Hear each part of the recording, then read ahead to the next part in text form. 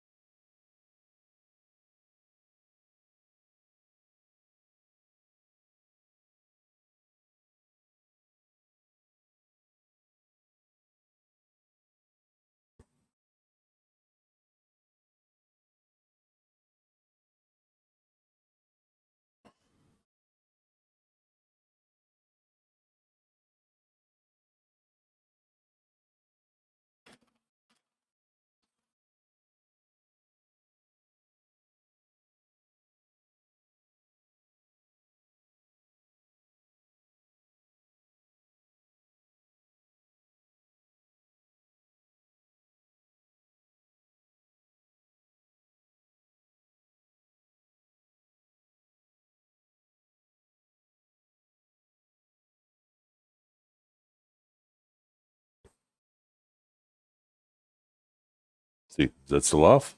Yeah, it is. Good. Morning, gentlemen. How you guys doing today?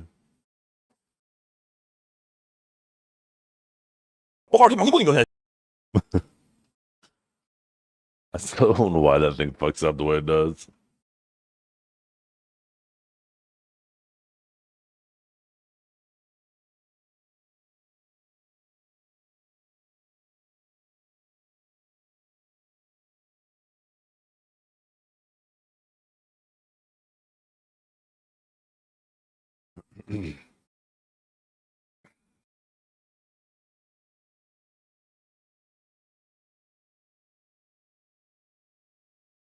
Old man found his way to the computer this morning. Praise God. Shut up.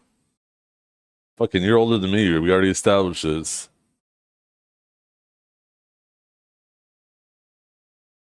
I know. I saw that. Now extract old gear and shit. New special, like mounts or pets or something.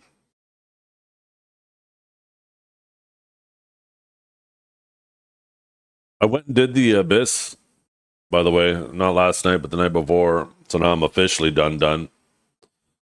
Yeah, I don't know why they didn't roll with that as the main story. Like, show more of that instead of keeping that a mystery. And you're like, what is going on here? Why is this character so devoid of emotion? Why does it feel like, right?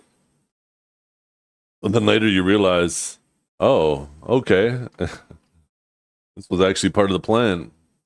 I mean, it makes sense, but I mean, I feel like they didn't have to keep that shit hidden until the end if they would have maybe not necessarily make the main character privy to it.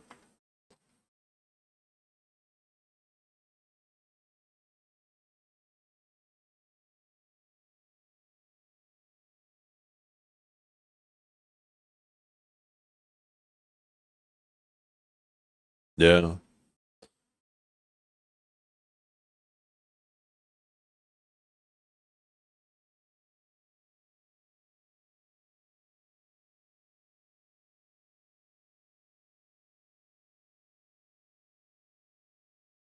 But now I can officially begin Diablo 4.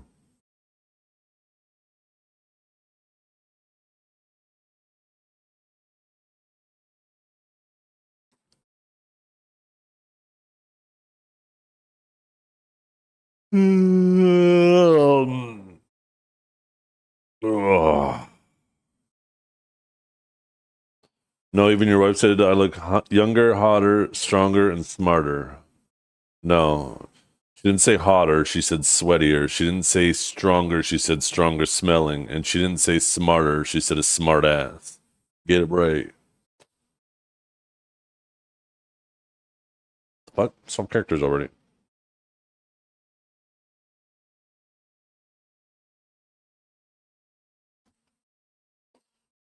I gotta clean my glasses. Holy fuck.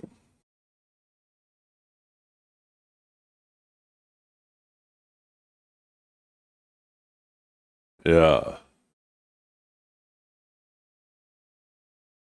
It you can definitely tell that they pulled inspiration for the Crimson Desert main story from Sage's main story. There's a lot of crossover there.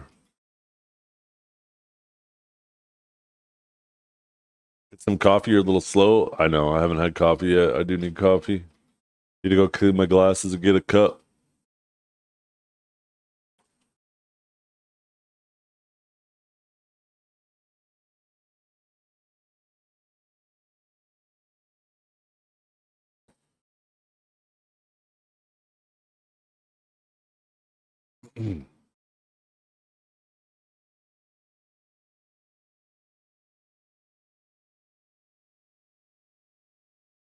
Kind of cool too how Goyen is like a previous failed version of Cliff that failed to kill Umbra and is now trapped in the abyss.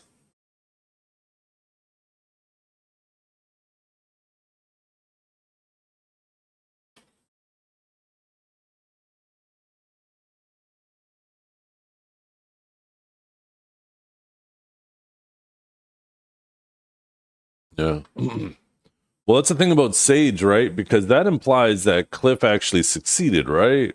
Where all 100 something or whatever versions did not. Whereas Sage, on the other hand, from what I understand, and I could be mixing this up, right? He's also caught in like a similar time loop. And he was supposed to wake up, like he saw the impending doom. He was supposed to wake up to try to defend it. He ended up oversleeping. The world was doomed. And I think just recently we found out that all along it was just a vision, anyways. And they were actually here long before. Even when he saw it coming, they were actually already here, some shit like that.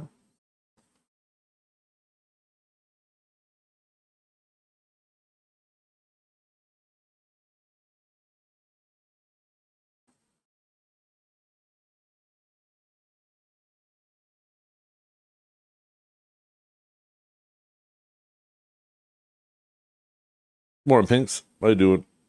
Get some shit in. Probably should grab a couple more nodes and workers today instead of waiting for them to pile up until I have so many. It's a pain in the ass. What is that website that I used again? It's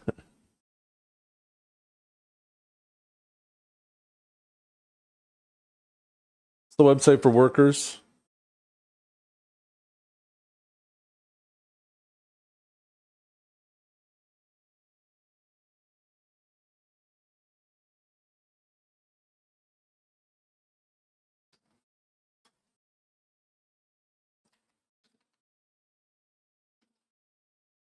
Oh, discarded. Yeah, worker man. Thank you.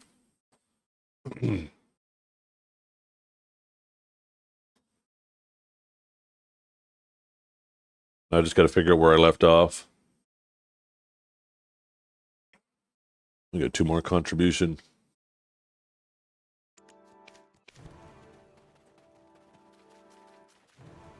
Okay. So let me open up worker man.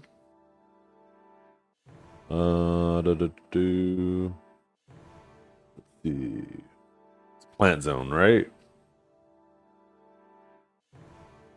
Can I think this is already sorted.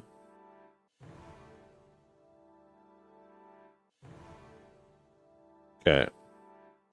So I'm gonna do some fat scrolling down the list.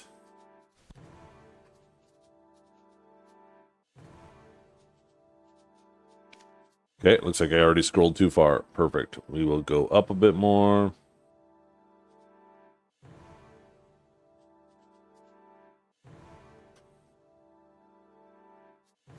I should have this. Oh, my workers aren't working, but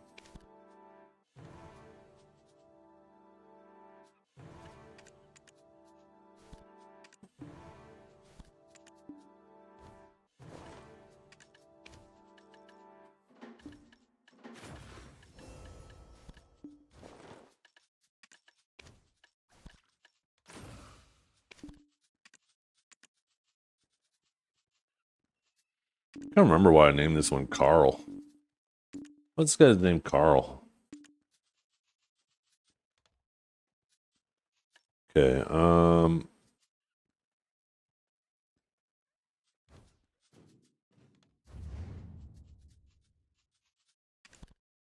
okay, so that one is going.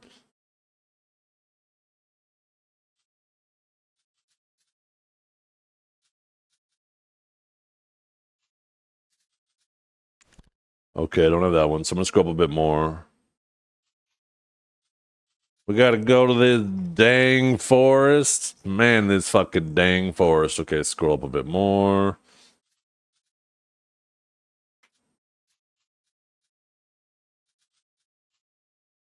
Okay, we have that one.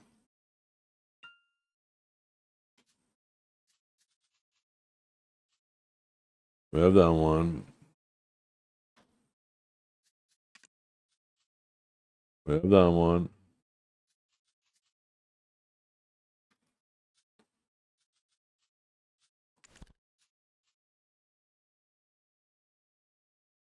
This is Elder Tree. Yeah, we got that one. Okay, I think we found approximately. So now we just got to go down the list from here until we find where we start. Not having workers on it.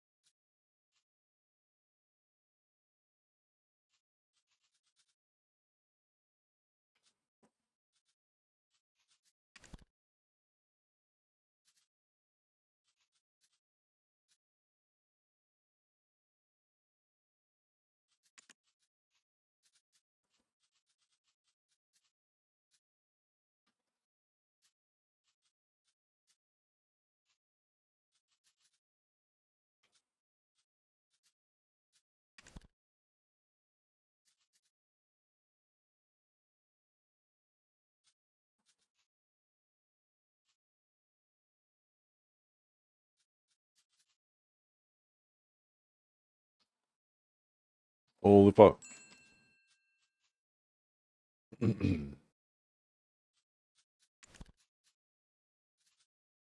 Oh.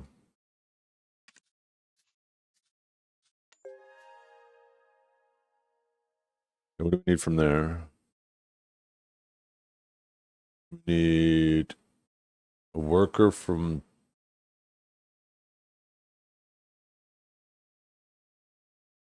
Giant. From Tariff.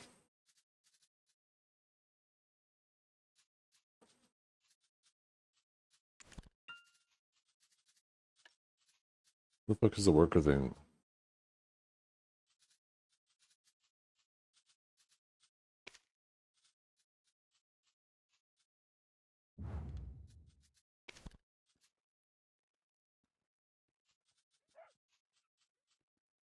Yeah, we need more lodging and Tariff.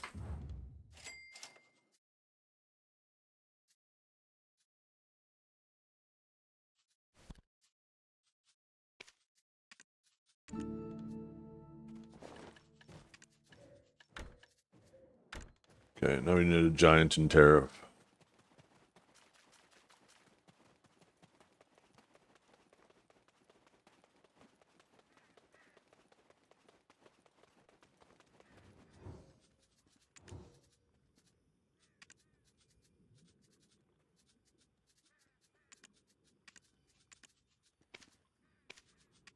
We have so much energy, we'll just go for a professional.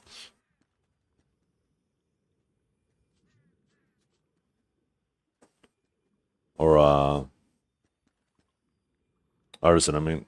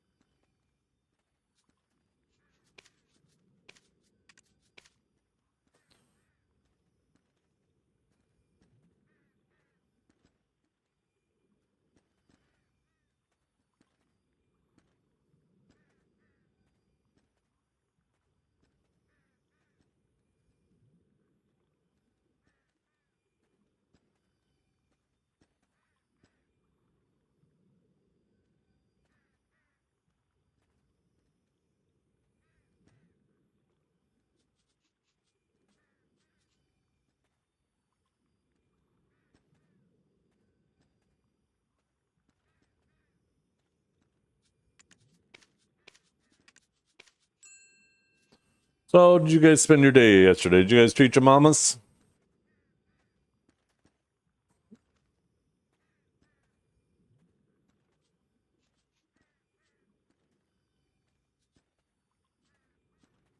See this new ugly outfit? Let's see.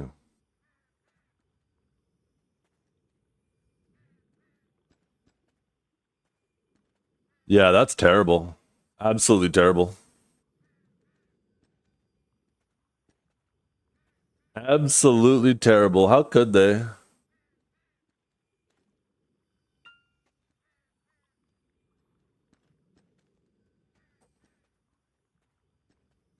Nice, Shine. Do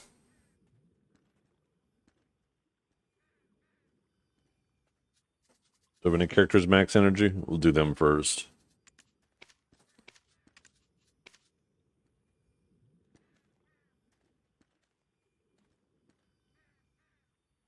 My mom wasn't actually feeling well, so she ended up coming over for the barbecue, but I ended up driving the family down there, and we spent like an hour there at their house talking, brought her gift.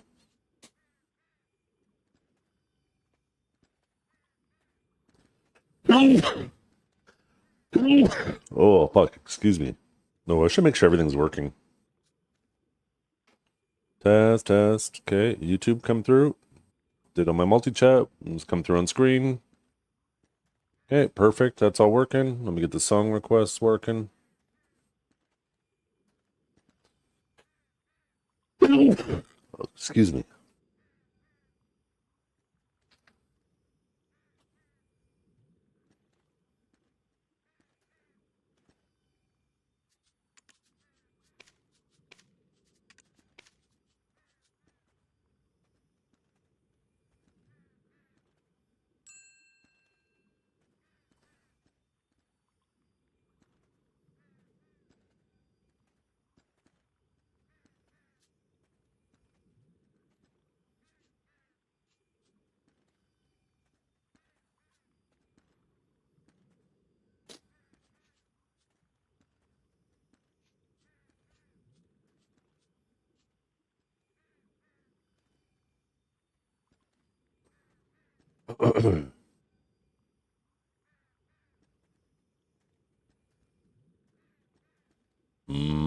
French toast is awesome. My wife wanted eggs Benedict, so I got up, threw bacon in the oven, separated my yolks from my eggs, melted some butter, made the hollandaise, started poaching the eggs, got the English muffin toasting.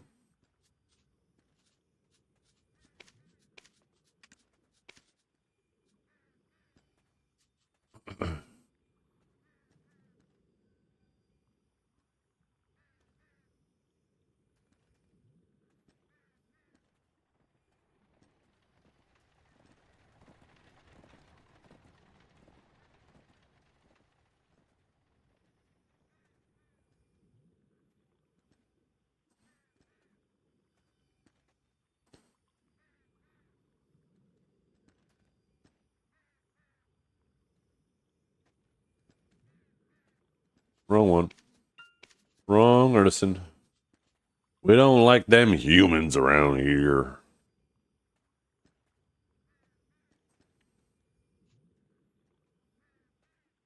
I need like a box of Kleenex for my desk.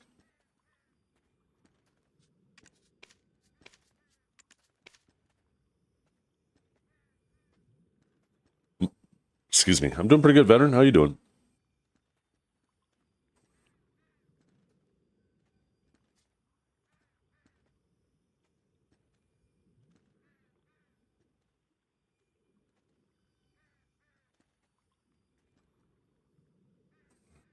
Yeah, we're back.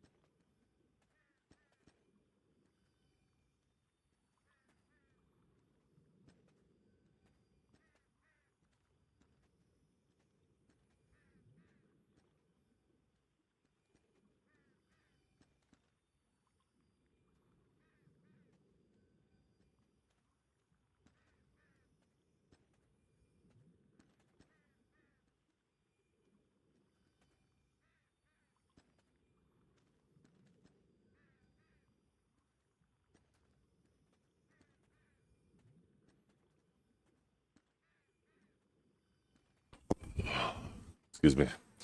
Nice thing is too, we got our updated insurance because it's in 5-year terms. And I was looking at it. I found the old one. It looks like, well, our insurance did go up, but just the normal expected amount, not because we made a claim, which is super fucking nice because I was like, we might have got a free basement, but we're going to end up paying. Well, I mean, end up paying for it over time anyways, but I was like, we might end up really paying for it, you know? It looks like our premiums didn't go up anything above what would be the normal increase after 5 years anyways.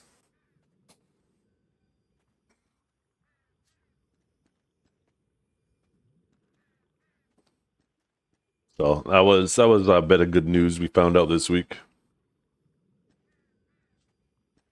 Because honestly, with how expensive everything is getting, can't really afford new things, new expenses.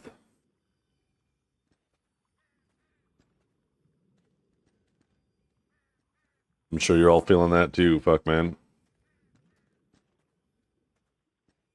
We need a Costco here so bad. I just want to start getting my fucking meat in bulk. All the grocery stores here are so expensive for meat. It's pissing me off. So crazy seeing singular steaks for like 25, $30. A whole chicken for $20.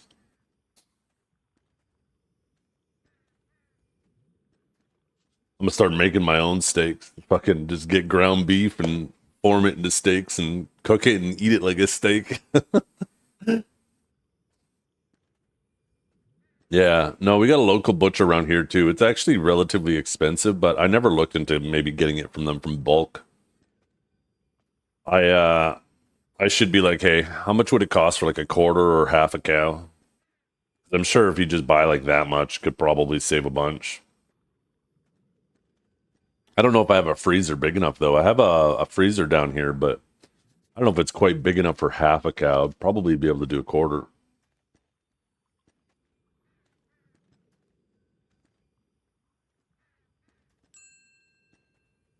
Yeah. So that's the thing, right, Kate? Is if you have two claims, because our insurance is within 5 years, that's when you like re-sign, redo, whatever. Technically, our accident that happened within the same time year period, but the previous time it happened was right before we renewed, and this time was also right before we renewed. So yeah, like we narrowly, if this would have happened, like if the first one, not the one that just happened, but if the other one would have happened like 2 months later, we probably would have been fucked.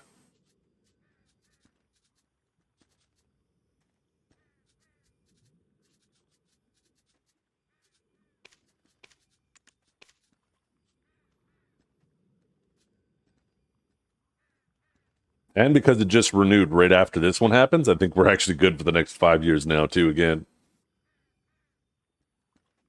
God forbid, though. I don't want my fucking water in my basement for the fourth time. Three's enough.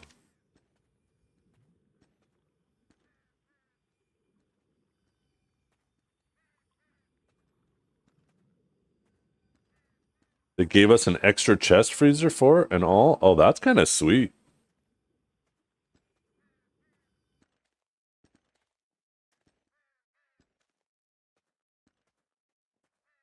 An annual shipment, eh?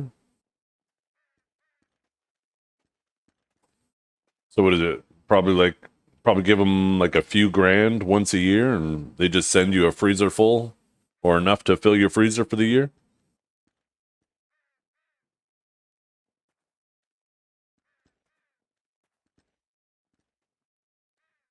We don't have a sump in our basement. No, no, not. We live on a hill, and water should be like if we're getting water flowing up into our basement from like sewage and shit like that, or any type of flooding, that means the rest of the city is like fucking underwater. Like we should have built an ark. So in general, we're actually really good like that until it's the water service line to the house or the city's connection to our water service line, which the very first time it happened, it was the water service line. It was a connection close to the house that had to be repaired. So we're like, okay, we hired contractors, had to rip up our driveway, replace our driveway after. You guys, if you've been watching long enough, you probably remember I had a donation goal at the time for that. Anyways, they fixed that, right? And then fast forward like 3 years, 4 years, we had to pay that time out of pocket too for all of it. That's when we got a new insurance policy that covers our water service line because the original one did not. And then it ended up happening again, but over closer to the side. And once again, it was the water service line. So this point, we said we're not going to go like playing fucking whack-a-mole with our water service line repairing it. And luckily, because we had the insurance this time, insurance covered it, and we ended up just having a new water service line, brand new copper one drawn right to the house. Um, and we thought, okay, finally, we're done. Now, one thing that was annoying, and the reason for it this time, let me pull up my little draw doc, right? So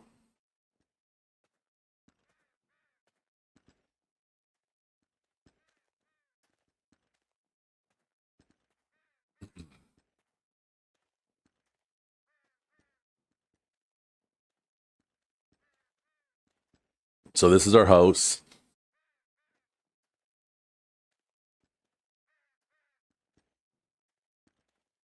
This is the sidewalk. Right. This is our yard. And I don't know what color to do this. Maybe I'll just do. This is the driveway, right? So our water service line. That's the shut-off valve. Oh shit, actually, sorry, goddamn. I actually missed the part.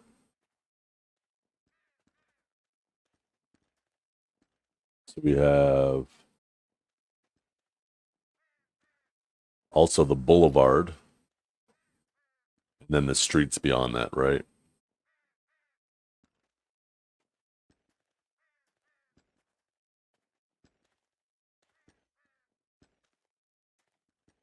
Right. So this is where the shutoff valve is. Well, the first time our water service line failed and we had it repaired, it failed right here under our driveway next to our house. Insurance didn't cover it. We didn't have the insurance for that. And we're like, okay, well, that was expensive. We had them dig it. We had a contracting service come in, basically rip up our driveway, dig the hole, send a plumber down there, repair it, fill the hole back in, and then got a paving service to come and fix our driveway. Then the next time it happened with the water service line, we don't know exactly where the water service line failed. There was a there was a debate, and if the water service line fails under the house, then it's not covered by insurance, even with the insurance. If it fails under the property near the house, then the water service line is covered. So the company that came to look at it, they were convinced, even the city, they were convinced that it was under the property, not under the house. But the insurance fought me tooth and nail. I spent days yelling on the phone with this guy because he was trying so hard to deny our claim. And the contractor just said, just keep pressing them. They said, the only way the insurance company can prove that it's not, that it is under the house and not under the property is to come dig it up themselves. Because they have all the same tools we have, and there's no way for them to prove it, and you already have the numbers. You have the city, and you have us on your side. And if they come and dig it up, they're now spending as much money as it would cost them to replace the line anyways, so they won't do it. So he says, just keep fighting them on it. So that's what we did. The guy eventually caved because I guess he realized what was true, right? But he was still fighting to try to deny the claim because that probably would have got him a bonus. And we had the whole new water service line. They basically cut.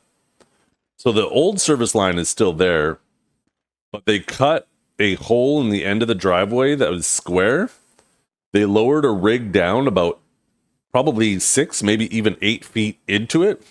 And they actually directionally drilled a new service line to the house. And this is where the water is, under the ground. So they didn't have to dig like a whole trench or anything. They just ran a new line. Then this part we had to pay out of pocket because the insurance didn't cover this. But we had to drill a hole in the bottom of our basement so we could, and then a little hole, and then the line all of a sudden peeks out as they directionally drill it. Then the plumber brings it up, they fill the hole, blah, blah, blah, blah. What caused it to fail? Just an old water service line. It was an old lead line too, so it needed to be replaced anyways. Anyways, that was the second time. So we got a new line, and we're feeling great, right? We're like, okay, this is behind us now. This should never happen again. And then sure enough, it happens last time. So what happened this time, and I think I know exactly what caused it. So our water service line, right, it goes to here, and then it connects to the city. When they change the water service line, this section in blue, I'm going to mark it. There's a line here. This is the shutoff valve, by the way. But there's also everything out here is brand new, right? The water service line. And then there's a connection here that is the city's property. This connection here in blue. Between mine and red. Okay, I'm going to turn off the effects because I want you guys to be able to hear me.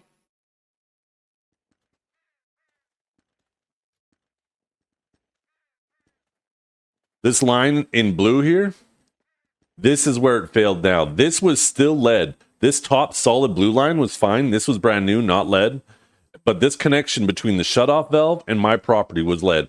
And when the contractors came in, they told me, they said, hey, you still got a lead line under the sidewalk. That's the city's property. We're not allowed to touch it. Even though they have the whole fucking dug and they had all the equipment there to change it, They are not allowed to do it. So I called the city. I was like, hey, we got this lead line from our shutoff valve to our new copper service line. When you guys going to replace it? This was right after the second incident. They said, yeah, we're scheduled to come down there next year, but, you know, I can't give you an exact time. It could end up being the year after that. I'm like, okay, good. You know what? As long as I got an idea. Should have got that in writing. I should have got that in writing. Anyways, fast forward to approximately 2 months ago, all of a sudden there's water getting into our basement. And I'm like, what the actual fuck? The city comes, they think it's the service line. They say it's the service line. I'm like, we just got a brand new service line. These service lines are supposed to last for fucking decades. Like, this should be good until we're gone and maybe our children are in the house. This does not make any fucking sense.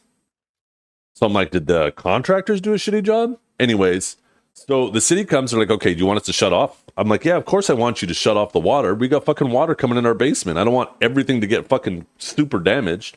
So they're like, okay. So they go out front. The guy goes to start shutting off the water. He pops the cap off the shutoff valve and starts, like, the shutoff is actually really long. This shutoff valve, right?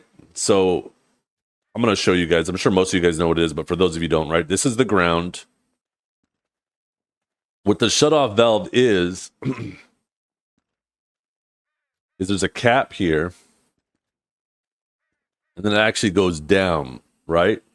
And then there's the actual water line down here.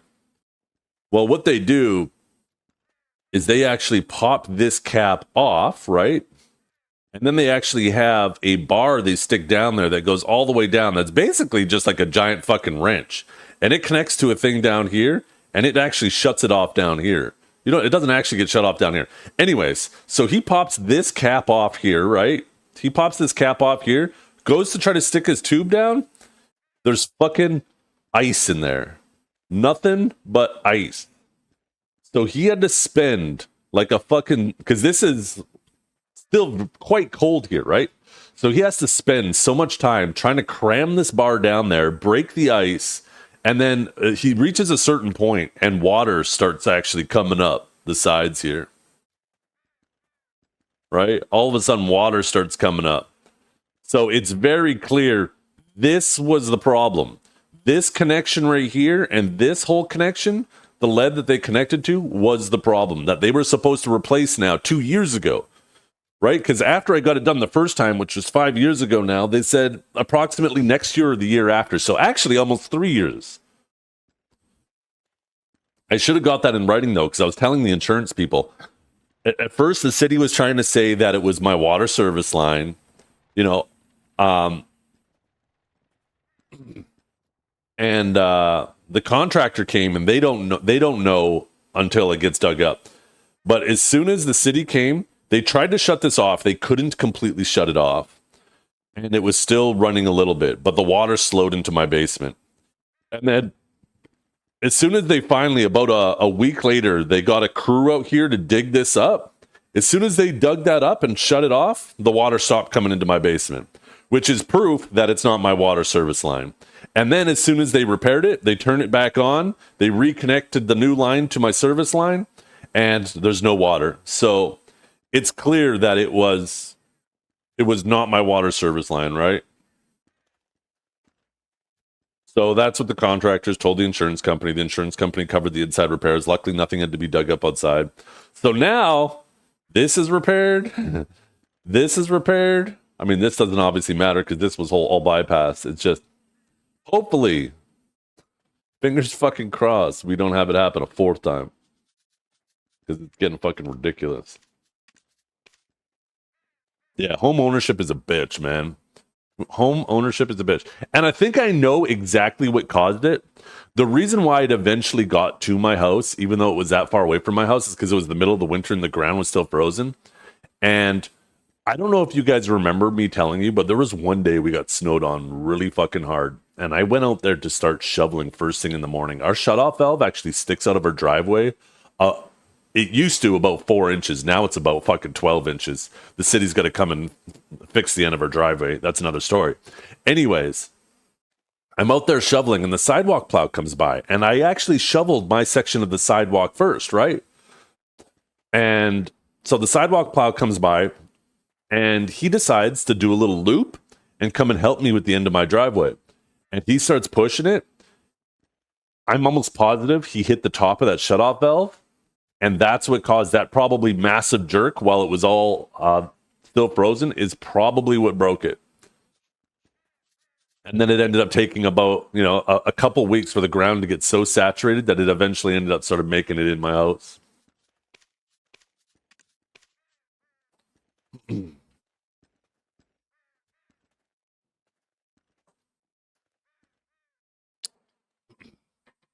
Is it downhill from the shutoff to the basement? No.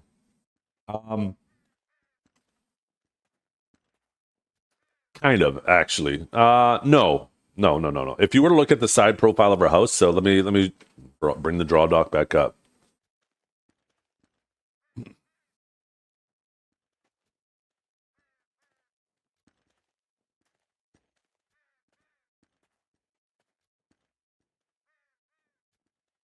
I need to find a different draw dock. This one is so much clicking just to find different tools. It pisses me off. So if you were to look at the side profile of my house, right? This is the house. This is both floors, right? So this is where my setup is now. This is the ground. This is the front of the house. We'll put an F over here, front, back. And it's actually graded away from the house. I should have tilted that better, but it's obviously not that aggressive, but it's graded away from the house. But then the ground actually from here goes like this, out the back door. That's how our house is on the hill.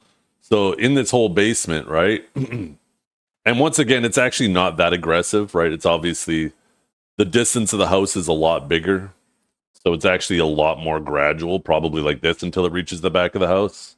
And then out the backyard, we'll just do that. And then you can walk out the back door, right?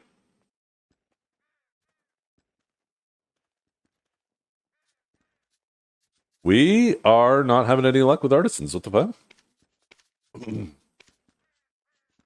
Surely we get an artisan giant.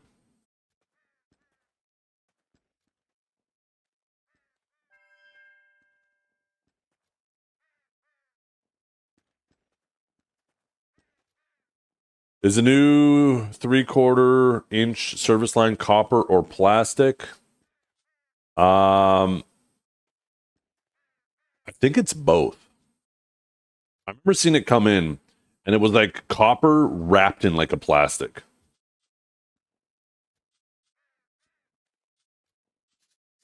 There's like a plastic outer sheathing on it, if I'm remembering correctly.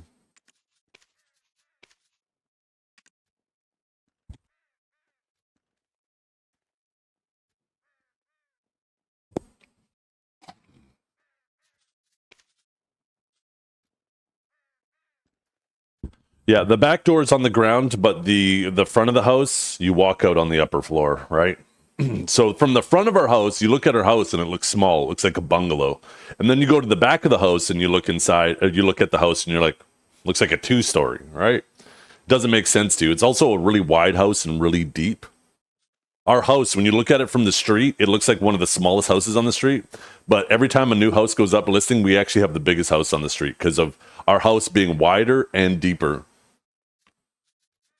It's very deceiving. Even the contractors that just came and did our basement, he's like, "You got a big house." He's like, "You got an upstairs too, right?" I'm like, "Yeah." He's like, "Is it like similar to this?" I said, "Yeah, it's practically the same, but mirrored the other way, right?" And he goes, "Holy shit!" He goes, "This house looks tiny from the outside, but it's fucking massive."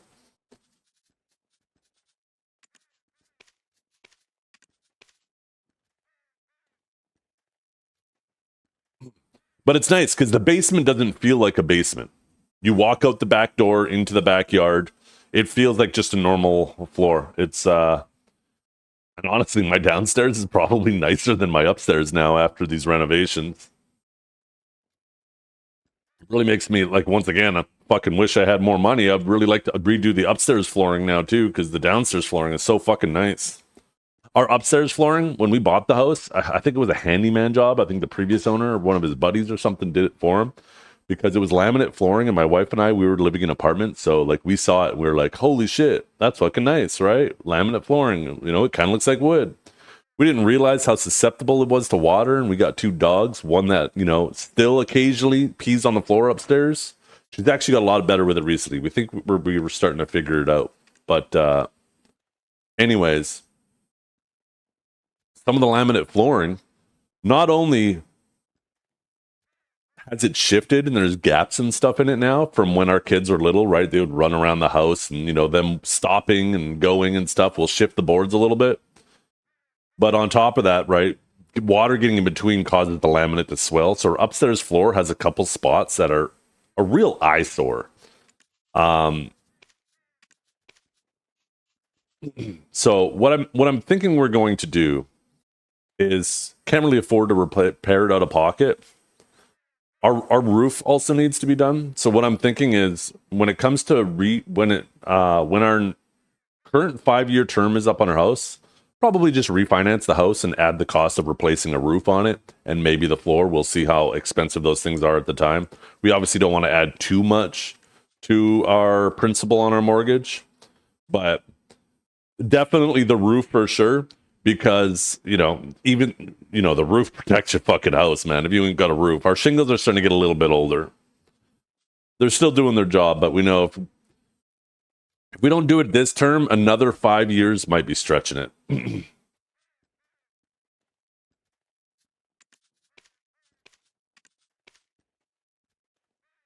Wait for a hailstorm to do you a favor. That'd be fucking nice. Our deductible on hail or windstorm damage is like $2,000, but that's hell of a lot cheaper than redoing a roof. Yeah, so man, that'd be fantastic if we had a fucking hailstorm. We don't get hail here very often.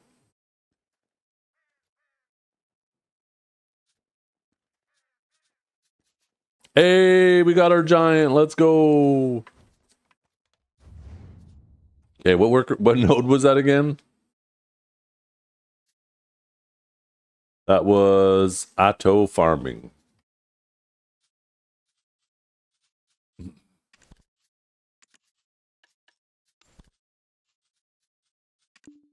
Okay. Next is Shikatu. Is it the farmland? Yeah. Well, we already had that one. Dang forest. Dang forest.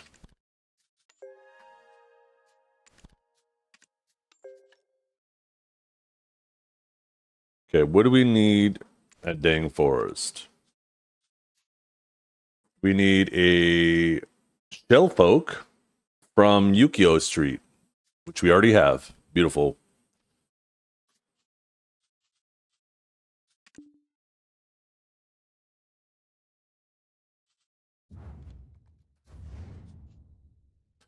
Okay. Uh, we need Marnie. We already have that one. So some of these must have moved up. These must be changing in value. Valencia plant.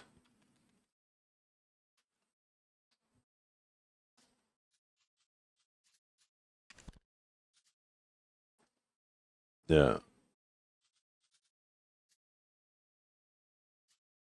The values of this shit must be shifting, so I probably should have headed to the top.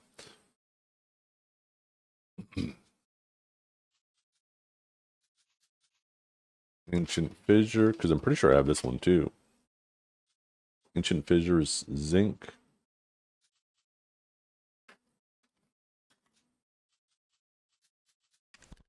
Yeah.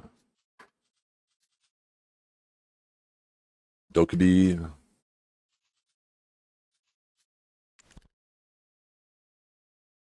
Both Dokubis.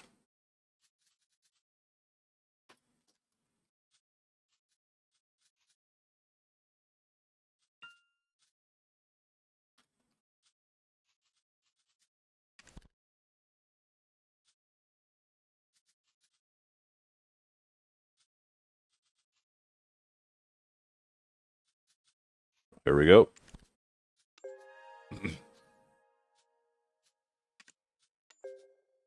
Okay, from here we need a goblin.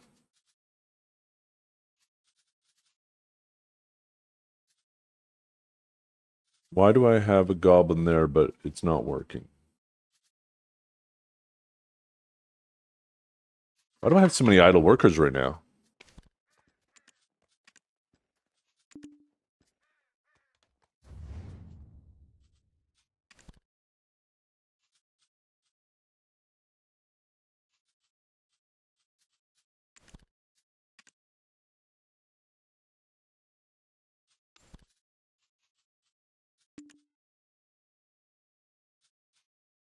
Oh, shit.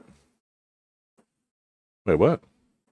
That's supposed to come from Ailton.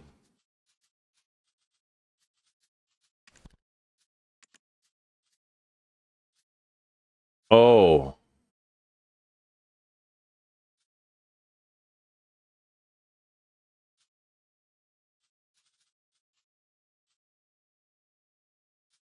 There's your problem. Can I? Where's the worker boxes? Dubenkroon.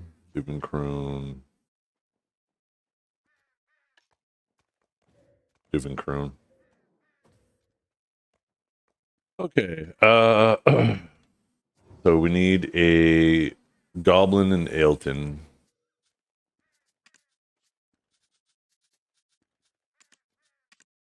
What?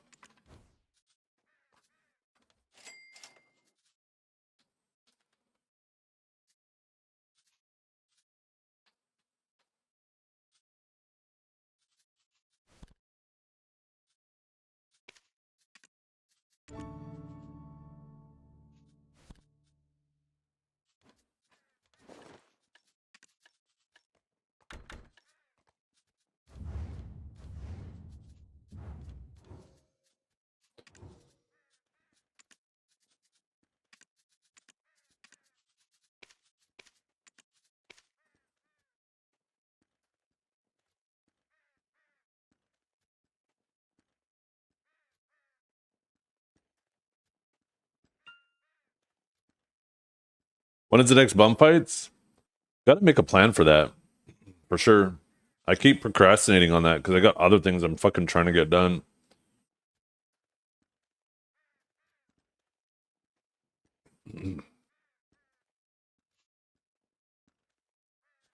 I really want to cook up, like, whatever this plan ends up becoming, I want it to be well polished because it might become like just a, not necessarily a regular thing, but maybe something like I do like 1,000,000 channel points or something, and like any two people can challenge each other to do it or something. I don't know. Like I said, the idea has to be flushed out, but it'd be cool if it was something that wasn't limited to both just Dukes and Dragor.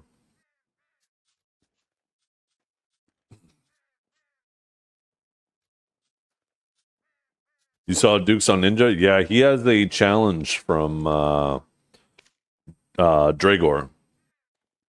I don't know how the conversation happened. It was probably like I don't know if Dragor's here. He could probably verify. This is my speculation of how the conversation went down. Dukes was probably there was probably a back and forth of haha, I beat you while you're on Sage. You only beat me because you're on Seraph and Seraph was broken. You never beat me on Ninja. Yada yada yada. And then Dragor probably said something along the lines of, "You couldn't play Ninja. Ninja's actually hard." And Dukes is like, "No, I could totally do better on Ninja than you could do on Ninja." And then Dragor said, "Well, prove it then. Let's see if you can hit yellow with Ninja this season."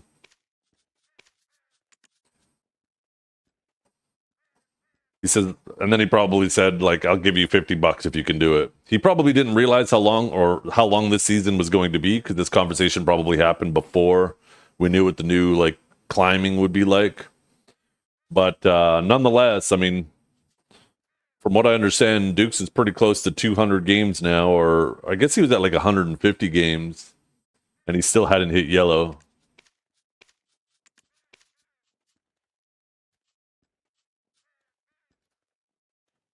But I guess once he hits yellow, he can collect that $50. If he doesn't hit yellow, then he has to give the $50. But once he collects it, he'll probably go back to trying to climb on Wukong. That'd be my guess. Because, you know, obviously Wukong is his main.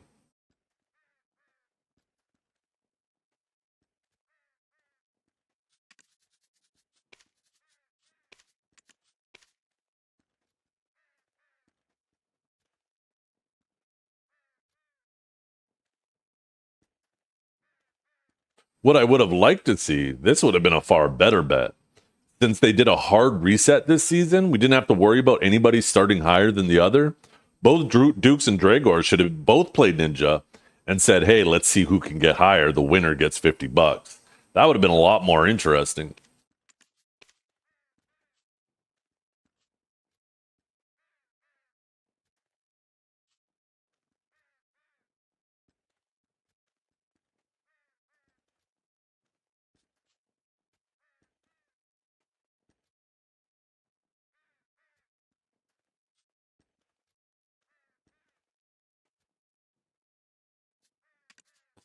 We might just have to settle for a professional. We're running low on energy here.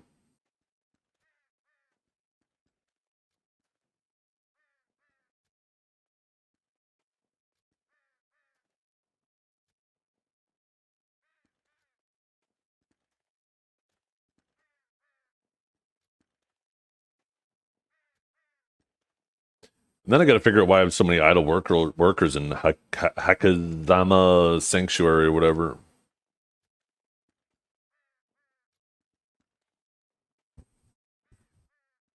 Unless maybe you're able to get them with boxes. Maybe I just opened up a bunch of boxes to get workers there.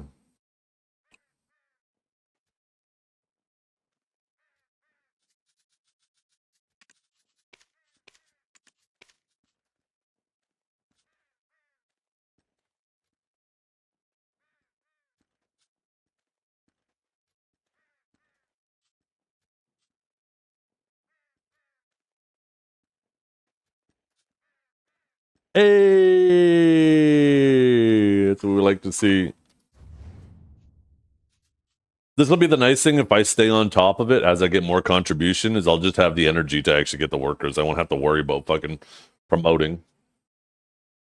Okay, fuck, where was that worker again? Where's my thing?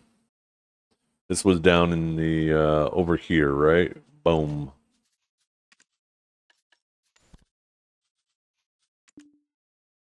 Okay, next is the abandoned iron mine. I feel like I have this one. Abandoned iron mine. Yeah, see, we already have that one. Northern Plains. I'm pretty sure we already have this one. Yeah. Coastal Cliff. I'm pretty sure we already have this one. Oh, no, we don't. Okay. And this Coastal Cliff one is from Velia. I think this is also a goblin. Yeah.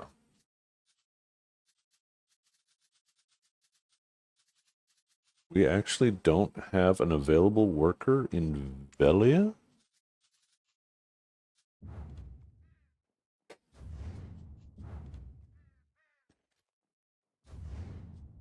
You can make your own harmony drafts?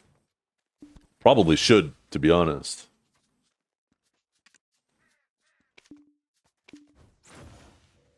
Um,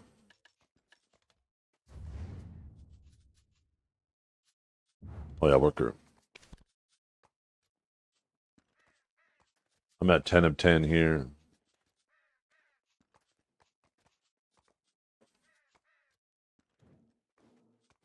Can I get more than 10 here? I might need another residence here.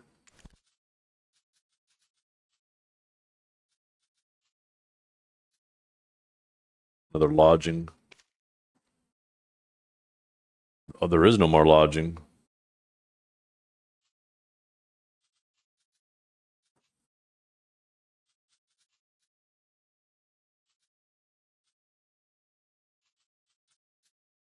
Are these all upgraded?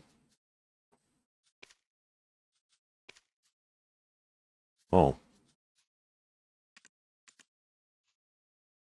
When the fuck did I do that? Okay, there we go. Okay, and we needed a goblin for that, right? Yeah. And because this is Velia, I can actually use a worker box for this one.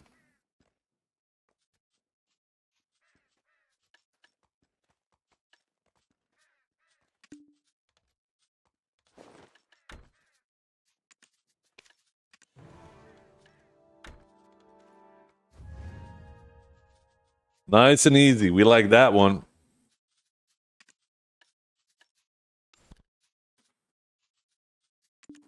Okay. Next is Erdal.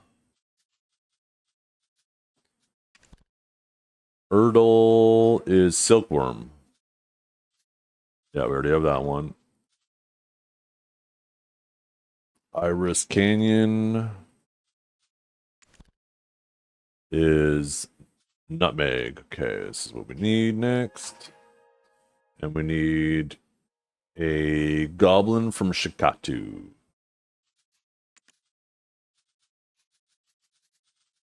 Which doesn't look like we have.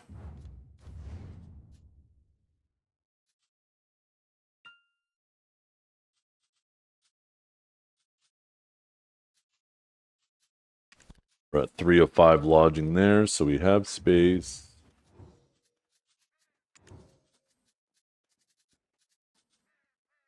Actually, let's see. None of these said Shikatu, right? No. Wait, what was that?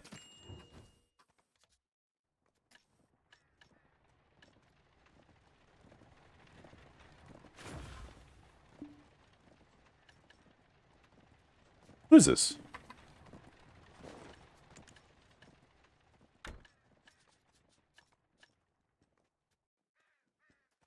Oh, a lodging expansion coupon.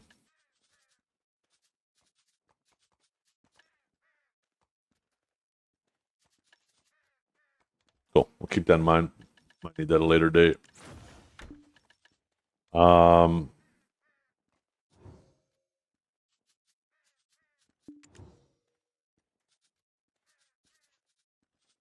Okay, next. So we need Shikatu. Oh, wait. Why did I just see... When I mouse over this, why does it say 3 of 5? I thought that was the workers for a second.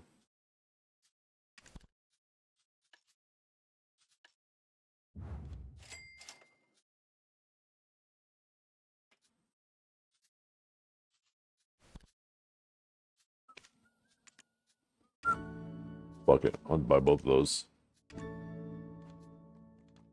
Houses? Oh, that makes sense.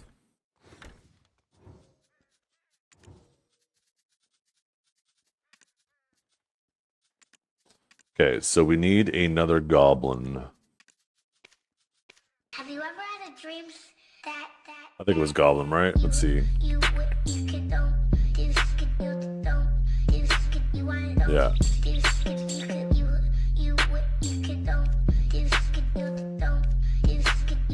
How we doing on energy, actually? I might have to settle for, yeah, we're gonna have to go with a professional. We are almost out of energy. Professional goblin. Okay. And you know what?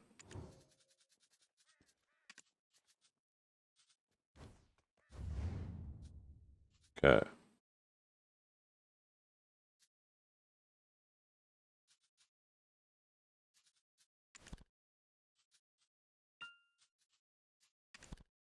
Wait, which one was it again? Iris. Iris Canyon. Iris? Bamboo?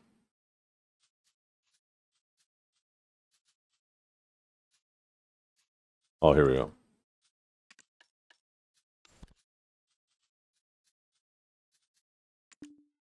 Okay. How much contribution we have left? 1. Okay, so we can't go any further anyway. So we will, you know what? I will roll the last of these workers. Except for the farmer. Because I have a bad habit of not leaving myself with any energy for farming. Let's see if we can get an artisan goblin with these last 5 workers. Or last 5 characters.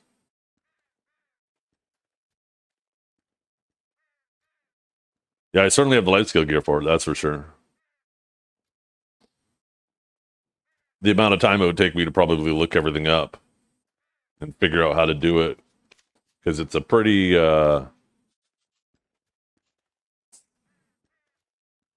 maybe not necessarily lengthy, but like lots of steps, right?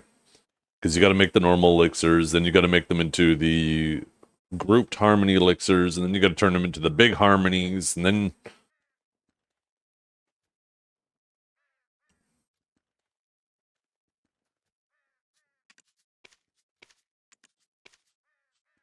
I'll be honest, I'd rather buy them, grind, and then sell everything to other people so they can make me more.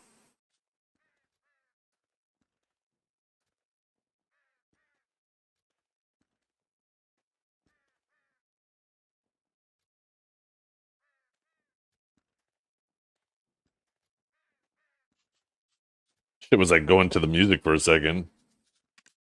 Like, holy fuck, this is some epic fucking worker hiring. Wait, it's still doing it.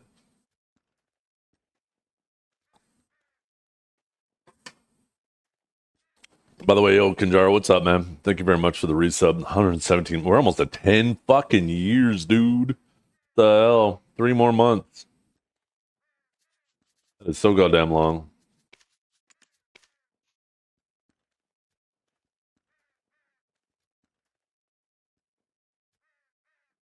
And still no artisan, I know, right?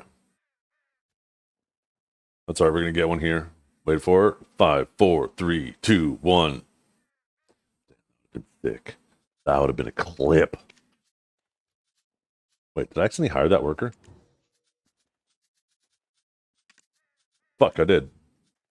God damn it. What the fuck did I just hire?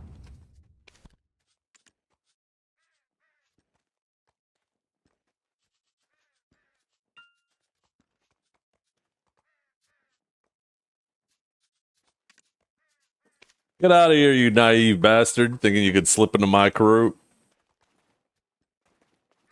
What is this? Oh my god.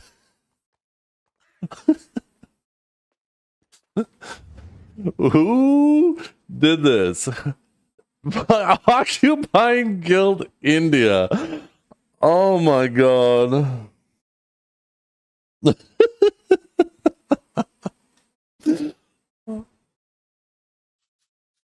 Holy shit.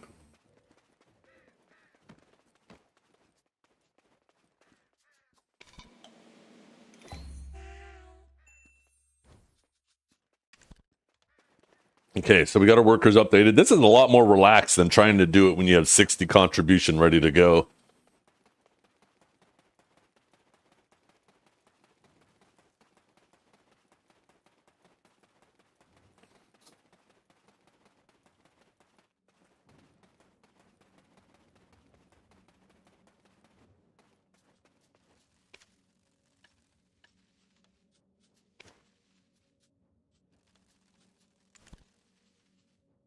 Okay, we got to do our bosses.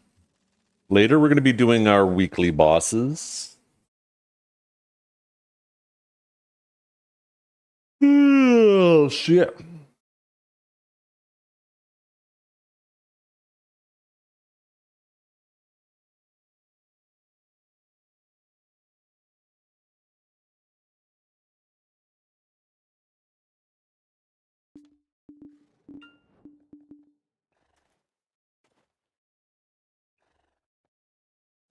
Wait, what? Oh, gotcha. That's what. I heard the problem.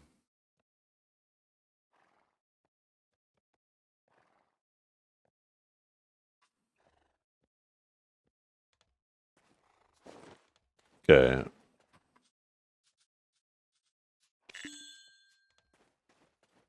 Oh, I guess I'm gonna have to do all my bosses on my Sage now because I don't have that warrior tagged.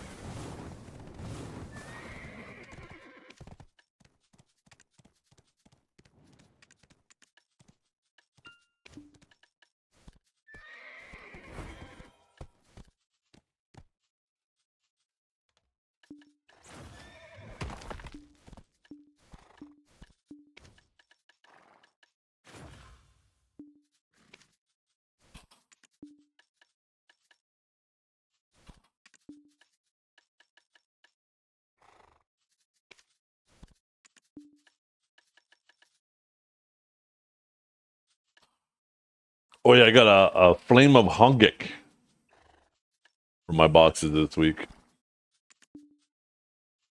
I'm actually surprised. Did I just see that correctly? Wait a fucking minute.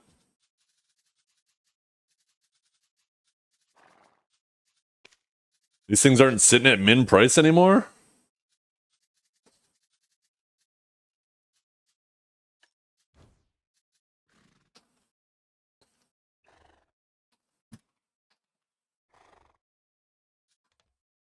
Isn't it? Aren't they called embers? Oh, embers, plural.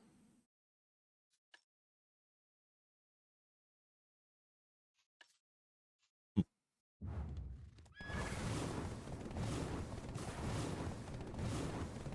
know what? If they... No. I feel like the only reason... Like, there's obviously nobody getting them anymore. But I feel like everybody probably still has so many embers that people just haven't realized that those things aren't sitting at min price anymore. People would probably have a fuckload of embers sitting in their storages.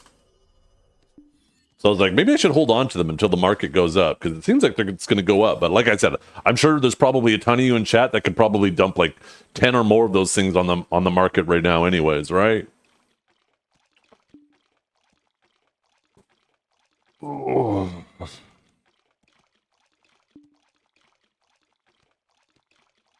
I'm not telling you. I could dump 20, yeah.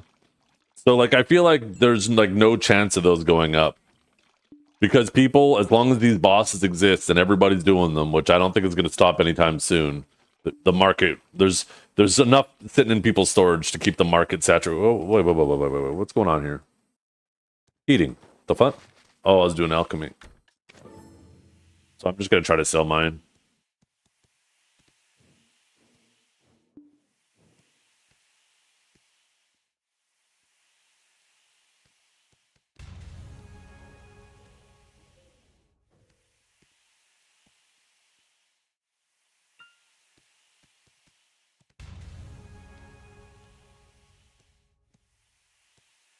Wait.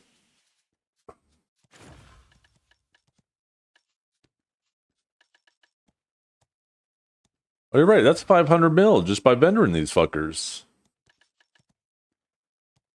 So there is no excuse for them being that cheap then.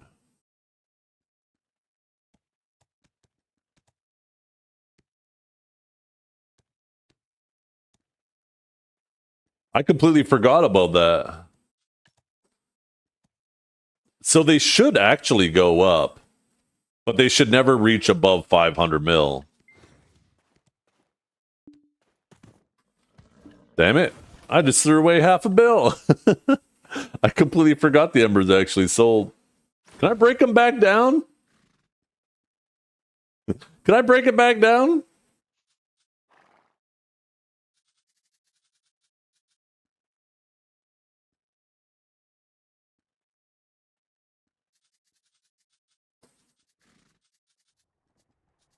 These should go back up in price then. Now that these clearly aren't oversaturating and they're starting to go back up, these should go up to 500 mils. So even though it's not going to be worth it with the embers, oh my God, Cavell! Yeah, I'm too lazy. Can you just buy these two? Cavell's going to buy them to try to flip them.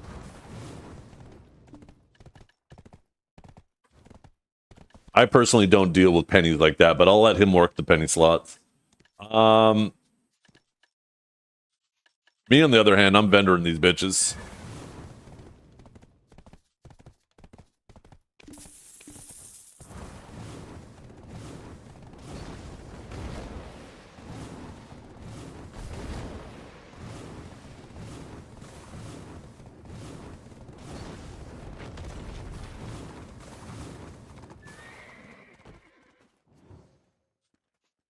I need something to do every 5 minutes to get in the game. True. Oh my God, look at that. I'm fucking rich. Holy.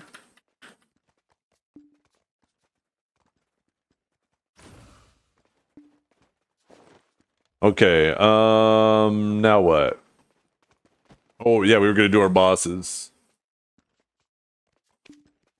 I gotta show my wife this fucking icon over Velia. She's gonna laugh.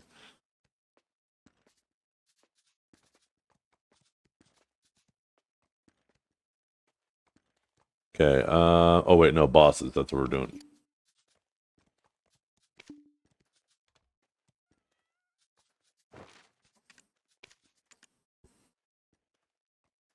Oh, fuck.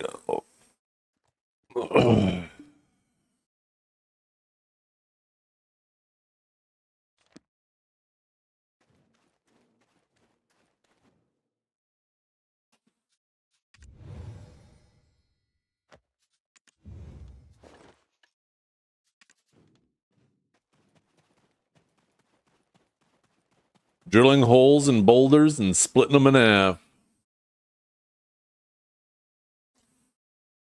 Do you use an explosives or you actually like you got like those little wedges where it's like two metal pieces and a wedge in the middle that pulls apart and you got to go in a line. You drill a bunch of holes in a line the way you want it to crack. And then you beat the fuck out of it with a hammer. That shit looks pretty cool. That looks exhausting. I'd rather use dynamite.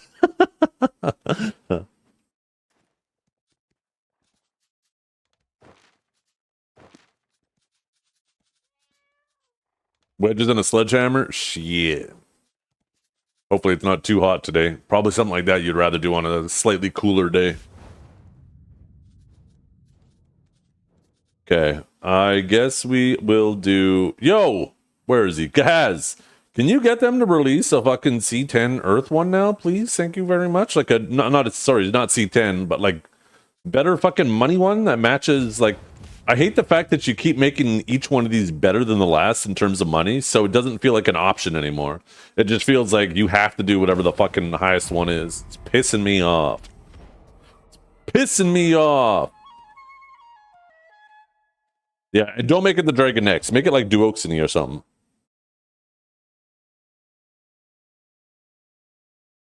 And buff the rewards from the previous bosses. Did I buff up? I can't remember if I popped my buffs. Fuck, I didn't.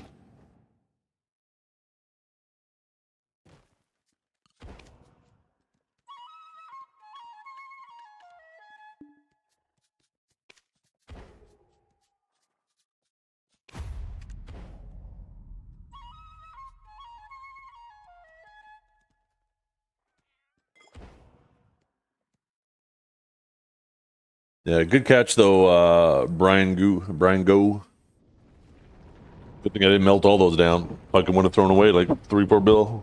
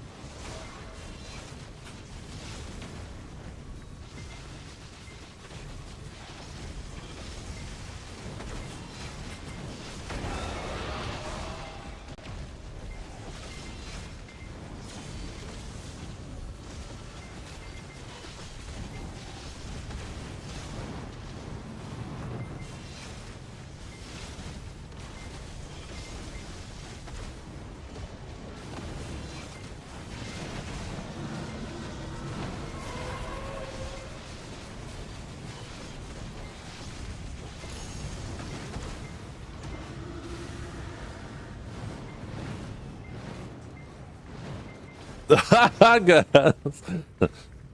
Man, this fucking GM team. I'm getting sick of them. Oh shit, I'm not doing the boss. Oh no, I'm about to die. Oh goddamn. I was too busy yapping. They can't keep getting away with this. I completely forgot I had to collect the white ones until they were all piled up. I'm pretty sure if I would have got it, I would have died anyways because I would have hit all 5 of those fucking, or 4 of those other dark ones. Did I see the new costume? Nothing like a good old-fashioned armored bikini. Hell yeah, I saw it. I can't wait to throw it on my Guardian. Actually, maybe I throw it on my Drac. Flowers mode. Yup.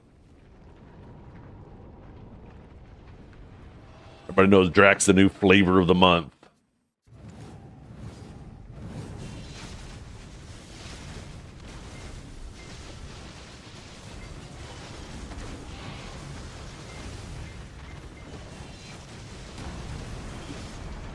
Oh?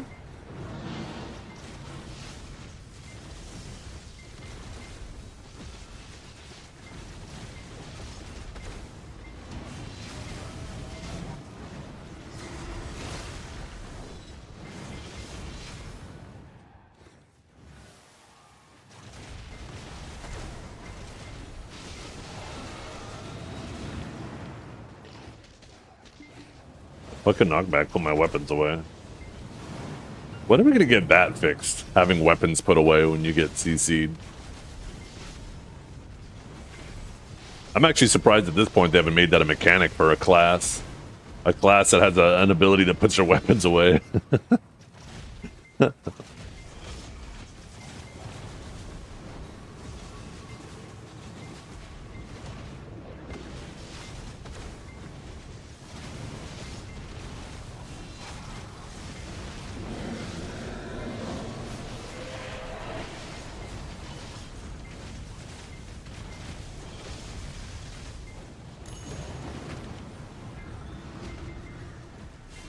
Okay. Let's not get distracted this time. Where do I want at? Where do I want at? Where do I want at? Come on, you little bastards, barf, okay? Where the next one gonna be? Left or right, left or right, left or right, left or right.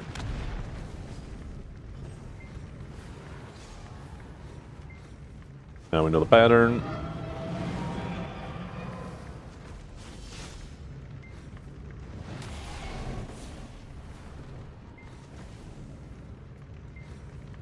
Maybe one more.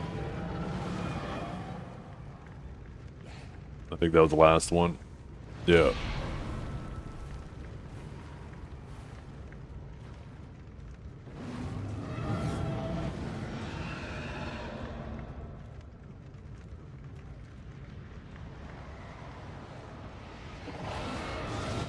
Please be green. Please be green. Please be green. We got green right in front of green here. Yeah. Oh, hell yeah.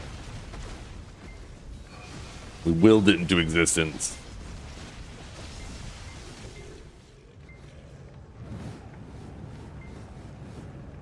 Okay, next be purple. Purple's kind of close. So is red. Purple or red. Purple or red. Purple or red. Damn it. Why does it have to be blue?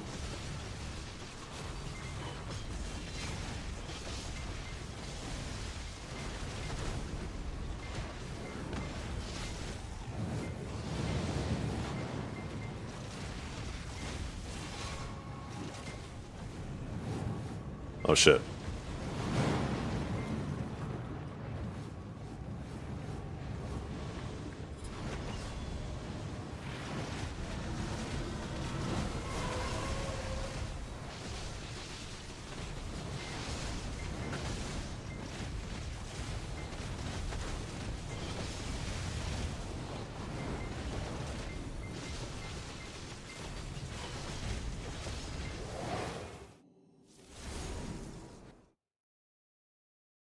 Man's guarding Pilgrim's Haven IRL.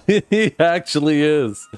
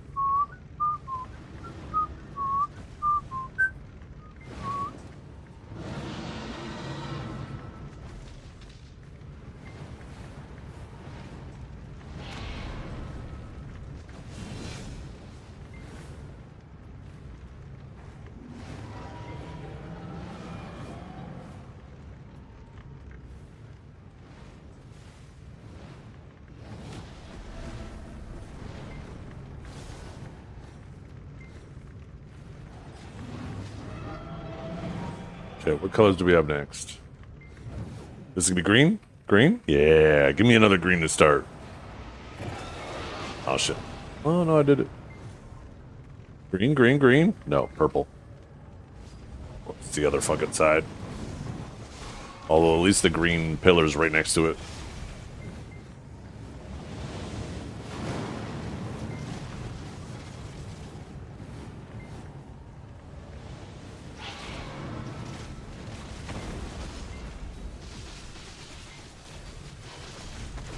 Okay, green next, green next. Blue!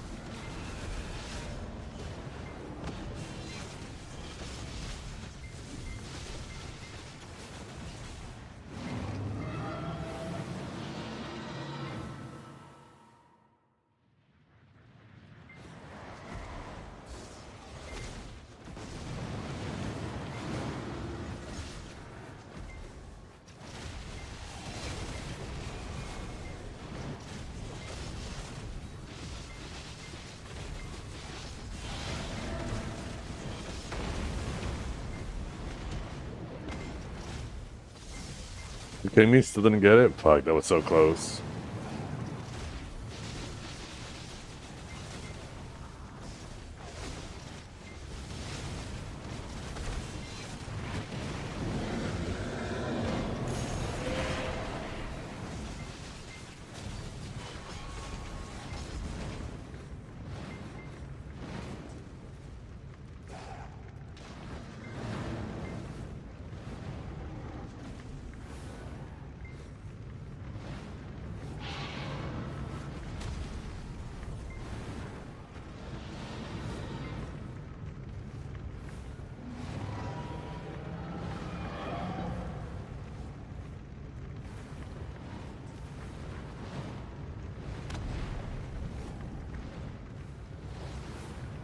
can't remember. Was that 4 or 5?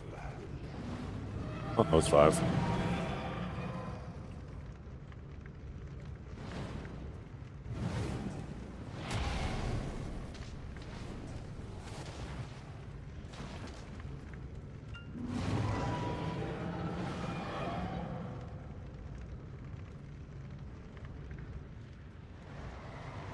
Green, green, green, green, green. Give me that green. Give me that green.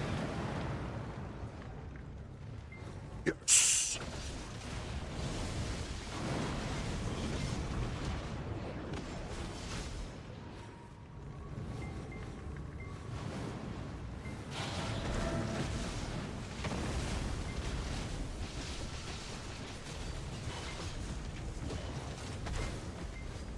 Blue? Blue at. Oh, goddamn, he's far.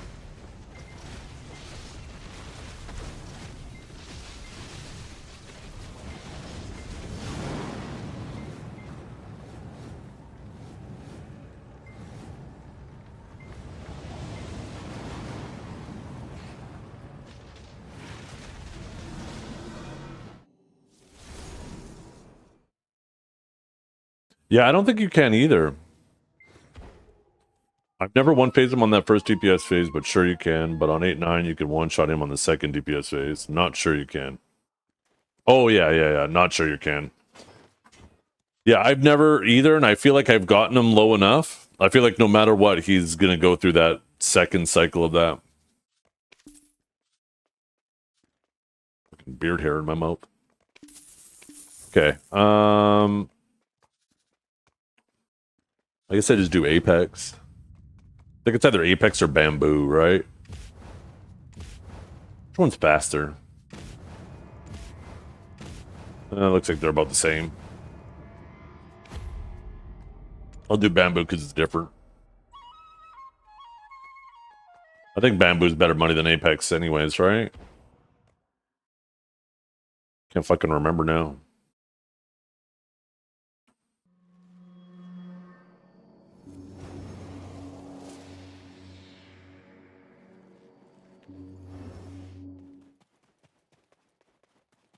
Yeah, I think Bamboo's better money too, if I remember correctly. Although I should have switched to a human draft because I think a lot of these initial guys are considered humans, yeah.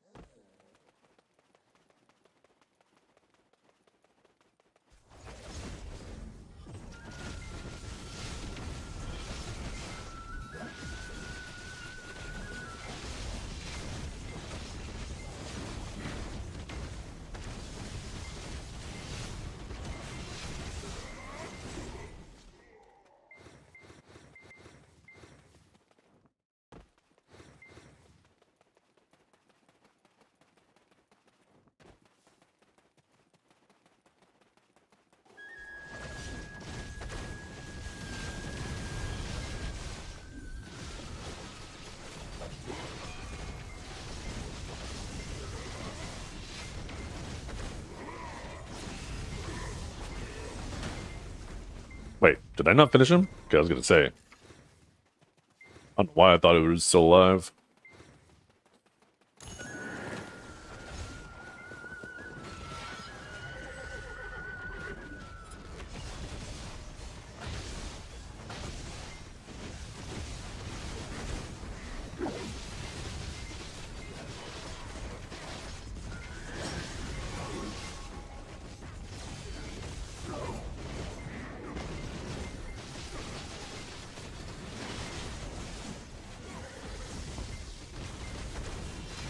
Fucking every time I get close to the wall, he tries to get behind me. I go into the middle to try to get him to go behind me, and he fucking stands still.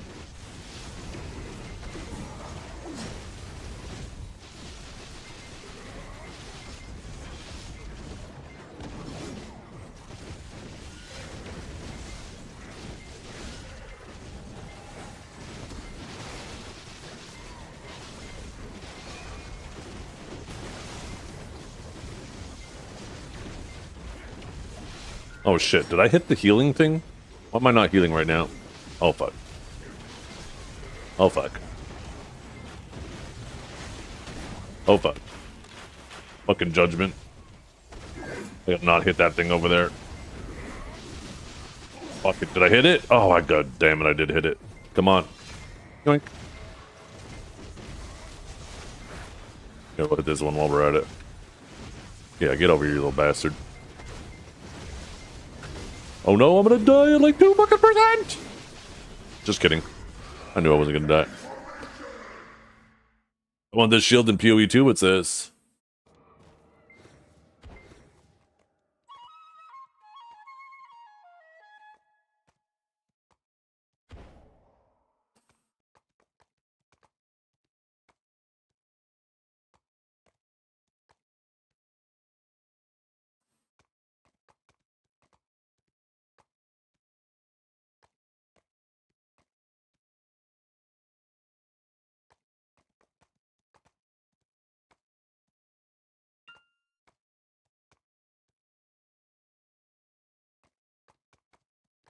I'm just saying Suck Warrior needs that ability.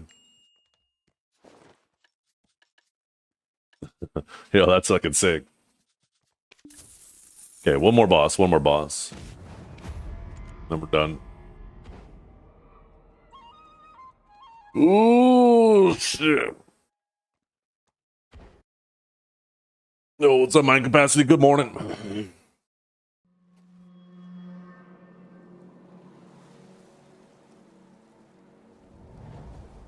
Yeah, Awaken Warrior is going to be more fun, too.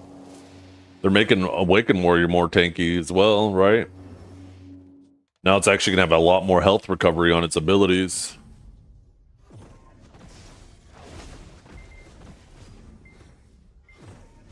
How much do I pay my cameraman? I pay them in dick pics. So not much.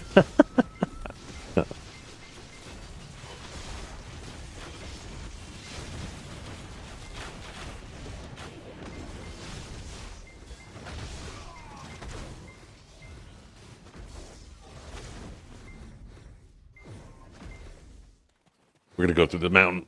Oh, holy shit. Oh, goddamn, we're getting caught. Oh, damn it, now we're going too fast.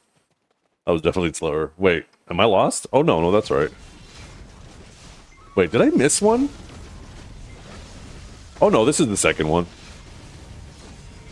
Holy fuck. What is wrong with my brain right now? Wow, more tanks. Sick BDO. The nice thing is, though, is it's not going to make Warrior tankier on the ground. It just makes them tankier standing. Which, honestly, I think is better for bruisers. I think it's annoying when bruisers fucking are carpet mode and they're still standing up. I don't mind if bruisers are tankier on their feet. I just don't want them... I want them to actually have gaps when they're on their feet, though, that you can actually punish. Unlike fucking Striker, who's perma-protected. And, yeah, they should die. If they fucking suck and they're all constantly on their back on the ground, carpet mode, they need to be dying.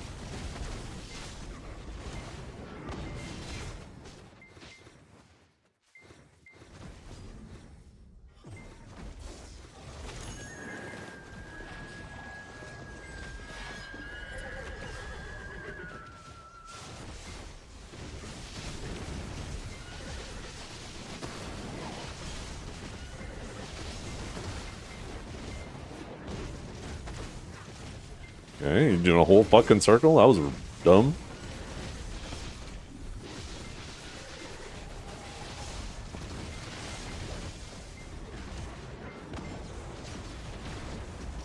Al, you missed it yesterday. I was trying to talk about Awakening Sage and how they removed like all of our neutral, that all we have is Riftstorm.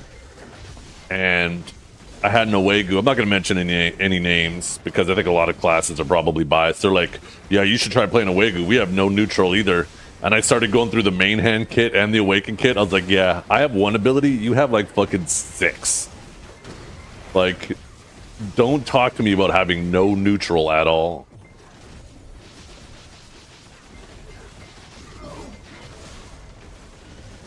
Like, and I wanted to clarify to him what I meant by neutral. I'm not talking about super armor abilities that actually chunk people. I'm talking about super armor abilities that don't really do shit, but you use them to keep yourself protected and try to get some stam back, knowing that people can trade you or grab you, but at least you're not sitting there in a forward guard for some fucking block jump class to abuse.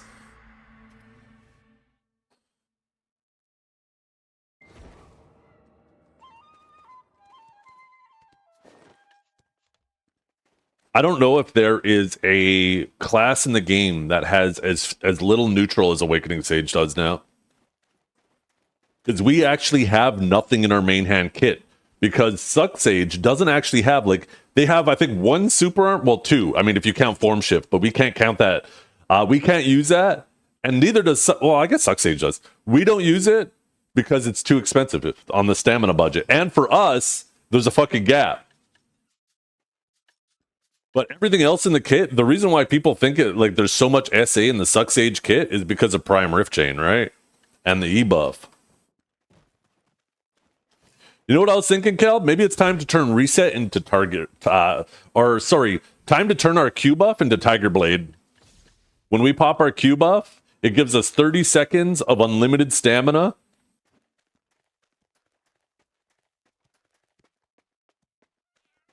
Time to turn it into Tiger Blade. Get rid of the crit. Whoa, calm down. And you know what's funny? Is that would make us so busted again. Because once again, they didn't nerf the right things. We still have all the damage. So we would have like 30 seconds. We would use all of our stamina. We would pop that, have another 30 seconds, have unlimited stamina. And then 30 seconds after that would be out of stamina again. We would reset, pop that again, go 30 seconds with stamina. We would once again now have a whole fucking solid 3 minutes of being able to do whatever the fuck we want. And yeah, that would instantly make it fucking broken again.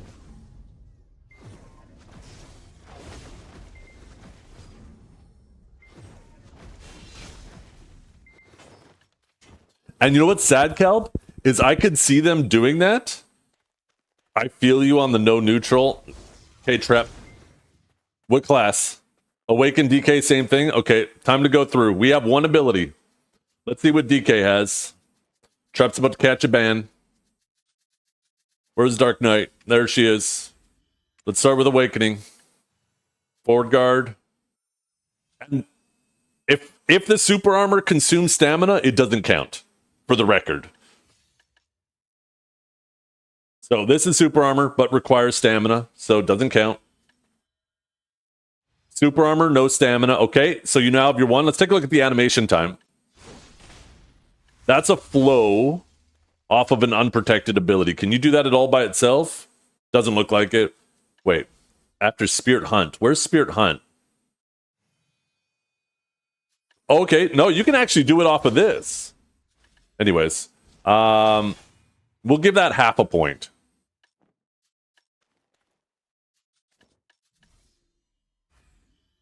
Can be added to quick slot. Oh, can you use it by itself if you put it on its quick slot, on a quick slot? Then it does count, if that's true. I thought you could only use it off those two abilities. Forward guard, forward guard, forward guard, forward guard. Forward guard. Super armor during skill.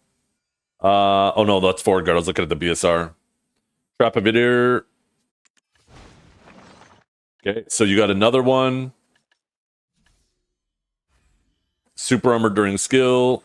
Although this probably consumes stam. Yeah, so never mind, doesn't count. Super armor, cluster of despair. Yo, that's a fat fucking super armor, okay? Shift F, no. Another super armor, Dark Nebula.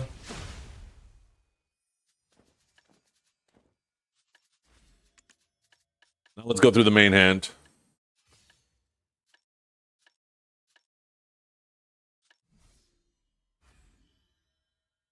Stamina cost. I'm looking for super armor, and then I check the stam. I gotta make sure I'm just checking absolutes, not primes.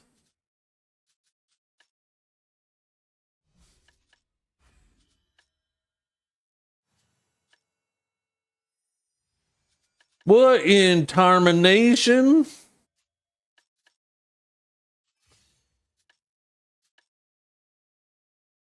Okay, here's the super armor. Lunacy of Vadir. That's a fat fucking animation. That's actually similar to Riftstorm. Did I skip wheel? Oh, wheel. Oh shit, I did. Yeah. So what is that? 5 now? These probably all consume stam.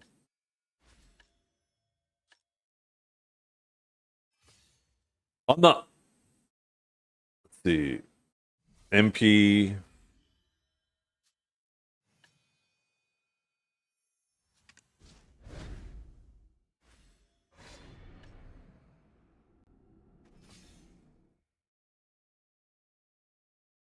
Use super armor? Yeah, you can actually search by super armors, can't you?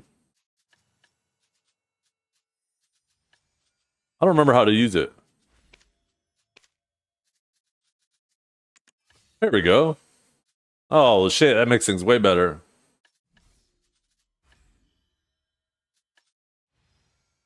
I mean, you certainly have less than a Wagyu, but you have like fucking 3 times more.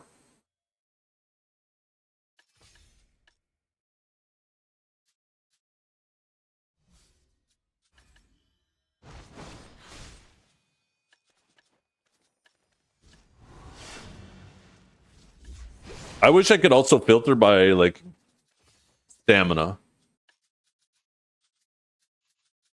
Make it so it look at the ones that don't consume stamina. Yeah, Awakened DK has a lot more than Awakening Sage too. Oh, you know what I also didn't look at? Let's go back. I forgot to look at the Raboms.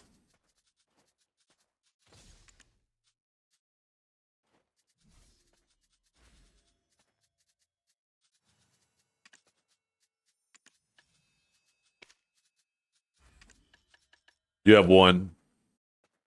Do you use that? Which Rabom do you use? Which one do you take? Because if you take Unveiled Fate all the time, then it doesn't count. But this looks, I mean, it is a flow. I feel like neither of these, looking at them, neither of them really matter. Once every 22 seconds, how long is that animation?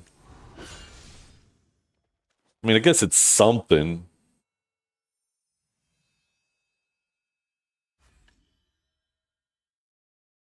I mean, this is an attack speed buff. I don't know what other attack speed buffs you have. And a DP shred.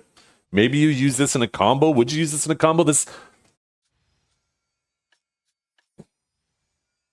damage looks very mediocre.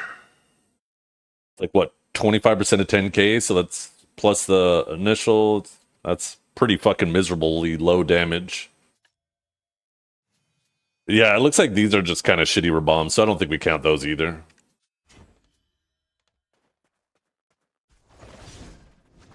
I mean, I guess technically it is a super armor, though, so it does meet the requirement.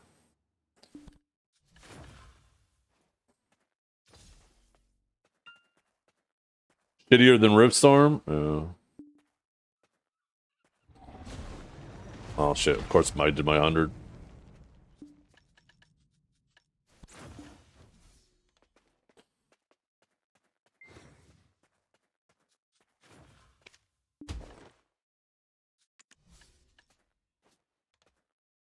I wonder if that's what they end up doing with Sage. And I feel like this is what they might end up doing, Kelb.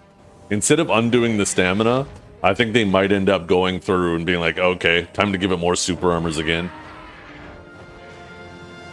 I feel like we're going to constantly see it go back and forth of them refusing to address the real problem. And they're just going to make Awakening Sage uncatchable, and it's going to have a fuckload of damage, and sure, it's going to be limited by stamina.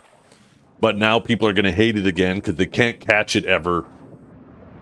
And it still does ungodly damage. So then they're going to have to find another way to nerf it, but they're going to still refuse to address the real problem. And we're just going to constantly see this go on for the next fucking while of them doing continuously the wrong changes to it. Until the class is so linear, so boring, and so...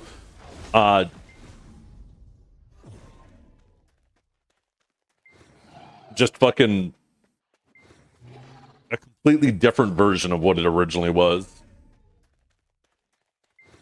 I feel like that's the road we're headed down. Because at this point now, they've done so many changes trying to ignore the real fucking problem with Sage that I can never see them going back on that many changes. I can see them dial back maybe like maybe the stamina a little bit, but I can't see them reverting like everything they've done and then actually address the real problems, which is like the range grab, the slows, the overwhelming fully protected movement damage.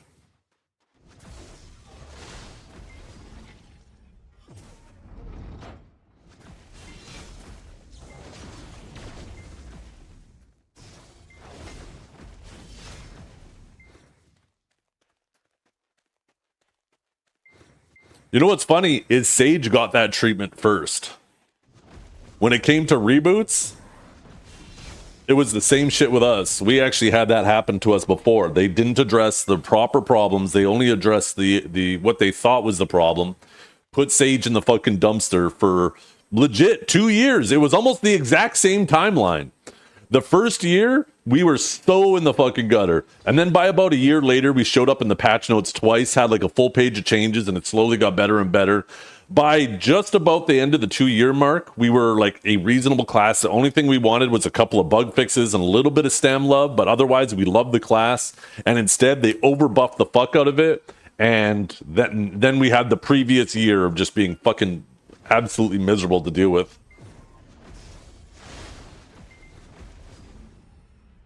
Hope they don't nerf its PvE unintentionally. Well, they kind of did if you're grinding one-shot spots. I imagine the stamina issues are a massive problem right now if you're trying to grind spots where you like one-shot packs.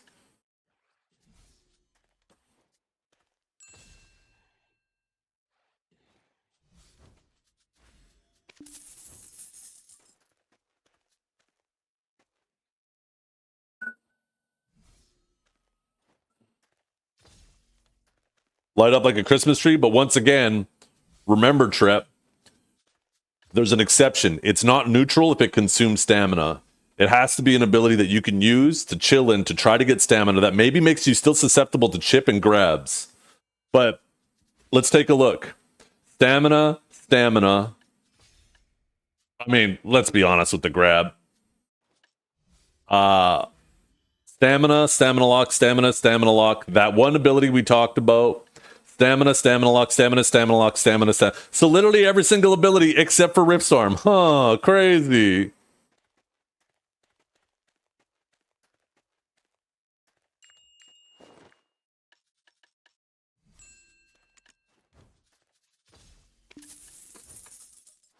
Okay, okay.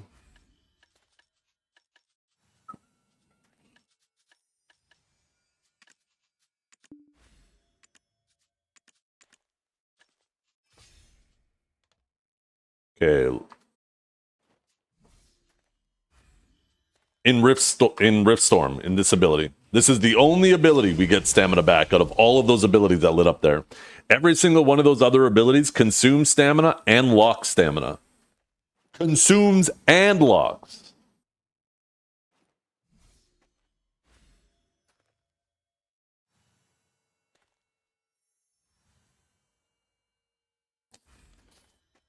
Trep's just rage baiting at this point. Okay, let's get to the grind.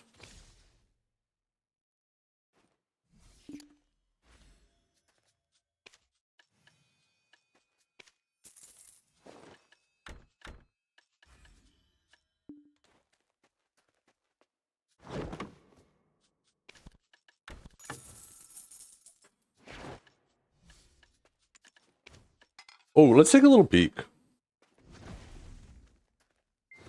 Trep once again demonstrating how he doesn't understand the kit.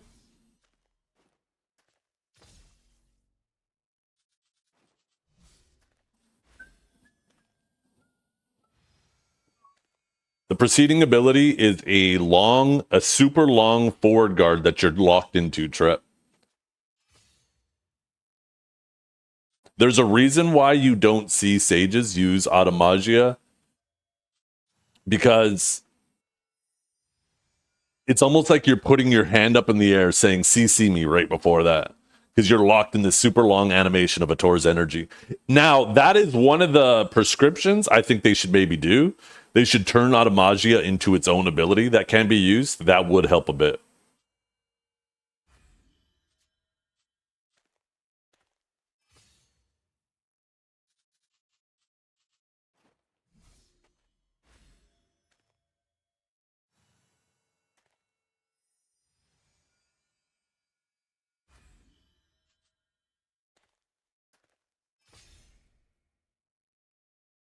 But what are you guys talking about? Didn't Riftstorm used to have a shorter cooldown too? There was, I felt like it was 8 seconds at one point, and then I went and looked and it's 10 seconds, so I don't know. I don't remember them increasing the cooldowns on anything.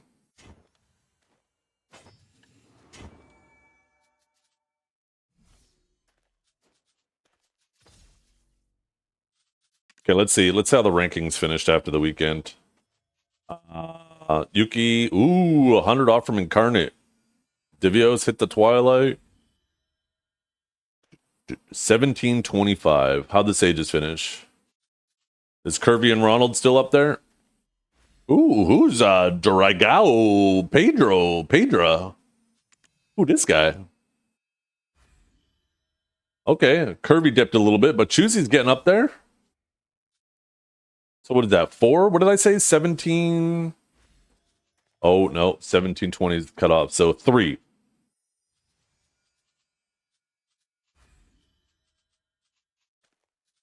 I'm really curious to see how this adjusts after the changes. I think Liger will still do well. I can't remember who Hatred is. You'll see a few of these guys. I think if they adapt, they'll do well, but the amount of pressure they put out is going to go down dramatically.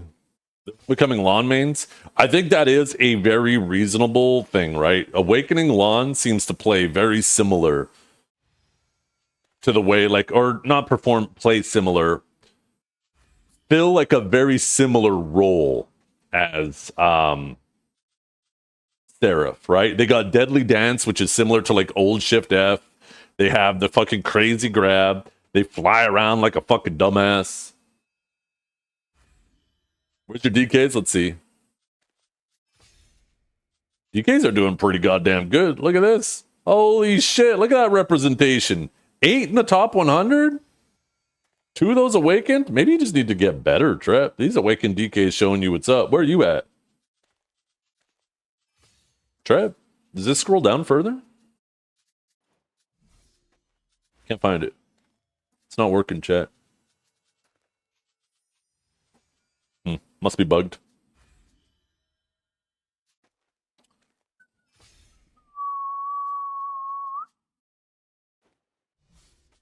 You're right. 1 second. Yeah, it was 9 seconds at one point. And they increased it to 10.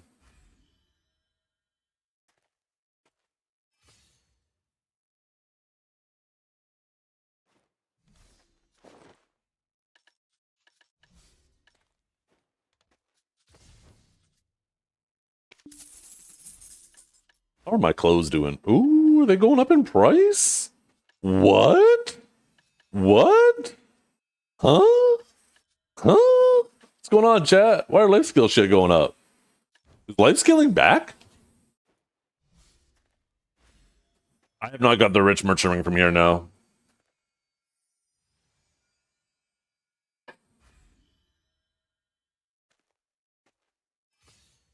It is, isn't it, Calb? It is. It is.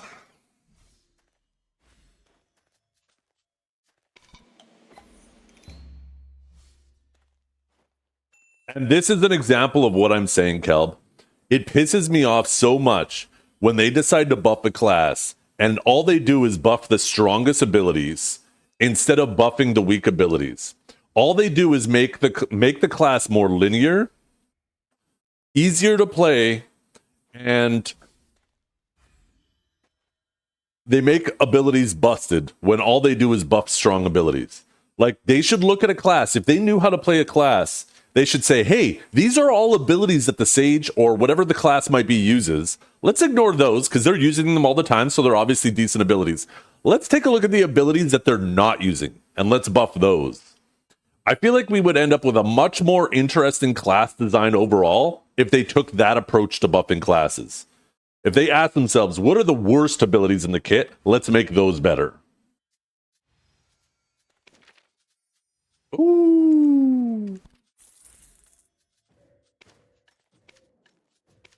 I'm sure this isn't just Sage, right? This is all classes. I'm sure every single one of you can press K and look at a bunch of abilities, whether it's in your absolutes, your primes, or your awakened kit. You can look at abilities in your kit that are just locked or completely useless you ignore. Every single class has abilities like that, except for maybe Seraph. Maybe Seraph doesn't. No Awakened Warrior on site. I think that's also partially, though, because they're all Seraph, right? I think actually Warrior is better. Actually, there's Awakened Warrior right there. I think Warrior is definitely better than it used to be, but most of the Warriors are like, why play Warrior when Seraph exists? Because it does the exact same... It fills the same role, but does it better.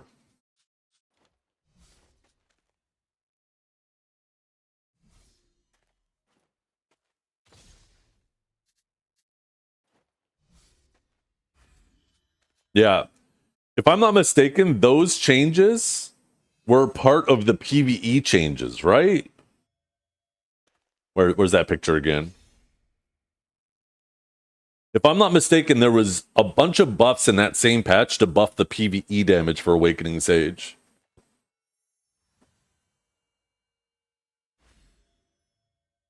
Which it honestly needed at the time. Awakening Sage was fucking... When they started buffing everybody, I remember I was doing Golden Pig Cave and Awakened Wizards were lapping me. Like, they could do 3 full runs every time I did 2. It was fucking crazy how much faster they were. And there was a bunch of classes that were super quick. Shit, even Awakened Warrior was lapping us at that time, which was crazy.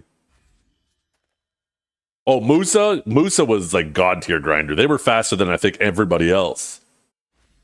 Yeah, I completely forgot about Musa.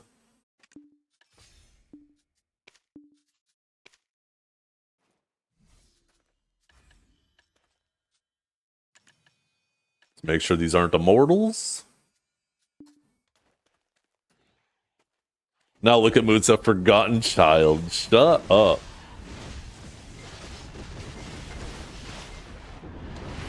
How many Musas are actually playing Seraph too? I feel like Musa, like Seraph is practically Musa with a grab. Like on live. No, it won't be for long, but I wouldn't be surprised if there's a fair amount of Musas playing Seraph.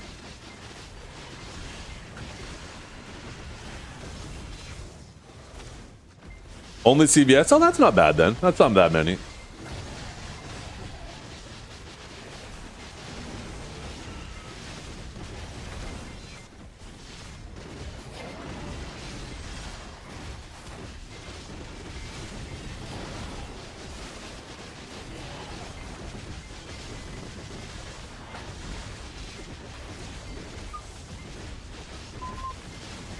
It's just Awakened Warrior, but with extra dashes? No, it's a bit more than that. It's like they took... You're right, but they also took some of the best things from Lon and gave it to Seraph as well. It's like they took Warrior, gave it extra dashes, gave it a better Lon grab, and gave it Deadly Dance.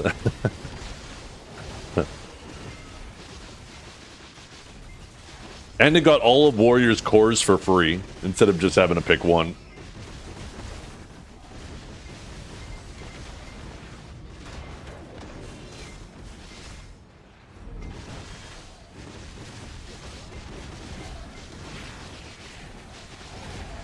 The dash changes, though, might be a little heavy-handed.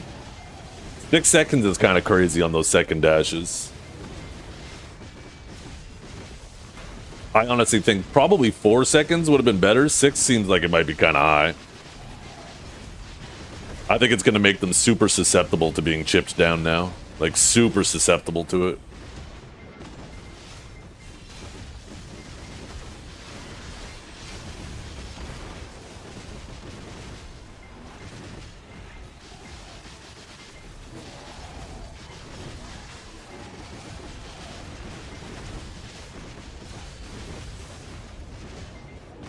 They'll do like dash, dash, dash, dash. No, sorry, dash, dash, dash.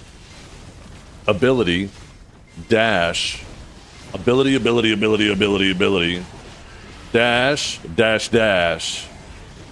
And then they're going to have to just sit in queue because they're going to be waiting on cooldowns.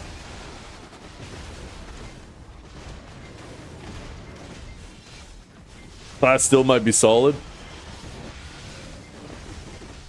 Yeah, they're doing all right. The thing is, if you take a look at just about 3 and their 2 Awakened DKs, true. So they're pretty similar. The thing about Awakening Sage Trap, go watch their gameplay. Go look how fucking shitty the gameplay is.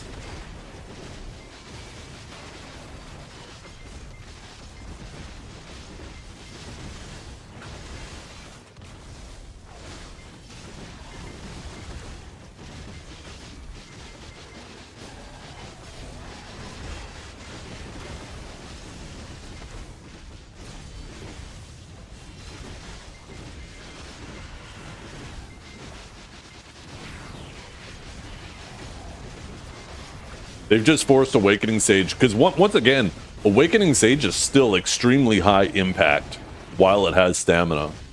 But as soon as you go against any team that knows to pressure Sage, to be careful during that first 20-30 seconds, and then after that, focus the Sage, it is so miserable watching them play. Like Kirby or any of those guys against any competent team, they're just constantly fucking running with their ass tucked in, trying desperately to stay alive, hoping that their teammates get a peel so he can finally get some stamina and then go back to being super high impact for 30 seconds.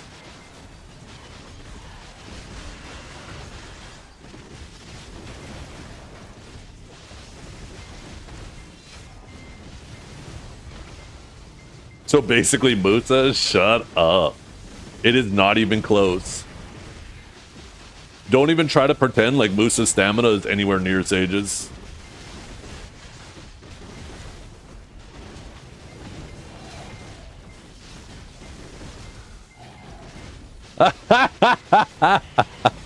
Trap, you're such a bitch.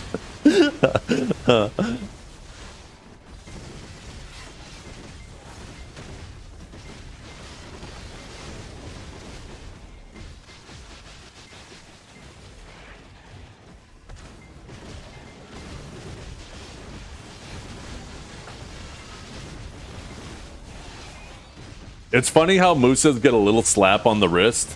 Now, I will agree in regards to Suck Musa, but definitely you better not be talking about Awakened Musa. And I know 99% of you fucking Musas can't play Suck Musa, so I know you're very likely to be talking about Awakened Musa.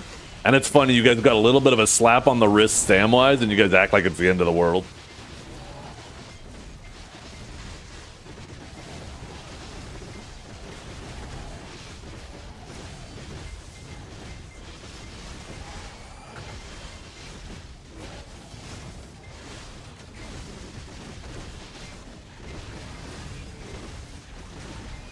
Imagine Suck Musa without Tiger Blade. Imagine if they got rid of Tiger Blade from Suck Musa.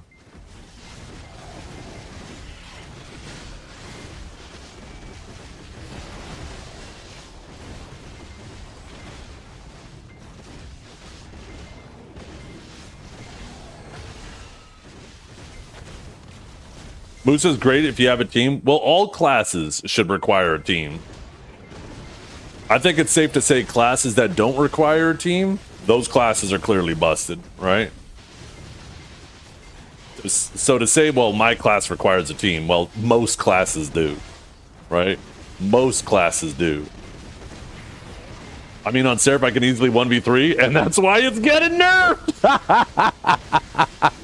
There is no shot you're going to try to compare it to the fucking class that's actually getting some very appropriate nerfs. Like I said, I don't necessarily agree with how long the movement nerf is, the movement cooldown, but the class is definitely a fucking problem. You're just saying, oh, okay, fair. I mean, fair. It's the reason I moved away from Seraph, because it's disgusting. Yeah, right? If your class is confidently going into a 1v3 feeling like you can do it every time, then your class is probably busted. And that's not saying you shouldn't try, because sometimes you pop off, sometimes other people make mistakes, right?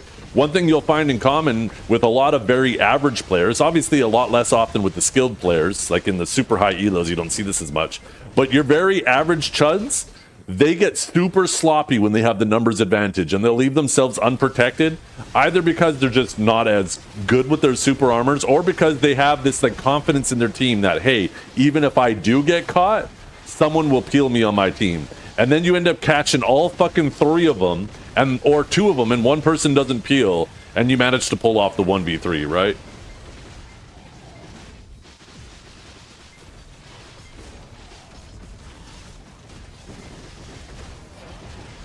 But yeah, if you're in those high elo games and you're feeling like every time and once again, you should obviously always be trying, because you never know.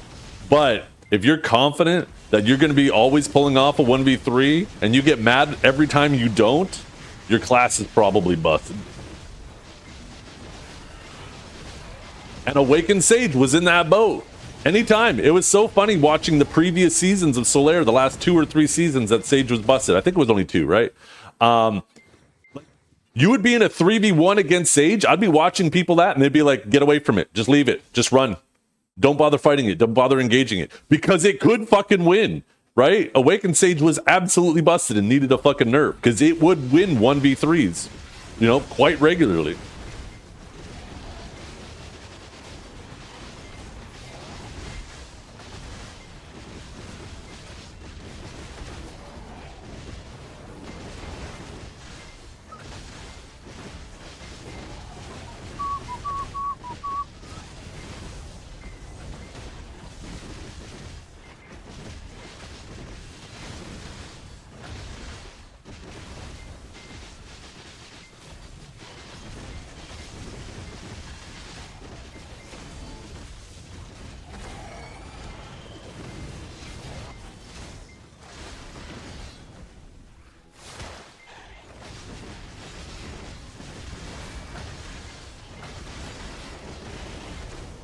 Yeah.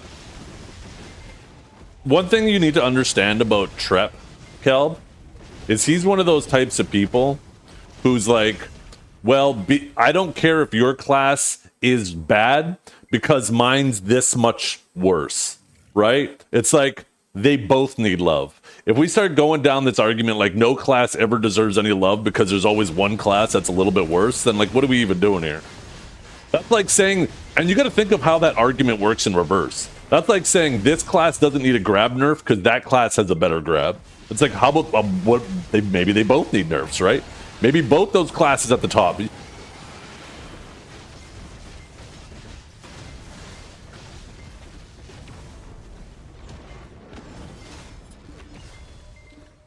And maybe this mentality is Pearl Abyss's problem, right? When it feels like they only ever address one class at a time. I mean, maybe they've been a little bit better as of recently, but for a long time it feels like they're only ever addressing one class at a time, and it doesn't feel like they can multitask. But I think it's clear that they should be able to multitask, right? Just because one class is bad and the other class is worse, that doesn't mean the class that's bad shouldn't get any changes. Because there's a worse class, it means they both should get changes, right? And to be fair to Pearl Abyss, if you take a look at AOS compared to other seasons, every season there's less and less classes that are a complete liability. So they definitely are doing a better job.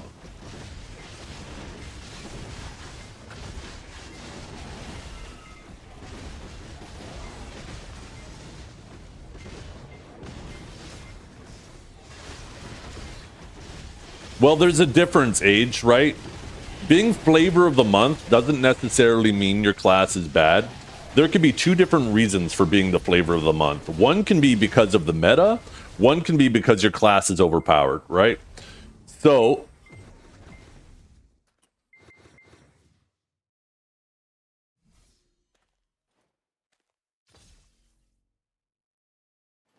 I'm going to draw a picture to articulate this point, right? So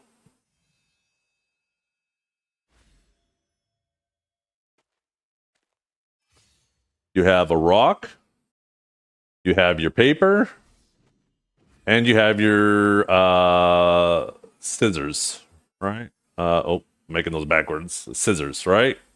And obviously, this counters this, this counters this, this counters this.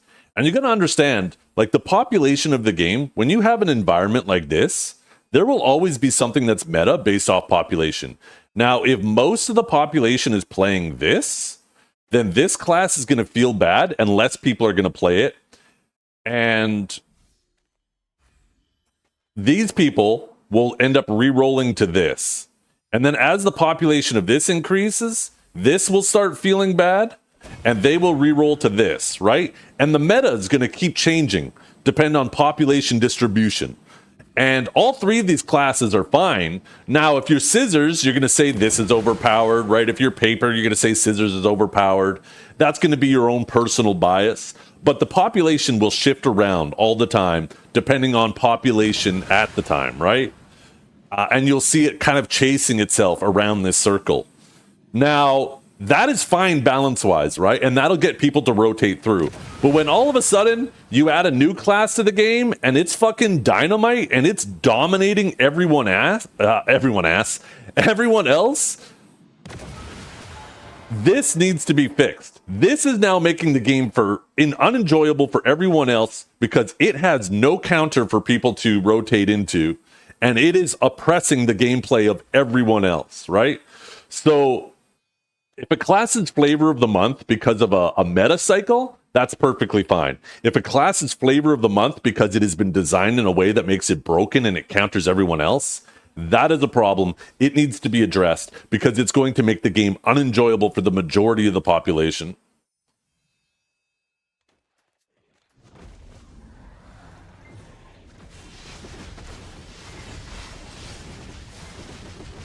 Well, that's the thing is, once again, Pluribus doesn't need to manipulate it. It will naturally happen if you actually have a proper rock, paper, scissors environment. People will rotate naturally.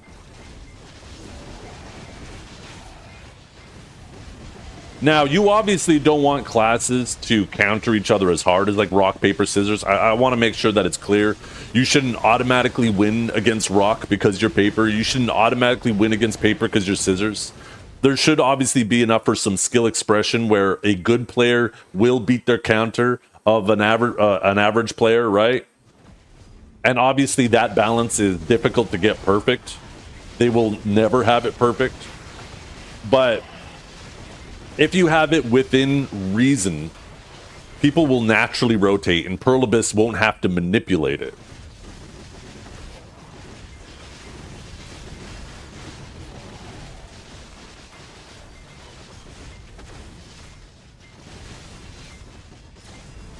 Now, obviously, new classes being strong is good business, right?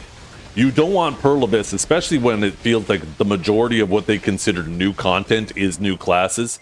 You don't want them to release a new class and now nobody wants to play it because it's not good. So obviously, new classes are almost always going to end up becoming busted because it creates hype for the game.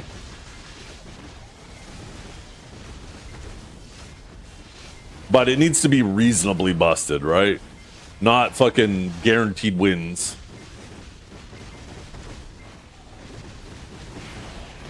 Wukong is one of the classes, yeah, it didn't end up busted.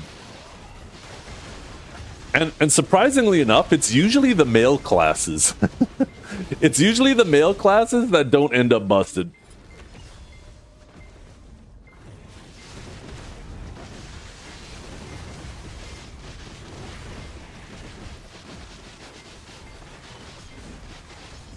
Yeah, Wukong, it was so crazy how hyped everybody was for Wukong. And then when they released Wukong, they announced Seraph, and it was like, Wukong wasn't even out yet, and people were dropping that toy, getting ready to play with the next one. It was kind of wild. It was like that meme. I'm bored of you. Fucking Wukong wasn't even in his hand yet. It was still in the box.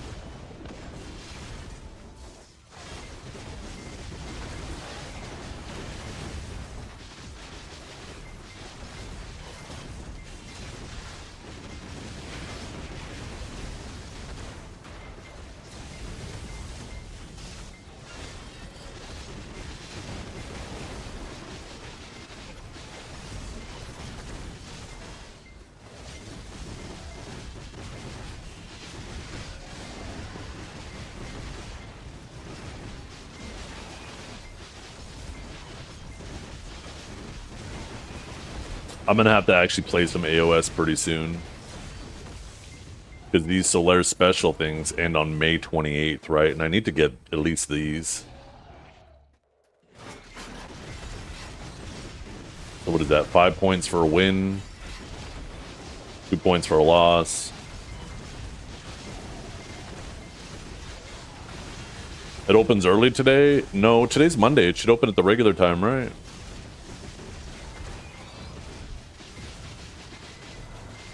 So I have like what? Still 2.5 weeks to get this done.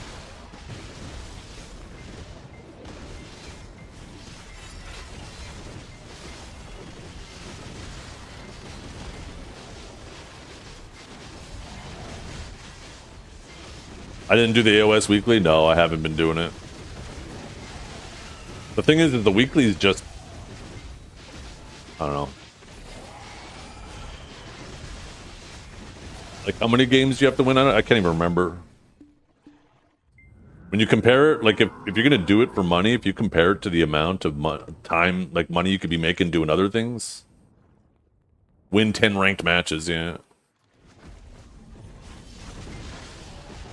I mean, I guess if I gotta do 70 points anyways, I should, I guess, stack those, right? Because the main thing I want to do the pass for is for those Solare seals for the titles and stuff. If it wasn't for those, then I wouldn't touch AOS at all this season.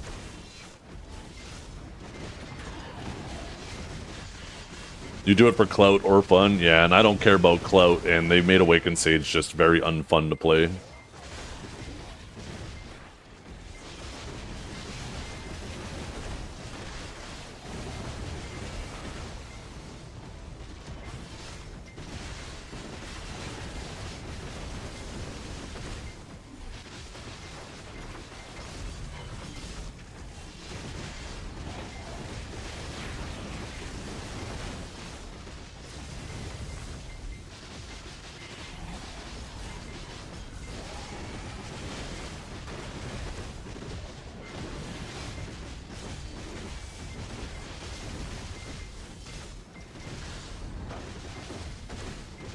I imagine Awakened Sage is really good at climbing out of Elo Hell because those people, you probably still have a ton of carrying capabilities against people who don't pressure you, and you just kill people standing. It's a shame you won't be at the ball. Yeah. Money's too tight. I really wanted to go. But I just can't, I can't justify dropping $1,000. Could have shown me your balls. Oh, goddamn.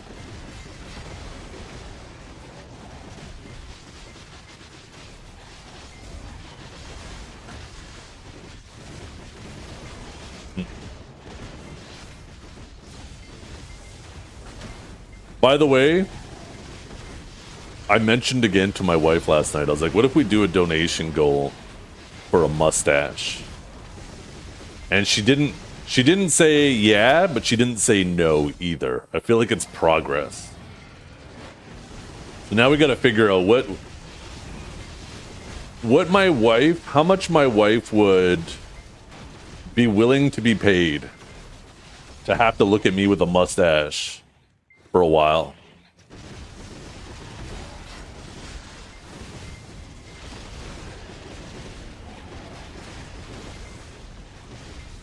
Shut up. You're so dumb, Trap.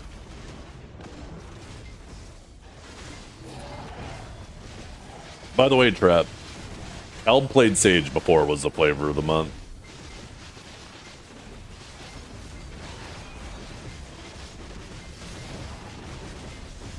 Now, he certainly played Kuno before a lot of people realized Kuno was flavor of the month, but maybe he was just quicker at seeing it. That doesn't absolve him. If Kuno gets hit by some nerfs and he instantly drops it,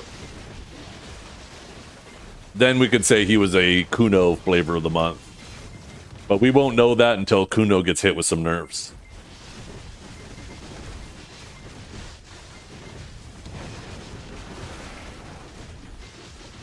it was broken. No, it definitely was. I'm not saying it wasn't, but it just hadn't, like, most people didn't catch on to it, Pinks. So I think because of that, he might have the plausible deniability of saying that he wasn't caught on to it yet either, which doesn't make it true, but we will get the confirmation if nerfs come and he instantly jumps off of it, right?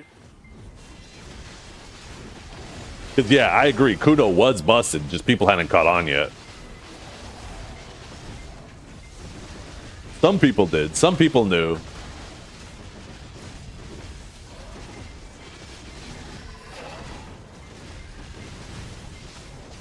You already got the next one picked out of it if it does?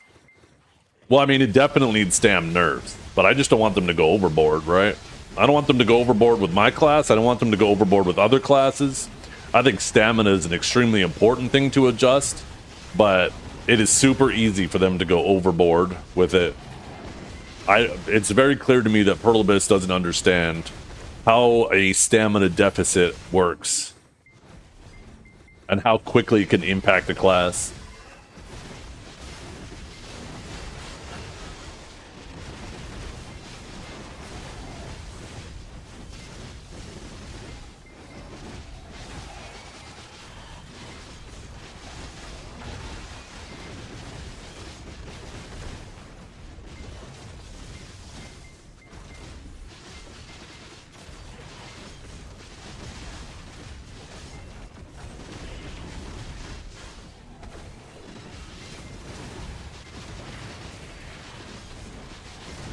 You know what's funny?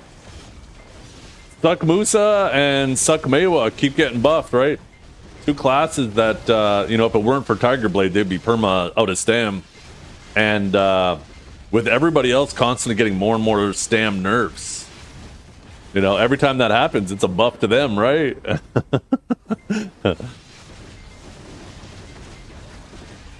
It's an indirect buff to them. Everybody else gets nerfed and your class gets left alone. That's an indirect buff to you. Their stamina, if they keep doing this with the classes that have obnoxiously low stamina usage, you know, it's going to get progressively, like, their stamina is going to feel more and more manageable.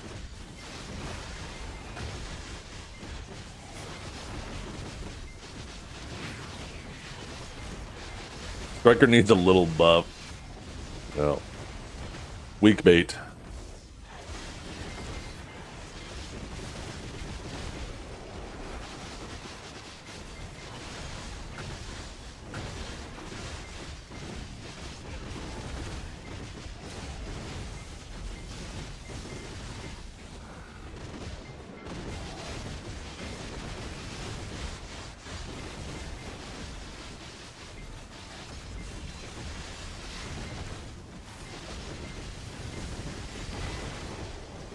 I think Striker's a very average class right now. I don't think it needs buffs. There's classes below it and classes above it that need buffs and nerfs.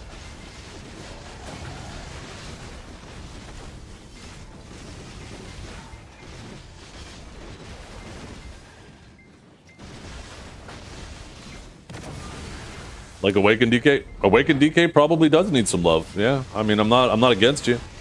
It turns out, and this is no mystery to anybody, like Awaken DK's damage is good, but what good is damage, right?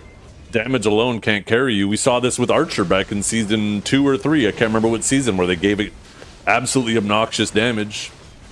It ended up performing worse the following season, even though they buffed its damage.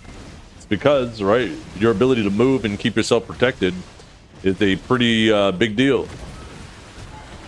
And then, you know, it got better once they addressed the stamina, made it move better, and then they nerfed the damage a little bit. That actually had real benefits to it. And this season, it seems to be doing pretty damn well. This might be the best season for it so far.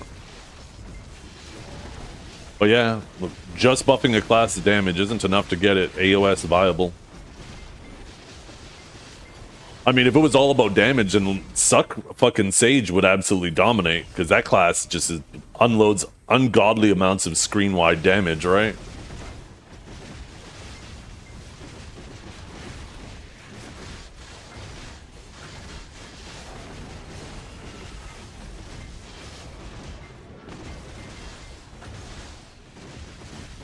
Trying to kill someone as a melee with an archer on the other team. Yeah, that's why you can't let the archer free cast, right?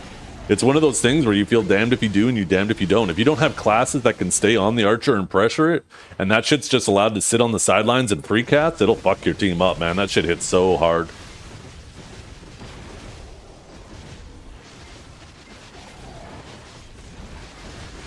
You need someone chasing it around to slow its output.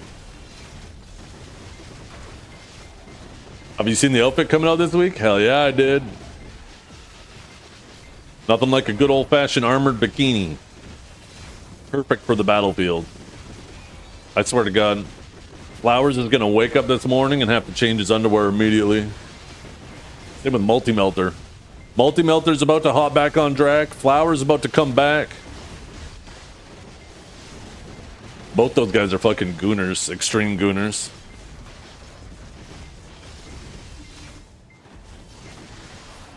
Now they can actually have an armored bikini instead of just a bikini? Fuck. It's wolves now? True.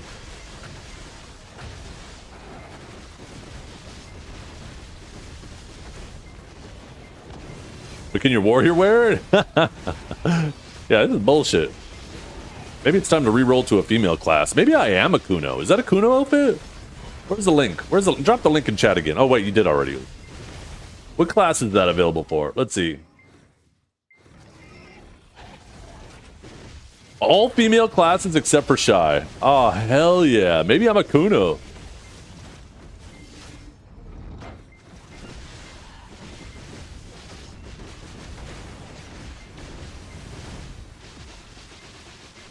Hell. Be honest with me. How hard is Sakuno?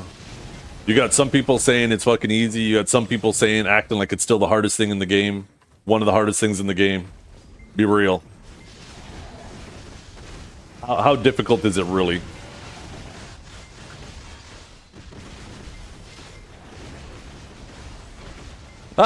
Trip, you're such a fucking shit disturber. Oh, shit. Yeah. Well, you fucking better. There's like, what, 25 Novas? All you gotta do is beat 4 other people.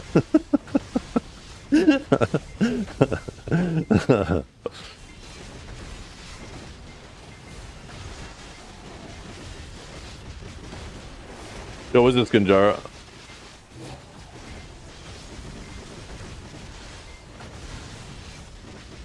A claw machine? What is this?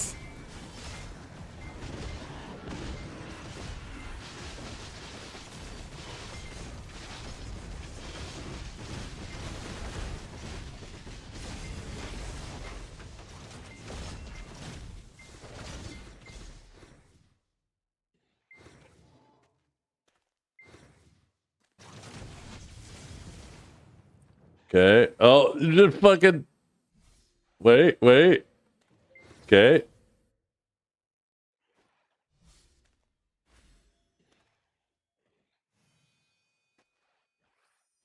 A mechanical clockwork chair. So you get housing items from it?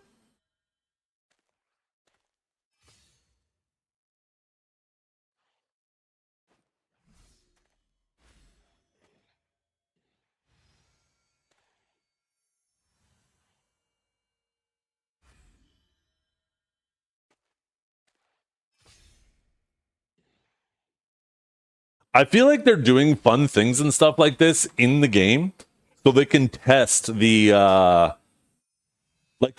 they're using these things to test the engine. What are the limitations, right? Can we do, what kind of goofy things can we pull off on it?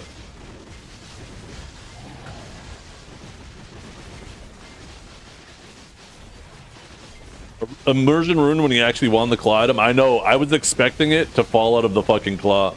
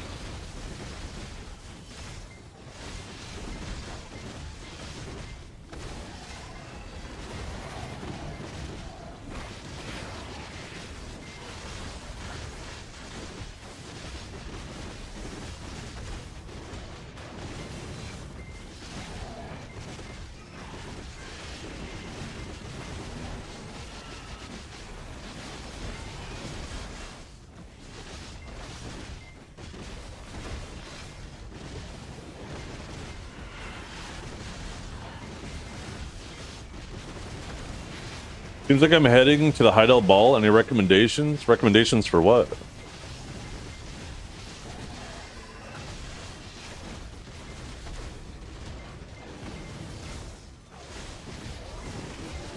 How to behave? I don't know. I've never been at one of the balls. Just watch out for Danny. He might show you his balls. He already threatened me earlier.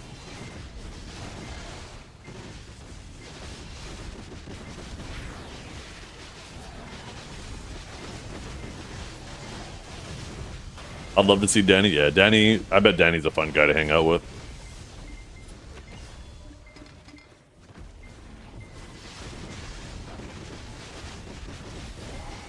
Bring deodorant? Yeah. Honestly, that should be a rule. That should be part of the rule at the door. You got to bring a stick of deodorant with you, and they got to watch you put it on before they let you in the door.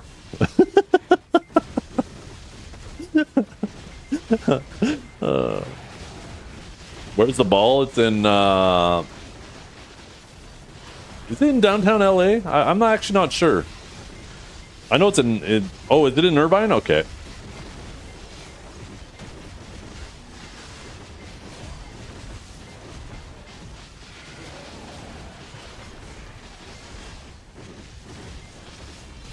The Fonda told me I was going to be in a Google Doc.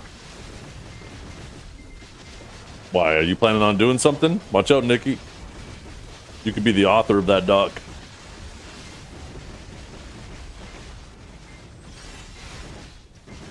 Cal, I dare you to go to the ball in cosplay, dressed as a Kuno in the new outfit. What are my thoughts on Tamer? It's, I don't know, probably could use some love. I don't really know much about it.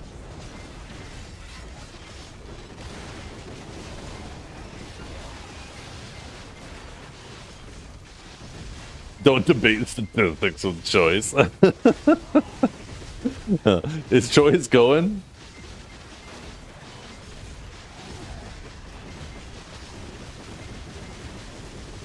Do you wear nun clothes or normal clothes?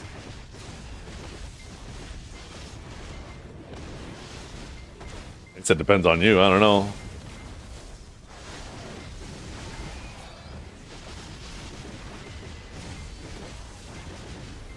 Yo, is Blue Squadron going?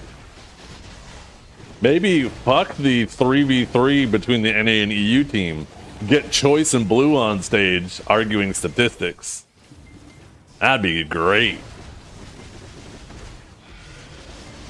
Do a Zeth cosplay? Okay, here we go. Let's hear it. Where's the punchline? Blue isn't on the list. Wish they invited him. He probably didn't apply. I don't know, maybe he did. Did he apply? You have to shave the front half of your hair off, though? I'm just going to tilt my head forward for now on. Then you can see the hair a little bit better.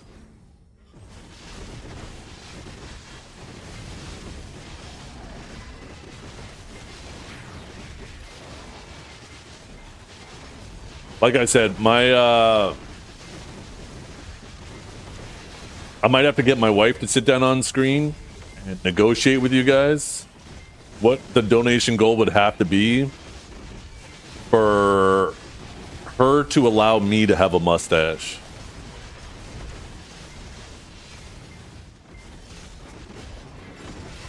Since some of you seem to want to see me with a mustache so badly.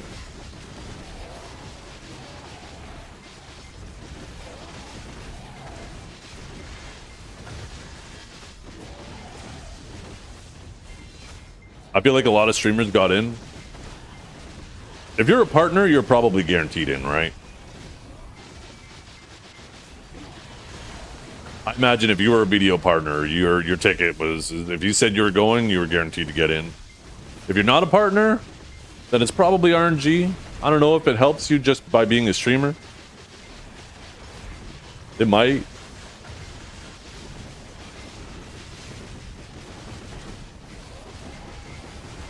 Yeah, maybe. Oh my god. What is this? Why? Why do you make things like that, Trep?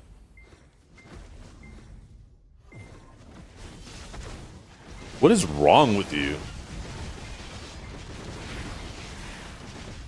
Go show that to your wife right now. Say, hun, I just wanted to show you what I'm doing on the internet. This is what I made. And go show it to your wife. Because I think she needs to know how you're spending your time online.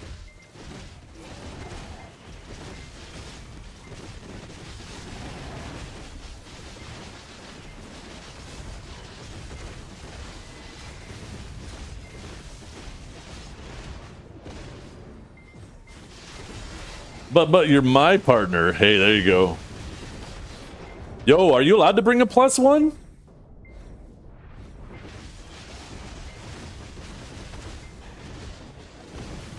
No +1s? Okay.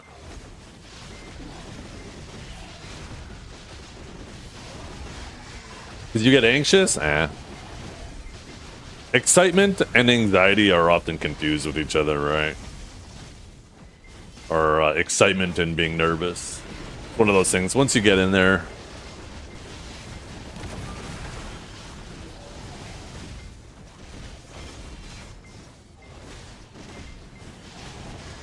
Am I going to be going? No. I can't afford to pay for the flight tickets. I'm too far. It would cost me $1,000 to fly, plus the days off, right?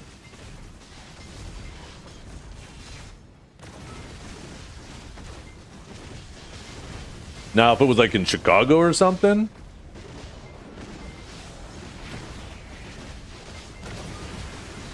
Or if it was like in Toronto. That'd be kind of awesome. Because that shit would be like, let's drive. That'd make it even fucking worse. Are you kidding me? The price of gas? It's probably cheaper to fly.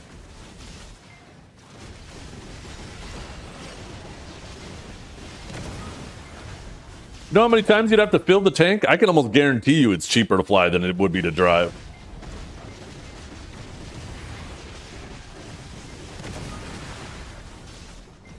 Even still, like, think of how many times you would have to fuel the tank driving from New York to fucking California. You'd probably have to fill the tank, what, like 5, 6 times?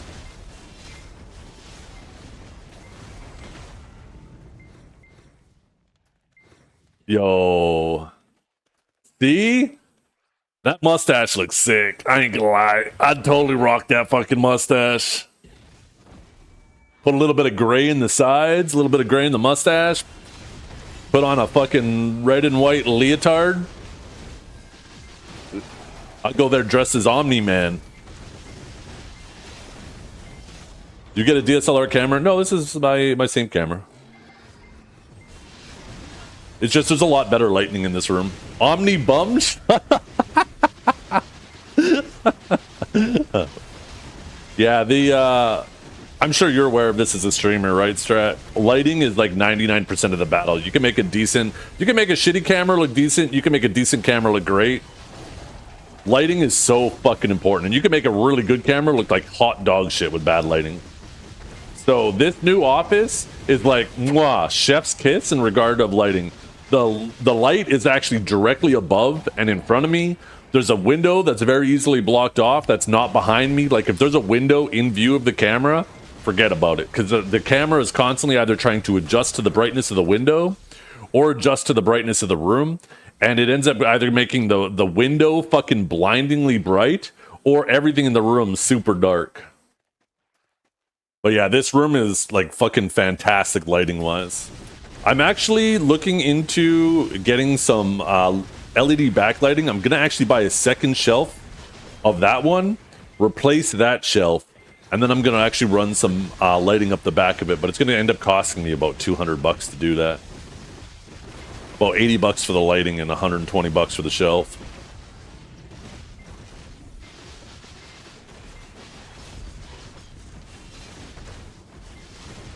I don't want it to be anything too, like, I don't want the LED lighting to steal the show. I just want it to, like, I thought that shelf would work great because I could put stuff on it and show you guys, but because it's a black shelf and some of the stuff on there is darker, you just don't really see what's on that shelf, right? And I feel like if I backlit not only that shelf, but also had a similar one to that over there, and backlit them, it would make the stuff on the shelf pop, where you guys could actually see what's on the shelf better. I'm a diva. I'm a diva. I'm a diva.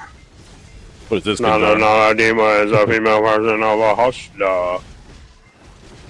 Who's that?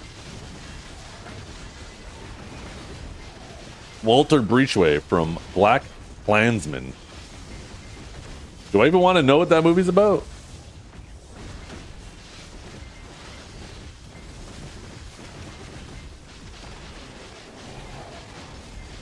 Is it about what I think it's about? Look at the image Trep posted. Is that the one with the mustache? Yeah. I was saying I kind of look like Omni-Man there. Just with, you know, not as gray hair or white hair. Keep that link? What's this one? Yeah, there we go. See?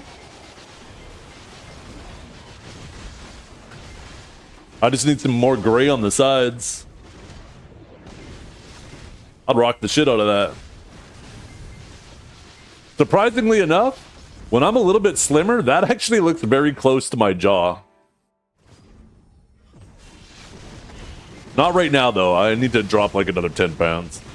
Is that me or AI? Oh, that picture's AI. Yeah.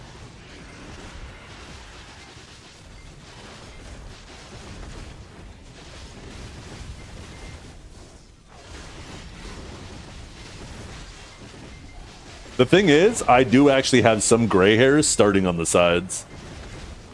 But I also have a little bit more gray in my mustache. So I feel like I would end up with like white on the sides, but also a white mustache. It even fixed the hairline. That's true, actually. It comes down a bit further right here.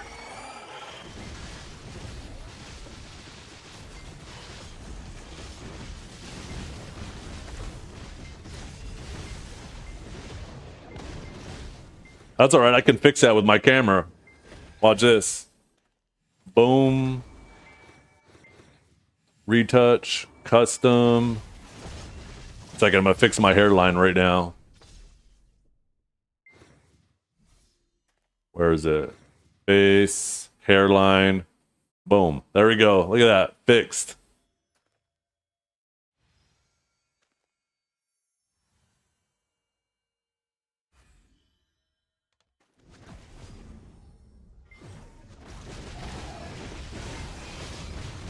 Nah, it's still huge. Yeah, but it's not fucking enormous.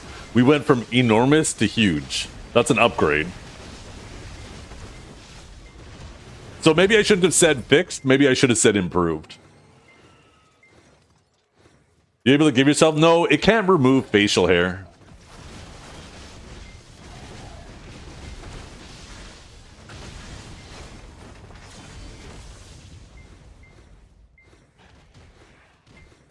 Are you an engineer, Zeth, or what do you do for work to allow you and your family to play BDO at the same time? I feel like that was a dig at engineers. We own a business, which is luckily, you know, enough to keep us afloat. And then I do this on the side as my own income. And luckily, you know, I'm very fortunate to actually be able to generate a reasonable amount of income while being my own boss. I'm obviously not making money hand over fist, but, you know, considering I get to stay at home and play video games and have a completely open schedule to drive my kids around is super nice.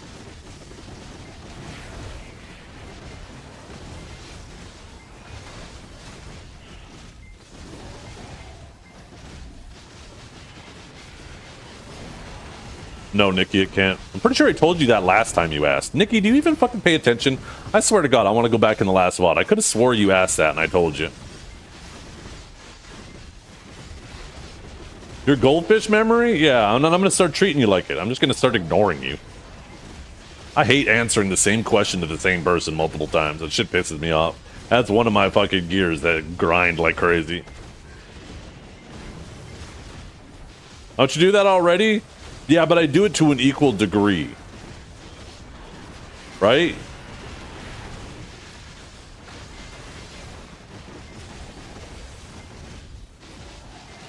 Flush down the toilet, yeah. Here, we need to put the forehead back. You guys ready? We'll put the forehead back. 1 second. Daddy, chill. Go back to the full screen camera. And Where is it now? Boom.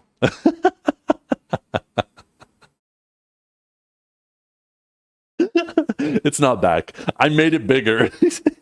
I went in the complete opposite direction. I cranked it the other direction. This shit's funny as hell. Trep, have you actually seen the shit I could do with this? Have you seen the shit I could do with this? Watch. I could even, I think I can make my head longer too. Oh wait, no, that's my chin. Where the fuck is it? Maybe it's a different setting. 1 second. Eyes, eyebrows. Oh, I can lower my eyebrows. There we go. Made it even bigger. I can even make my eyebrows bigger too. Watch this. I can look at. I can change the shape of them. Make them wider. Make them longer. Oh, that's the height. We'll keep them lower. I can change the angle. So now I'm pissed. You can really see it in my glasses though. Yeah, that one doesn't work because of the glasses. If I didn't have glasses, it'd be fine. Nose. Look how big I can make my nose. Oh wait, that's small. Other way.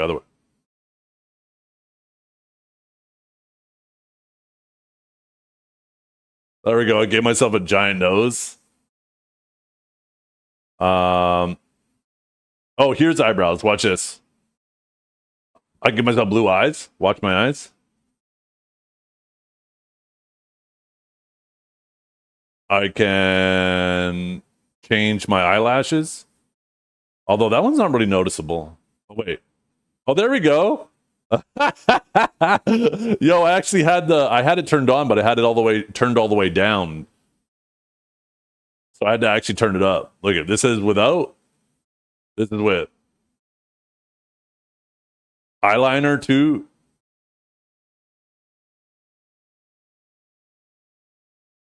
I could do eyeshadow. Get a fucking nose on me. Okay, here are the eyebrows. Watch this. I have like no eyebrows. Watch this. Yo. There we go. Now we got eyebrows. And then I can put a little bit of pink on my cheeks. And I can adjust the tone of my face, get rid of the age spots. Oh wait, no, that's the tone of the camera. Sorry. There we go. Look at. Oh. Yo. I could slim my face a little bit. Do a little bit of clarifying. Oh, that just adjusts the contrast. Okay, what else did I miss? Oh, I can make my eyes smaller. Or no, bigger. I can't make them smaller. I could brighten them a bit. I could change the distance between my eyes, bring them closer or further away.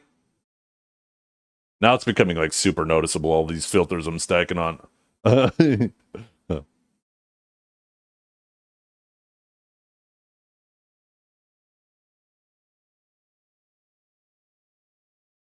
we go. And then, oh, mouth. Here we go. I can make my mouth bigger. There we go. Can even whiten teeth. Does that work?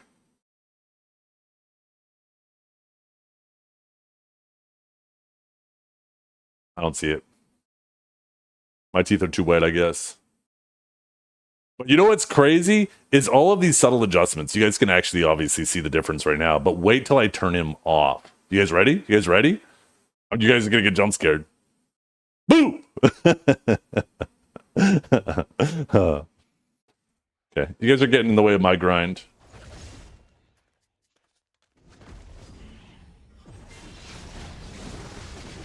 Put him back! Oh, shit.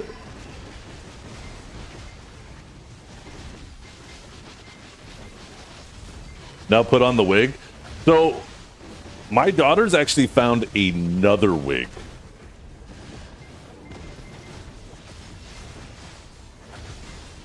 Thanks for this, honestly. Oh, God.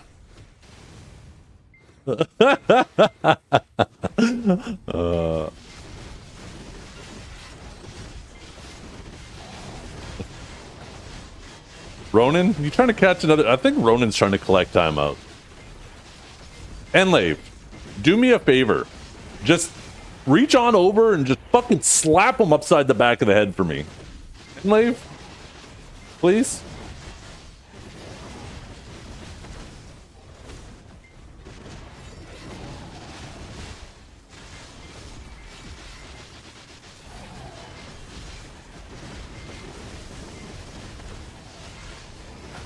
HR is walking past.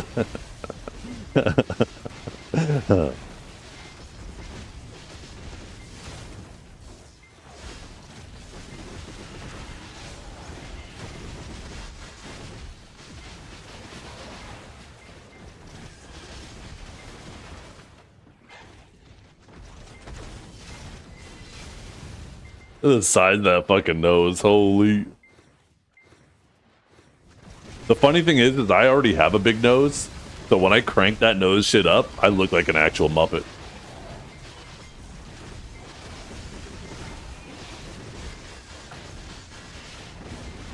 What's Ronan's timeout / ban count? Let's see. Ronan's is 8 timeouts, 3 bans. Let's see what Enlave's is. Enlave is 0 across the board.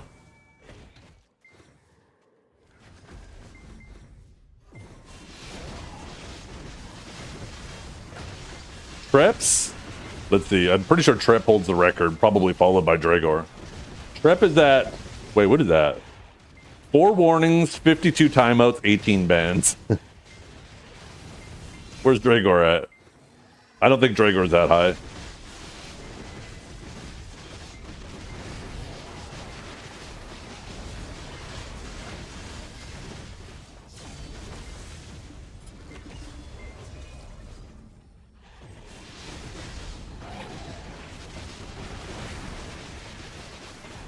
Probably over half of those timeouts are from Kanjara too.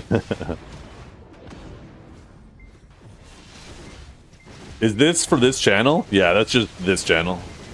4 warnings is crazy. Warnings are super fun because you can't decline a warning. I can type whatever I want in there, and the only way you can type in my chat again is if you accept the warning.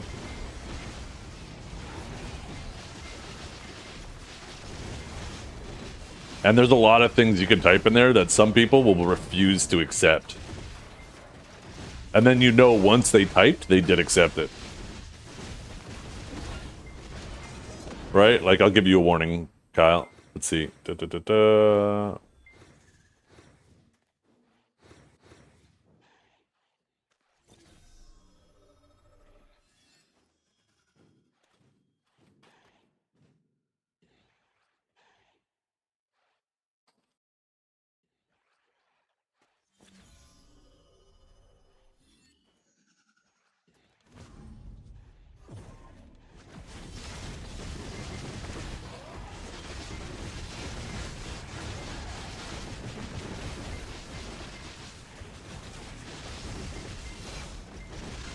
I agree. Huh.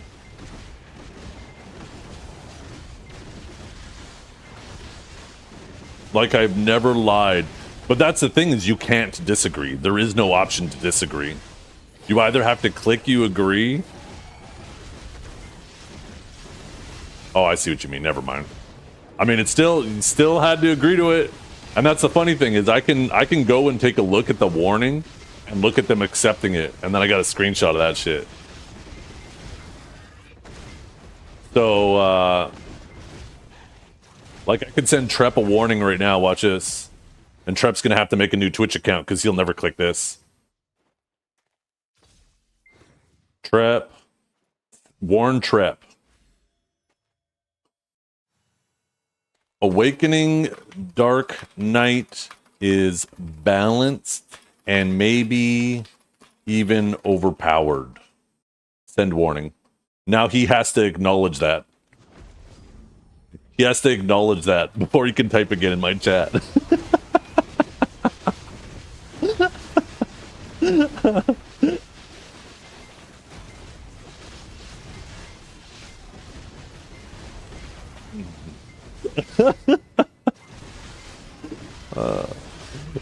Nice knowing you, Trap. Guys, that's me, Trap. Oh, shit.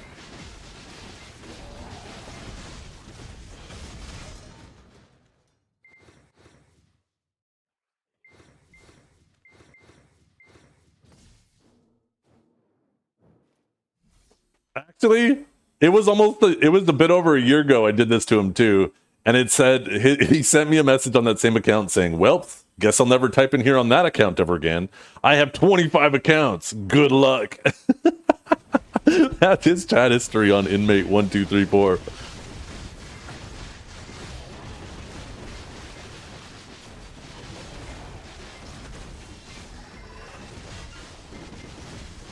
That shit holds on, does it? Oh, goddamn.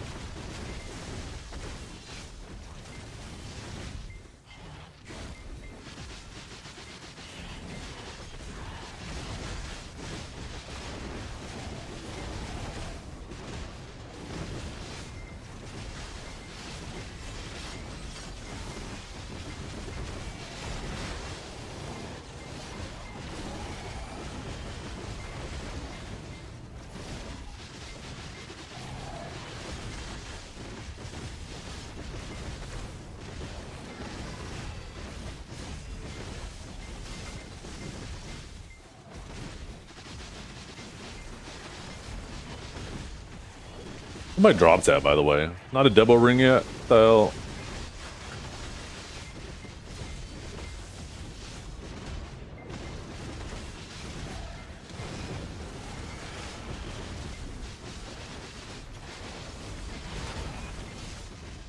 I wonder if that worker's level 10 yet. Level 3? Oh my god, he sucks.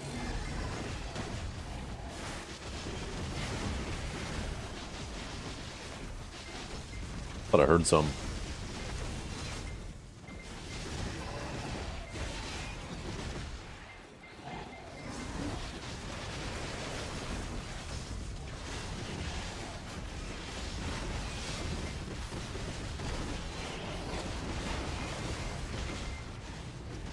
Yeah, I actually can't unissue a warning either.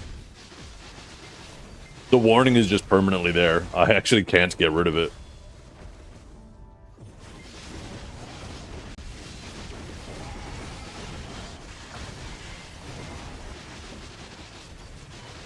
The snake didn't do nothing. Looks like I'm perma on this account.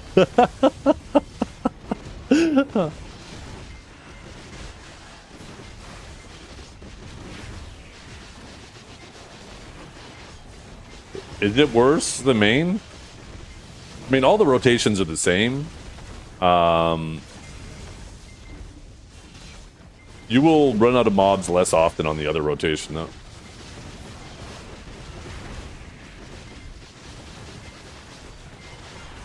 This one has probably 1 pack less of mobs. This is the lazy streaming room. The lazy streamer's room.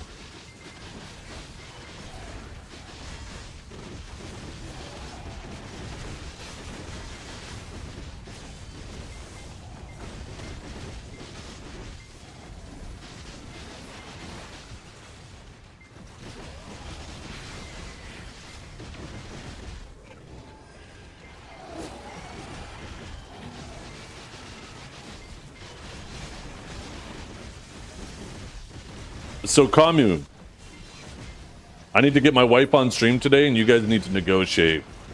What amount do you guys need to pay her to look at me with a mustache? She's the one you guys need to negotiate with.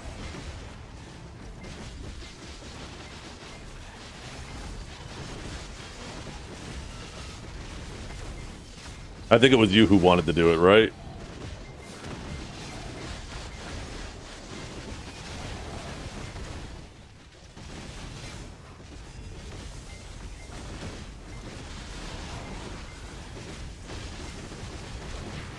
Well, she would get to choose the mustache. There's no way I'm letting you guys choose the mustache, because I know exactly what mustache you're going to choose, and it'll get me banned from Twitch. Is the Omni-Man stash that bad, though? No, I think she would probably aim for that. The Charlie Chaplin is fine. True! Wait a fucking minute, I forgot about Charlie.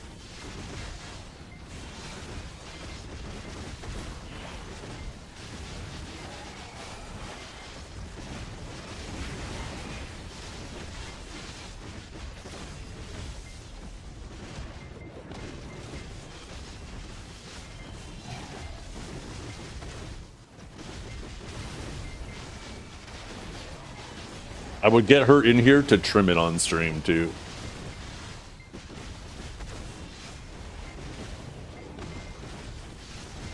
It'd be pretty easy to clean up in here with these floors.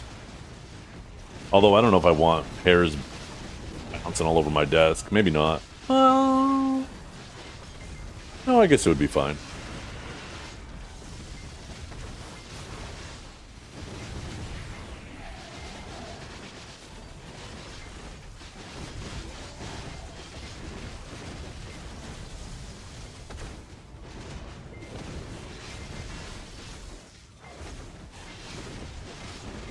Put the garbage bags down.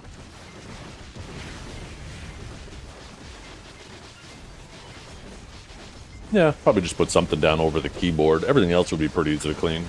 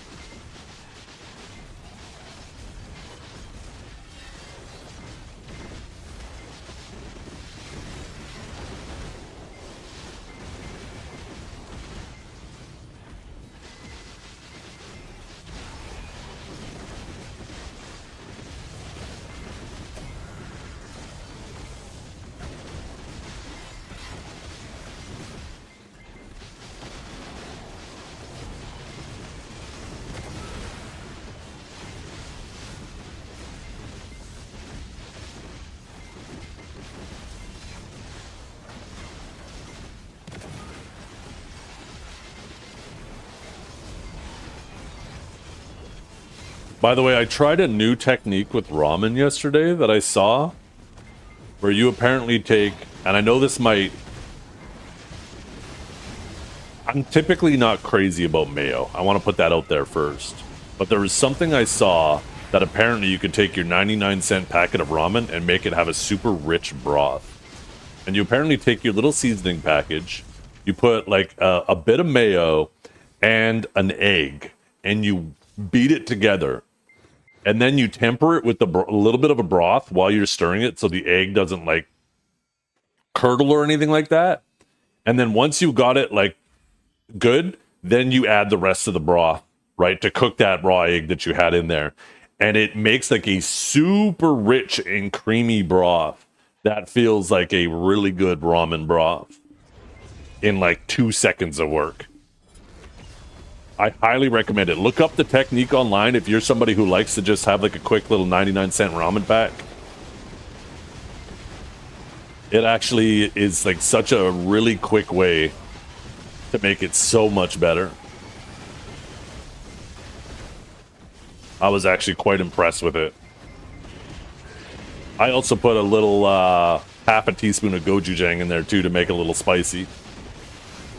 So if you have some gochujang, I recommend doing that.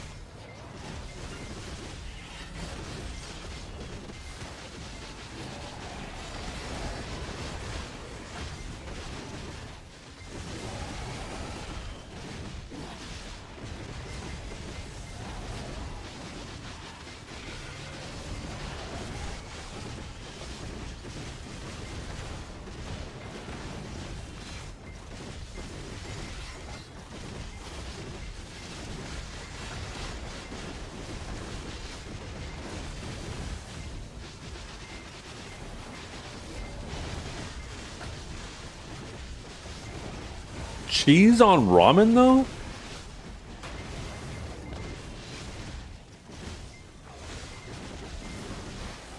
Maybe I'll try that sometime, but I don't know how I feel about that. Might be one of those things, don't knock it until you try it.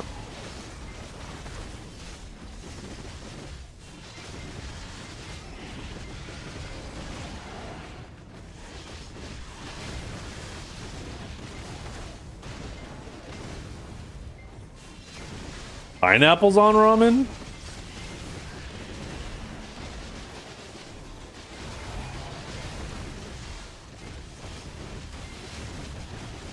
He's probably talking about pineapple rings used like a glory hole. That's probably what he's thinking of. Pineapples on ramen. Sorry.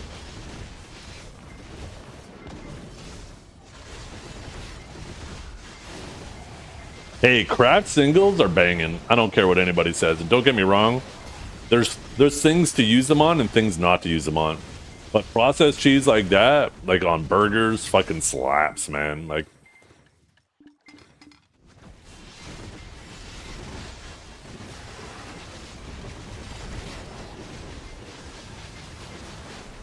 I love, like, don't get me wrong, I love like normal cheese and fancier cheeses on a lot of other things. But when it comes to on a burger, I fucking love craft singles. The thing is that they melt properly on a burger. I don't know what it is. Whereas some cheeses, it's like the oil and the cheese separates as you heat it up. I know, Kamu, we were having this conversation. Whose stream was it in? I think it was in Pig's stream. I was like, of all people. I fucking love tomato on my burger.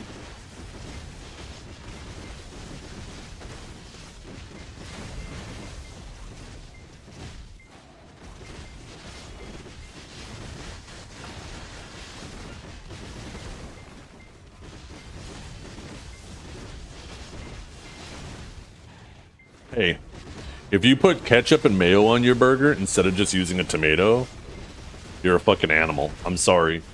Ketchup is basically just tomato loaded with a bunch of fucking sugar. And mayo you typically add to a burger because you need some moisture to it. So you're probably overcooking your burgers. And if you're just not using the nice freshness of a tomato to add any type of moisture to it, then like, what are you even doing? And you're probably using a shitty tomato too. You take a tomato, you put it on your board, right? You cut your slice, probably about a third of a centimeter thick. You pat it dry so it's not soaked, right? Depending on how juicy the tomato is. And you just sprinkle a light amount of salt and pepper on that tomato. Then you put it on your burger. I'm telling you guys, you just need to step up your tomato game. That's all it is. You guys suck at tomato.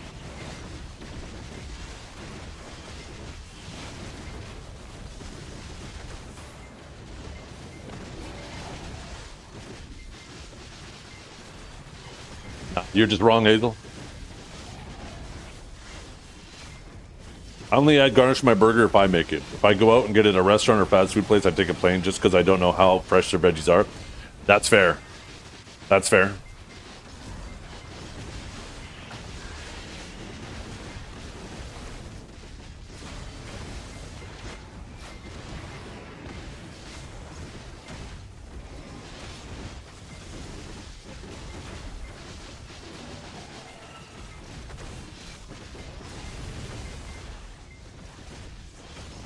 What is this?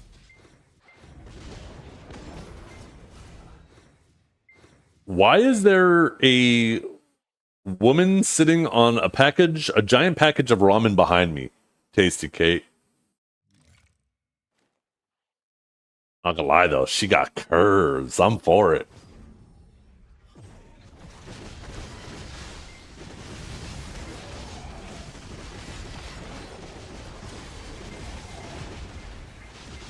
Yeah, and it's okay to be wrong, Hazel. That's all right.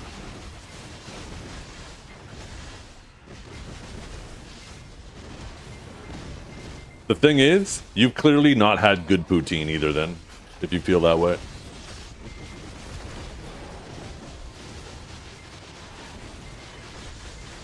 You're just helping my case.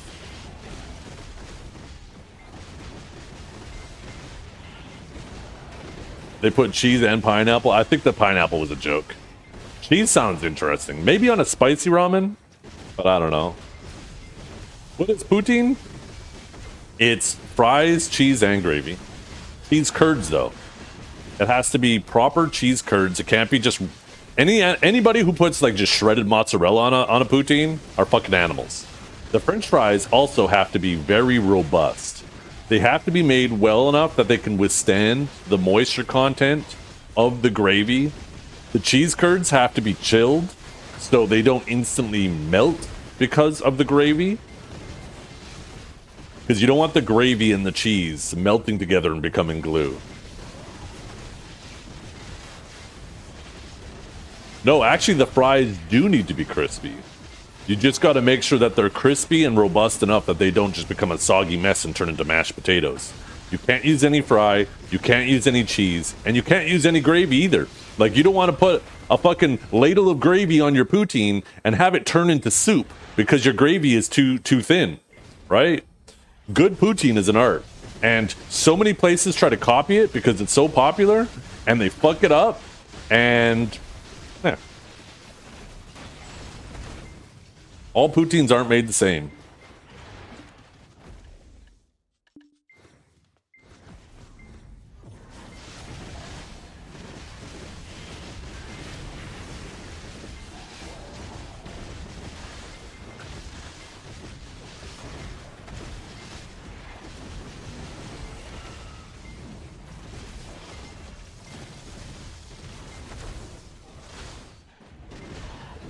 Says the man who's adding mayonnaise. Shut up, Hazel. You've already invalidated any opinions you have about food. I bet you put mayonnaise on celery. Nah, just kidding. You don't eat celery.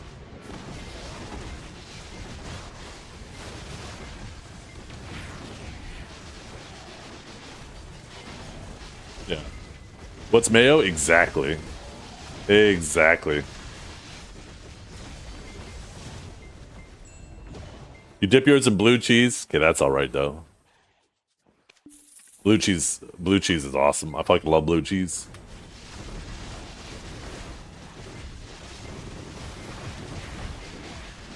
Blue cheese and buffalo wings goes crazy. As long as it's good buffalo sauce though too, not buffalo sauce that's just fucking vinegar. You guys ever have that?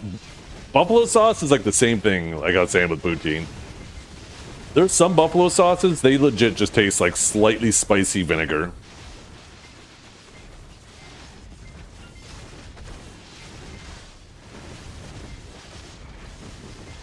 Oh, you're using... Oh, that's tragic, Hazel. Never mind. Here I was giving you credit. You just buy like a bottle. You probably buy a bottle of Kraft blue cheese, don't you?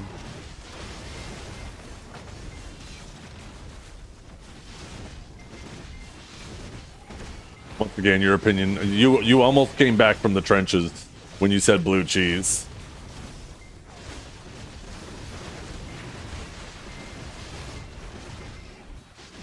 Here, I thought you made your own blue cheese dressing. That's unfortunate.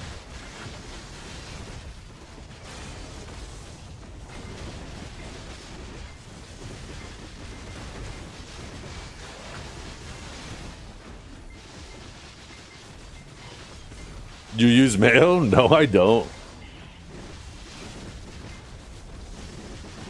You know what you do? You get yourself some blue cheese and you get yourself some sour cream and you mix that shit together. I don't know if you realize this. You can substitute the mayo for sour cream. And it's way fucking better, too.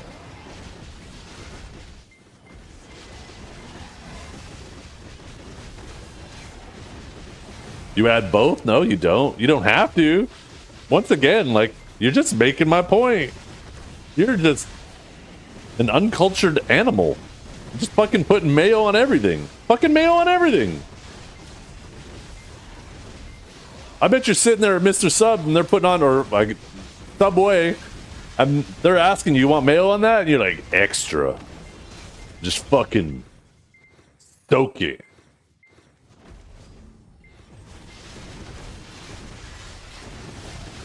What about instead of ice cream, you have a bowl of mayo? He probably does. I believe it.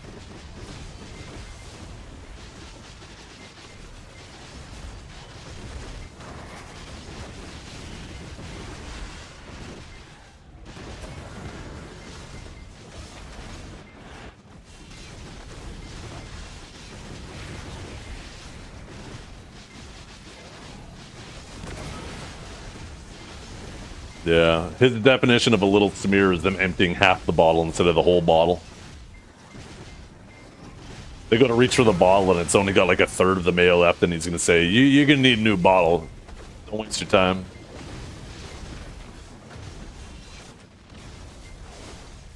I can still see a little bit of that lettuce. I can still see a little bit of the bun. It's gonna need more mayo there.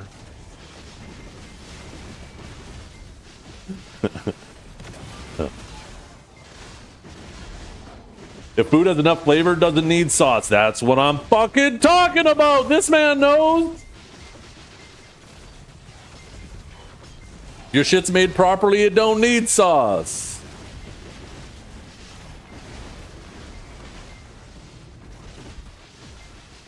And you know what really hits? Buffalo wing salad. Right? You got your buffalo wings and you have just a salad with some lettuce, some tomatoes, and then crumbled up blue cheese in it, and you have that with your buffalo wings. Cucumber in there too. Oh hell yeah, that's so good. You don't need mayo. Ugh.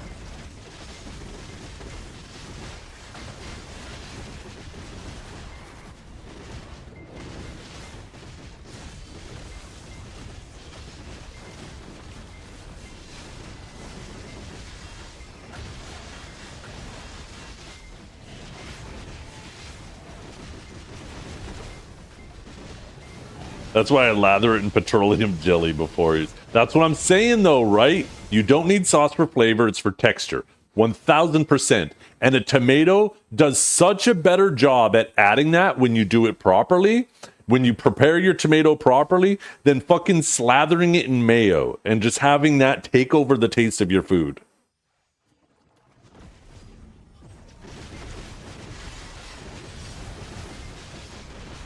Just butter and parm? Yo, butter parm and just like a little sprinkle of parsley? Oh, hell yeah. A bechamel, a velouté. I don't even know what that one is. Espanol? Wait, that's Spanish. Tomato and hollandaise. Ooh, hollandaise is so good too. Y'all have no taste buds? No. You have oversaturated your taste buds with mayo, and that's all you fucking taste. Are you kidding me? You're gonna tell us that we have no taste buds when you're talking about using fucking mayo with everything. Like, what? What the hell? Where's the consistency? I know nuggets with ketchup and mayo.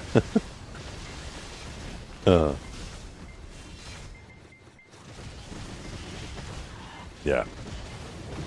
Oh yeah, homemade mayo, homemade ranch too. If you're gonna use those things, at least make them homemade. Although maybe not mayo. I mean, we keep a container of mayo in the cupboard because there is uses for it. But this man's putting it on everything. I'll have a bottle of mayo in my fridge last for a goddamn year. Yeah, I'm not a big fan of Thousand Island dressing either myself. I don't use it on anything.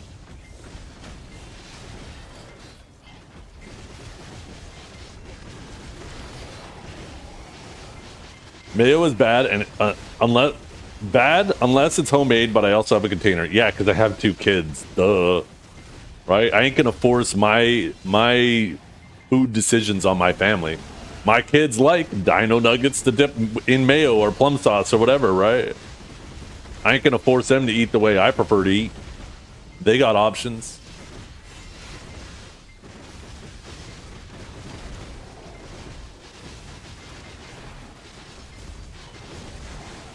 See, I can't stand ranch either. Ranch just takes over. I will do a homemade ranch with fresh veggies as a dip, but that's it. Like, I cannot do ranch on anything that other people do. Ranch is just, it is such a dominant flavor that just takes over whatever you're eating. And like I said, homemade ranch with veggies, I can deal with it. But not a big fan of ranch at all. Same with ketchup.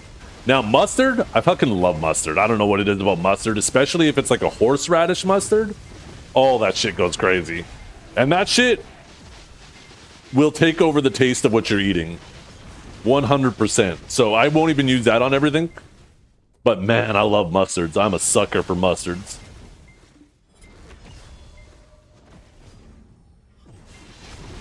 Yeah, honey mustard's good too. Oh, it's so good. Honey mustard, a horseradish mustard, any type of real spicy mustard.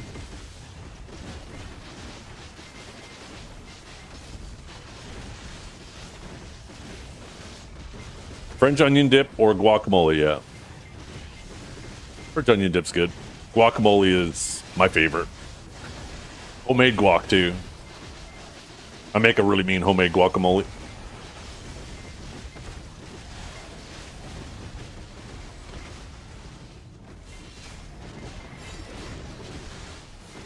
I want to make French onion soup now that you mentioned French onion.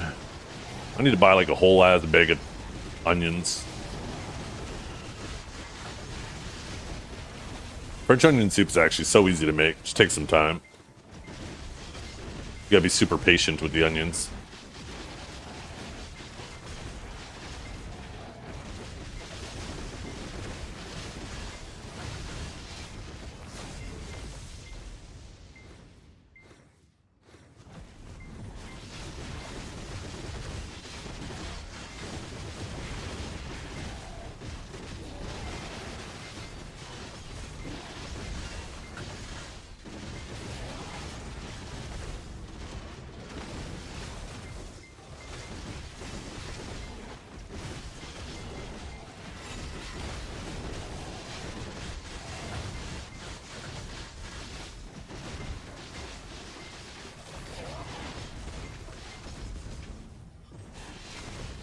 How much you want to bet Azel uses mayonnaise? He has a bottle of mayonnaise that he uses at the beach for sunscreen. He just fucking lathers himself up on it.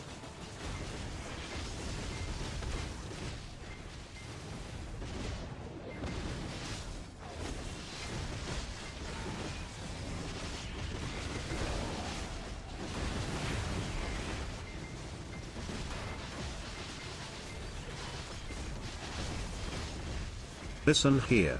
It's hard to hear you from behind that honker of a nose, but mayo is fine if used correctly. If adding lettuce, tomato and mayo on my 93% lean beef patties makes the burger taste better, I'm gonna do it. Yeah, and you're wrong. It's okay to be wrong. For one, why are you using 93% lean beef patty when you can do an 80-20 like a fucking real person? And now, like, it doesn't make any sense to make a fucking lean burger and then add the fat after, you dumbass.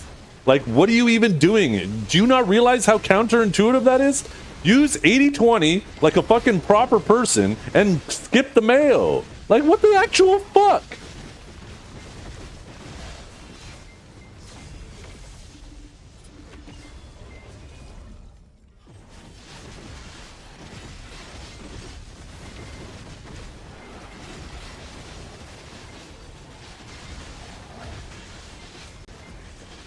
99% turkey lean or 93%? On your burgers? Oh god, I'm positive I'd hate your guys' burgers. You know what the best thing is about 80-20 as well? Is when you're cooking it on the grill, that fat, right? It comes out, it flares up, gives you your flame. So you get that nice flame on your burger, kissing it. You fucking need that fat in your burger, you savages.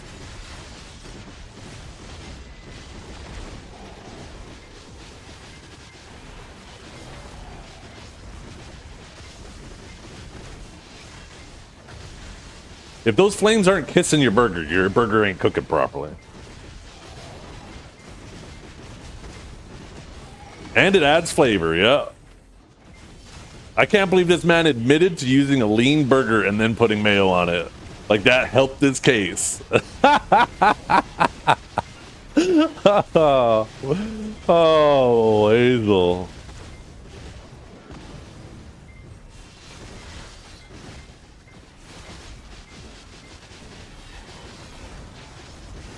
And Canada was a mistake. Yo, man's getting ready to commit a genocide on Canadians over this conversation.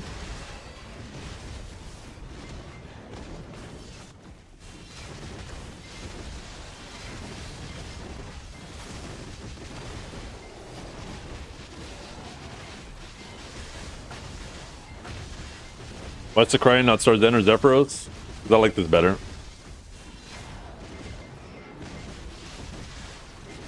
Is more of a Montreal thing.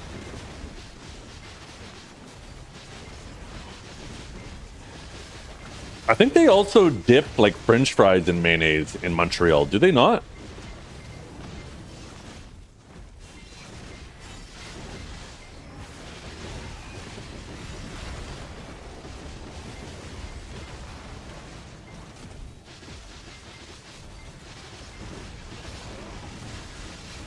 Holy fuck, I'm out.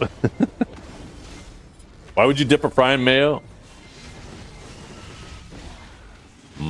Beef tallow.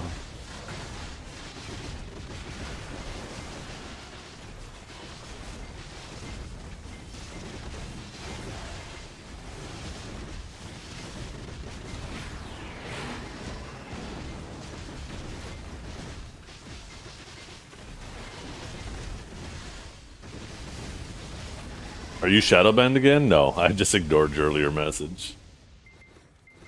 What do you use for your burger? 97.3? That's what we were talking about earlier, Trep. No, I do 80-20 like a fucking proper human being. This man, we were having a whole ass heated conversation about fucking using mayo on burgers. And this man's like, I use a lean burger and then put the mayo on. It's like, so you're getting rid of the good fat and putting on that fucking nasty fat. Like, what the hell?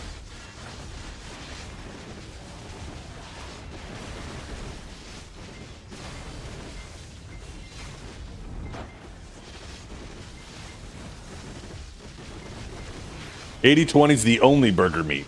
Trep knows. Trep knows. I do even 75-25. Unfortunately, I should actually maybe go to the local butcher and get them to do it.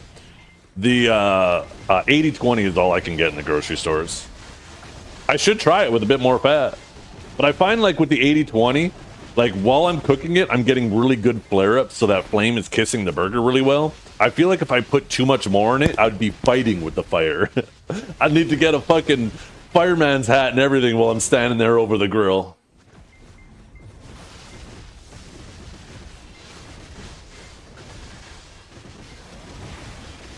Someone out here hasn't meal prepped. You even lift? Yeah, your mama. That's why I'm so big.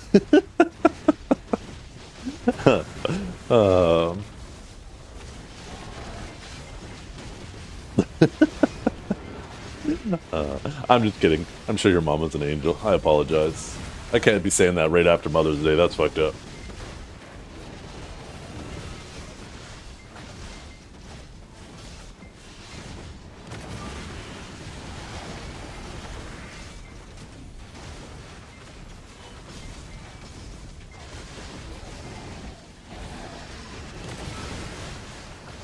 Oh, what the hell, Hazel? Best ad break timing. Can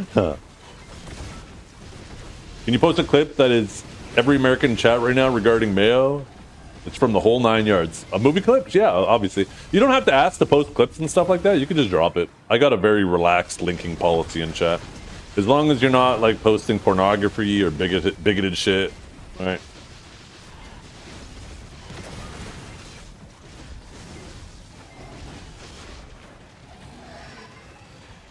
Let's see this. Jimmy the Tulip Tedusky.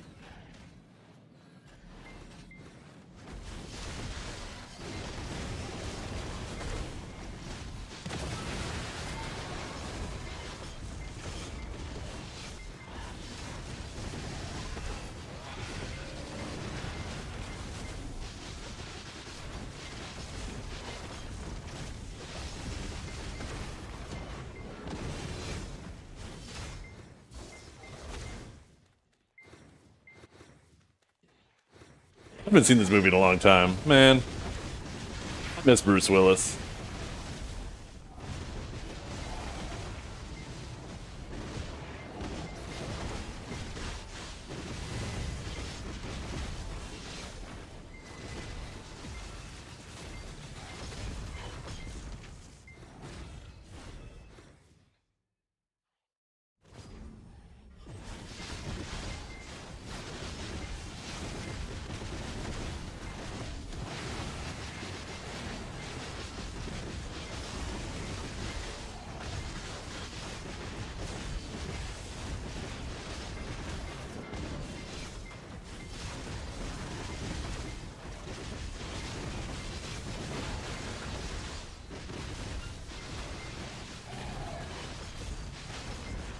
What's your prediction for the new item that reached 400 AP? You mean for the ball? Oh, it's not going to be a new item. I think it's most likely to be accessories. A whole ring of them. If you take a look at your bar and take a look at the cost of like maxing everything out except your accessories, it's way higher. Accessories are also some of the oldest, right?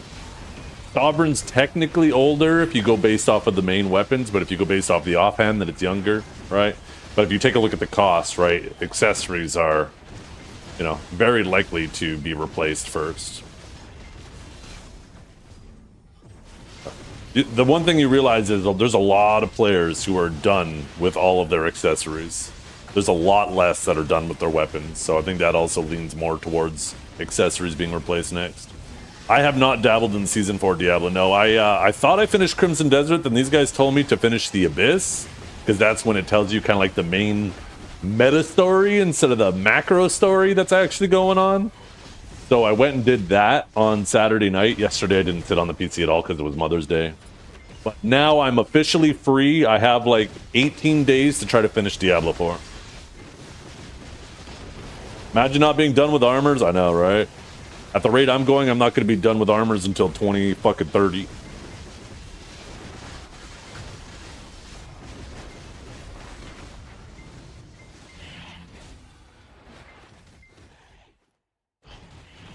What the hell happened to Matthew Perry, by the way? I didn't even realize that man had passed.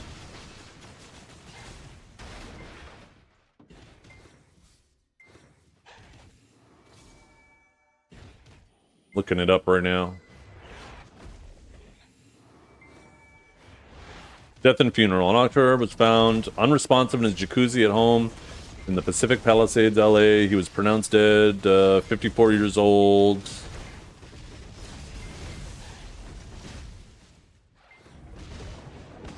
Acute effects of ketamine, including the effects of buprenorphine and coronary artery disease. Huh. Welcome to 2 years ago? Fucking 3 years ago. It says 2023 that happened. October 2023. It's 2.5 years. Mayo got him. You're so buttered. Maybe it did, though. Maybe it did. That's funny.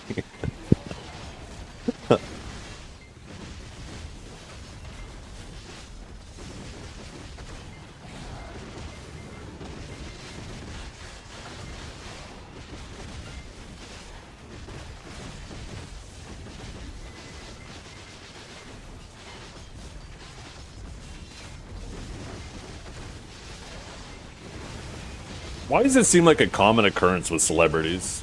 They get hooked on drugs, they're always sitting in a pool or a bathtub, high as fuck, and then they go unconscious and drown. Seems like this is a reoccurring theme. They need to put a disclaimer on drugs. Do not use around water. That'll stop them. At least then they'll know.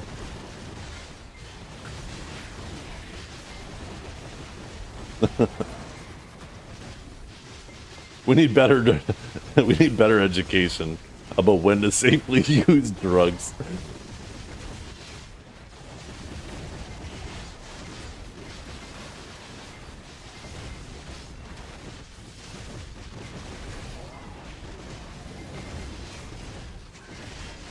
So Americans don't put mayo on burgers, but they put it in chocolate cake? Who puts mayonnaise in chocolate cake? I have never once seen or heard or seen that. What the hell did you just type?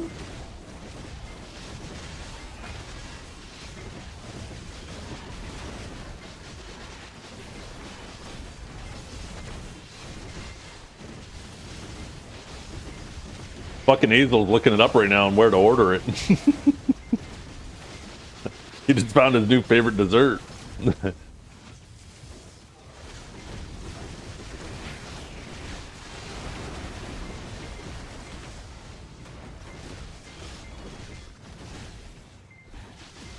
How much you want to bet?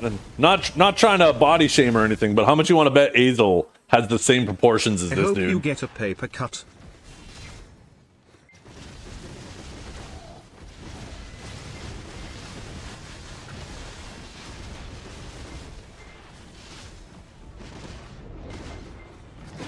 Look at the title too. This chef's cooking should be illegal. I already agree.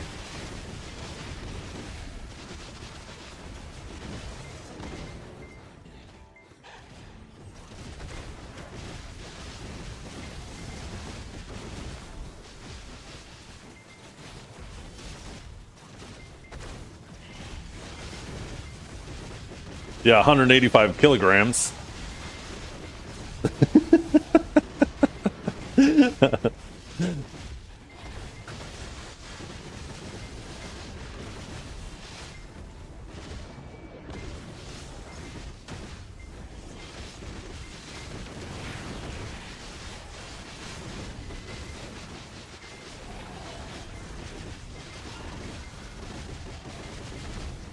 That's crazy though. Mayonnaise in a fucking chocolate. Ugh. Actually giving me the shivers.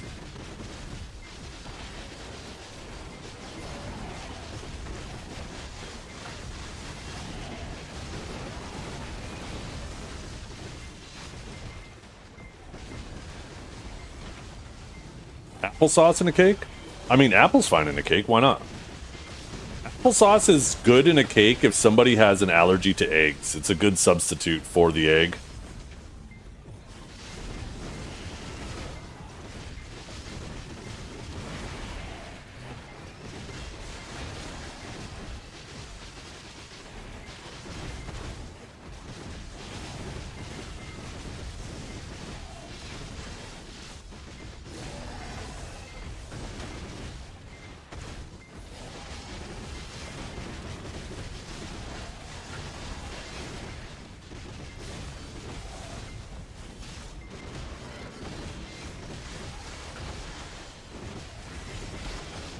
You know what I find is a lot more effective than worrying about the amount of fat or sugar or whatever is in your food? Is eat it normally how it's intended to be how it's intended to taste. But just eat less. You don't have to eat half the cake, right? You can just have a piece. Cutting the quantity is so much more important than cutting the quality, you know?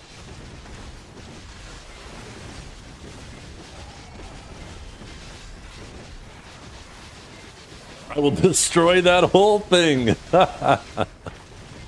Depending on the cake, though, it can be tough.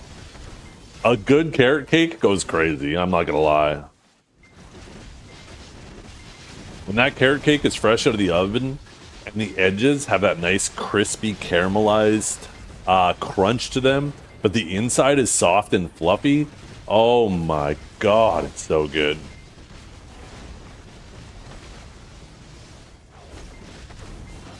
Death, can I give some women advice? Give? What's up?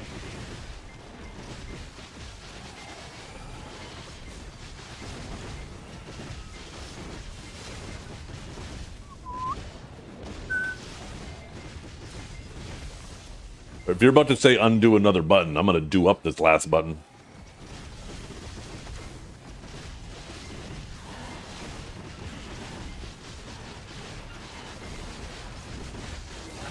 Yeah. And I find, Valkyria, I love a nice cream cheese frosting. But I find most places will make it way too sweet. Way, way too sweet.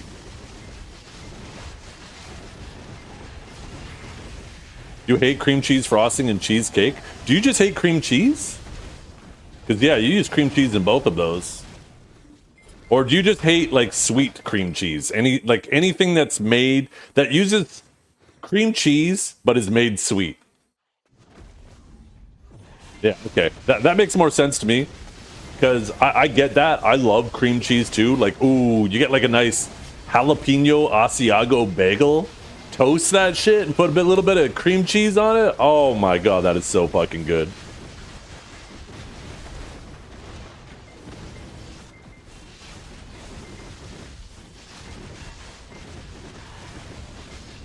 I also don't like cream. This is the same thing with the carrot cake. If the cream cheese icing is made too sweet, it ruins the whole cake for me. And it's the same thing with the cheesecake. I like it like with half, maybe even a quarter of the normal amount of sugar. I want it with a touch of sweetness, but I don't want it taking over. But I also like tartness added to it. So if you have like a nice blueberry cheesecake, so good. I'm a fucking sucker for blueberries. I feel like you just get like a little touch of sweetness with the cream cheese, but you have the tartness of the fresh berries, and it's fucking perfect.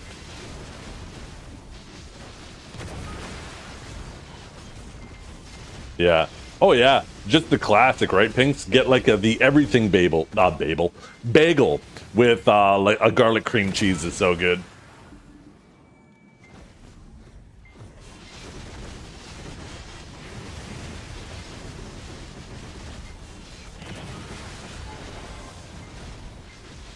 Tiramisu. Ooh, tiramisu is really good.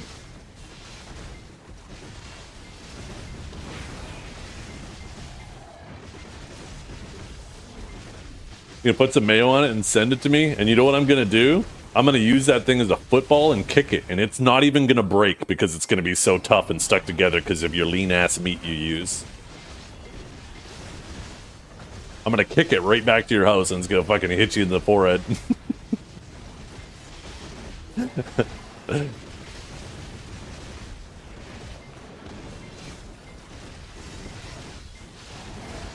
IEM Atlanta about to start? What's that?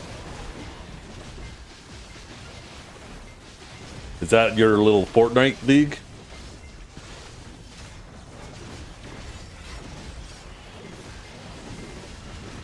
Oh, someone's calling me. One second.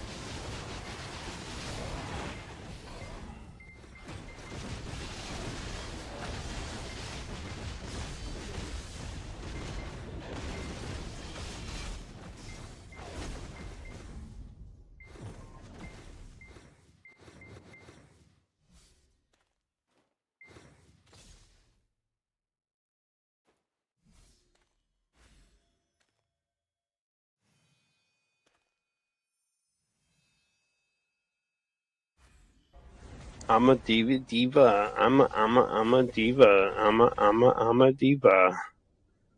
Not a diva is a female version of a hustler.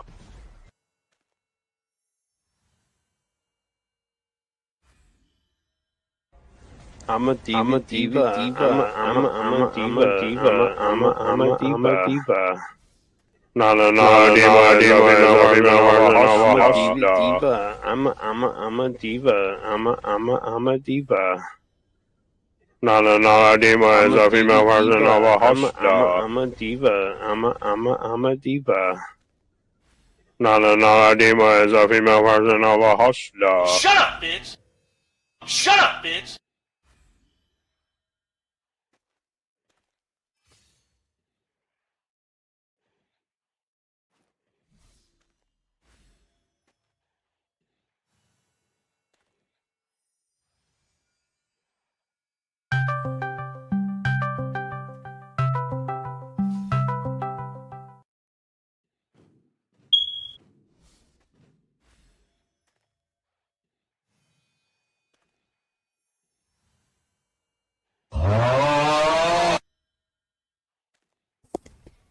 I wanna fuck the green M&M. I wanna fuck the green M&M. I'm giant one Ladian and I'm Louise. For store old Daisy. I wanna fuck that candy. Ain't gonna put M&M up my own ass. M&M up my own ass. I love shoving the green M&M up my ass.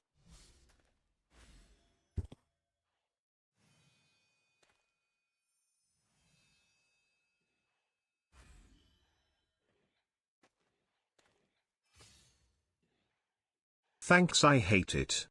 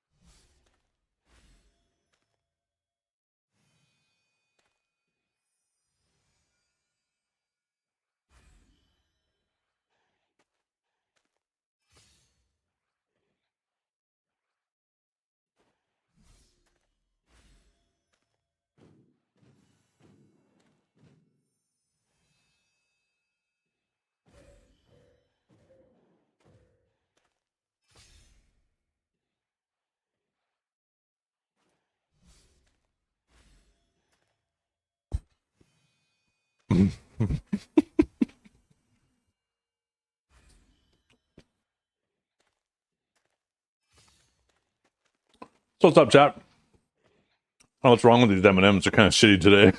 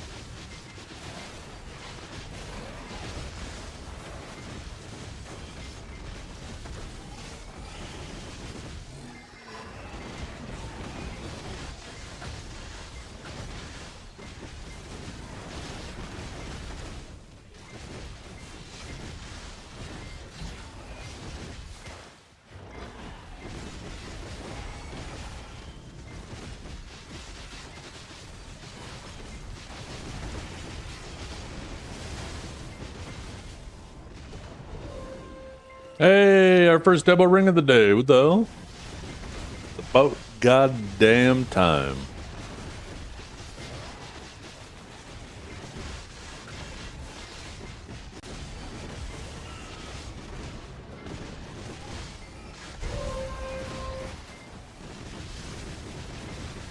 First ring of the day, yeah.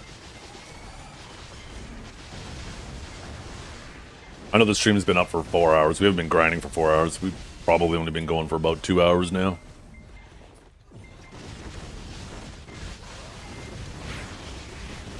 A lot of delays when starting. We were working on workers and stuff like that.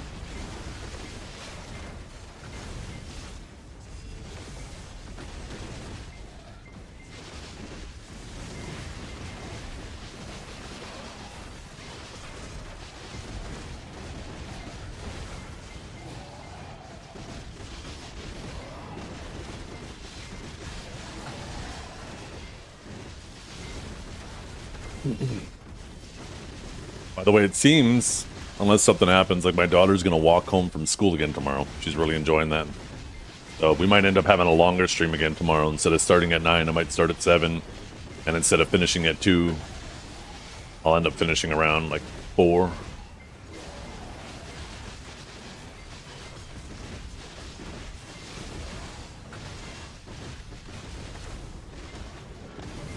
This is also their very last week of dance. Which is super nice. Or I guess next week is, I guess technically they have exams next week.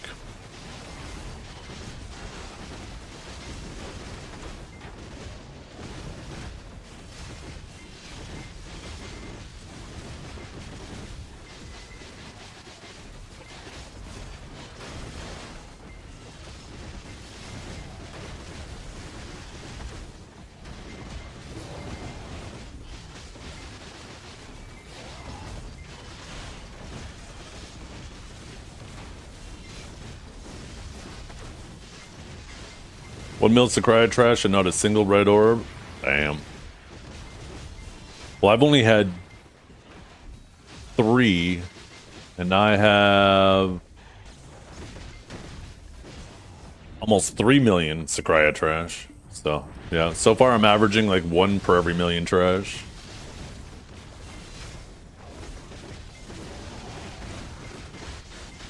Do you only play one class? Which shrine bosses do you do? 3 Aduxines and 2 Bamboos, because those are the most profitable ones.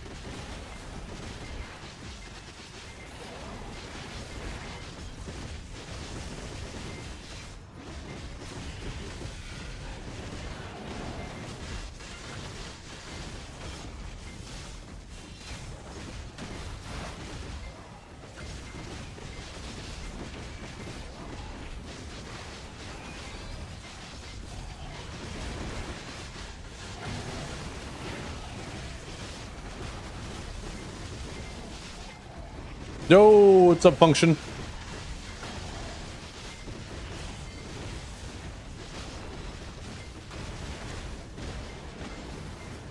Which AOB wave do you think is the most fun and interactive? None of them. Not a single one of them. That shit is designed just as poorly as I predicted it to be designed. I said when they first announced it, it's just going to end up becoming a weekly chore. There's going to be nothing engaging or interesting about it. And they met my expectations perfectly.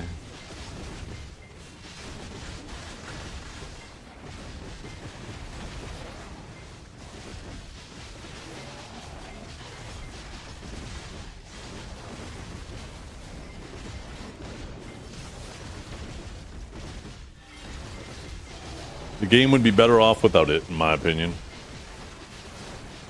Now it's just another weekly chore because it's definitely worth the time, but there's nothing fun about it. But now, because it's so worth the time, it now is just another chore added to the list of chores.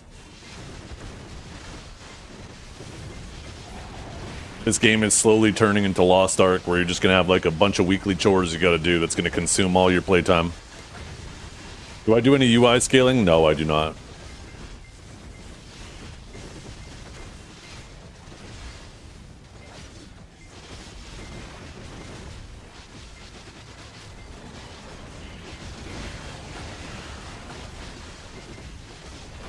It still blows my mind with all the weekly chores. Like when we had that Lost Ark exodus of people come to BDO back in 2023 or whatever it was.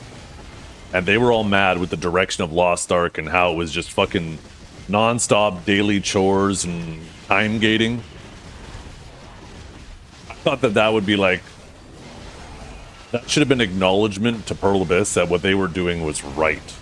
And the fact that they've been moving BDO towards that is crazy to me.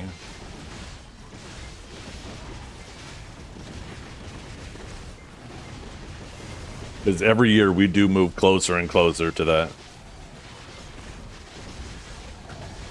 I stay at default 100. When I played at 1080p though, Trep, I scaled it to 80%, which was roughly these same proportions. So if you're playing at 1080p and you want it to be similar proportions to these, yeah, do 80%.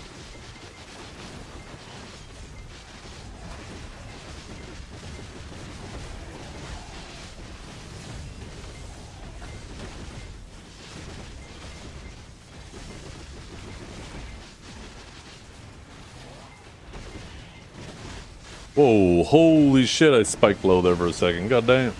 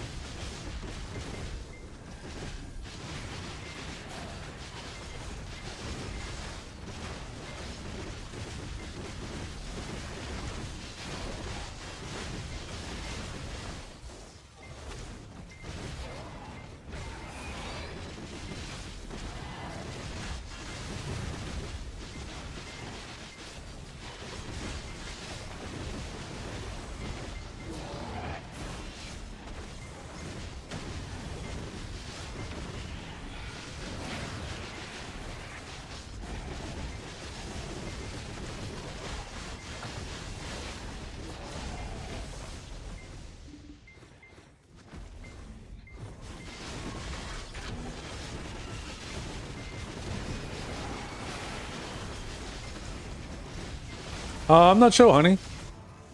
I'm not sure. There probably is the best spot for it. I personally don't care. I prefer to always grind where I enjoy to grind. So I burn any of that stuff just here, wherever I'm grinding.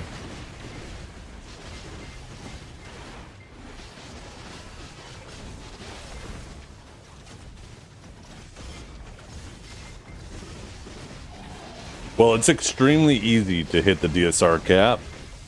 So if you're already at the DSR cap, then use Vicious Shadows.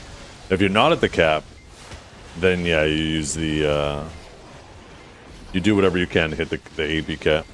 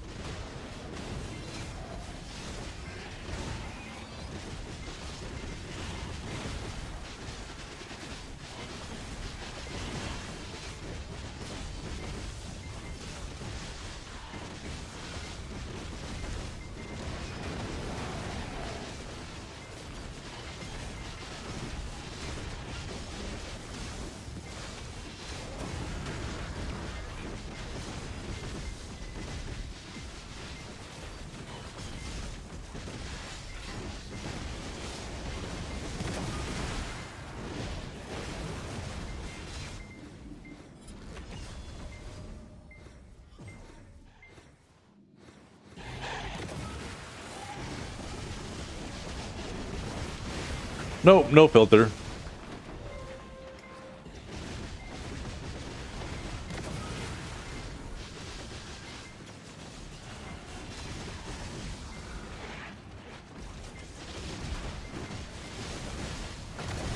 Yep, no photo filter.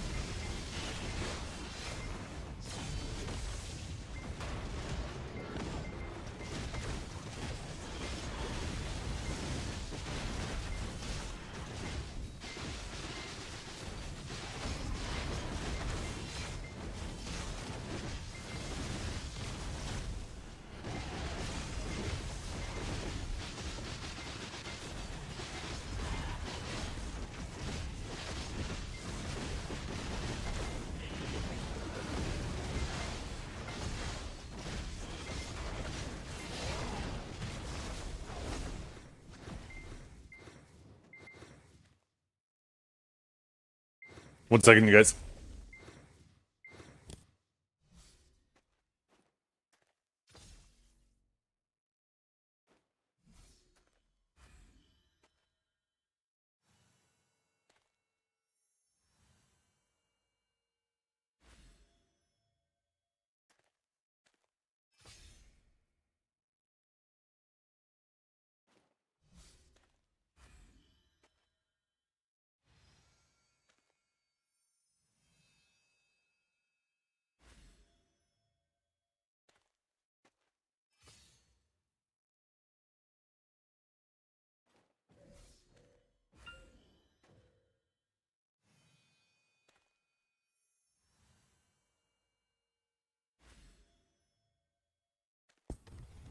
I was about to say my wife forgot to pull out the meat, so she asked me to, and then I realized you guys would be making it fucking weird.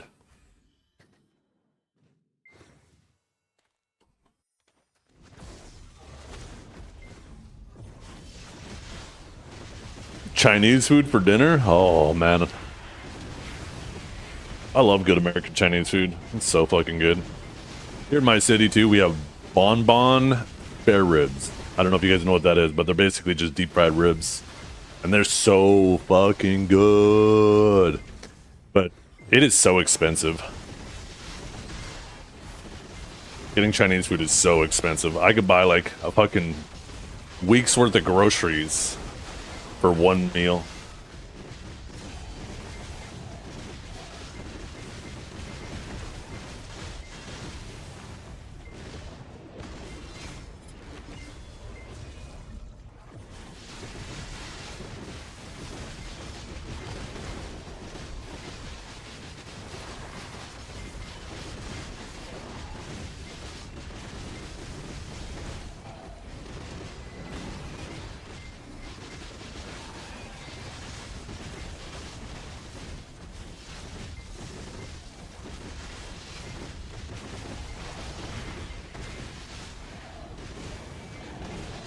Fried chicken fried rice for $2. Oh my goodness. That's understandable though. If you make it homemade.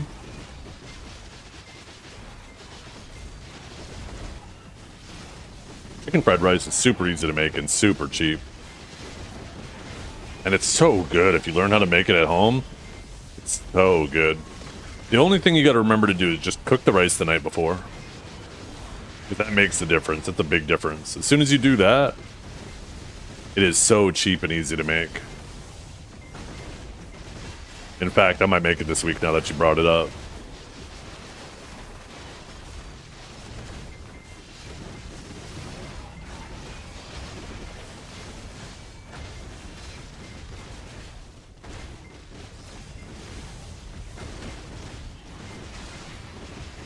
Basically, what you do, Pokes Malone, is keep working on your AP, and as your AP gets higher and higher, you go to better and better grind spots. And then once you reach a point where you're struggling to survive, or you're starting to notice that you might start struggling to survive, then you focus on your armors for a little bit.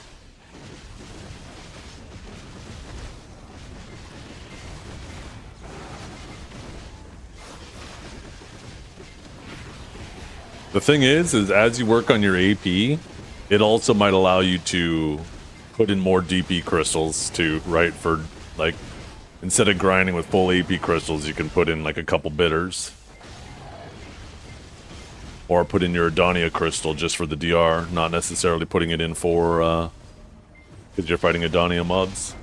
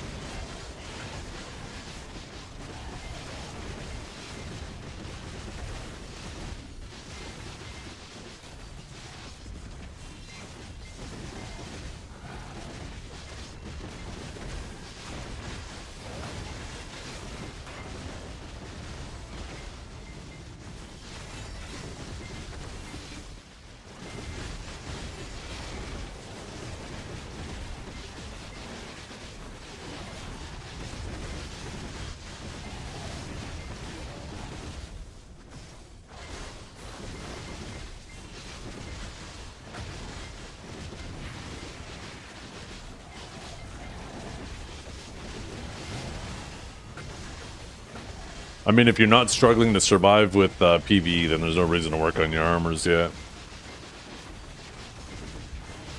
And if you don't do PvP, then there's really no reason to care too much about your armors.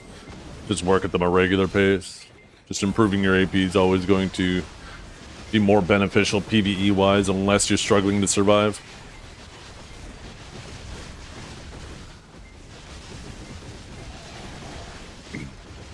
Also, AP is the main thing that's going to stop you from getting more stones in the Adonia region too, right?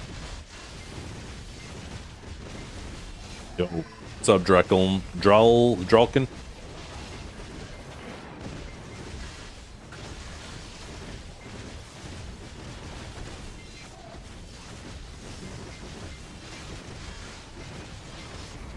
Kinda want that shiny armor and Oct armor. Yeah, it doesn't really make that much of a difference, though. Unless you're wearing the Adonia armor as a cosmetic, it's not like your weapons where you can have the glow show through. And even then, the glow is so minor on the Oct armor, right? Like,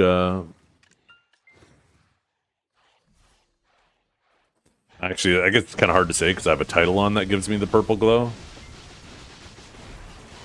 But it's very inconsequential, that is for sure.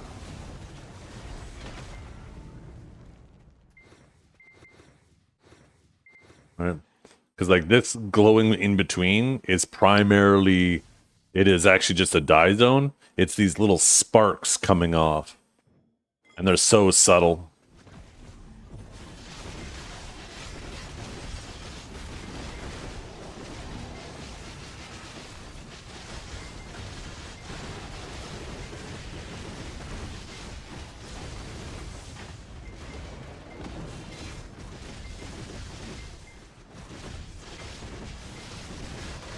Do you think they need to add artifacts and crystals, golden pig ones in other places? I don't know. I'm not sure what you mean.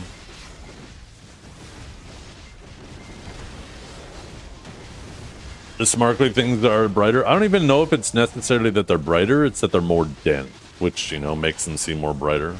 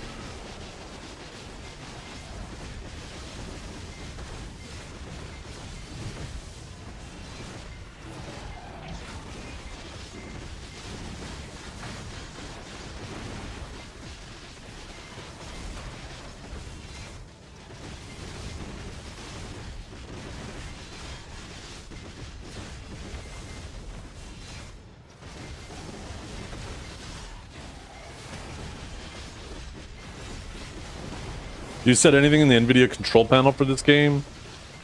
I don't know.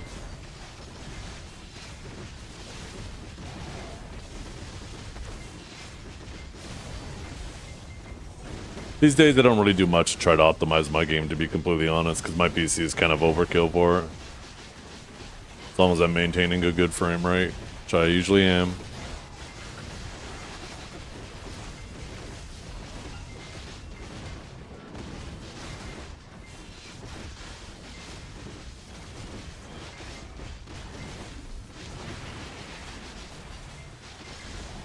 But there are some guides out there, right? I can't remember if the Icon app also optimizes your Nvidia settings for the game, but there's also that, right? Icon is pretty good if you want like a one-click button. That'll do everything for you, as well as, you know, disable some unnecessary shit that Windows is doing to free up some resources.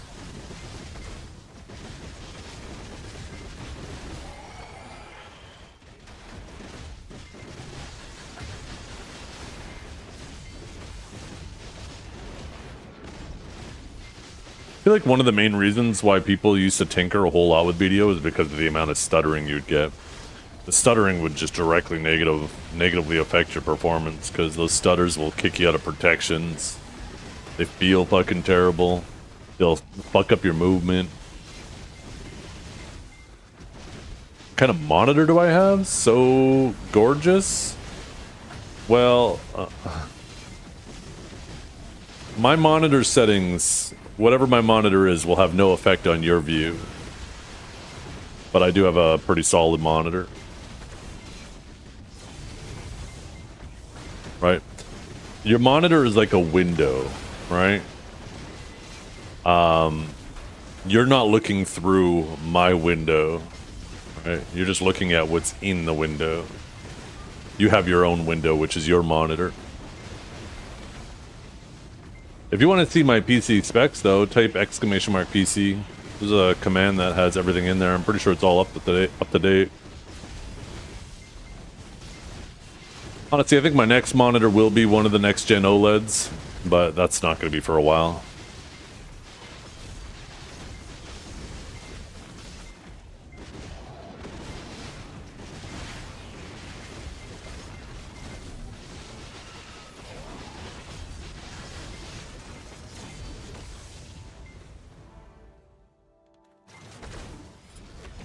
Yeah, the tandem OLEDs are nice.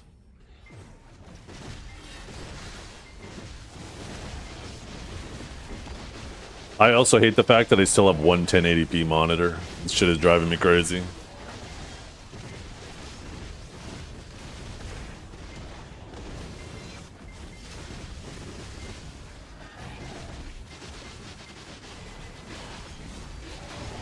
Trap bid.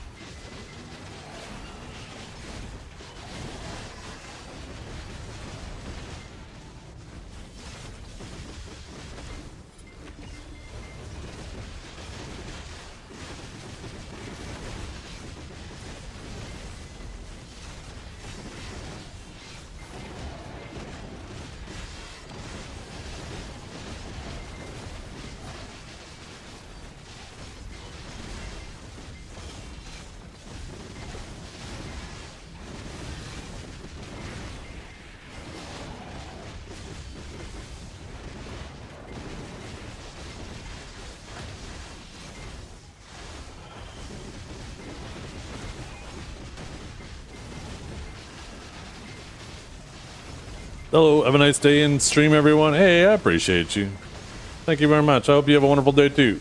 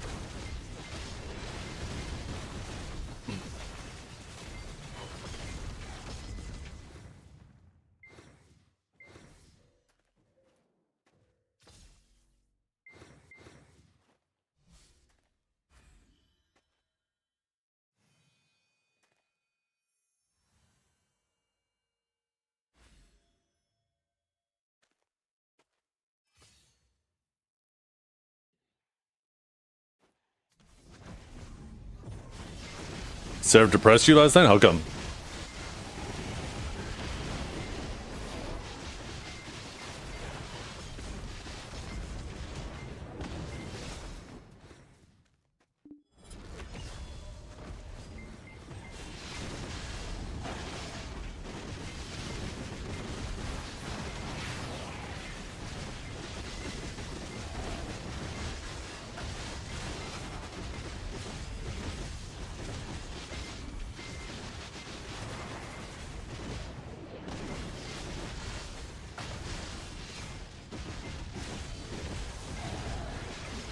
Yeah. Yeah, the way she flows through in her PvE shit, she's a really, really good and really comfy PvEer.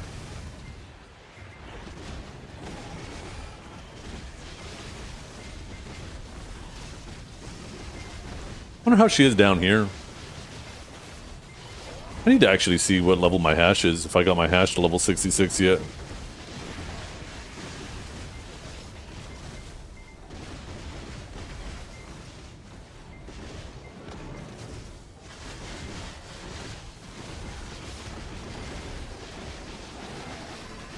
I don't know what I'm going to level next after my hash. Did I ever finish my Drac? I think I did, didn't I? Or was Drac on the list of classes that I need to do? Oh no, I didn't do Drac. Maybe I'll do Drac next. My hash should be at least level 65 by now.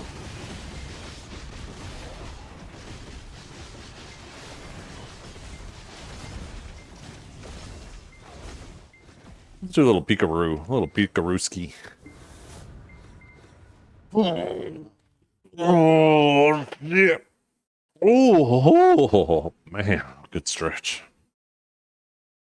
Wait, wait, where's Mosaic or whatever? Somebody was supposed to give me female advice. Can I give you woman advice? My Kurok, what'd you end up saying? Why when I talk with a crush, I have like 20 IQ. When I talk to a girl I don't like, I'm 500 IQ. Because you're trying too hard to impress her and or worrying too much about how she perceives you.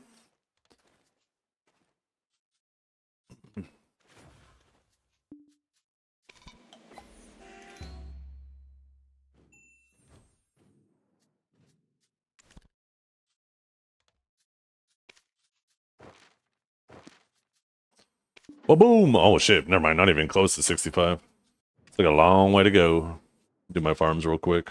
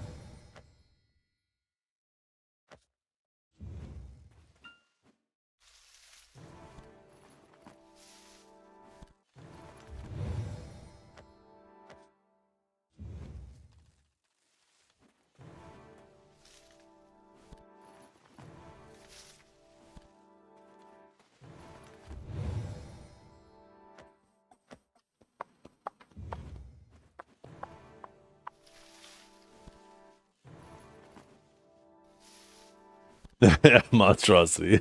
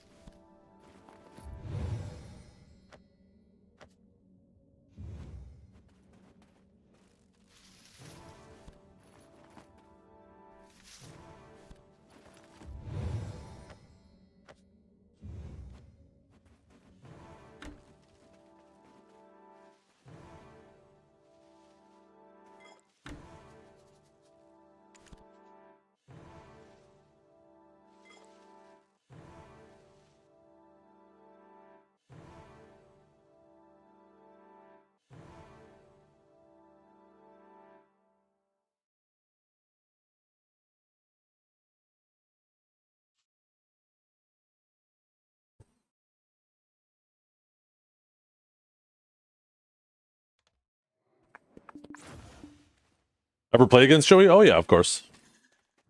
Yeah, Joey always popped off. He also always on whatever was the best at the time, but he would always pop off on it too, right? Outperform other people who were playing the same thing. He was not only a really good large scale player, if not one of the best, but also, you know, he would apply that on whatever was the best at it at the time too, which made him a absolute fucking menace.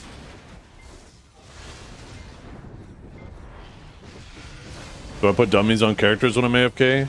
Or characters on dummies? No, I fish. Silver's more important than XP.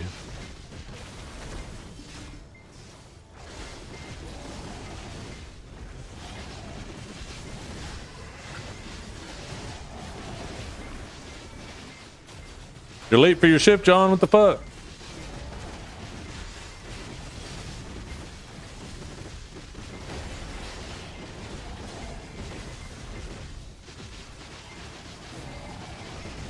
You were here earlier? Oh, were you? Oh, okay. Well, who authorized that break? Huh?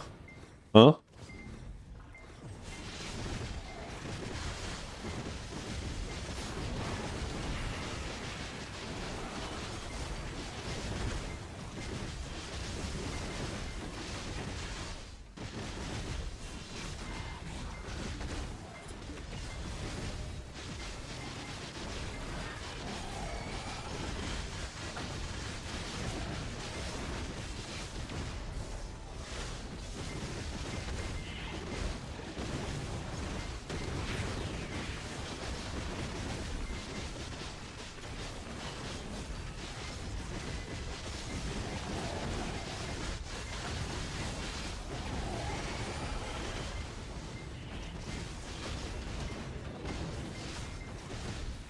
Was there another episode last night? No, I'll have to watch that tonight. I think it's every Sunday there's a new episode, right? No spoilers. Why Sakurai? Because I'm a grown man and I do what I want. Oh, from last week? Oh, I've seen it then. I don't want to say what happened in it because I don't want to spoil it for anybody else, but how can I ask this question?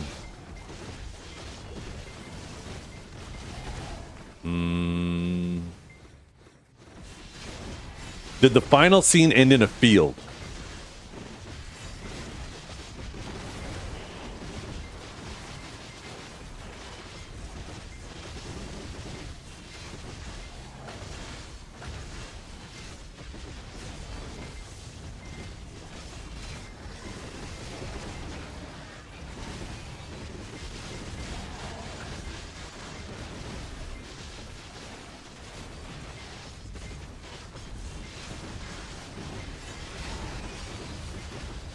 I'm a little man and I can't do what I want. Not enough AP. I'm jealous. You'll get there. You'll be a big man one day.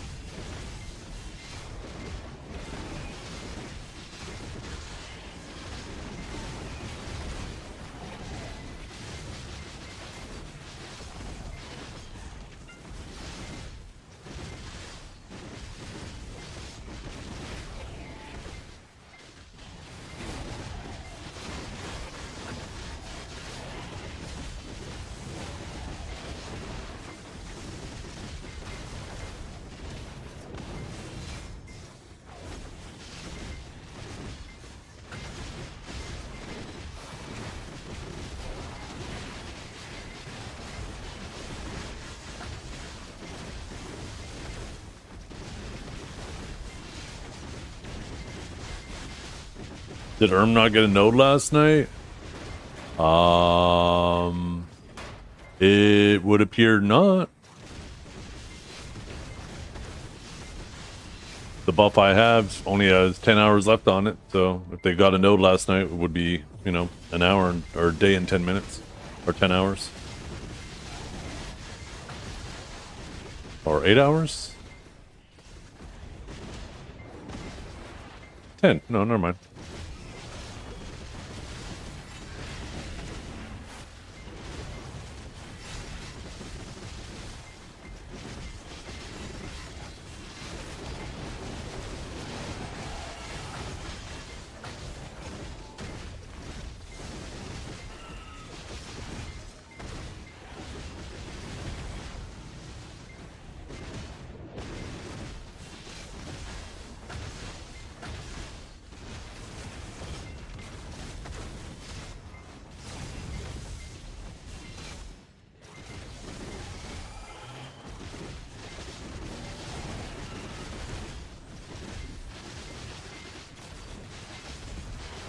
Correct me if I'm wrong, you guys. Doesn't the...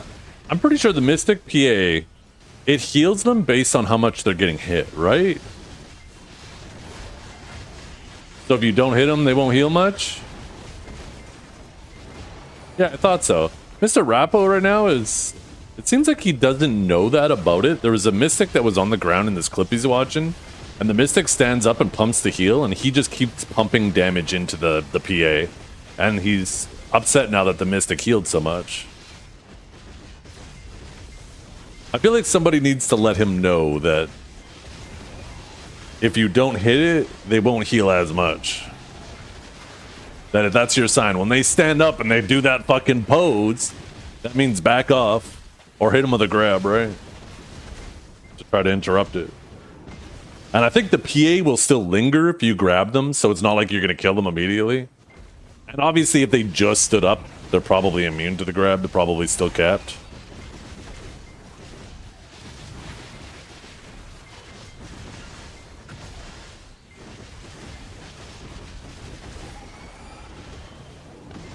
No, there's no resists in video anymore, Azel. They got rid of them. That probably was a thing. I'm pretty sure that was. Same with like other classes had grab resist. But resists aren't in PvP anymore. They removed them.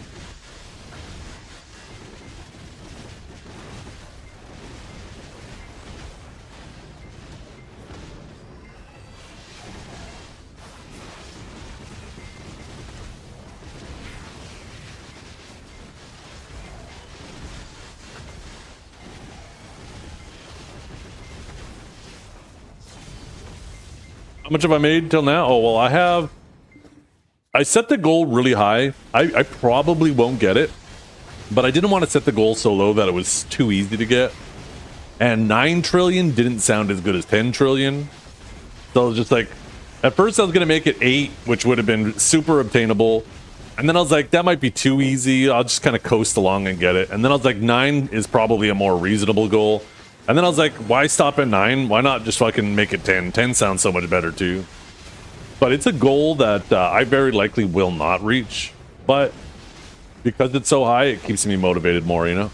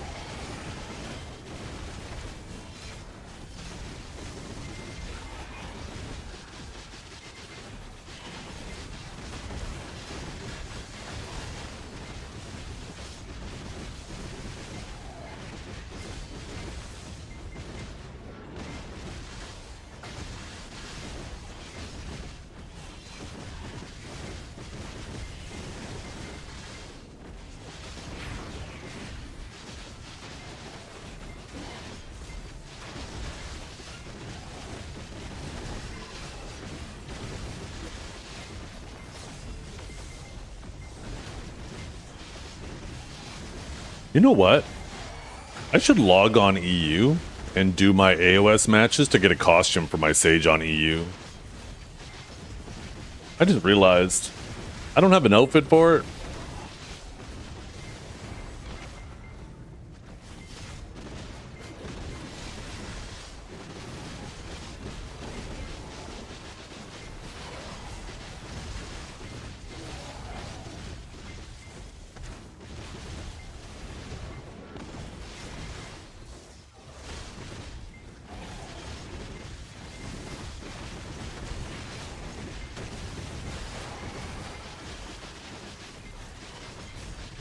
But again, what do I even need a costume on EU for?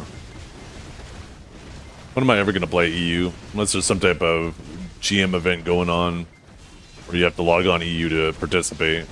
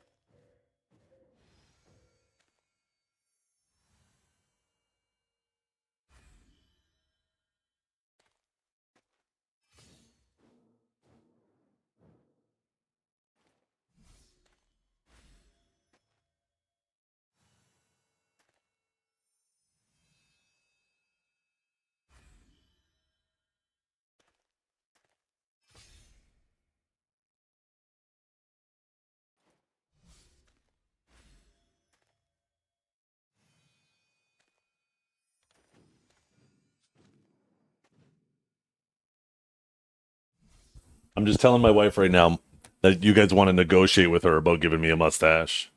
And then I showed her the picture that you guys sent me. Well, that's the part of the negotiation, right? They're obviously going to pay as little as they can. I told them, like, I don't have to look at myself. You have to look at me. So they got to negotiate with you guys. How long does it have to be gone for? Well, I mean, until it grows back, right? It would just be gone, and then I could grow it back immediately if I hate it. I'll be honest, if I absolutely hate it, I'll shave it off. But this is the picture, you guys. Oh, wait. Look at this one, hon. This is another one someone made. Thinking it's super fucking high resolution.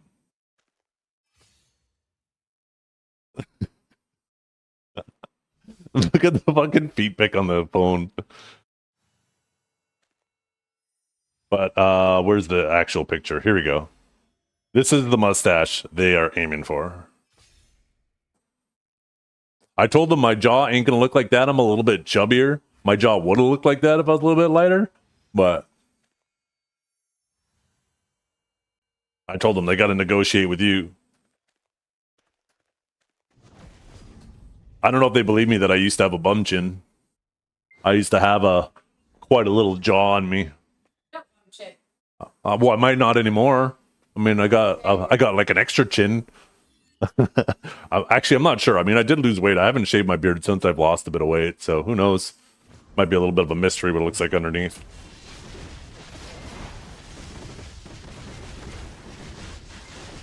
But I told them they got to negotiate with you.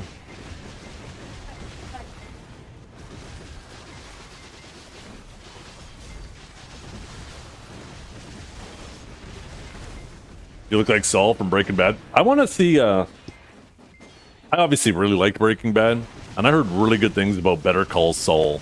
That's something that it's on my list of things that I want to watch that I still haven't got the chance to watch.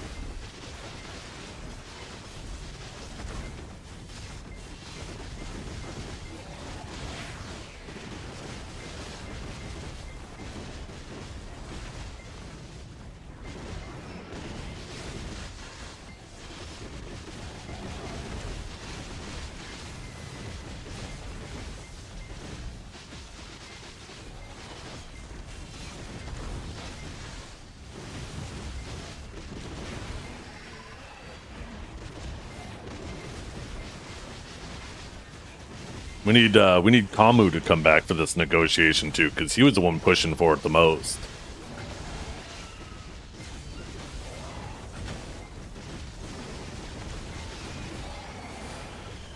How much for you to rock up to the ball with that stash? Well, I'm not going to the ball, right? So I can't afford to be paying $1,000 and taking time off to go to the ball, unfortunately. As much as it would be awesome to go.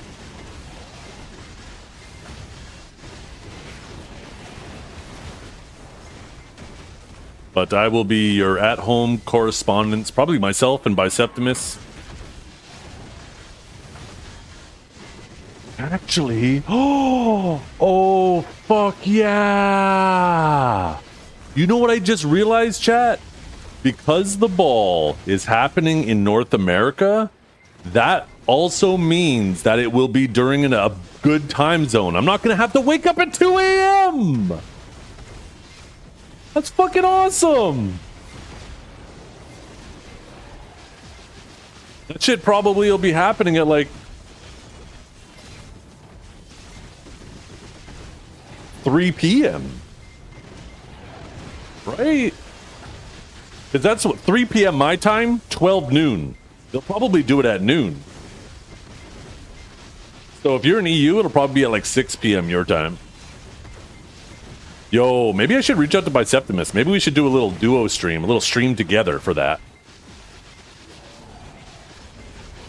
Middle of the afternoon, it'll be the evening for him, the morning, or It's the beginning of the afternoon for me. Maybe we could do like a little stream party too. Get someone else in, get some others in on it.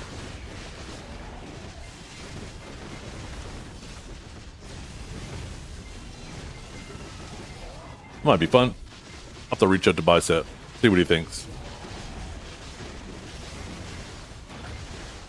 Bring back Orca for translation. Oh, yo, I wonder if we could get Orca in there. Like the good old days. You're right. I remember when like Orca was the go-to whenever there was something going on. Because yeah, he would live translate the Korean shit. Get Janae, Blue, Neptunes, and Shaky, and we got a party. Yeah.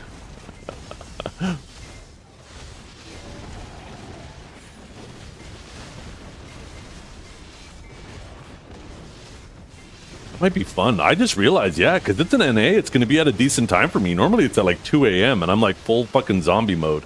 There's no way I'm going to turn on the stream to go watch that shit at 2 a.m.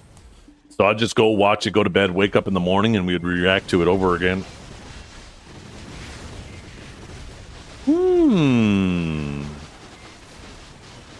Does Bicep play on NA? He does, yeah. He's an EU player, though. Plays on NA.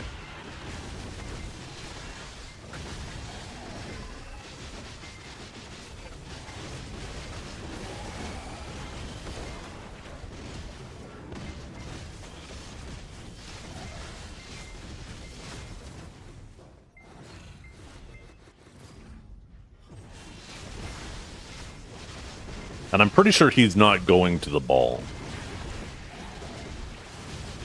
I can't imagine. I mean, maybe he is. I'm sure he would have mentioned it already, though. So probably not. So obviously, as big of a deal as it is for me to go there, it's an even bigger deal for him. He has to fly across a pond, right?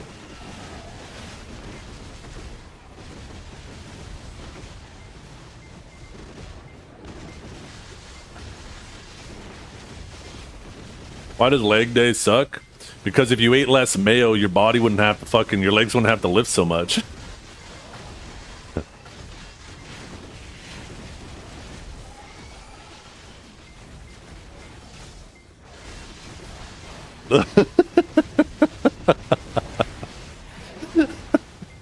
Oh, fuck.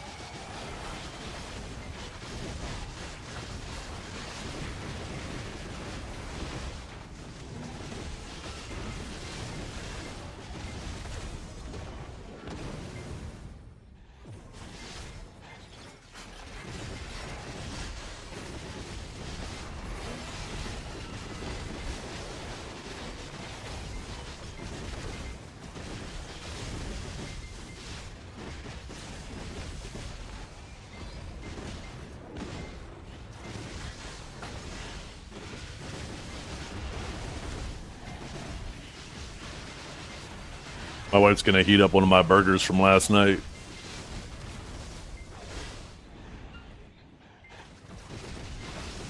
Battlefield 6 new map looks pretty popular. I haven't played Battlefield in so fucking long.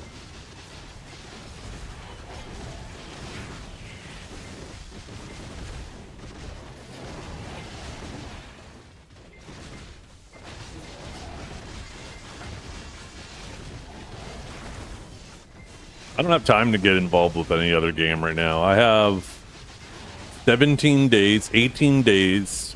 I gotta beat Diablo 4, its latest season and expansion. Then in 18 days, the new PoE shit comes out, and that's gonna give me like under a month to finish that before the Heidel Ball. And then who knows how long whatever content that is announced there takes me. What do I think about the new PoE 2 changes? I think they look awesome. I'm excited about how much they're adding, and that they're planning also to do a 1.0 release on it before the end of the year is awesome too. I really like PoE 2.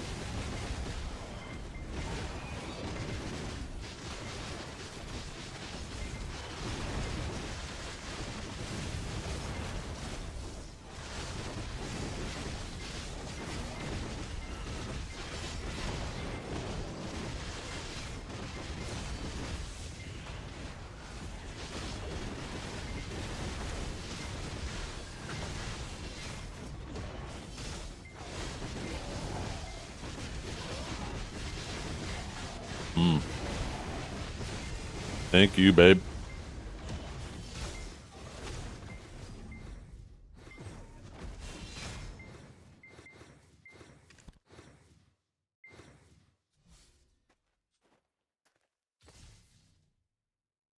Good. A burger, as it's naturally intended. That is a tasty burger.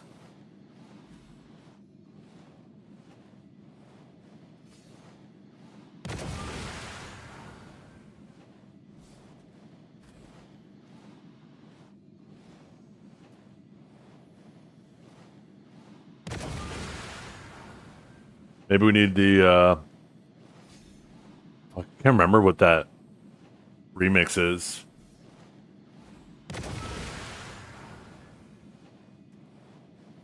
Yeah, here we go.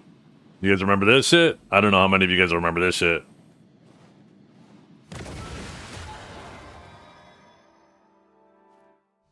Play this while eating.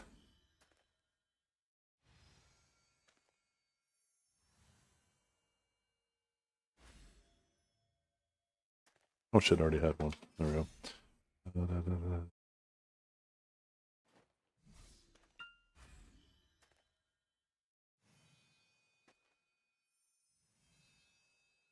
Sorry, YouTube, you unfortunately are not going to hear this because it might be copyrighted, so.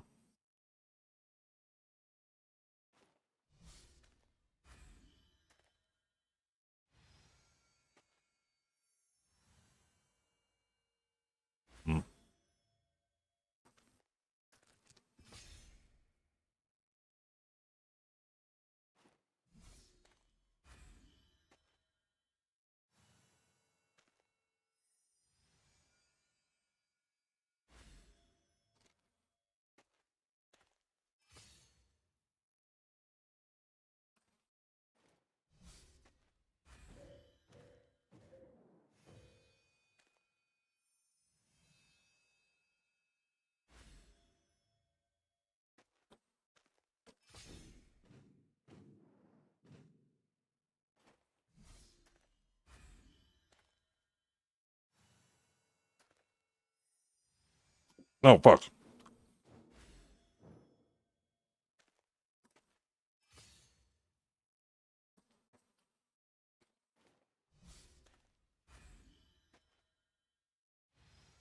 I shit was made 13 years ago. The video, this song video, it's off of Pulp Fiction. This reminded me of Pulp Fiction, where he goes, "This is a tasty burger."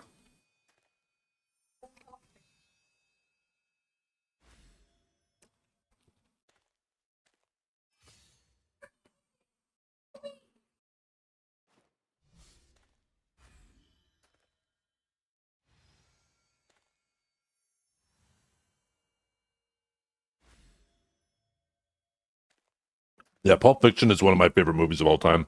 Fucking love this movie. This movie, Scarface, and The Godfather. Probably top 3.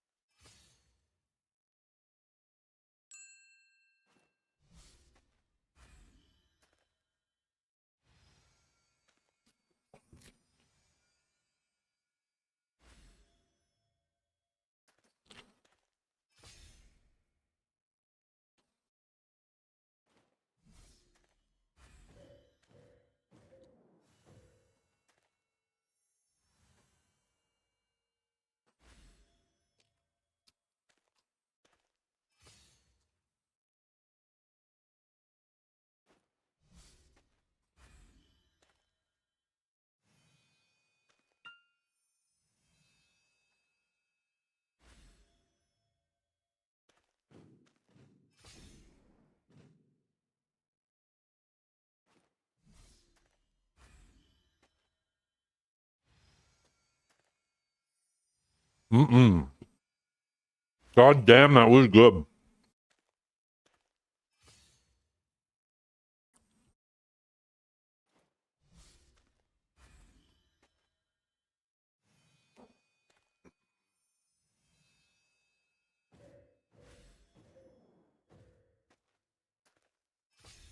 And a fresh cup of coffee.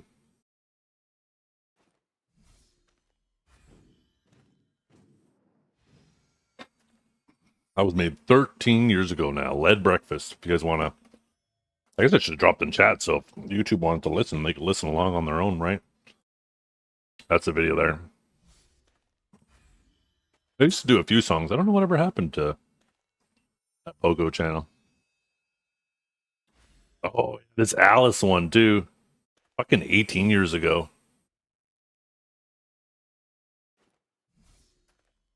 This one's kind of a vibe. Is it coming through? It is. Listen. I think this is the one I'm thinking of. Or maybe it isn't. Oh no, this might be a different one.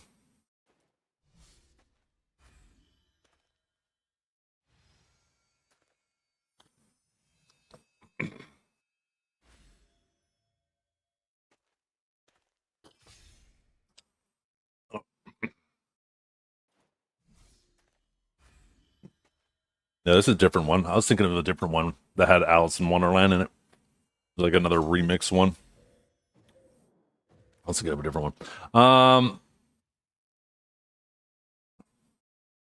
Get back to it. I'm done eating. Fucking devoured that burger. That's why I turn off my camera. I can't let you guys be watching how quickly I eat.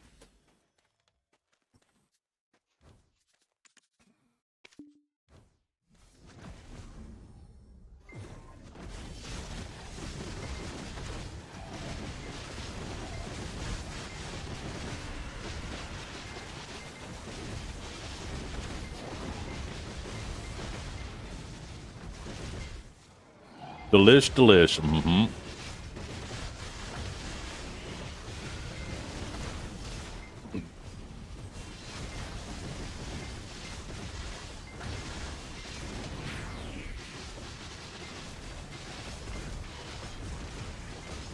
I did a couple different things with my burgers this time.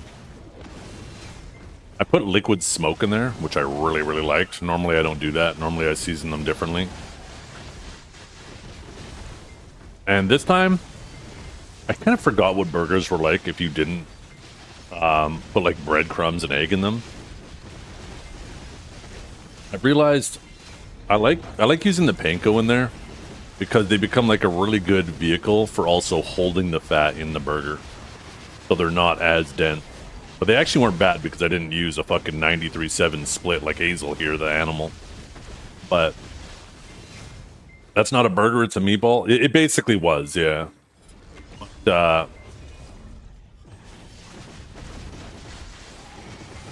yeah, having the breadcrumbs in there to help hold some of the fat in too. Use 93.7? Oh, well, you're an animal too. You guys are nasty. Make a burger properly.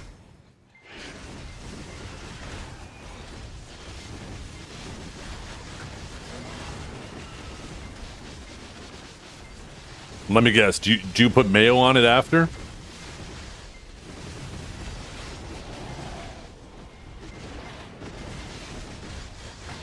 Well, I guess you wouldn't put it on before. Do you put mayo on your burger?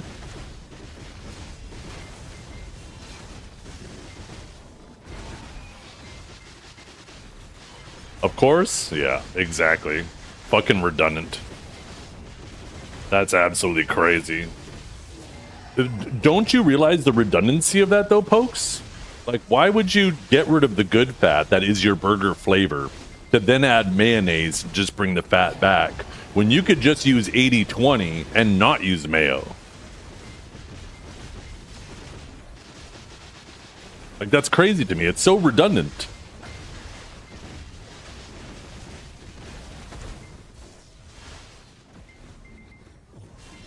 Oh, see? Ugh, that is Hazel on an alt account.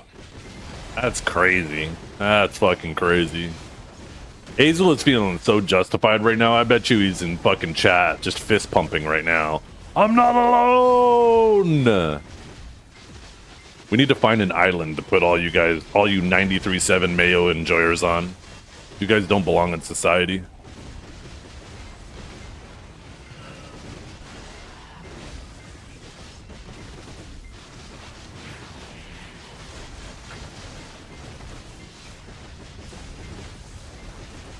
But you don't make burgers with 93.7? Wait, isn't that what you just said? You said you used 93.7. Okay, now I'm fucking confused.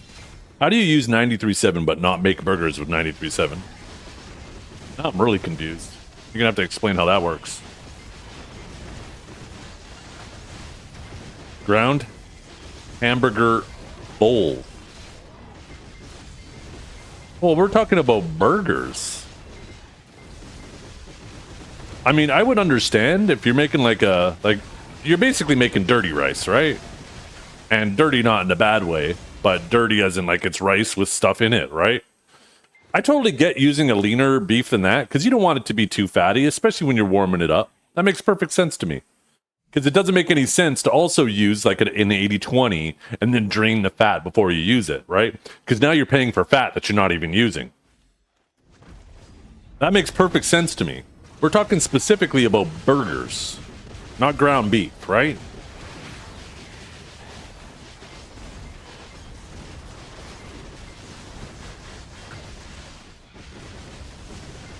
Yo, what's up, Ronnie? A fire grill restaurant that makes a good burger? Yeah. Honestly, though, burgers are not that hard to make. They're easy to fuck up, but they're not hard to make. Every man should learn how to make a good backyard burger.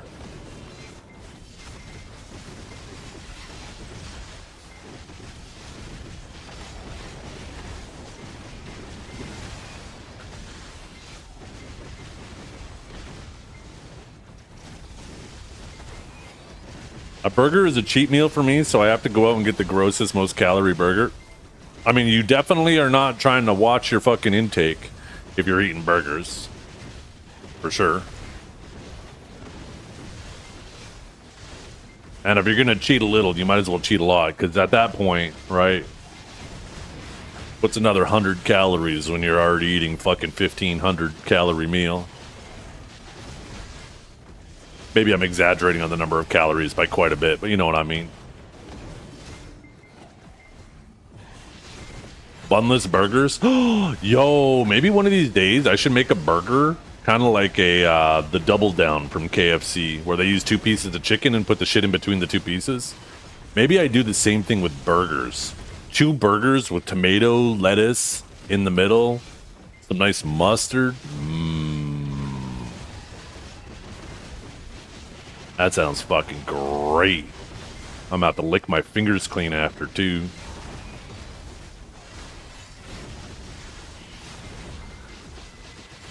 A cheat day a week keeps me sane, and it's important, right? It also gives you something to look forward to. If you take a look at like those food eating channels, like Man versus Beard, or not Beard, Beard versus Food. Sorry, that guy, like, he has a pretty good like channel where he goes around doing like different challenges, right? And you know, people always ask him, "How do you not get fat? How do you not get fat when you're eating like this?" He goes, "Because I don't do this every single day. I basically will eat like fucking 6,000 calories in a meal, and then the rest of the week, I'm doing like 500 calories every day. And if you average it out over the course of a week, right, it ends up being like his 1,800 or whatever calories that he's supposed to take, right? It averages out over time."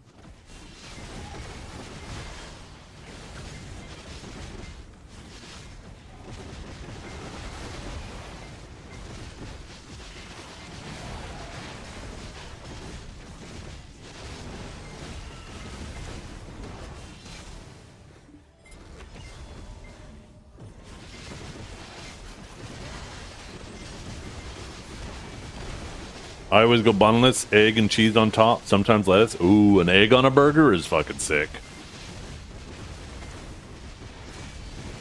A little messy though. Egg on burger kind of sucks when you have a beard, because you got to be really careful, because that egg, if it gets in your beard and you don't realize, it'll get all crusty and look all nasty. Sriracha mayo is goated. Sriracha is goated. Mayo is not. Sriracha mayo makes mayo a little more tolerable. Yes. You ever try eating peanut butter? Oh, I fucking love peanut butter. And yeah, same kind of deal. You got to be careful.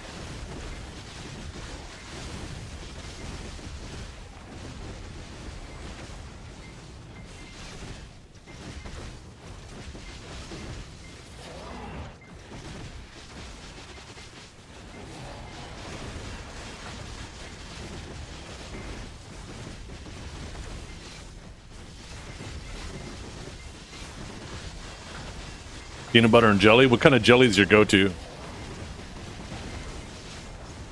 There's only one right answer. Actually, they're all right answers, but there's only one true answer.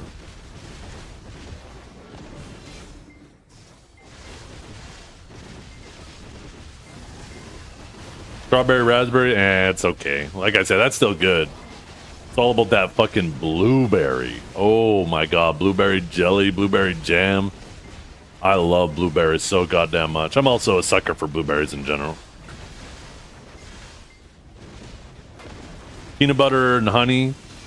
Peanut butter and banana goes crazy too. I love peanut butter and banana. We did that when we were in Ottawa. That was my breakfast on a couple days. We actually would head down to the Walmart, bought some croissants, a little tiny jar of peanut butter, and a bundle of bananas to eat in the hotel. And in the morning, I'd take one of our little plastic cutlery knives, cut the croissant in half, put peanut butter on it, and then put slices of banana on it, and eat a croissant wedge, a peanut butter and banana croissant wedge. That's so good.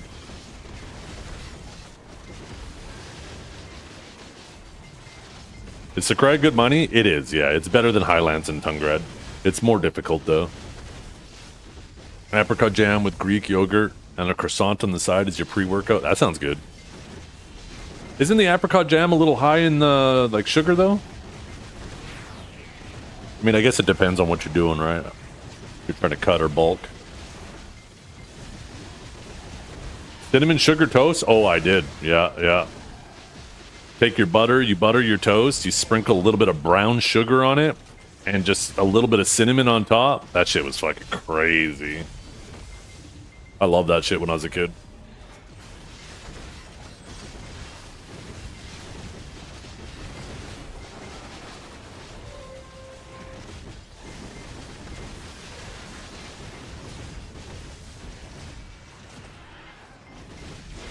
You need a toaster oven? Yeah, I mean, the thing that's annoying about a toaster oven is it's just more countertop real estate you gotta give up to another appliance. I already have a fucking KitchenAid on the counter. I already have a bowl for, like, flour and sugar on my counter. I already got a little container for a lot of utensils. I got a toaster. I got my air fryer. Obviously the dish rack. It's like, I hate having more and more things I gotta fucking stick up on the counter. Because they're too impractical to put under the counter.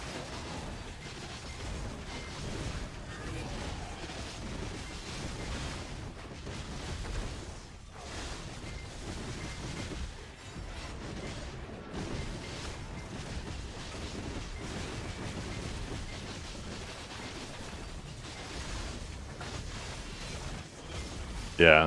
No, the air fryer is fantastic. Yeah, I love my air fryer.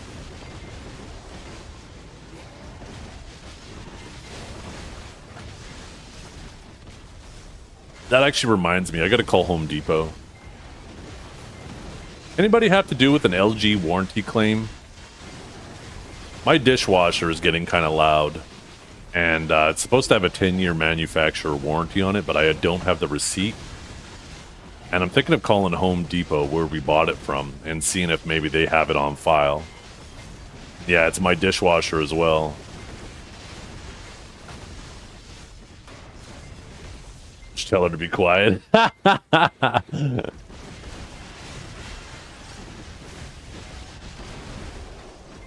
I see what you did there. But, like, the part that I need for these LG dishwashers, they try to put everything in one part. It's called a something assembly or whatnot. And I guess it's supposed to be more convenient for them having everything in one.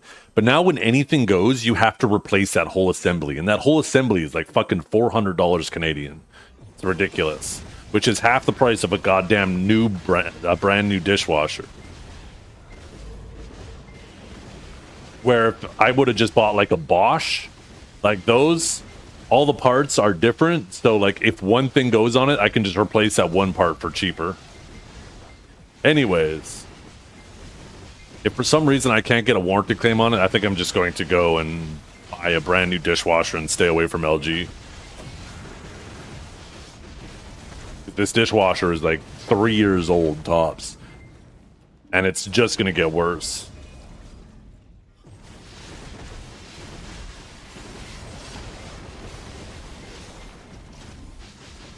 Just take the serial number off the sticker. Well, that's what I was wondering. Sorry, I completely forgot to ask.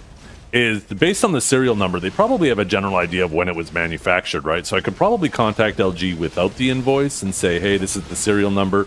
And obviously, if the dishwasher was made in under 10 years, then it's impossible for it to be out of warranty, no matter who bought it, right? But I guess sometimes maybe they want proof of purchase that you bought it and you're not just fucking dumpster diving and trying to claim a warranty.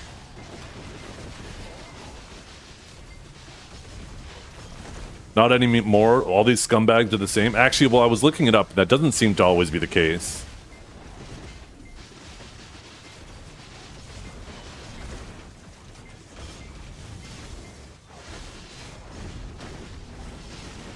But anyways, I know LG, if they don't hassle me about the warranty, it is under warranty and they'll send me the assembly. And the assembly looks pretty easy. I could just pull out the dishwasher, flip it on its back, spank it a couple times, put a load in it, and then I could get to the real dishwasher that's making a lot of noise.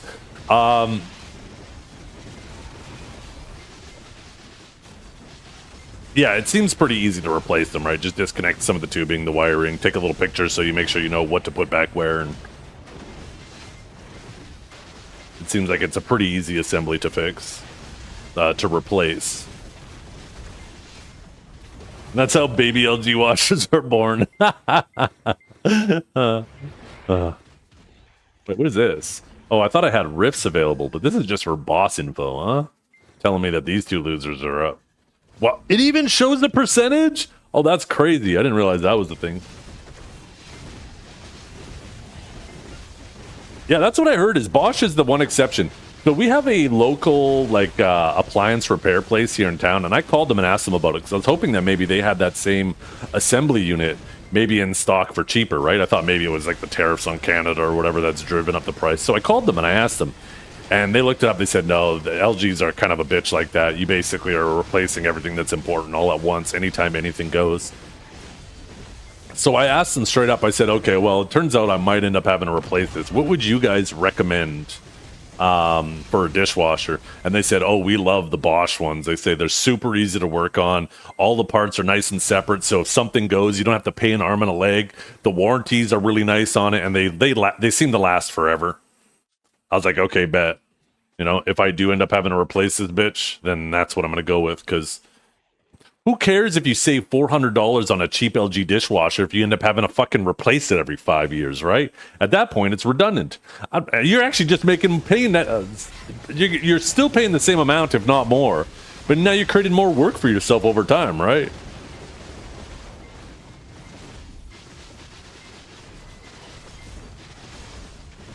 So, yeah, I'm gonna get a Bosch next, because.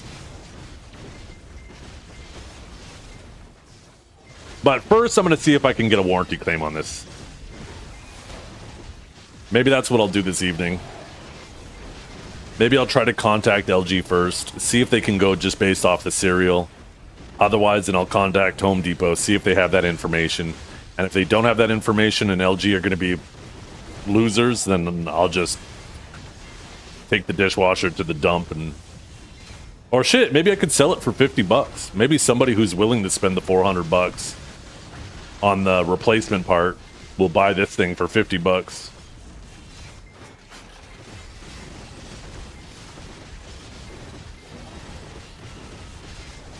You replaced your LG washing machine with a Bosch one too? Oh, okay. Our washing machine's still in pretty good shape. I really like simple appliances. Like when we bought this house, we inherited all the appliances, which was nice because we came from an apartment, so we didn't have our own appliances. And when we bought the house, the previous owners were willing to let us keep all the appliances, which worked out great, right? Well, the washing machine and the dryer were like a pair unit, and I keep wanting to say dishwasher. The washing machine is still working great, but the dryer, right, it had too much fucking electrical components and shit in it. So when it eventually went, I just replaced it with a super basic one. And it's super nice having a basic one because, like, you don't realize how simple your dryer, like a basic dryer is, that fucking anybody can fix that shit. As long as it's not the motor itself, everything else is so easy, so accessible, so brain dead just to swap that you save yourself so much money. If something does go wrong, it like immediately pays for itself the first time you fix anything. Because it's basically just tumbler wheels that it's rolling on, a belt to spin it, connected to a motor, and then a blower with an electrical element for heating the air. Like, all of it is super fucking simple. And I love that, man. I miss the days of simpler appliances that are just easy for the user to repair themselves.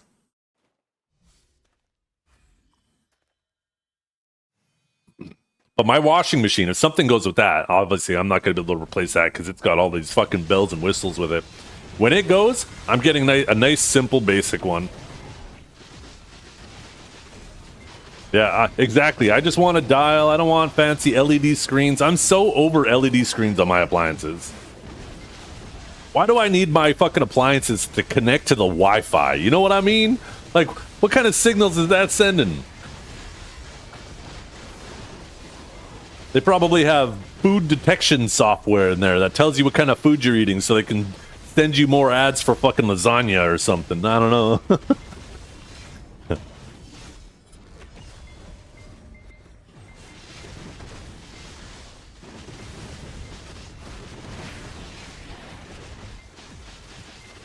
In my opinion, for washers and dryers, Speed Queen is basically the 90s Whirlpools. I don't know about the Bosch washers. Okay. Speed Queen. I've never heard of that either. Yeah, our washing machine is still working great, but I know there will come a day. That's the fun thing about home ownership is just when you think, yes, finally everything's working as expected, then something else goes. Fucking always happens, man.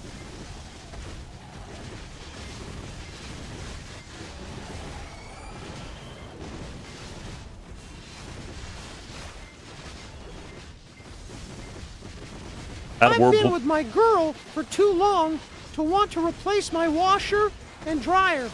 She's the best. Yeah.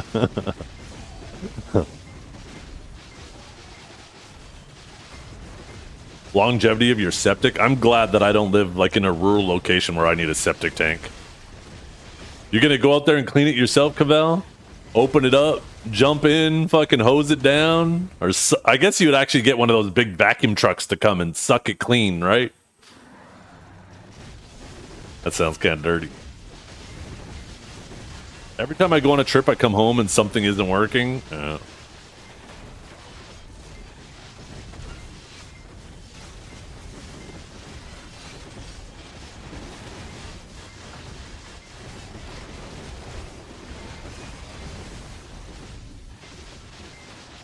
Oh, we need to pop a scroll.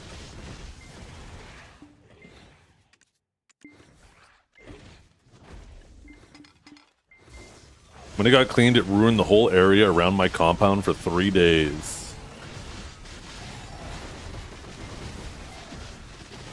Oh, you had like a septic tank cleaned? Yeah, I bet.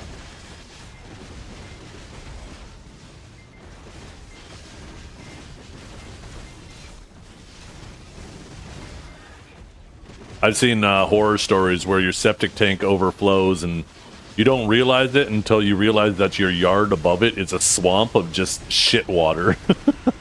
And you step outside and you're like, oh, what the fuck is that smell? And then you realize it's you. It's all the shit you've been dumping into that tank.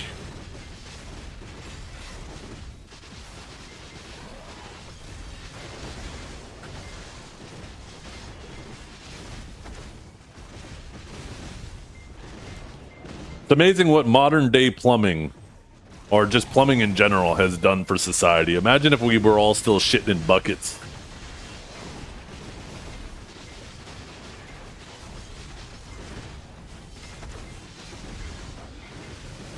We moved into this house. Into this house when my mother passed away 4 years ago.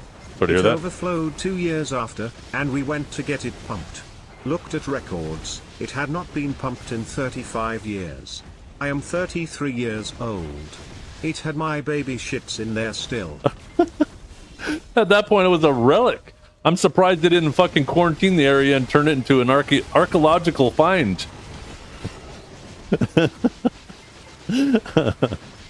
That's fucking crazy. Wait, no one else uses buckets? Yeah. You got 2 raw flames in DSR in 25 minutes? Holy! If only that was Kabua's, you'd be rich. That's really good luck, though.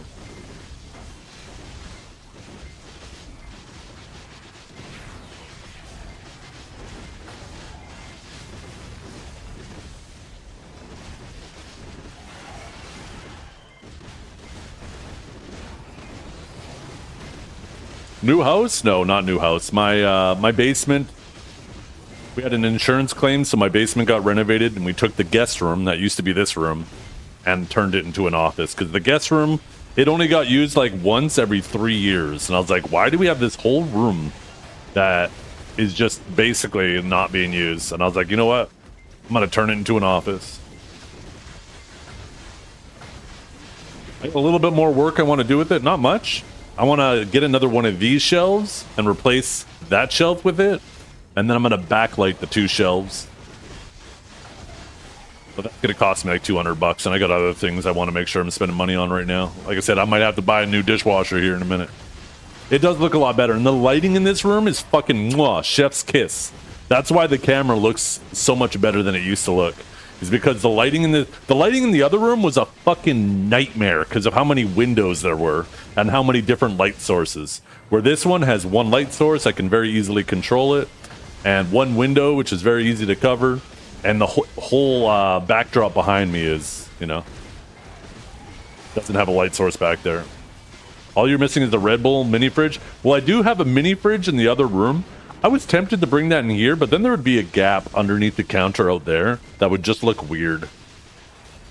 So I was like, you know, fuck it, leave the mini fridge over there. But, I mean, the mini fridge would actually look perfect up on there. Maybe I need a mini fridge, because I feel like that fridge out there would be too big to go on there, but maybe I need like a tiny one to put right there. Although, yeah, that would work. Yeah, never mind.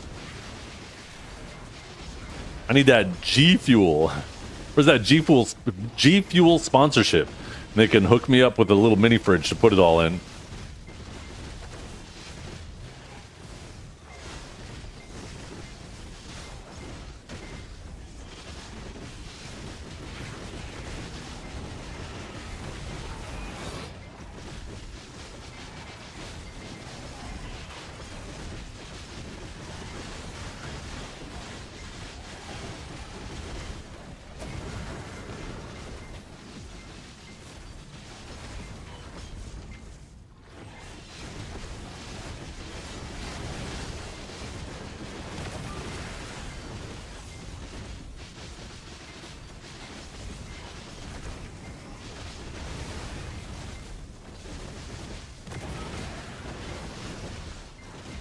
How many tries? I'm at like 92. So not, I think it's not tomorrow, but the next day I'll hit 96, and then 5 days later we'll officially hit 100. We'll be approximately 40% done.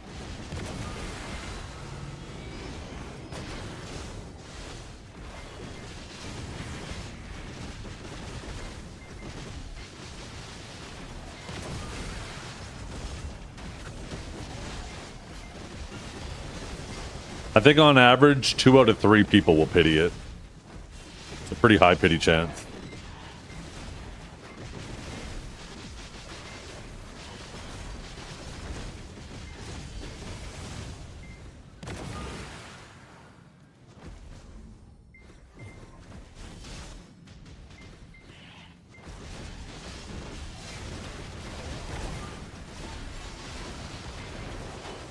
Just 2-tap it, your friend did, and you hate her? Why? You should be happy.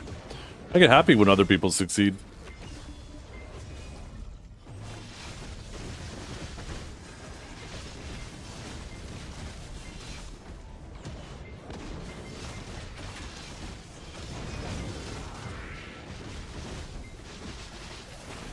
At this point, I only have 1 super armor to get stamina back in. I don't know if I want it faster. I'm starting to become tempted to use a protection stone just to slow myself down to take better advantage of that 1 super armor. Every other super armor I have costs stamina and lock stamina. You laugh, but I'm not fucking kidding. It's actually something I've considered, Ryoka. It's that crazy. It seems like it might be a viable fucking strategy. I'm not fucking kidding.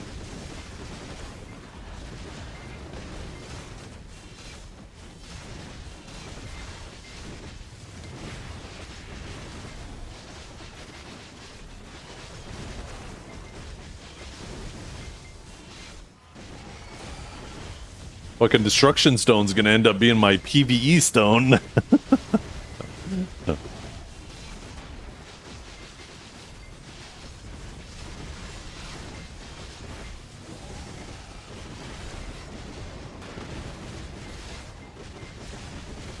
Now, the move speed doesn't help, and once again, even if it did, I wouldn't want it to speed up abilities, right? If it speeds up my protections, and that creates more of a problem. I want my shit to be slower.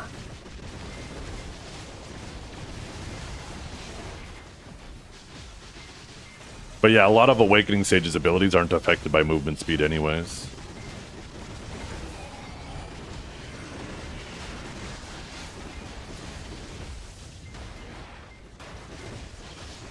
What is this?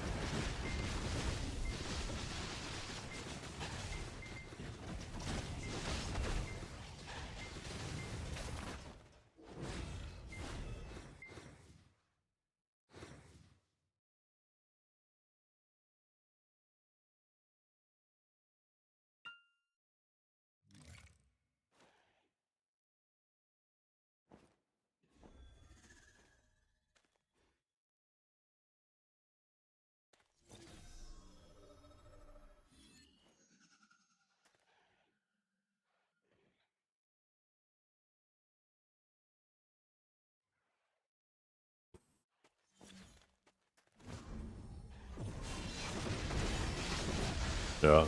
Just wait until you one-tap the next 2 and it all averages out, Trev. Make yourself overweight for PvP. Babe, bring me another burger. Just kidding, by the way. I better say that. She might actually have heard me and bring down another burger.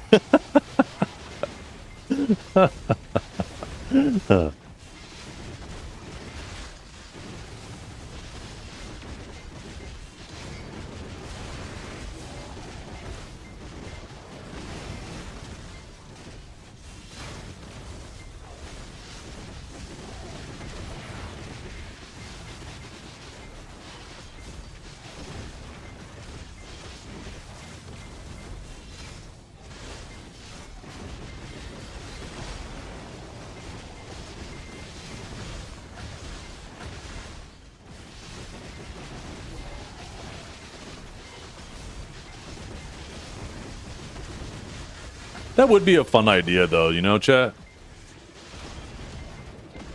If I were to ever put up a donation goal on my stream for, like, let's say, to go to, like, let's say, the Heidel Ball, instead of just being like, yeah, guys, pay for me to go to Heidel Ball, I would end up making it, like, something like, here's $1,000. If you guys raise it so I can go to the Heidel Ball, I'll go to the Heidel Ball with, like, a mustache or a shaved head or something like that, right?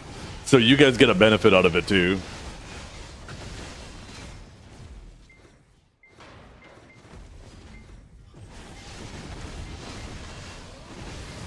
I'll be honest, I'm a little scared to shave my head these days. I don't want to shave it off and then fucking find out that it stopped growing and it doesn't come back.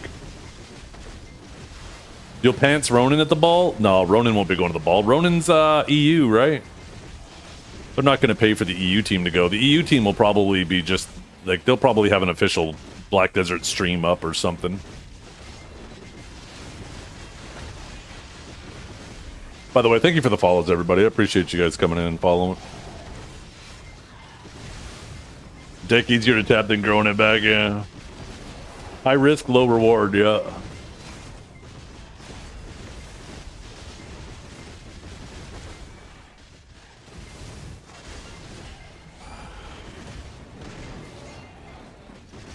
I used to shave my head when I was younger, though. When I was in high school, I used to shave my head. So, I'm not afraid of having no hair. If this ever recedes, like, too much further, I will eventually shave it, and I'll just start going bald. But, I mean, I'm 42 now, right? Considering my age, this is pretty goddamn good. I'm still doing pretty good in the hair department for a 42-year-old. You shave your head for the summer. You know what I really like, though? Is when I shave off my beard and you get that cool breeze on your face, it feels so nice.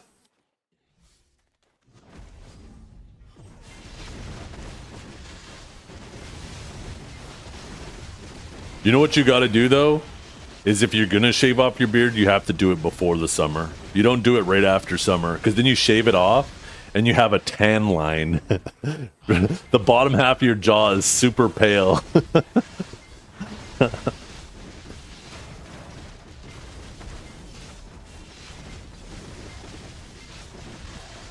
Yeah, exactly, Canabar. As soon as you see it. Cutting your own hair is easy. Just need 2 mirrors. Yeah, I mean, I got a wife who literally does it for a living. I just tell her, what do you want to look at, and get her to cut it that way. You're 41, no bald spot aside from the scar on the back of your head. You want to be bald. Well, you can make it happen. You don't have to wait for the hair to go. What's the scar from, by the way?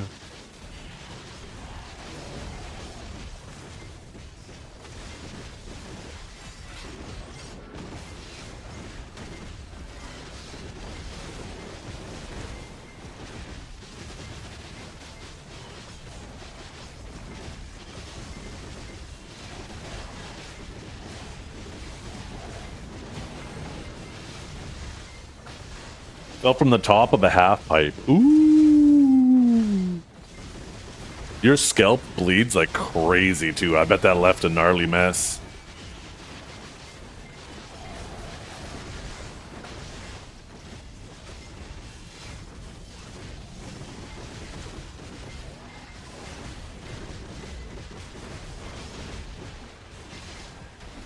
How many coins do you get doing the weekly Pit of the Undying from Penn?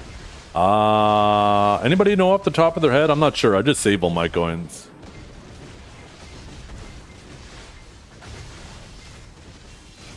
$500? Oh yeah, that's right. It used to be 700, but then when they changed it into a weekly, it got reduced to 500. I mean, it used to be 100 a day, right, or something like that. Anyways, yeah, 500, sometimes 600. You're right.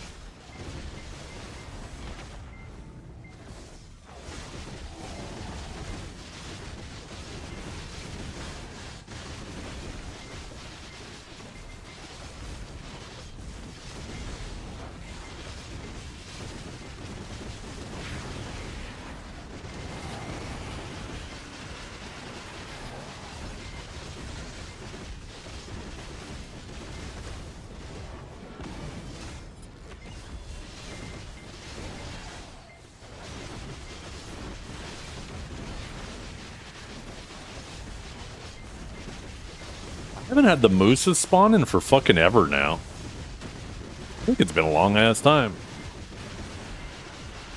How many total mobs killed? Not a weird question. I actually get a lot, and I'm at over 26 million. In other words, too many. Too fucking many.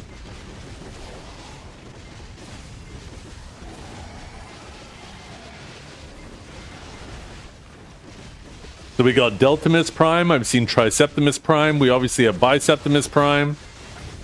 Where's Glutamus Prime? Yo, Time to join one of the primes. I'm gonna be Glutamus Prime.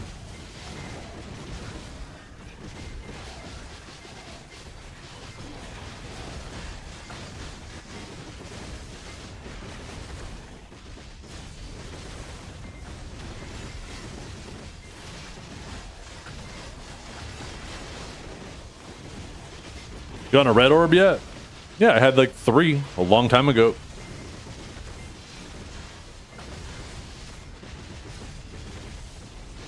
Oh, I have no reason to keep it.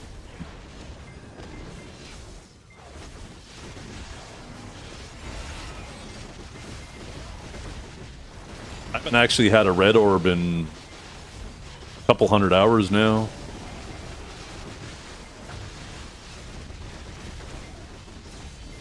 But I had 3 within like 3 hours. It was kind of wild. Within 2 hours, actually. So I got 2 in the same hour. And then I called it a day. And then the next day, I had another one in my first hour.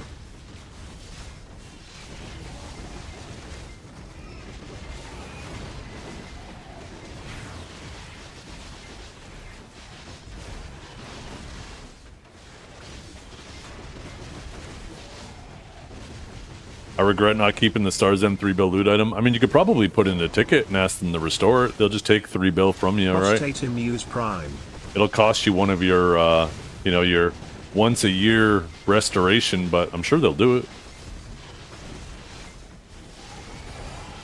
So just hope you have nothing else you need to get restored for the rest of the year, because that'll count as your 1.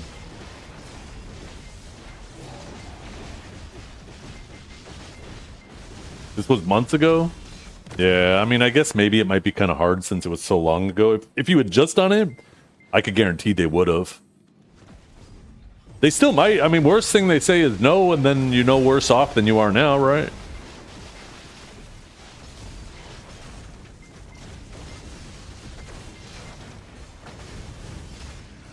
Yeah, I think it's less than that. I think you're close. I feel the same thing about the 50-50 for blue. I feel like it's a 10% chance to go yellow and a 5% red, though.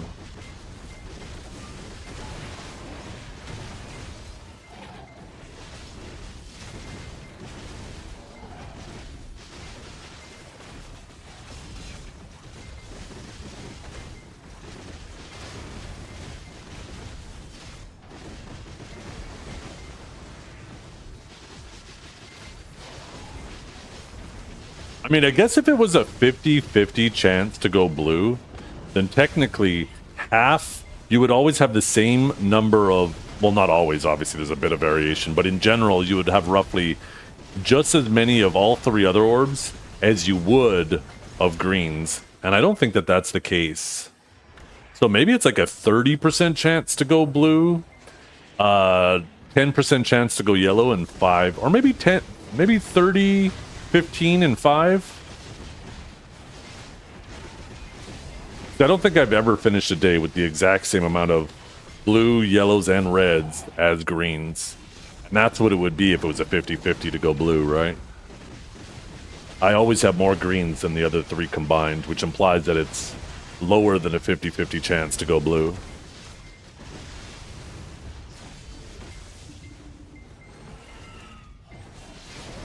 Someone did the math. Well, that's the thing is, you need a really, really big sample size. You'd need many, many people reporting it to average out the potential good or bad luck of some people.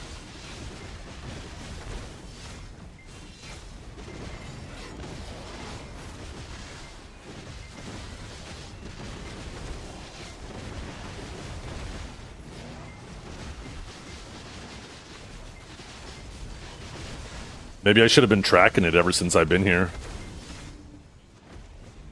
I should have had an on-screen tracker. Every time I get an orb, write down what it finishes at.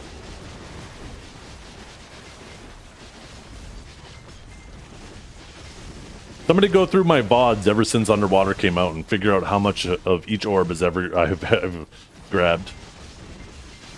I'll give you VIP. Yo, Lunar, you probably have it all documented. Open up that Zethian folder you have.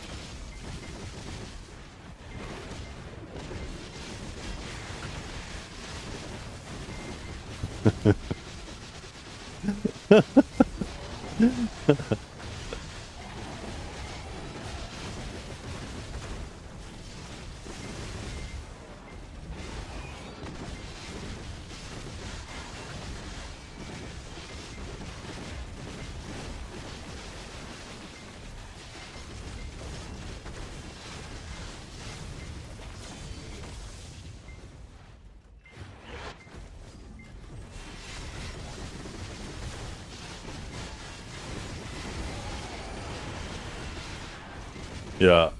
I'm scared. I'm scared when the Zephian files come out. Oh my god. That reminds me of the meme in the in my Discord.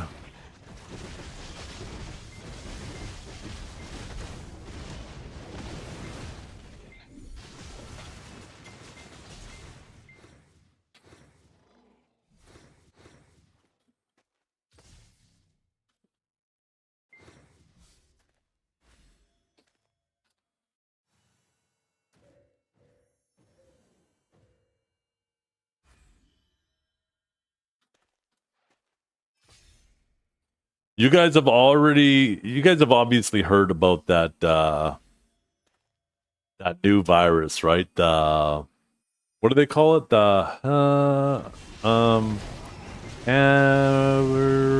was that virus? Antivirus, yeah. Oh shit. There's a meme in my Discord. I don't even know if I could show it on stream. But it basically has a picture of it says, here, I'll just tell you guys the text. My condolences. Hentai virus killed your son.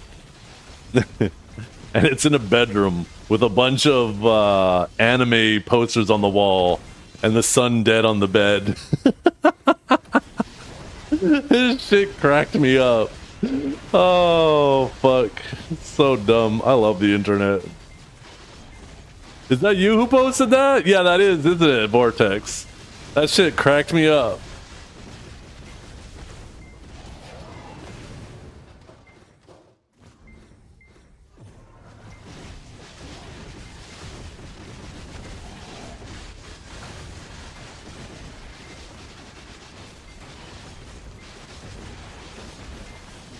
Yo, what's up, Iskandar? How you doing?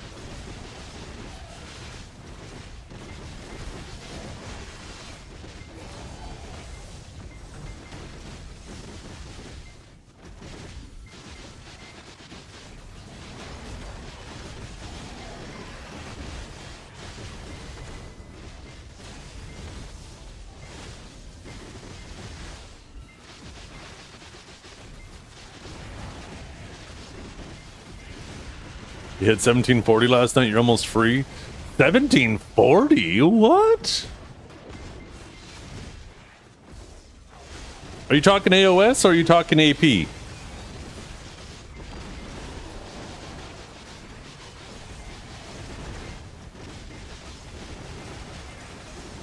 AP? Oh, okay. I was gonna say, I didn't know you PvP'd.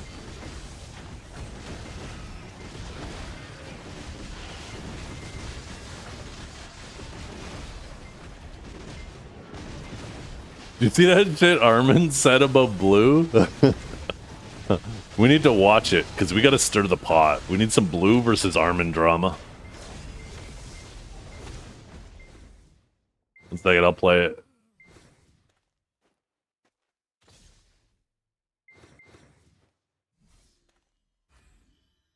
We're gonna stir up the pot. Some Armin and blue drama.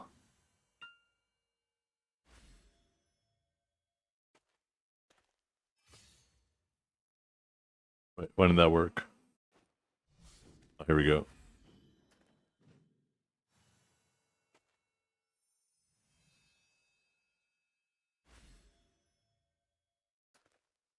Here we go.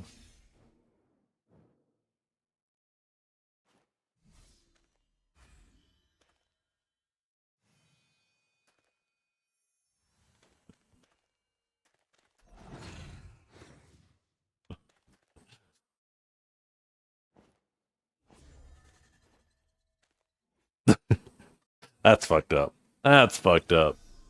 How could you talk about a top 1%er like that, Armin?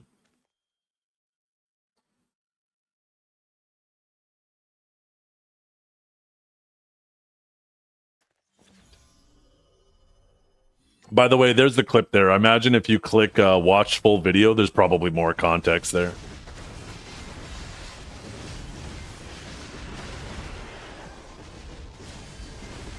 But I don't know about you guys. I fucking hate context. Context makes everything so much less fun. I hate context.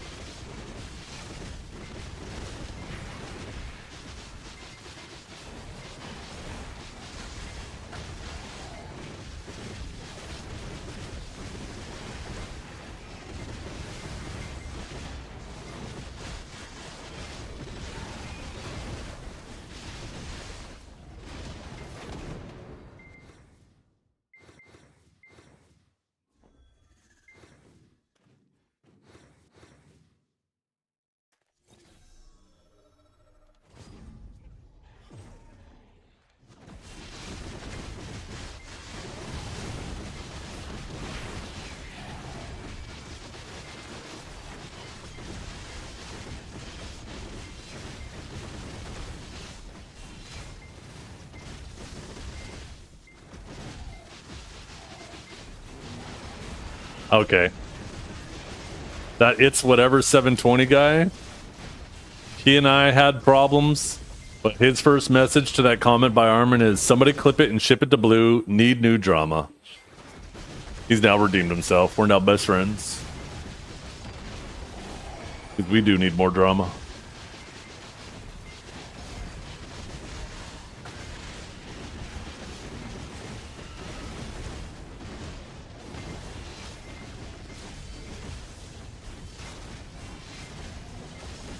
Am I full deck? I'm full deck weapons, but, you know, I'm obviously time gated on armors. I can only go as fast as they'll give me stones.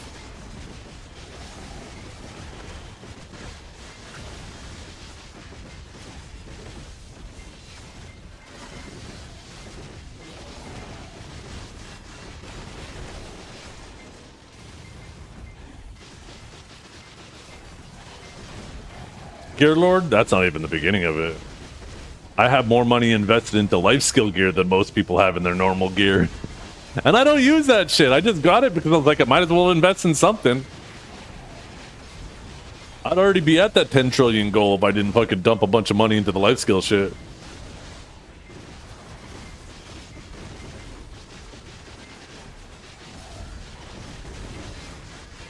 And hey, look at this. The investment is paying off, although I had the armors for a while, but look at this. They're all going up in price, baby! Look at that! Woo! I bought all of those clothes back when they were capped at like 30 mil, too. Or was it 20? I can't remember what the old cap was before they raised it. And some of them weren't even at cap then, either. Like, some of those clothes, I swear I bought for like 20 bill.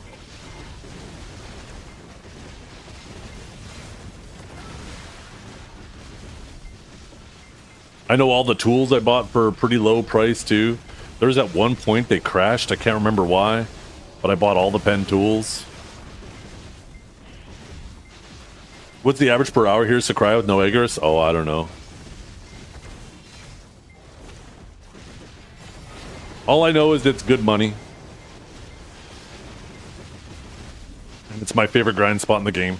That's all that matters to me. You gonna buy that new costume for the haughty boat girl? Ooh, maybe I do put it on my Corsair. Oh, damn. That's a good idea. I might. Oh, that might be a problem though, because now I'm gonna have to fucking spend some time on my boat. Just think of that. The behind view while she's fucking driving around on the boat. That sounds awesome.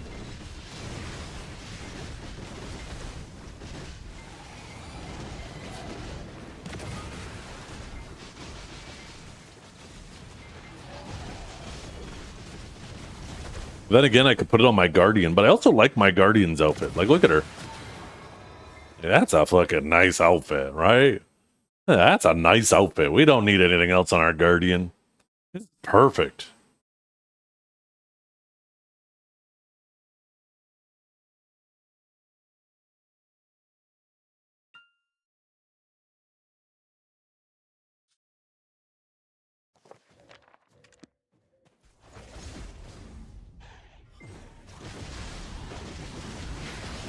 New goal, blue carrot gear with Noel. Time to become a pirate. I already have plus 10 full boating gear. Already have a boat, already have a crew, already have all the gear. Like I said, I'm running out of things to fucking dump my silver into. I just dump it into those things.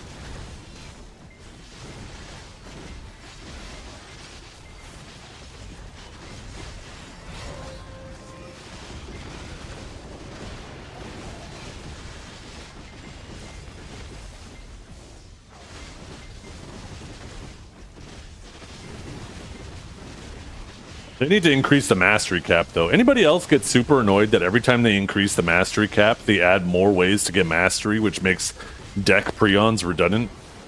Or pointless? Not even redundant?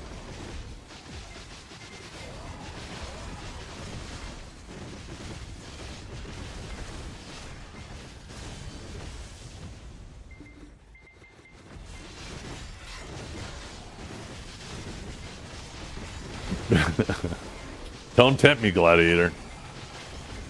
You guys are going to come here tomorrow and there's going to be fucking triplets. And they're all going to look like half Sage, half Guardian.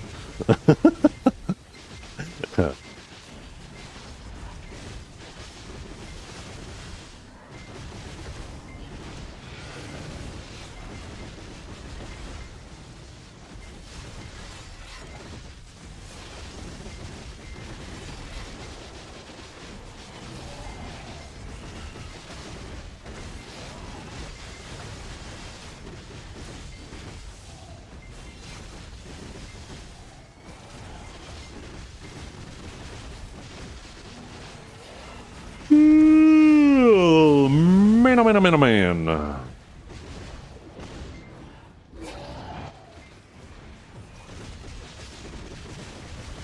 Are buffs coming? Did I miss something? Buff to Awakened Warriors getting like a large scale and group PvP buff, but like a 1v1 nerf.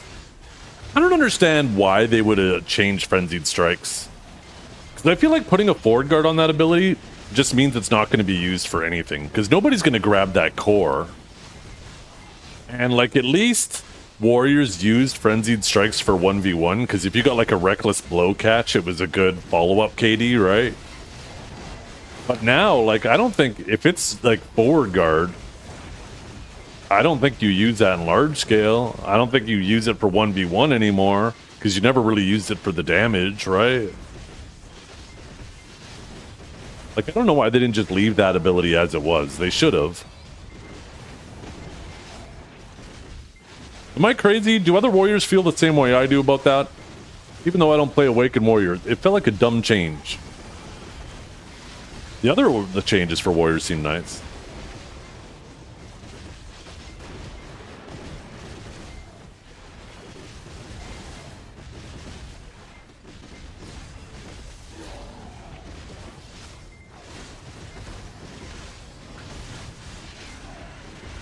It's like they don't realize, Biceptimus, that Q block exists, right?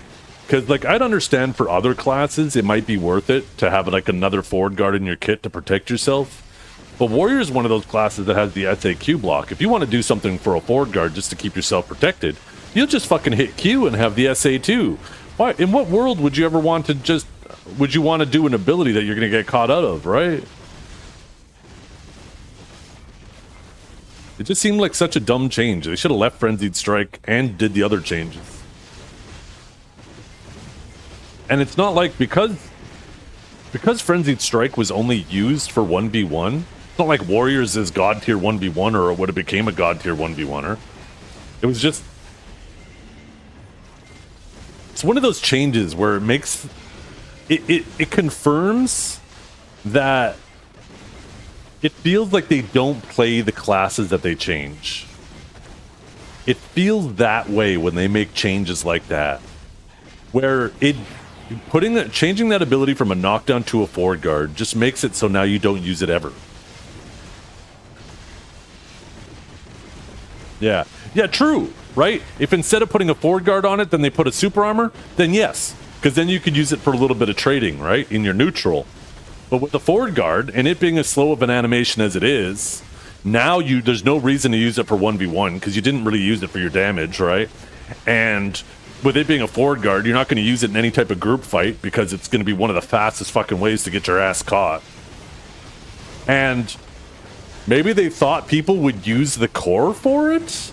But why would people use the core for it? If it was that good with the core, then people would have been using the core for it to begin with, to put the forward guard on it, right? It's just a completely disconnected change. All they've done is taken the one situation where it was used, and now it'll never be used.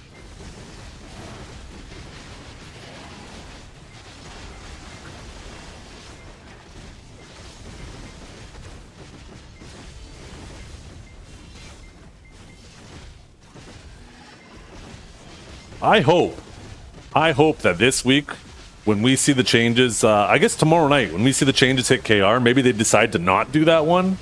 I highly doubt it, but I think that they should not roll out that one change.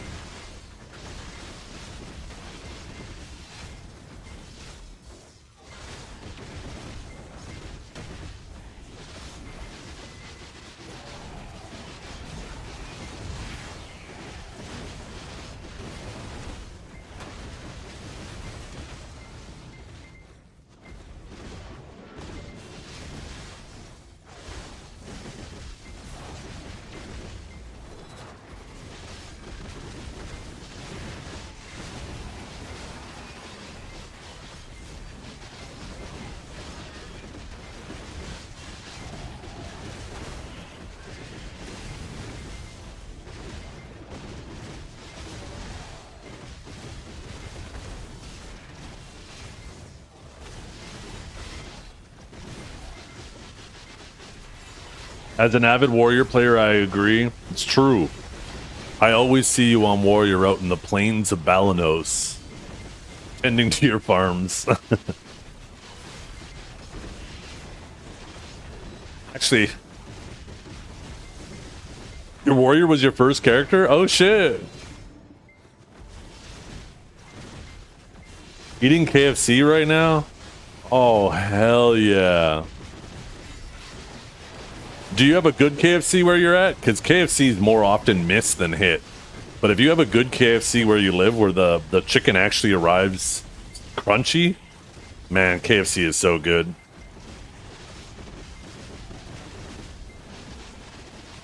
Yeah, oh, we've seen the new outfit. And we are gonna do our research too. I can't wait. The Polish KFC is banging as fuck, is it? Nice. Whenever I order KFC, sometimes it feels like they go straight from the fryer into the bucket, and then it just sits there steaming in the bucket with a puddle of grease at the bottom, and it ends up arriving all like not crunchy. So what I'll do is, what I used to do is I'd put it on a raised rack in the oven and crisp it back up. Or if you have an air fryer, even better, pop it in the air fryer to get it crispy again. It's fucking awesome.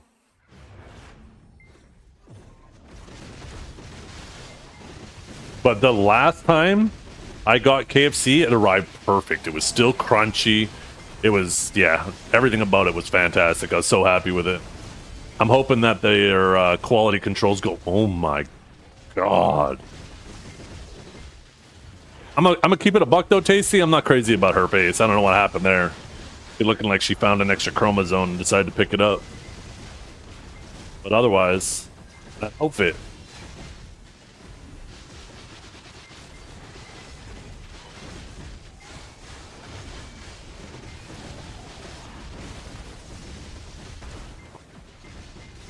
No, that face doesn't.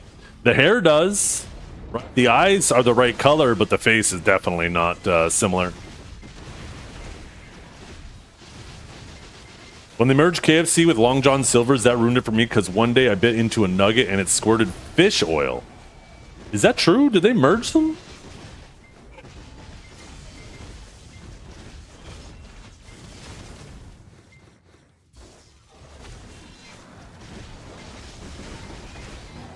Is that just an American thing or something? Because I don't remember. I don't know if we've ever had a Long John Silver's here.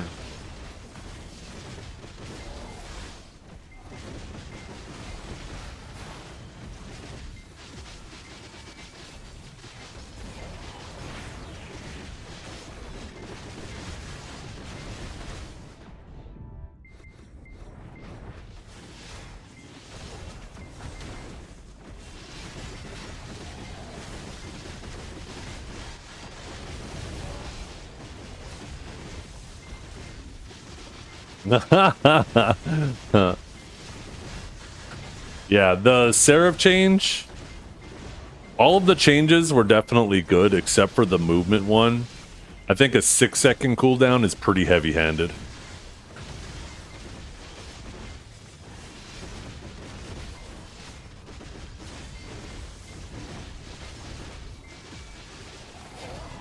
I think 4 seconds, even 3 seconds would have still been quite noticeable. 6 seems kind of high.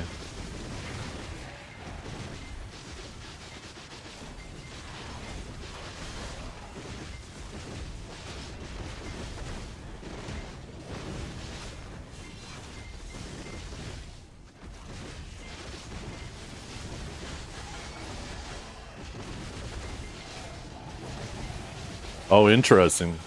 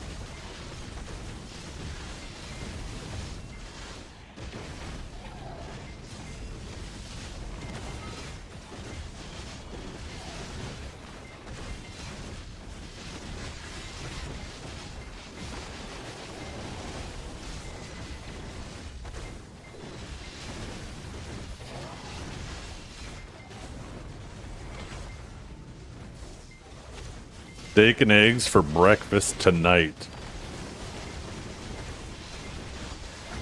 So you got steak and eggs. Steak, which is a dinner meal.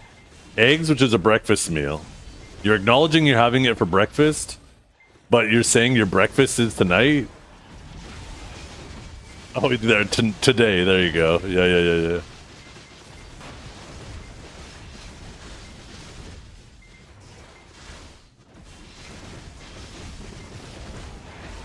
Steak and eggs is fucking banging, by the way. Oh my god, I fucking love steak and eggs. I'll eat that shit for breakfast, lunch, and dinner.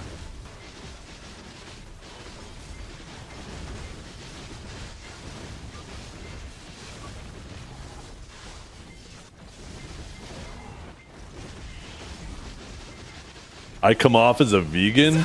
No, definitely not. Yo, what is up, Grimkill? Thank you so much for the raid. You been yapping in here while streaming? The hell? That's my gig. How you doing, Grimkill? Thank you for the raid.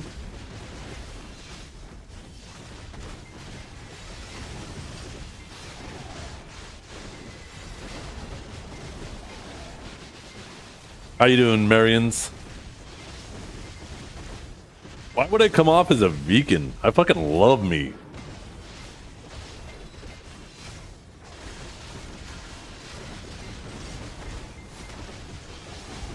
You couldn't pay me to be a vegetarian. Well, maybe you could. Everybody has a price for everything. You just need a ponytail and you would pass as one? What? How much trash do I have now? Oh, I don't know. Bunch. I mean, I sold it all at one point.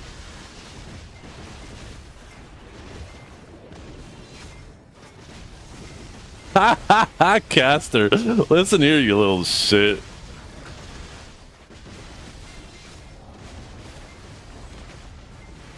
You're not wrong, though. I love women. Holy. Where's my wife at? I need to get me some of that. Taking my kids out for a bit. Good luck in the cave. Yo, I appreciate you. Enjoy your day out. Or evening, I guess, where you're at, right? It's like fucking 8 p.m.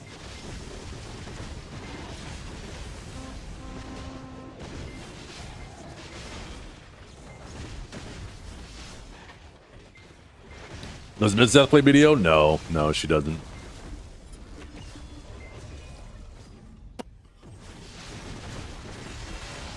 Seven? Oh, only a 5-hour difference for him? Gotcha. Damn ring interrupt my ability. Better been a try. Nope.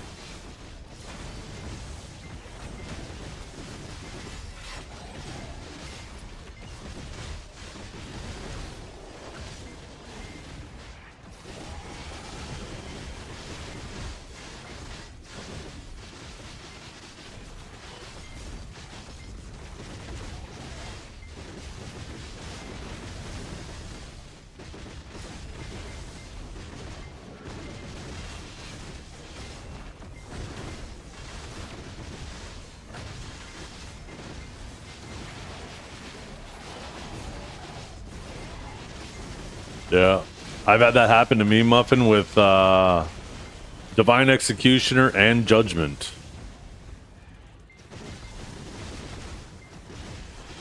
It's goofy looking when it does happen.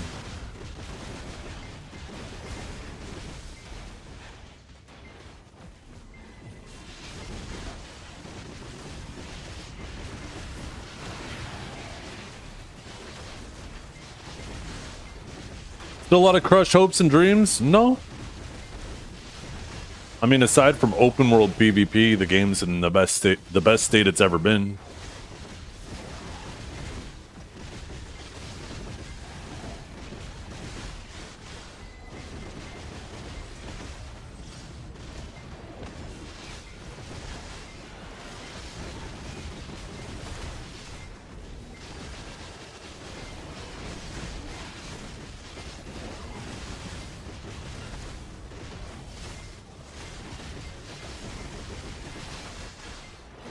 Blue is bringing it back. Yeah, maybe. Can't wait. Not gonna lie though, we do need more streamers who will encourage new players to just get into it and not be afraid to die to another player like it's an insult on their honor. I think getting new players, making them aware that it doesn't matter if you die to another player and it's not a big deal. Getting them okay with that early on is really good for the game. But I think we just had so many streamers for so long who would do everything in their power to avoid any PvP and act like it was the worst thing ever whenever they get attacked in game. That it trained a lot of new players who watch those streamers to treat PvP the same way. The reality is, there are going to be a lot of players more geared than you. There are going to be a lot of players better than you. There's going to be a lot of players playing better classes than you. And it's okay to die to any of them.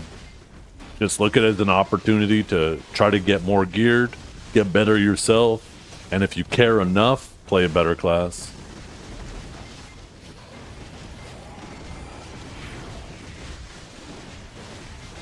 How is it supposed to be a nerf? It doesn't feel like a nerf to me.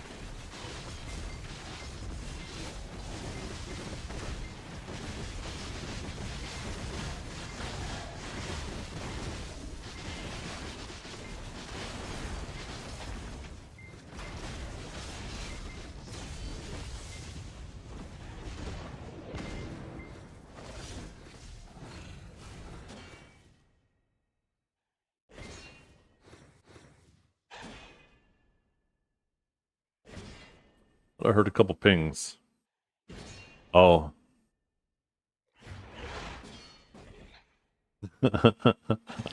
Oh, that's what it was.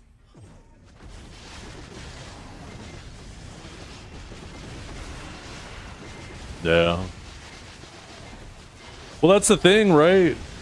Like a lot of us, whether you're in Black Rose, whether you were in Snake, whether you were in Cho, any of these guilds that, like, ganked each other open world, like, you realize that made the game feel so much more exciting and alive. Every time you saw a white dot appear on your minimap, you always, you know, you would go and check it. You'd be like, okay, is this it? Is this gonna pop off? Then you'd see it's a name you don't recognize, so you'd be like, okay, whatever. But if all of a sudden you saw two dots show up, you're like, okay, this shit's about to go down. You'd have guilds grind together on the same channel, right? So this way you could respond and help each other quickly. Just made the open world, even when it was just like, even if PvP didn't pop off that day, it made it feel more alive.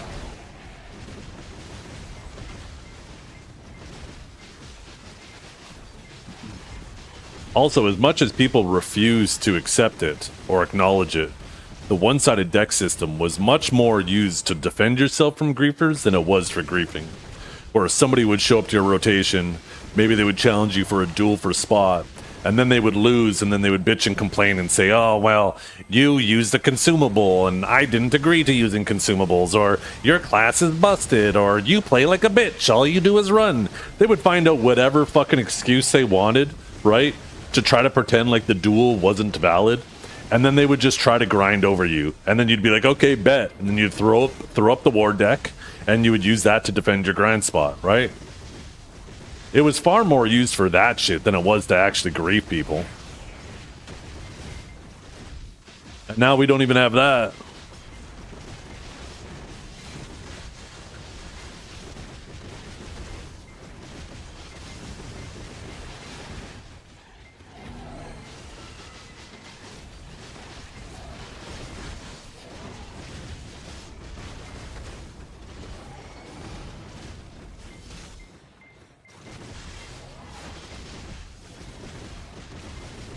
I think the solution is simple. The two-part, well, maybe not completely simple. I think if you brought back one-sided decks today, it wouldn't fix open world PvP because of the polarity between our PvE and our PvP setups.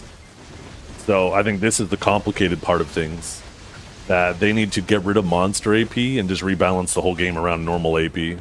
So I think monster AP is the primary reason why open world PvP, when you gank someone grinding, they can't defend themselves. And while they're equipped to defend themselves, they can't grind, so they have to just sit there twiddling their thumbs, waiting for you to run back from node, right? Then they can't grind between kills. I think that needs to be resolved before open world PvP ever has a chance of feeling like it did.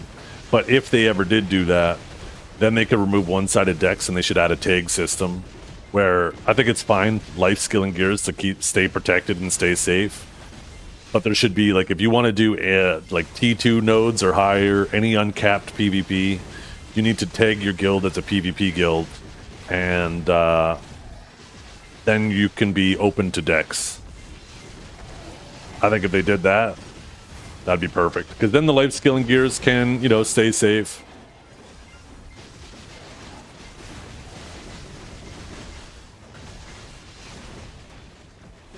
You think they could just add auto swap in combat? The problem with that is people could then just use it to grief too, right? That introduces a whole new problem where people will be like, ha ha ha, I'm just going to hit him with one ability and then run because now he's not going to be able to kill the pack and I'm going to grief his grind that way. And there's also another alternative where you have two sets equipped at once. One is set that's active when you're hitting or hit by a monster, and another set that's active when you're hit or hit by a player. But that also creates a whole new problem where people in their PvP setup will just put in 6 DP crystals and a full DP setup and be unkillable if attacked by a player. Both of those are still, don't get me wrong, both of those are still better options than what we have, but come with their own problem. I think monster AP itself just needs to go.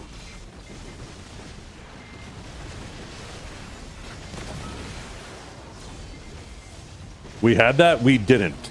We did and we didn't. It was abusable, right? So how it used to work, if your guild, if you were in a I don't know what to call it, a non-node war guild, and if you didn't do any node wars and you didn't have any war decks up, then you couldn't be decked on by any guild that did. But those guilds could deck on each other. So what you could do to cheat the system and still deck on those guilds, if there was a guild that you wanted to farm, you could just merc into that guild and have a guild that isn't a war guild deck on them as a shell. And some people would have like these shell guilds that would stay available to deck on guilds like that, and you could abuse it, right? So what I propose there is something that can't be abused in that fashion.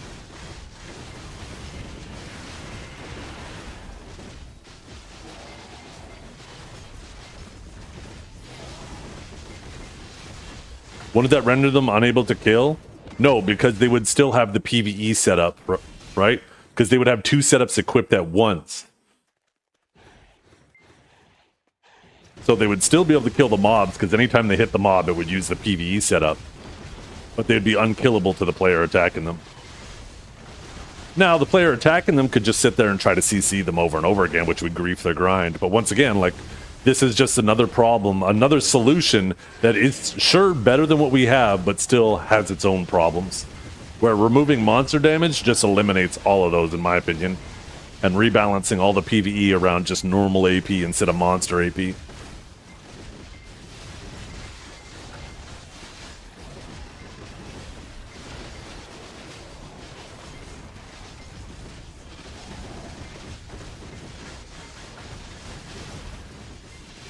Because you got to remember, your abilities already can tell the difference.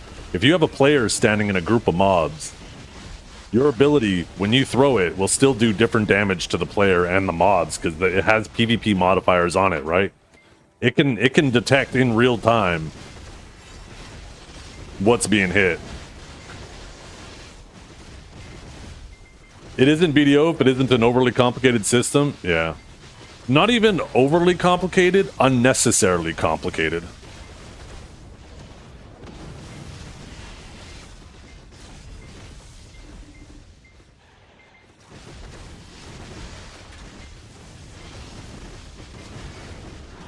What do you mean it takes out... What do you mean it takes out versatility and build?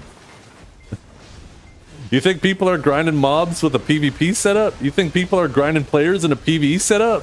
What is this versatility you're talking about here?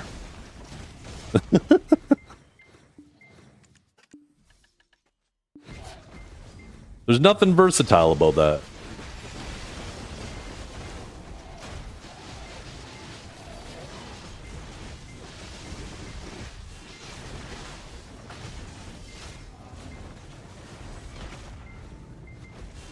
Yeah, but I'm talking about removing monster damage. That doesn't affect the different PvP setups at all. Did you only hear half of what I said? Show me a PvP build that uses some monster damage in it. They can make crystals that do both.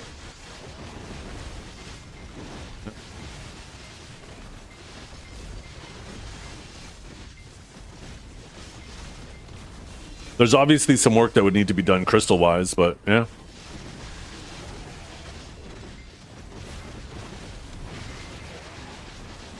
Some of the crystals would already be perfectly fine too, right? You don't need a counterpart.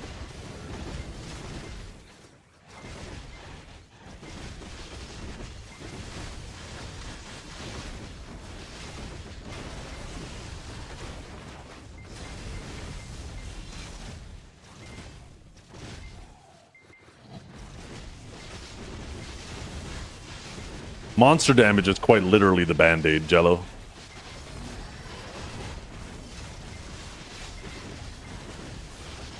Right? When you create a problem and then you then have to create a stat to deal with that problem, that's quite literally the band-aid. This would be taking the band-aid off.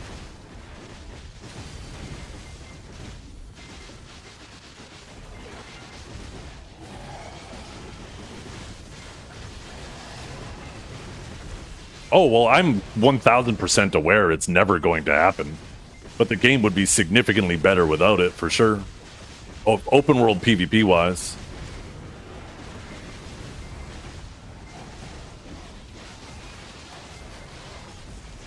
Well, that's not a band-aid on a band-aid, that's removing the band-aids. Those monster damage crystals exist. They started dumping so much monster damage on them that's the original band-aid. So what are you even yapping about?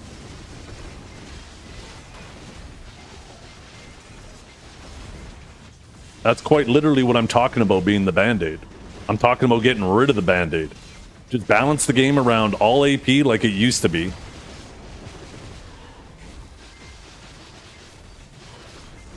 That's the problem with PA, is they keep putting on more band-aids on top of band-aids.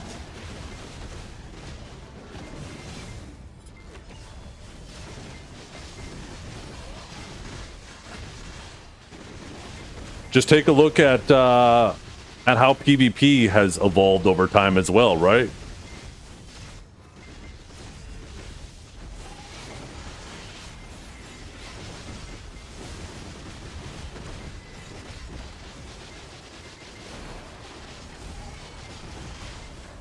Once upon a time, range was considered a form of protection. Your ability didn't need to be protected because the range was protection. But then they made classes faster and faster and faster. And it made that range feel meaningless. So as they made that range feel meaningless, now they started making these range abilities actually have protections, right?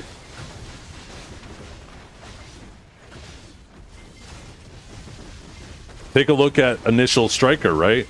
They made magic damage classes, like wizards were dominating, DKs were dominating, and it was a massive problem.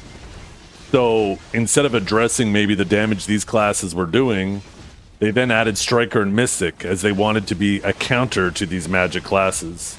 And instead of making it some interesting mechanic or skill thing, they actually just gave them a fuckload of magic DR and evasion initially.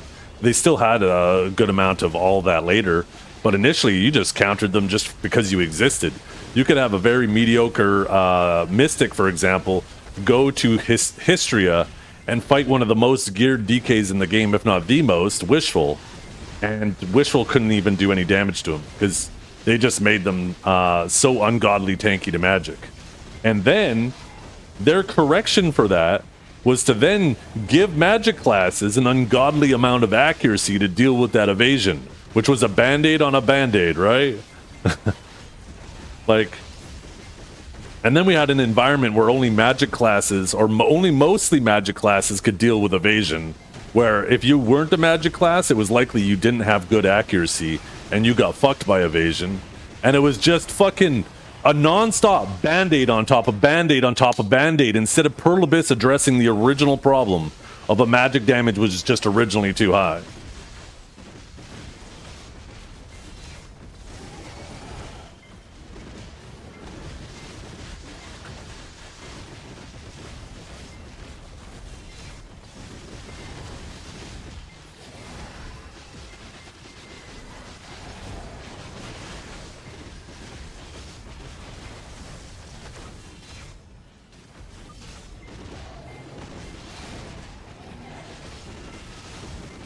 And then they made Sage.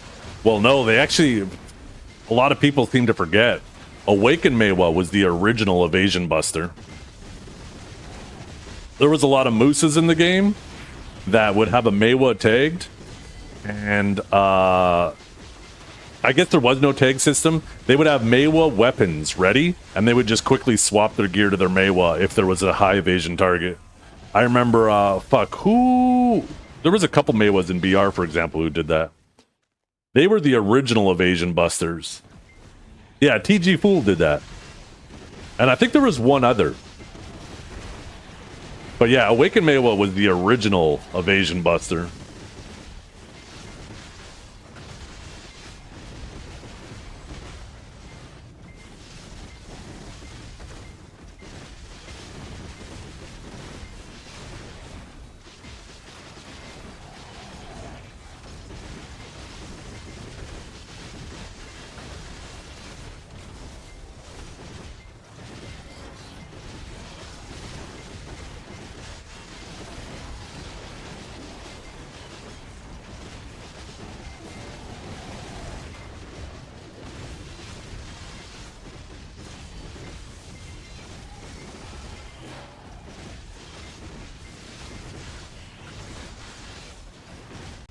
Well, in general, BDO is doing good. I don't know about necessarily saying it's being held back.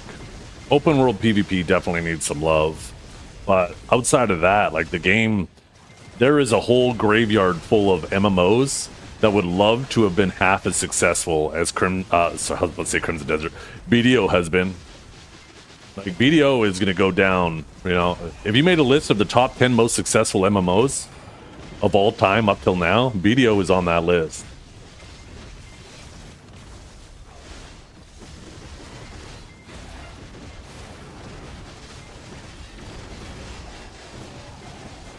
There's a lot of, like, as critical as I am with open world PvP, in almost any other way you can measure BDO, it's doing better than it's ever done. Like, they're doing a great job in, like, everything else.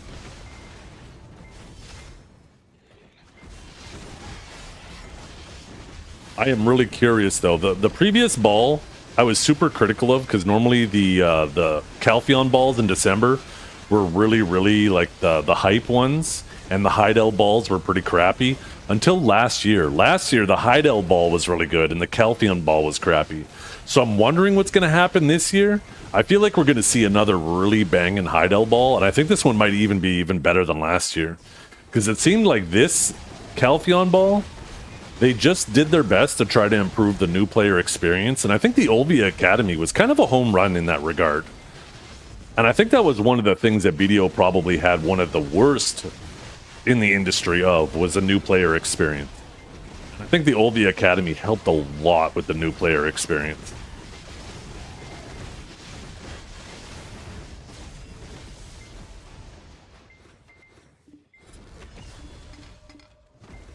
I don't know about you guys, but when I started this game, I would have loved the Olvia Academy to exist then.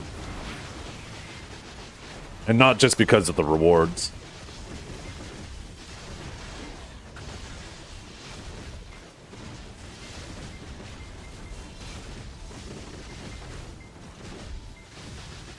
Oh, they definitely have a lot of work to do, for sure.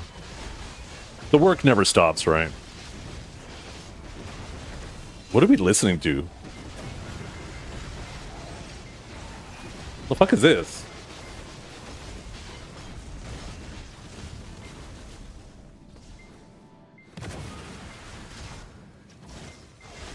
Supposed to have a dance party, chat. More? No, they're over 4 million copies now. Actually, it's been long enough. Maybe they're getting closer to 5 at this point. Crimson Desert was an absolute home run. Not only did they develop an absolutely amazing game, they also used it to fund a completely new engine that they can use for future IPs.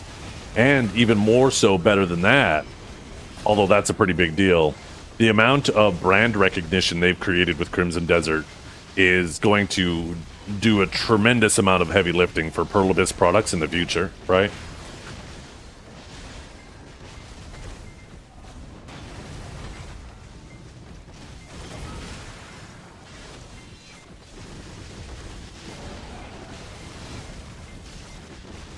The weird thing that you don't realize with Crimson Desert, like, the only way I could ever see it being described as the worst game is the story. But I think they tried to, like, overcook. And you don't realize that until you finish the game and finish the Abysses. That they actually had this really cool story that they could have leaned into that is actually supposedly going on. But they, for the sake of the main story, they tried to keep the main story hidden. Like, it's so fucking weird. Is it over 5 million now? Shit, look at that. The game had no idea what it wanted to be. Oh, they 1000% knew what they wanted to be. They told us what it was going to be with 100% accuracy before it even came out. I don't know if you watched any of the advertisements or, sorry, any of the podcasts with Will Powers, who was the, I can't remember what he got promoted to, but he was basically the lead guy in terms of talking to the public. He described it with 100% accuracy with how other people should have described it. The problem wasn't with Pearl Abyss in that regard. The problem was with the community trying to force it into a box that they wanted to put it in. Thank you so much for the subs. I appreciate it tremendously. I hate having to fucking yell over the subs. If you guys didn't hear what I was just trying to say, I'll repeat it after. But thank you so much, Knight. I appreciate it tremendously. But no, BDO, Pearl Abyss knew exactly what they wanted, and they made it exactly what they wanted.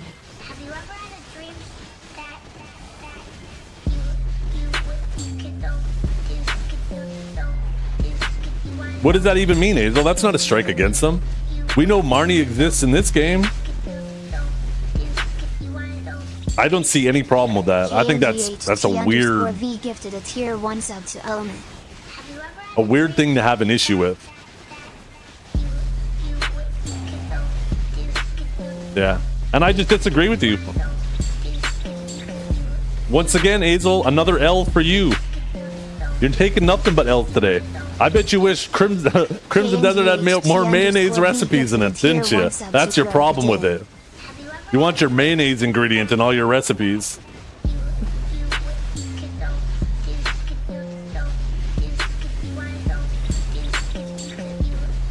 How was that an L? Because I fucking said so. A big fat KNGHT L. underscore V gifted a tier 1 sub to Blind Shadow underscore. Have you ever had a dream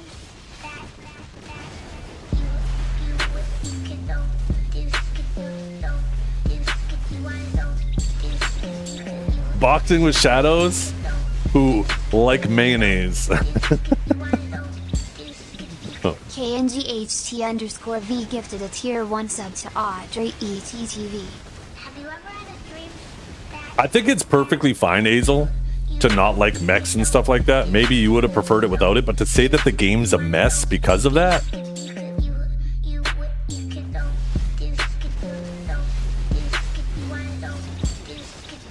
KNGHT underscore V gifted a tier 1 sub to Scruffoon. Have you ever had a dream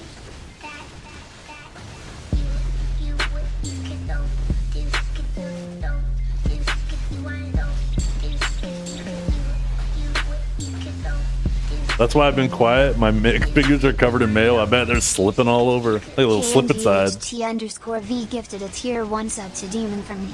Have you ever had a dream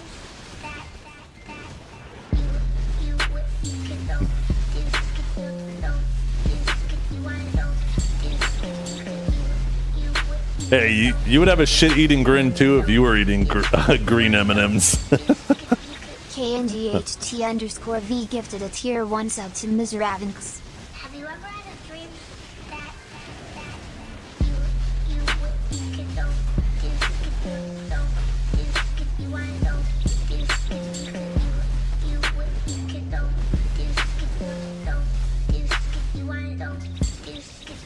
KNGHT underscore V gifted a tier 1 sub to Node Valo.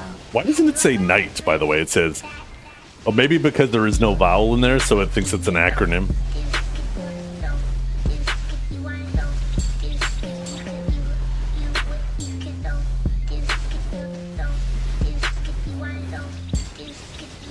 KNGHT_V gifted a tier 1 sub to Shari the cat. Have you ever I like M&M's more because I like the yellow bag of M&M's, the peanuts in there. Those things are fucking awesome. You put a bag of those in front of me and it becomes a problem.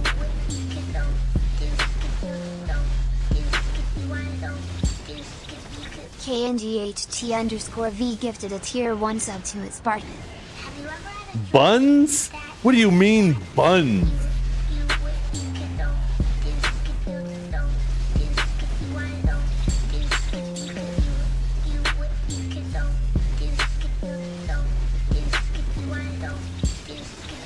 KNGHT_V gifted a tier 1 sub to 097 bread. have you ever had a dream that How many subs did you gift?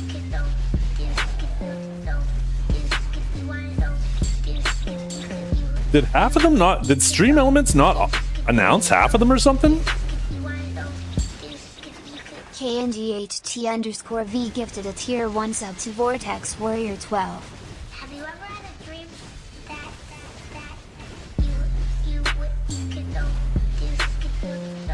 It looked like Stream Elements only did like, showed like 5 of them. What the fuck? How many did you gift, dude? That was way too fucking generous. KNGHT_V You see 20? gifted Holy a tier shit. 1 sub to Use17. have you ever had a dream that That's weird. My multi-chat, I guess. I hope it hasn't been missing other messages. One second, let me go to the other chat. Oh, the other chat shows it fine. Holy shit. Okay, well that tells me now whenever there's a gifted sub or gifted subs, I need to go check my other chat. KNGHT_V gifted a tier 1 sub to Grogan Prime. have you ever had a dream that you could know The fuck, dude? The hell? Another 20? Dude, man. I don't know what to say, Knight. This many? KNGHT_V gifted a tier 1 sub to You're Missile. too fucking nice to me, Knight. I appreciate it so much, brother. Thank you so much. Make sure you guys, if you got gifted a sub, make sure you say thank you. This man's saving you from ad hell. As much as I'd prefer to not run ads, I obviously have to if I want to make a living doing this. And you know what? He's saving you guys from a month of ads. KNGHT_V gifted a tier 1 sub to Israel. Make sure you say thank you. have you ever had a dream that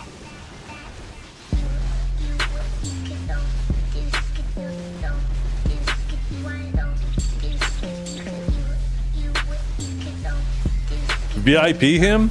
I only VIP my enemies. You know what they say? Keep your friends close and your enemies closer. Everybody without VIP are my friends. Everyone with VIP are my enemies.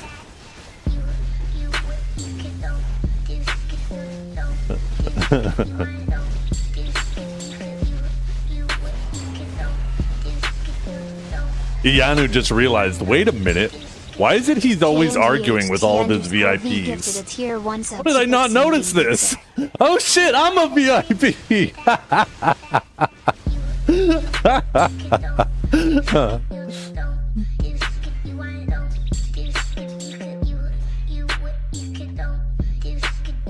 Just annoy y'all while I go to bed? Yeah. I don't want you to think that I'm VIPing people for giving me money.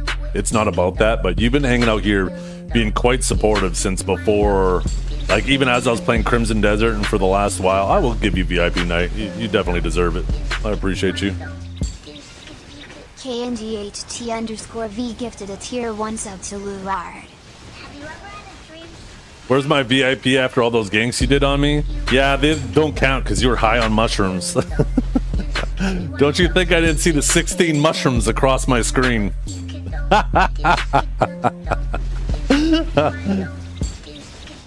KNGHT_V gifted a tier 1 sub to Ariadne.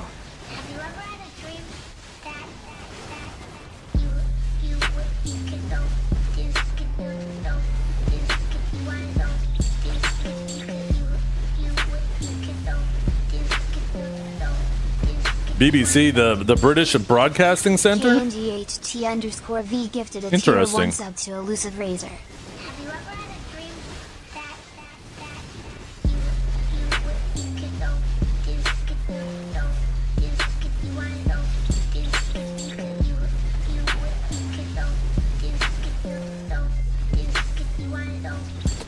It's true, I had to piss off Zethian for years and had to get banned 5 times. One time was more than a minute, and then I finally got VIP. Did you get banned 5 times? I'm about to fact check you on that shit. Let's see. You've been banned 1 time. You got timed out 18 times, though. Filthy liar. KNGHT_V gifted a tier 1 sub to Nick's Goat. Have you ever had a dream that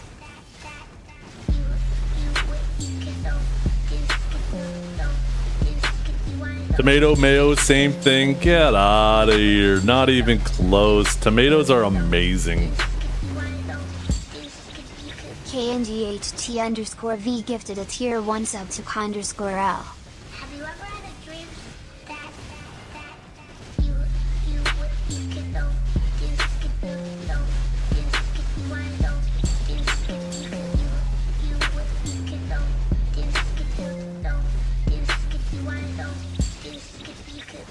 Man, it's still going. V gifted a tier 1 sub to Droughcan Hunter. have you ever had a dream that 40 people saved from ad hell.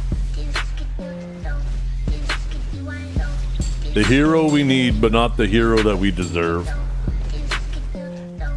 A BLT, bacon, lettuce, tomato with olive oil, pepper, salt, and a thin layer of fucking mayo.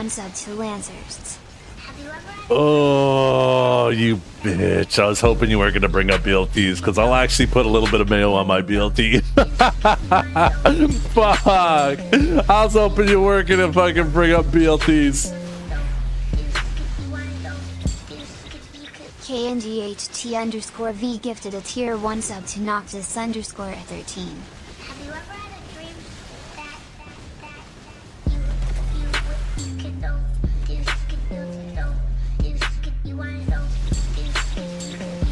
By the way, Jello Salad, before we went down this rabbit hole of yapping, the comment about the Band-Aid with the crystals I saw when you were talking to someone else. It's still going. I do agree, but I think only partially with crystals. I think a lot of crystals, they actually could just, the PvP variants could actually just be removed. Or sorry, the PvE variant can be just removed, and we could just have an all AP crystal in its place, right? KNGHT_V gifted a tier 1 sub to Nebuku 7. And when they rebalance the monster damage, like, we don't need a replacement for Akarads or one that does both, because we already have a crystal, right? We already have the Alucus, although I guess there isn't a void version of the Alucus. KNGHT_V gifted a tier 1 sub to Zarlito. But I think in some cases, the monster damage crystal could be just turned into an AP crystal. And then just remove either the HP version, sorry, not the HP, the human version, or the monster version. And there's usually like one that would be available that'd be fine for both.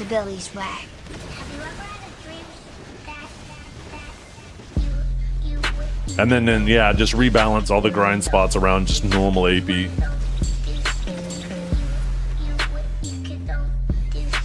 Because until we're fully prepared in our PvE and PvP setup, I think open world is just doomed to be whatever. Tier 1 sub to Kun_L_.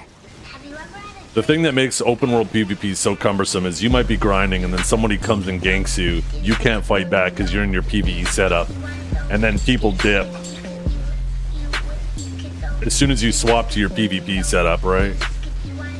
And that just feels super annoying for people. KNGHT_V gifted a tier 1 sub to McKay. And because of that, it also perpetuates the problem, right? Now it creates for the people who won't dip, right? Because there are people who will run around looking for open world PvP, and they'll stick around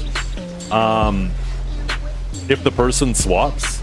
But because the people who need the swap have had so many people who just leave as soon as they swap, they just say fuck it, so they leave channel instead. So it ends up hurting both the people who really will PvP, and it hurts the people who can't defend themselves while grinding, because you have the losers who run around who will just dip after attacking people that end up making both parties annoyed, other parties annoyed, right? KNGHT_V gifted a tier 1 sub to Dreams_X9. have you ever had a dream that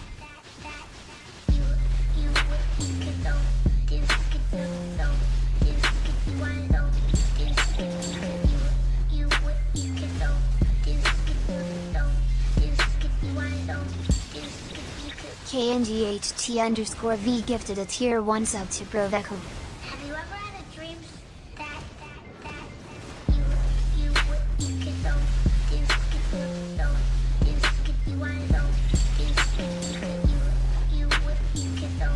I should have paused the music.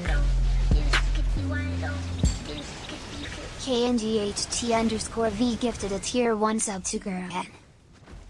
I wonder if I could set up Twitch to Twitch again, dude. What the hell? Holy shit, man. 14. Let me guess. Yo, that probably rounds you off at 100 now, doesn't it?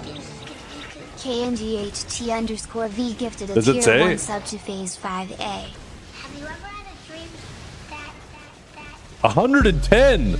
Oh my god.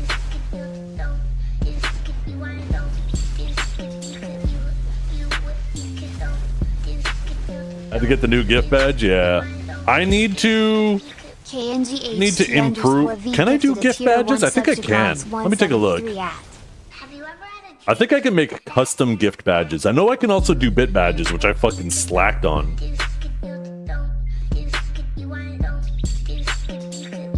Bits and cheering, subs, subscriber badges. I wonder if it's under subscriber badges. KNGHT underscore V gifted a tier 1 sub to Jarla. No, those are just normal sub badges.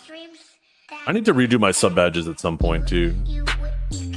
I want to improve them, change them. I haven't decided what. I need to think about it. Maybe I can't do gifted badges. I know I can do bit badges. KNGHT underscore V gifted a tier 1 sub to Slightonix. have you ever Under rewards, maybe? No.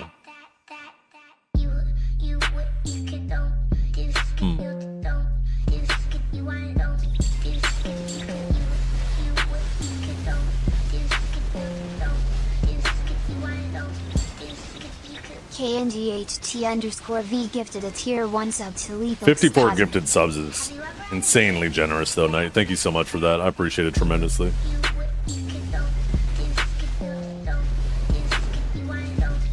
Yeah, I was just thinking though, before that next round of subs came in, I was wondering if I could set up the software that I use for sound effects and like the on-screen effects for some of the redeems and the voice changing. I wonder if I could use that to pause the music while a sub is coming through.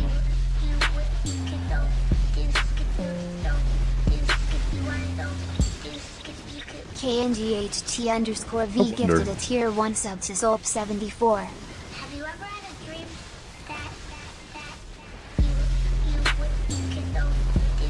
I could definitely have it.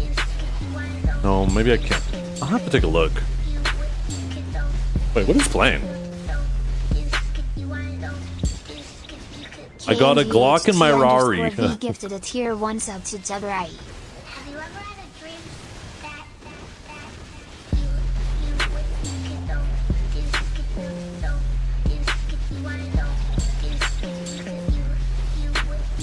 Yeah, he cooks with mayonnaise. Plenty and plenty of mayonnaise. KNGHT underscore V gifted a Actually- tier 1 sub to Zetsting. have you ever had a You want to know a little trick? If you don't have any butter or anything, if you want to make a grilled cheese sandwich, you can actually put mayonnaise on the outside instead of butter and make a grilled cheese sandwich like that.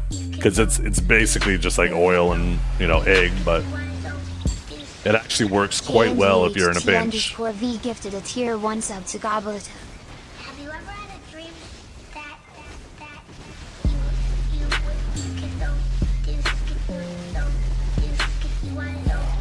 To be fair though, Azel, I never said I don't eat mayo. In fact, that whole food conversation happened earlier in the day because I was telling people how to spruce up. One second, I'll let this finish.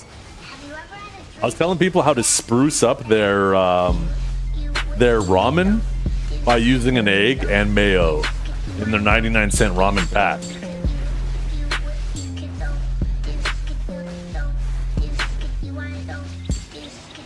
KNGHT underscore V gifted a tier 1 sub to Make It Blitz. have you ever had a dream that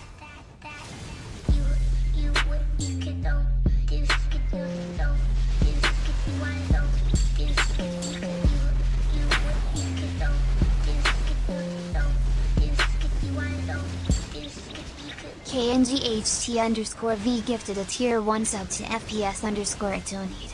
Have you ever had a dream that you can do skippy one do Well, that's the thing, is you take the 99-cent pack and you turn it into so it feels like that tonkatsu or whatever. KNGHT_V gifted a tier 1 sub to Esquire 2005. Once again, thank you for those subs, man. I appreciate it so much. That is a ridiculous amount. You are way too generous, brother. No, so this is something I've seen a couple. I don't know why my YouTube went down this rabbit hole. I've been watching too much food or whatever lately. But there's apparently this trick to take your 99-cent ramen pack and bring it to the next level super easy. And I decided to try it yesterday, and it fucking worked amazing.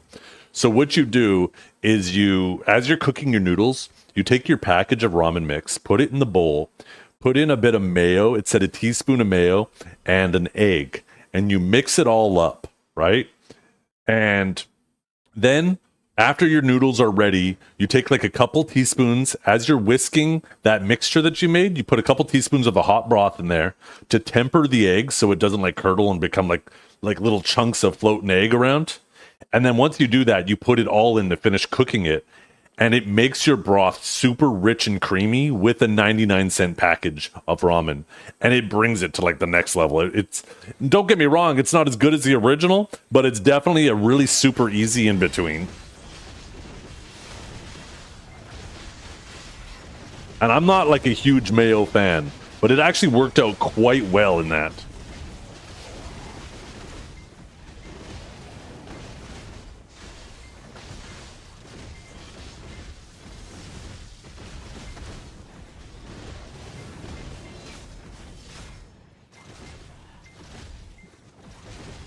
Oh, of course. There's a lot of other things you can do there too, right?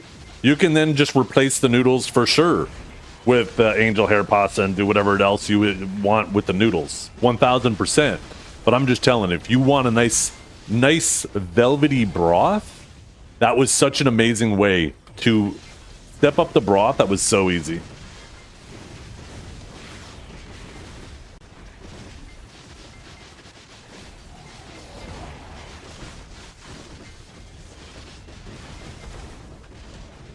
I also put in not only the package of ramen mix, but I put in a teaspoon, half a teaspoon of gochujang, also in that same mixture to give it a little bit of a kick.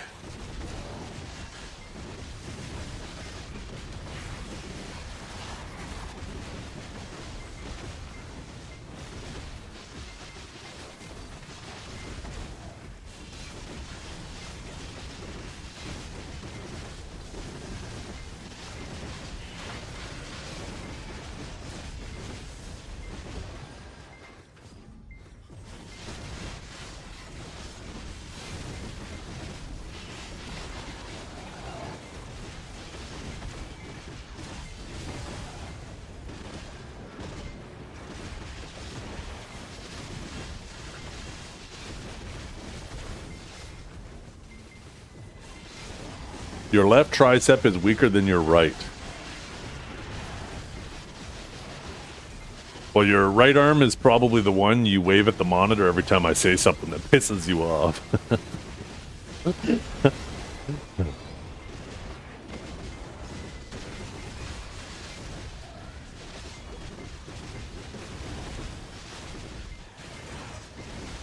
Yo, what's up, Nam? Nam?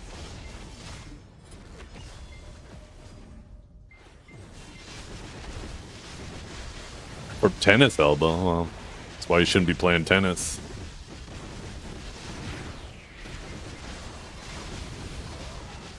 Kidding aside, I almost gave myself tennis elbow from fucking shoveling. Sorry, not shoveling. A combination of shoveling, but also I was using my steel spade to break up like a thick piece of ice on my sidewalk along my whole side of my house, and I did that, and then the next day my fucking elbow was like fucked up. I guess from the vibrations, right?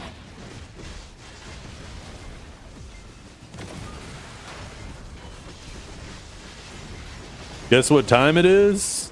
It is 2:46 p.m. on the East Coast. What time is it, Sanla? Ooh, what's your go-to sushi? Any specific type? I'm a sucker for the crunch rolls. Give me a nice spicy crunch roll. Mmm.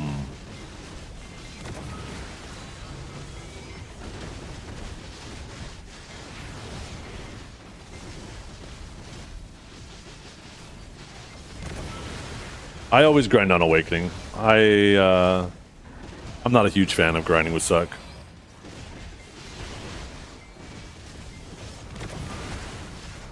Or green dragon rolls? Oh, those are really good too.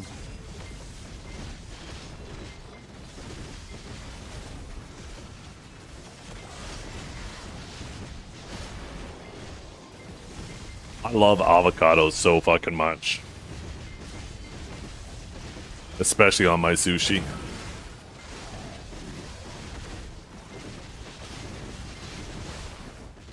See, Hazel? By the way, if you want to replace mayo with something, fucking avocado is like the ultimate replacement. If you're not a fan of tomato, use avocado instead.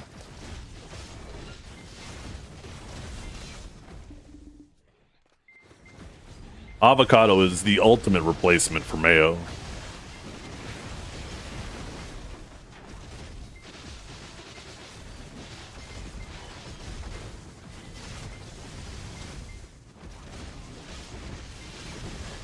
Damn vegan, shut up. I am not replacing my mayo.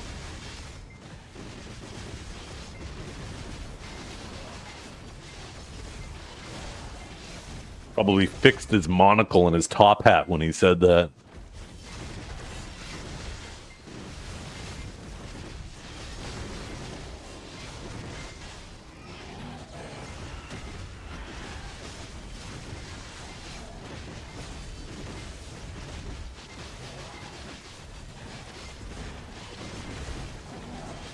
On your way to make me a BLT? Oh shit. That sounds terrible. I would hate that. Especially if you made me two? Oh, the absolute worst. Bet you don't even dress up your tomatoes? No, that's what I was saying earlier. You gotta cut your tomato the right thickness. You don't want it too thick. You don't want to use the tomato butt. If your tomato's super juicy, you gotta give it a little pat. Right? You don't want your tomato to make your sandwich soggy. You want it to bring a bit of moisture, but you don't want to make it soggy. And then you just put a light sprinkle of salt and pepper on it, and then put it on whatever you're using. Mwah. Oh my god.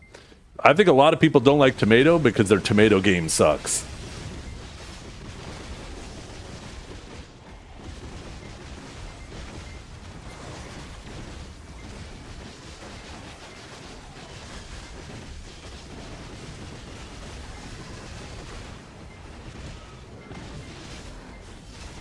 Waffles or pancakes?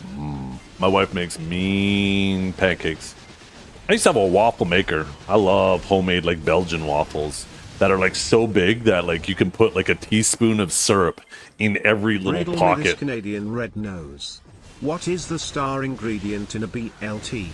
The star ingredient in a BLT is the bread. It isn't the bacon, it isn't the lettuce or the tomato. In every fucking sandwich, if your bread sucks, the sandwich sucks. I'm sorry.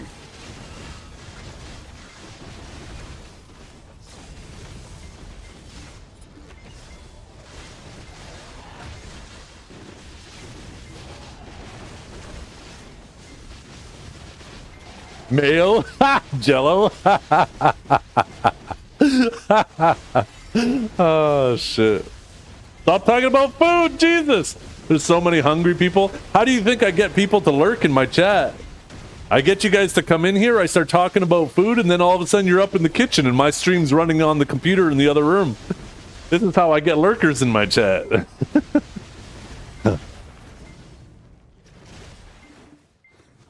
Ooh, especially we have this fucking music.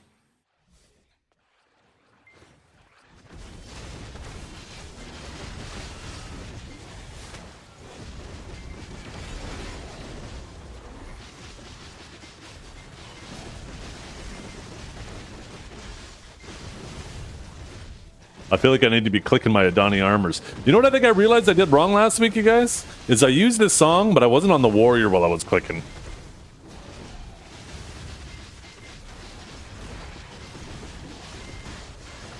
Or maybe I get the guardian to do the clicks.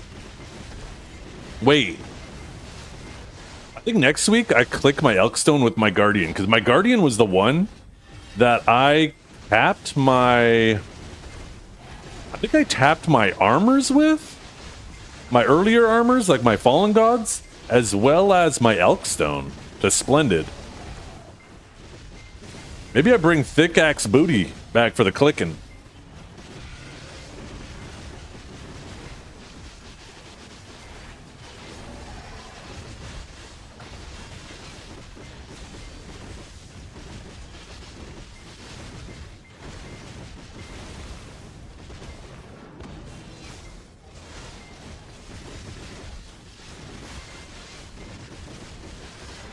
That was your nickname? Thick Axe Booty? Huh.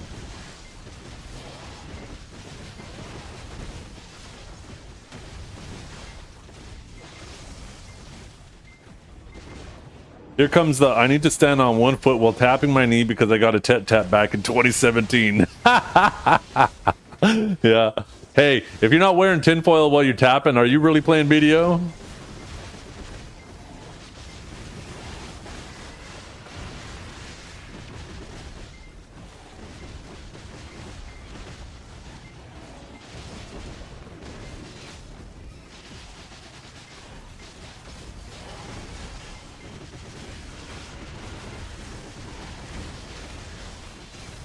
Skip every tap? No, skips have always served me well too. Always.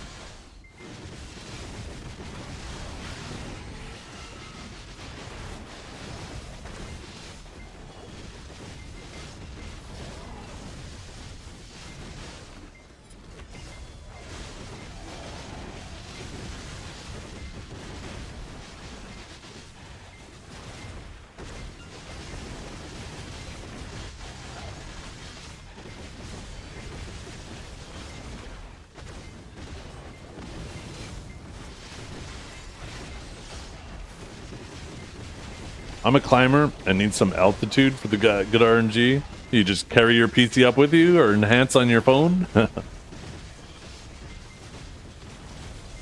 If I remember, it was Pin Blackstar tap and then the Impulse Elkstone because it went in less clicks. And yeah, no, it was my Blackstar Awakening weapon. I hit it on the 7th click. And yeah, to celebrate, I said, hell yeah, let's try to tap some Elkstones. So I bought one Resplendent Elkstone for 1 billion silver off the market, tapped it, it failed and disappeared. And I said, fuck it, let's do another. And I bought a second one and it went to Splendid. That was back just either before or after Christmas of, I think, 2019 or 2020.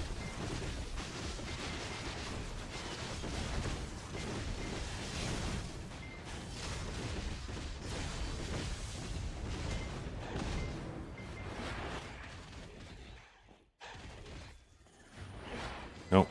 No, I guess that isn't it.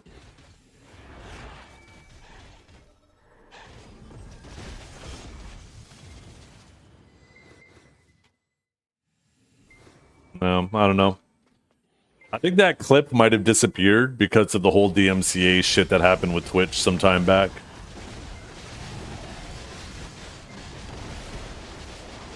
That might be one of the clips that got gunned down when Twitch had a huge DMCA thing that was going on.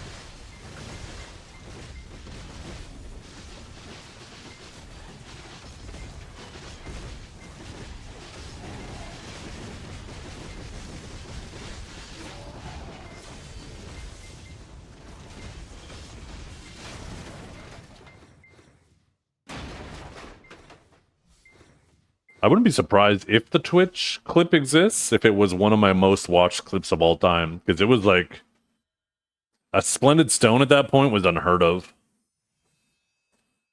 It didn't make sense to go for it because there was so many other, so much more valuable games to go for. But I was progressed enough and lucky enough and I saw the writing on the wall with the splendid stones or the resplendents, knowing that they were going to go. It's not that there was a big supply; it's just there was no demand. So I knew that they would eventually would be sold out at max price. Let's see. The sort by views, high to low. One tap T10 Doom. I would have been on my Guardian, and I was in Valencia City.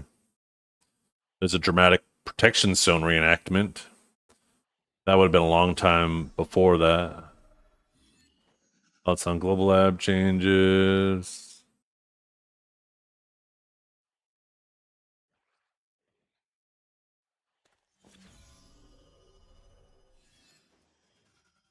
I feel like it would have been before 2021. I'm not seeing any clips before 2021.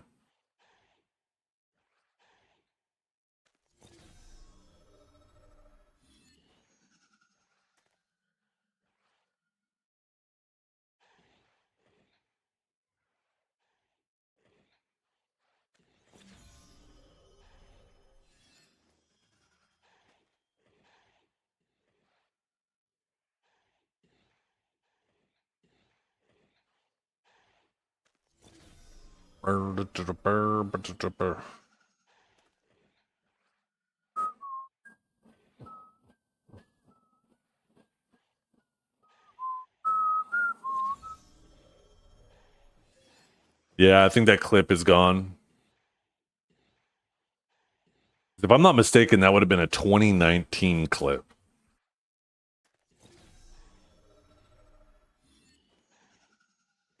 It's crazy to think that that's like fucking 7 years ago. I'm already down into like the 300 view territory, and I know this clip would have had more than that.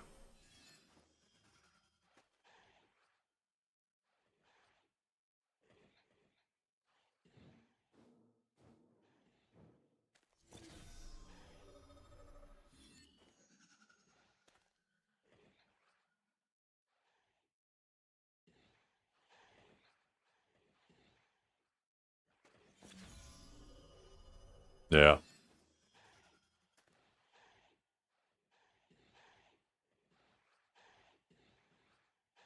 Oh, well.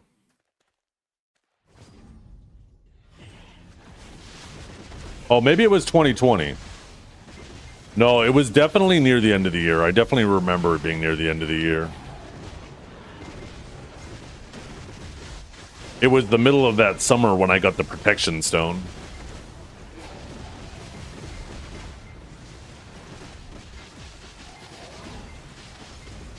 Actually, no, I didn't go for the protection stone until I got the life stone. And then once I got the life stone, I managed to get an order for that. That's when I decided to go for the protection one. I did get the protection one in the middle of the summer.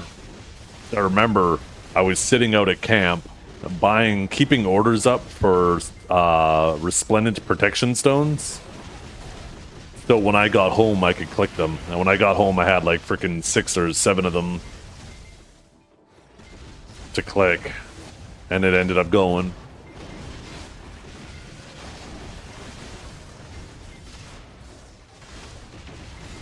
I hate that fucking shit so bad. I hate it so much.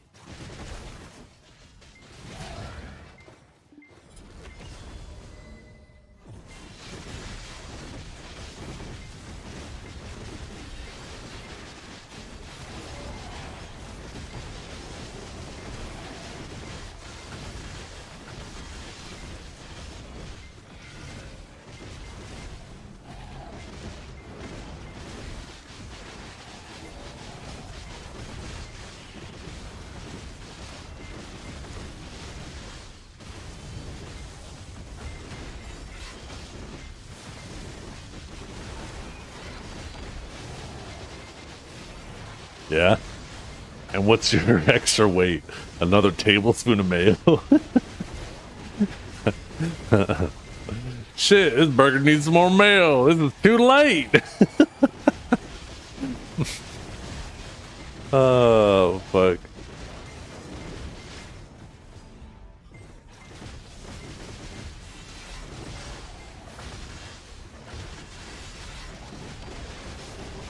One thing I need to get, though, is an emulsifier, because I don't actually make my own mayo. And it's really easy to make.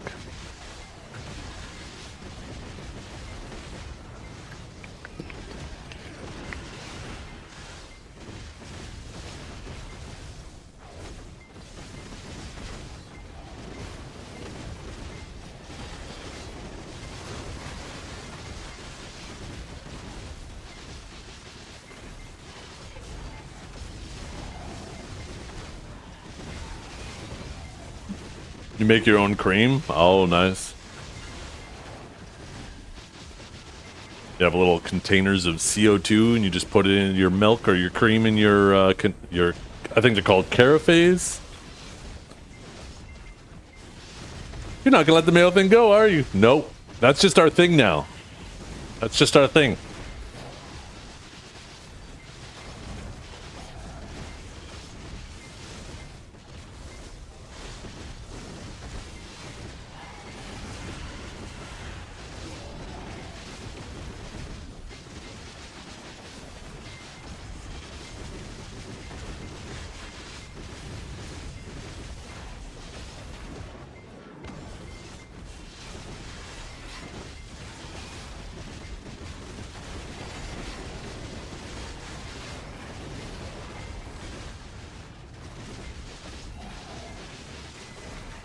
No, I wouldn't keep it. You? Oh, shit. Here, I thought this was a wholesome food stream.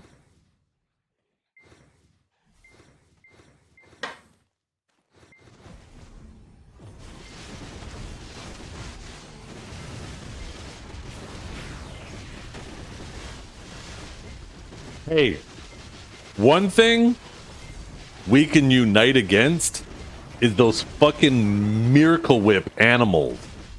Get that shit out of here.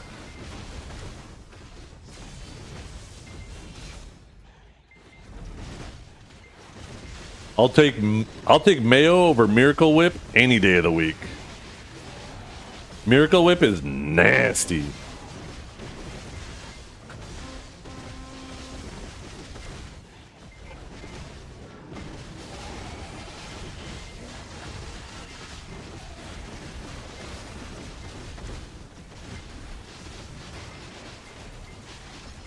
May you all have a wonderful day then. I'm off.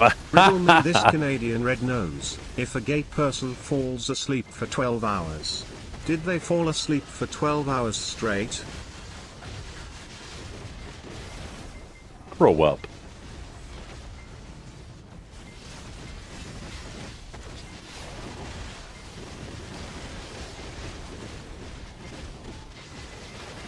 No. I hit my wife yesterday, so we're sitting there on the couch. We're just having a wonderful Mother's Day. I'm sitting there on the couch, and I turned to my wife, and I was like, babe. She's like, what? I'm like, how come every time I poo-poo, I pee-pee, but not every time I pee-pee, I poo-poo? And she was just like, oh. I should have recorded it with my phone. Her fucking reaction was priceless.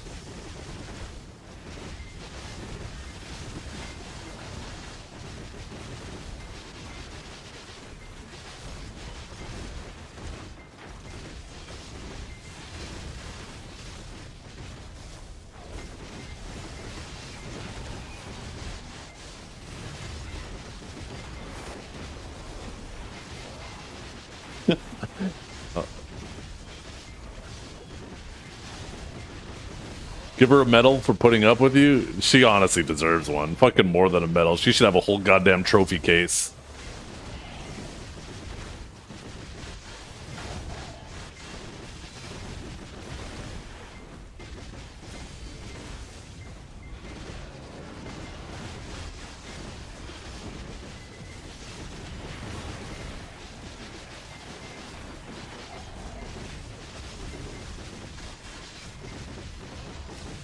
A trophy for every year. What are we at now? 16, almost 16 years of trophies.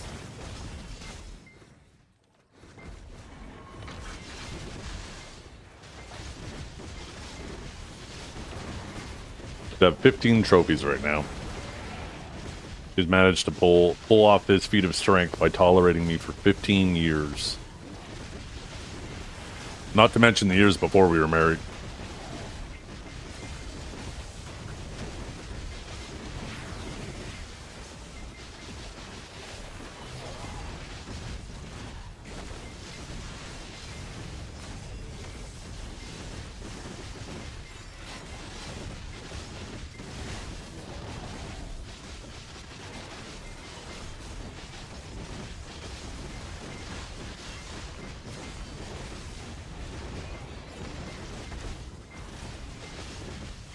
Victoria Day. Yeah, no, I'll be streaming.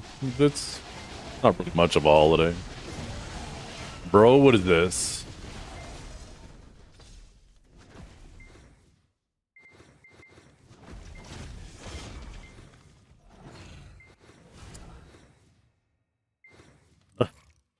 Dude. Get rid of that clip. That sounds so bad with no context. I need to change the way I phrase things.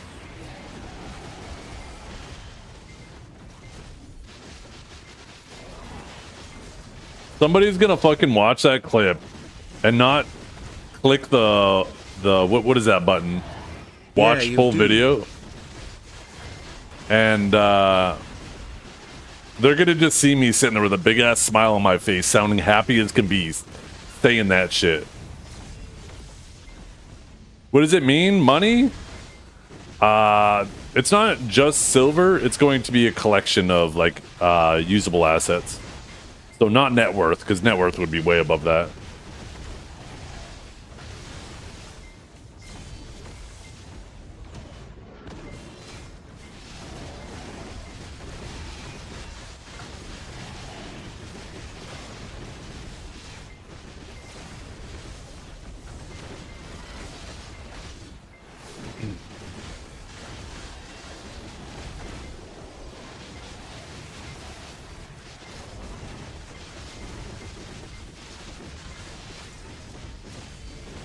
Didn't Garmoth used to show you the net worth of your gear?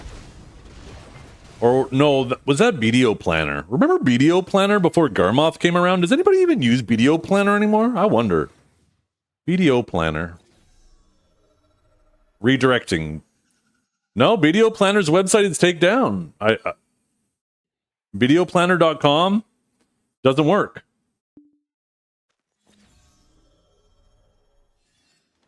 I mean, you can't really blame them. Everybody moved over to Garmoth, right? That's what happens when you don't innovate. I'm using additional BDO Workshop. Wait, is there a gear planner in the BDO Workshop?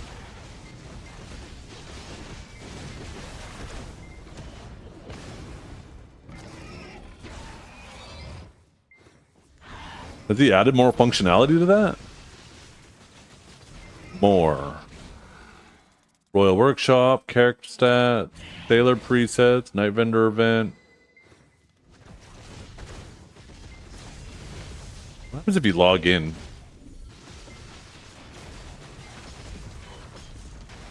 Okay, I'm logged in.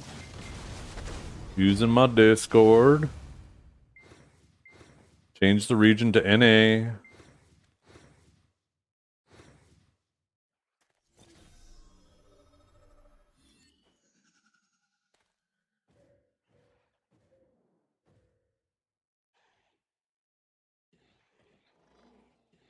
I don't see anything on here for using a gear planner on here. Like, there's nowhere for you to set your gear. Scroll check? Oh, I appreciate you. Thank you.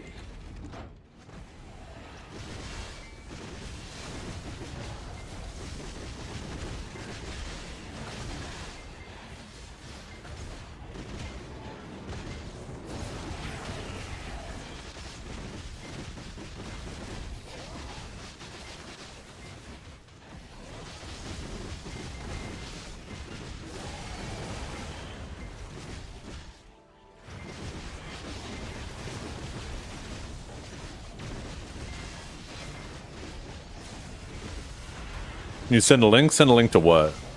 I don't understand. I have a feeling that we might not be talking about the same thing right now.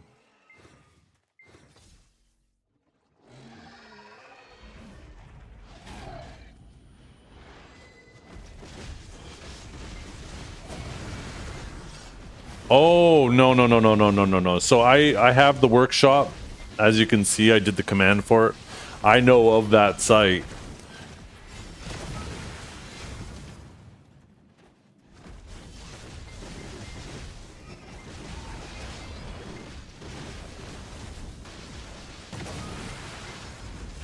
I recommend people to that site all the time for their AP upgrade path, yeah.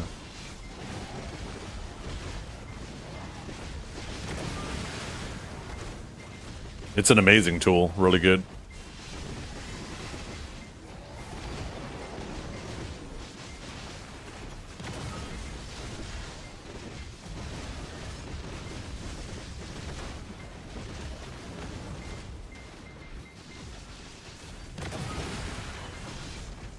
I'm surprised Byrog doesn't do some type of partnership with Garmoth or something, where it can directly look at your Garmoth and then show you where to go from there. I think that'd be extremely useful.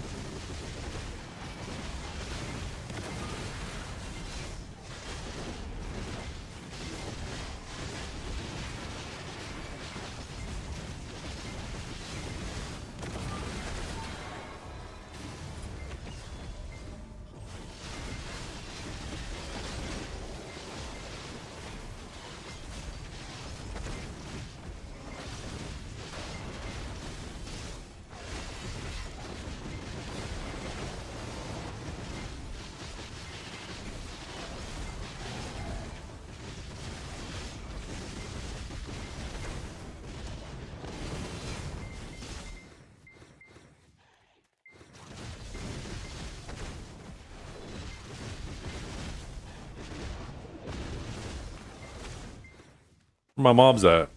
Killing them too quickly.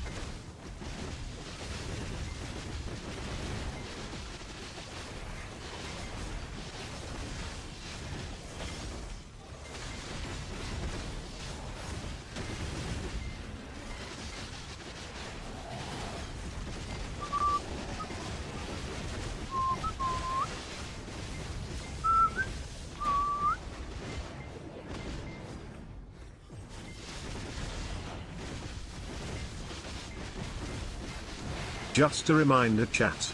Bananas are not only tasty and the preferred snack for chimps like us, but are incredibly healthy for your cardiovascular health. Potassium helps your body process electrolytes and makes the walls of your blood vessel more viable, thus lowering your blood pressure and allowing you to push harder in workouts. I'm gay. Bananas are fucking amazing. I love bananas. They are like just one of the ultimate snacks that come in their own little package. They're fucking phenomenal. I love bananas.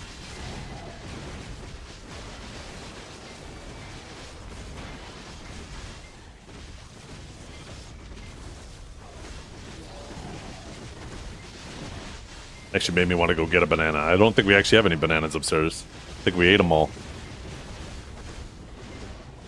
You know what's awesome too? Take your banana and dip it in yogurt.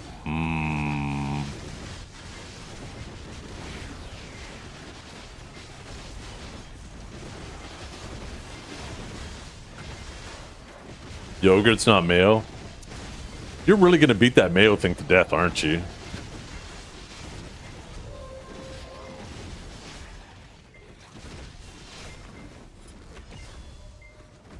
You eat banana for the shape, don't lie. Perfect handheld. Can I say? Think about it. You sit there and eat an apple. Eventually, you've eaten around the apple. Now you got to start holding the spot you ate, or you got to hold it like this. It just feels weird. Banana, no problem. So yeah, the shape kind of rocks.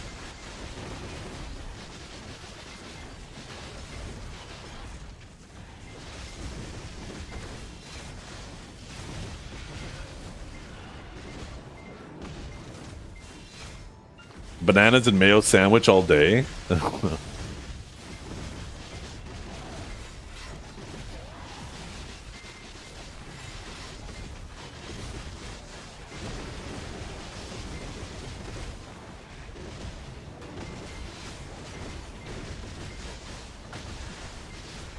If there is no knife around, I'm not eating no banana.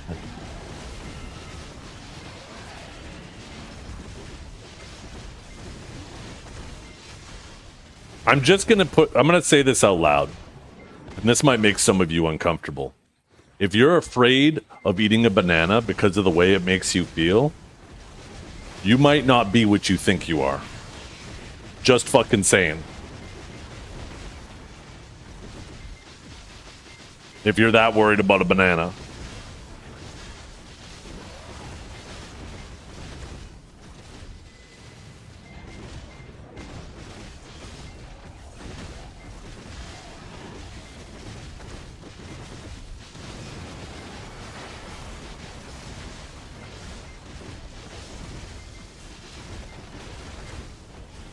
I'm eating banana in my closet.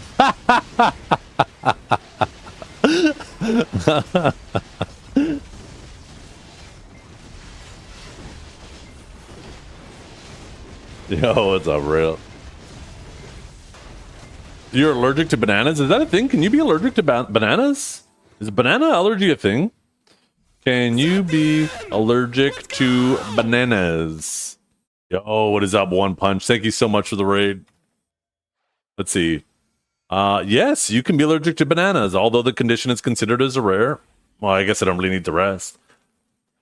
Individuals allergic to natural rubber latex react similarly to the proteins in bananas. Huh. I didn't fucking know that.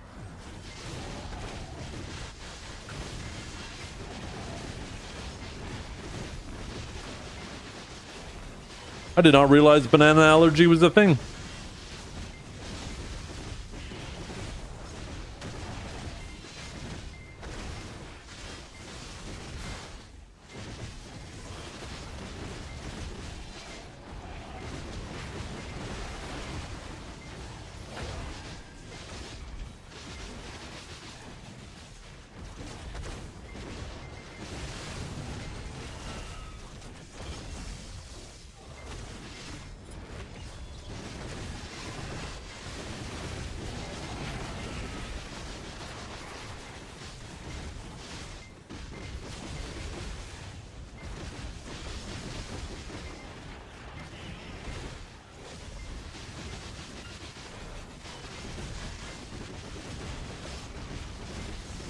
Finish your double deck earrings working on weapons now? Hell yeah.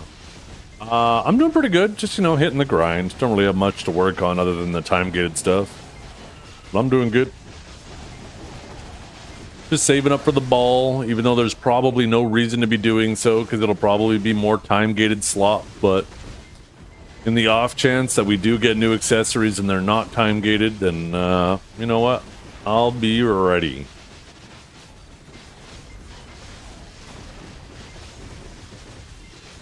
Telephone, 1 second.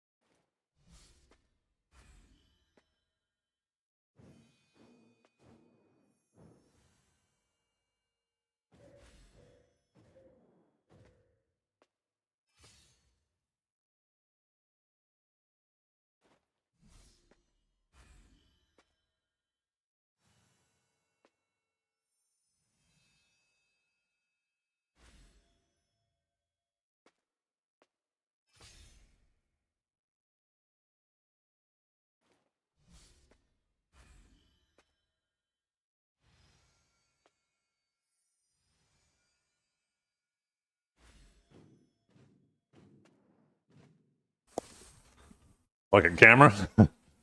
I had to direct it back over to the fucking chair. I need to add a dead zone for it. I can actually make it so it has limitations on how much it follows. And I think I need to do that.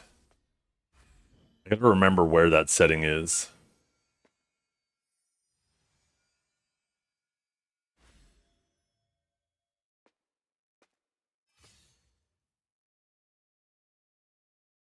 Oh, here we go. Zone tracking.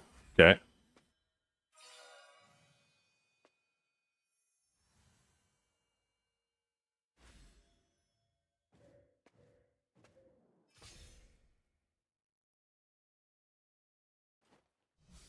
Okay.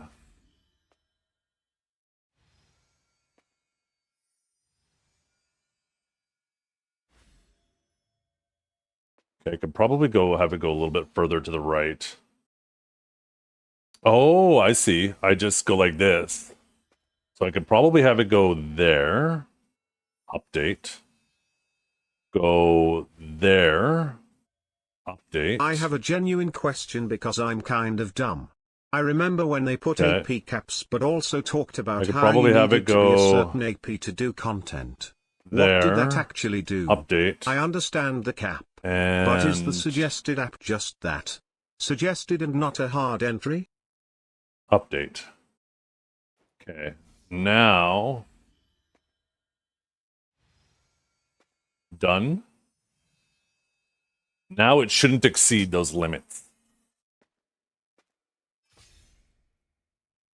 Why are you still following me? God damn it. Did I not turn? Oh, I didn't turn it on. Oh, there we go. Okay, now it should stop. Yeah. I said it, but I forgot to turn it on. Will it follow me down here? No. Good. No crotch shots for you guys. Up here? Hello? Did I break it?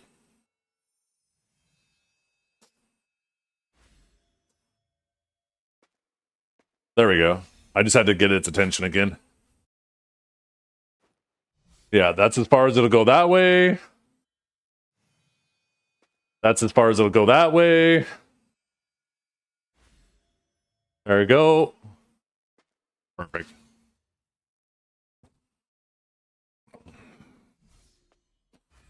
So now you guys don't have to look at the door when I walk out of the room. Oh, shit.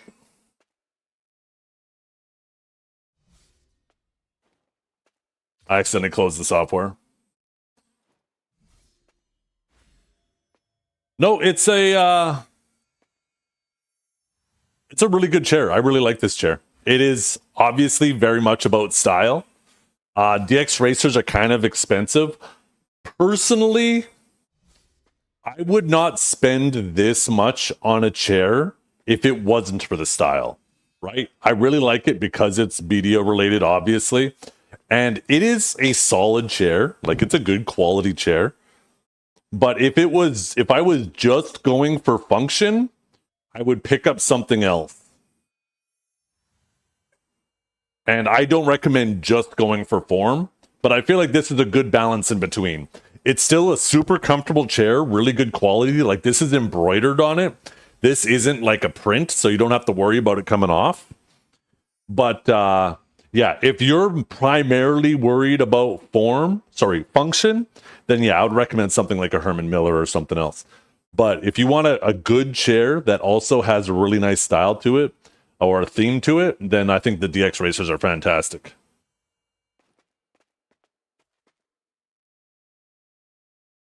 Herman Miller is the godfather of chairs. You will love it. Oh, I know I would, but a brand new Herman Miller costs an arm and a leg.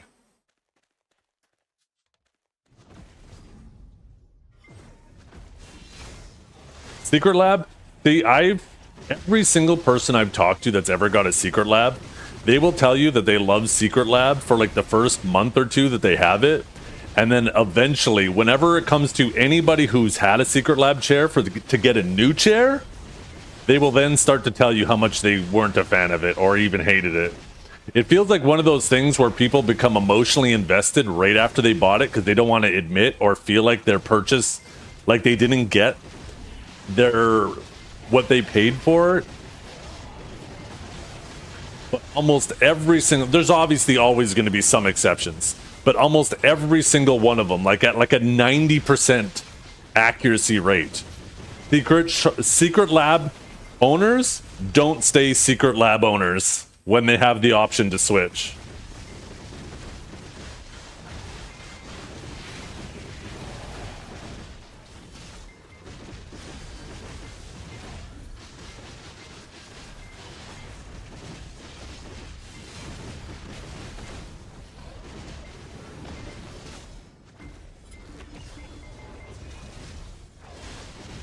Not gonna lie, Secret Lab is like DX Racer from Temu. I feel like that's kind of the market they're going for. A little bit cheaper, but they make a lot of cuts.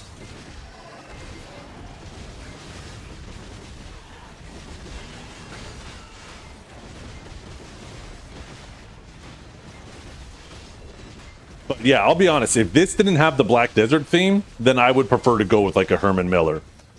But I really like this chair because of the theme. And when they reached out to me to sponsor me, I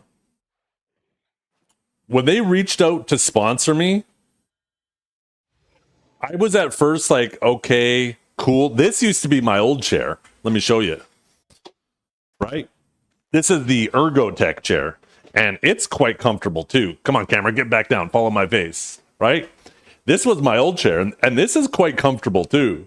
For some reason, the armrest on it is broken. But nobody's been sitting in it. How'd that happen? The fuck? Anyways, this is a really old chair. This used to be my old chair. And when they reached out to sponsor me with the DX Racer, I did not expect it to be more comfortable than this chair. I really liked this chair. So I was like, yeah, it's style. They're sponsoring me. Cool, you know, right? Free stuff. We love free stuff. I did not expect it to have any function. I expected it to be 100% form.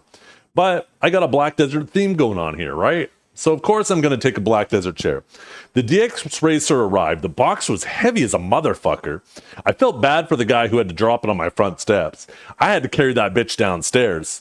But when I was putting it together, I was like, holy shit, this thing is like solidly made.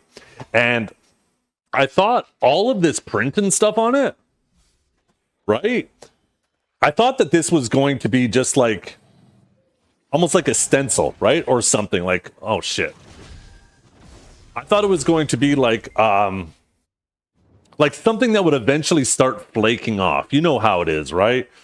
Where it's just like pressed onto the fabric. But no, this is like a really nice, now I know it's not real leather, it's like some type of faux leather, but it's all stitched together really well. It's got to deal with my fat ass on it all day. All of this is embroidered right into it, so it's not going to peel off. Same with everything up the sides. Like, it is solid quality, and it is more comfortable than I expected. This chair is pretty comfortable. This is more comfortable. Not a lot more comfortable, but the fact that it's, you know, more comfortable is a win to me. I'm gonna put that one back. So yeah, I'm super happy with this chair. Like I said, if I was going for 100% function, like comfort, then you obviously go with an office chair, right? But I think if you want like a good chair with a cool style to it, I think DX Racer is actually great. I did get it for free. Yeah, I was really lucky too. They didn't want to. So Pearl Abyss hooked me up with this sponsorship, but originally it was supposed to be just people in the US. And I was talking to the person and they didn't know. And then when I told them I was from Canada, they were like, ooh, sorry, we don't do international. We just do in the US. And I was like, oh, that fucking sucks. And so I reached out to while I was talking to them, I said, well, if you guys want, you could just ship it to the border. I'm not far from the border. I'll legit go down and pick it up. Or if there's additional, I'm more than happy to pay the additional shipping cost. And I said, I'm actually really close to the border. And then they're like, okay, well, where are you at? So I gave it to them and they're like, oh, okay, you know what? That's fine. We'll make it work. They were really, really, really good to work with.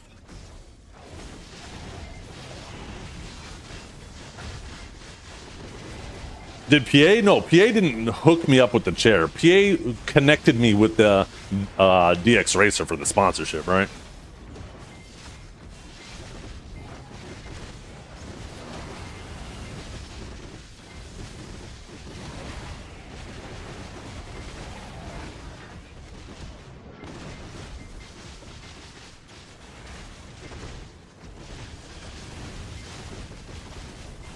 I can't wait to get hooked up. They haven't actually done anything in a little while. One thing that I was really sad not to. There was some Black Desert keycaps for mechanical keyboards that were really cool. Unfortunately, I didn't get my hands on. I would have loved that.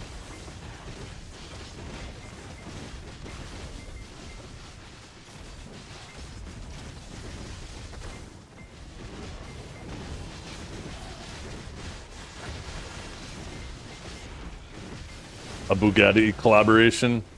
Honestly, I'd sell that shit so fast. I got so many potholes and shit in my city. Not a chance. The Gooner bait outfits? Yeah. Like, what is up with that, Hunler? How much you want to bet they did that shit for fucking multi and flowers? Both those guys probably woke up with the biggest erection this morning. And they didn't even hear about it. They just sensed that there was a new Gooner outfit coming. Fucking multi-melter and flowers. Here, I'll bring it back.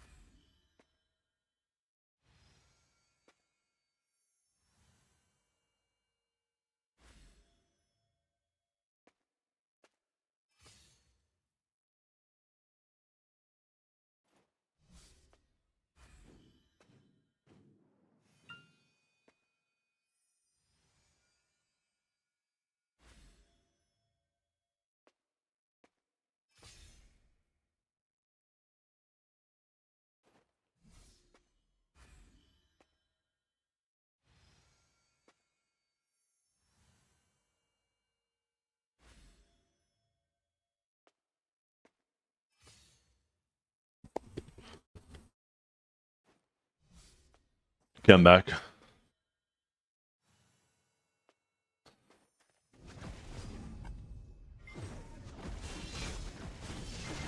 just realized, why do I have the cooldown thing on the side as well as the cooldowns under my thing?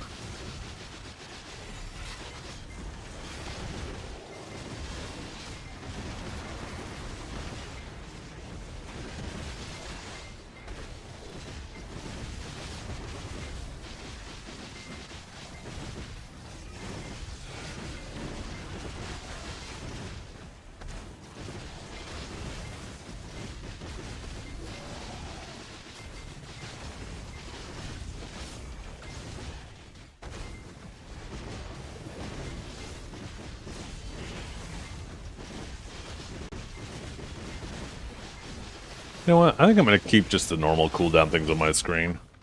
I'm honestly kind of tired of these fucking things.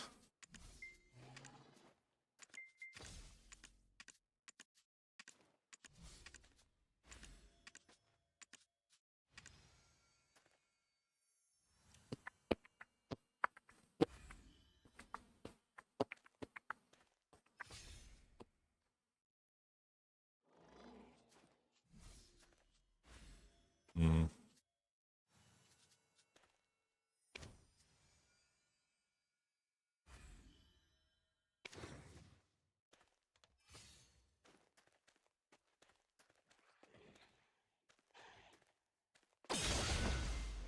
Maybe I'll lower those other things too.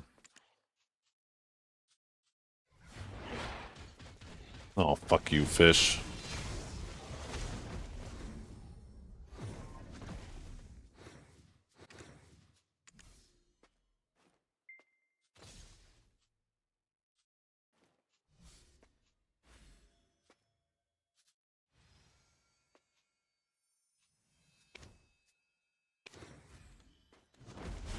There we go. We'll just do that.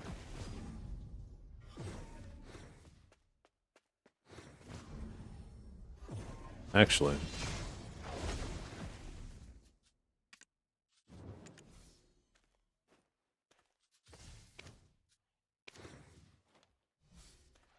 We're lacking some symmetry there.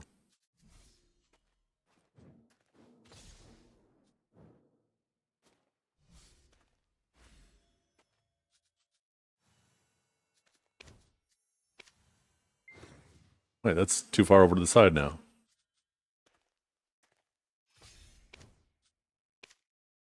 There we go.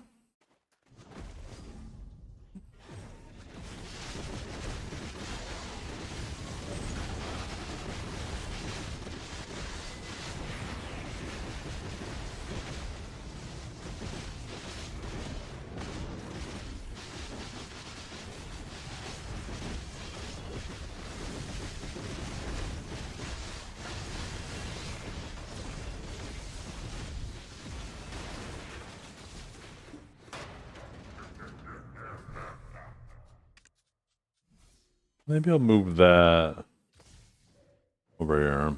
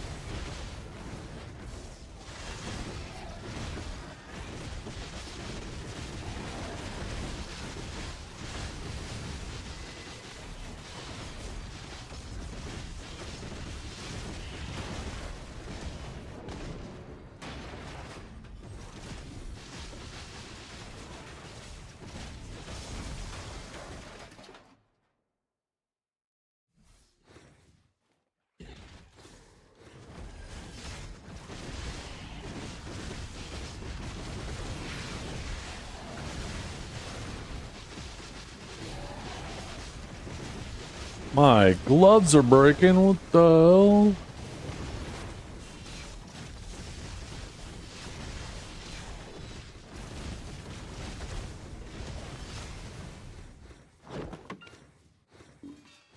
Oh, look at that. Free fucking money. We just saved 3 million silver. All we need to do is add another 1,000,000 times and we've saved 1 trillion silver, chat.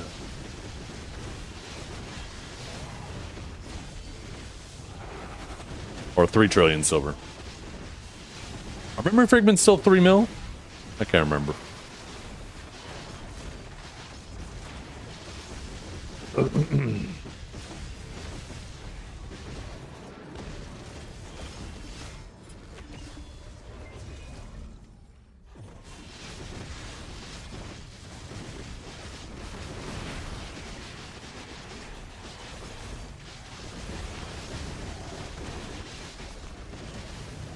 A DK statue? Hey, if you want to get me a DK statue, I will totally put it there. I was thinking maybe I should get a little light, right? So this is my thought process. This shelf right here, I'm going to get another one of those. I'm going to replace that shelf with it. I'm going to backlight both of them with LEDs. And then this shelf, it's going to get moved back a little bit towards the wall. This shelf is going to follow it a little bit and it'll be more in frame. And then maybe I get like a little, maybe I talk to Tony. You know who I mean? Isn't his name Tony? The LED signs guy? get myself a little LED sign to put there. It says like Zephian or something on it. I don't know.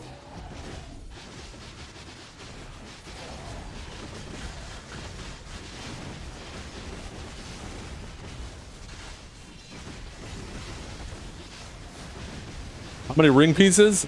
Ever since they revamped it, 0, but I did have 2. The DK statue's on sale, 29% off. You just have to pay like $300 shipping. Yeah.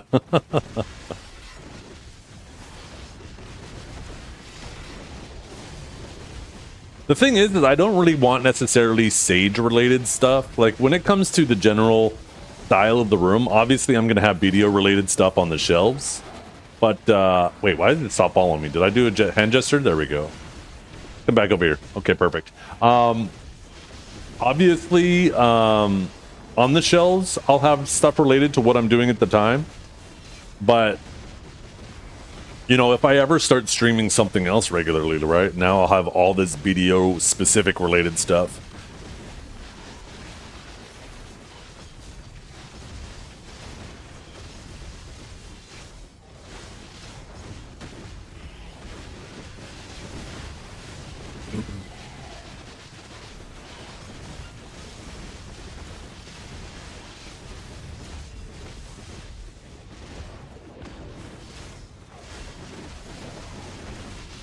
What is the best AI image generator that you guys use?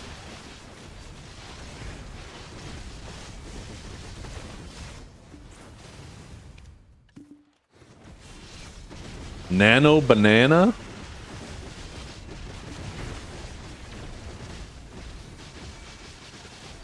I don't. I draw whatever I want generated. Yeah, okay.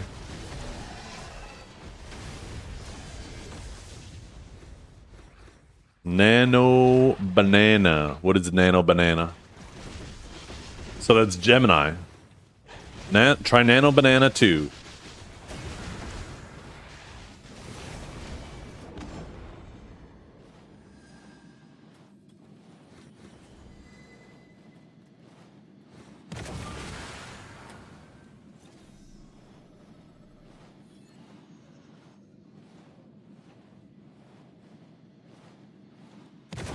Let's see.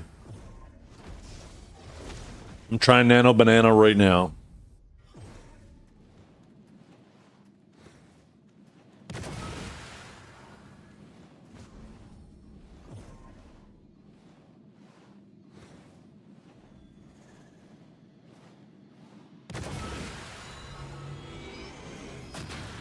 Okay, what do you guys think?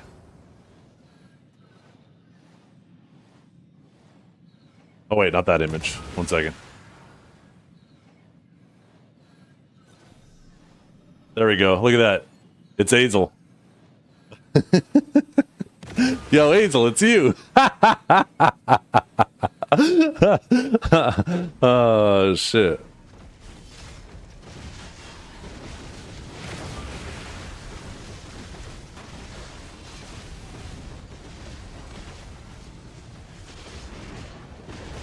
Yo, what's up, Shaky?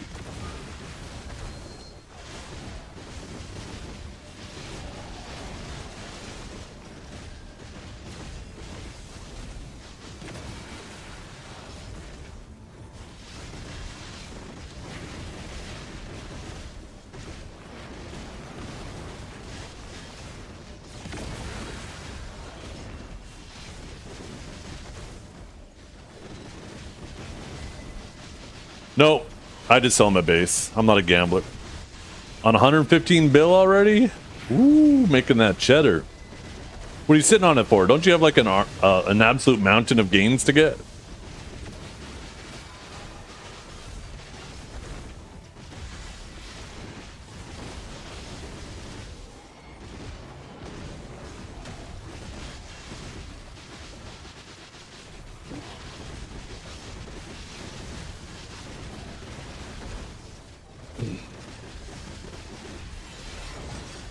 Oh, nice. Yeah, yeah.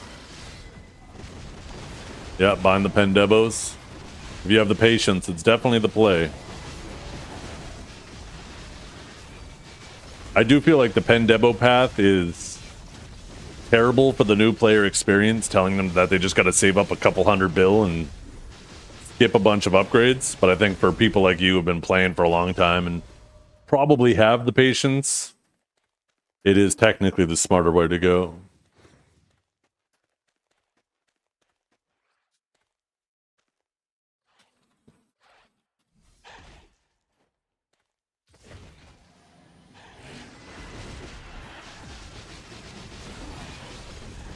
Fallen God is also a problem. Fallen God is a problem for two different reasons. One, the pities need to be reduced now. We've had Adani out for long enough. I really think that they should do that at the ball, the same way they did it with the Black Star. And two, they need to remove the evasion counterpart and just combine them, right? Because if you're in the Fallen God armor territory, the evasion armors do nothing for you because you don't have enough evasion for it to matter. And it just makes you weaker in your PvE, and it makes you weaker in the little bit of PvP you might be doing. Now there's just a right choice and a wrong choice. There is no fucking diversity in builds.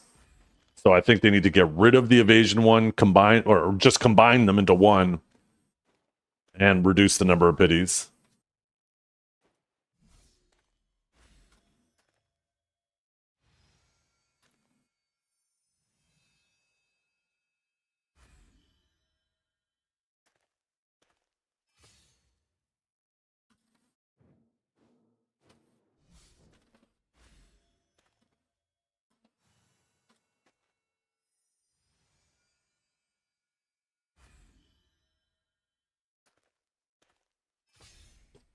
Let me try a command prompt.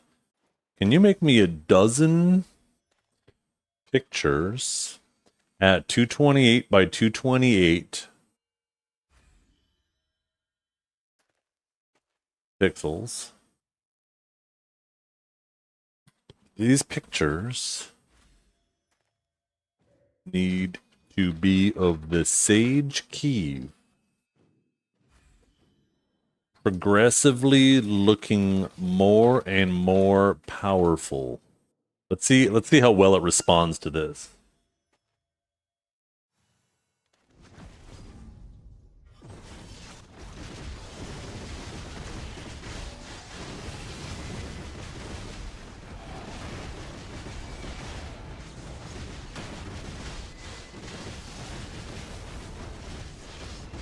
Yeah, no, the time getting of the stones is miserable for newer players too, right? Because... okay, this fucking sucked. It actually did what I wanted to, but it actually has the sage in there too.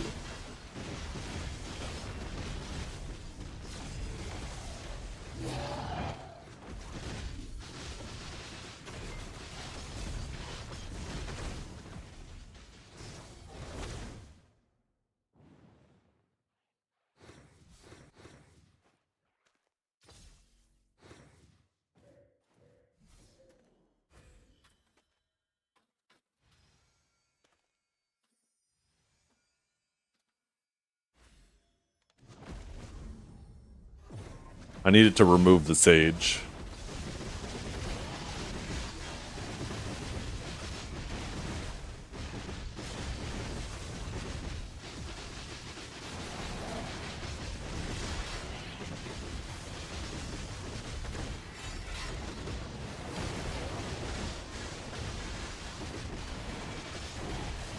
Oh my god, what the hell is this?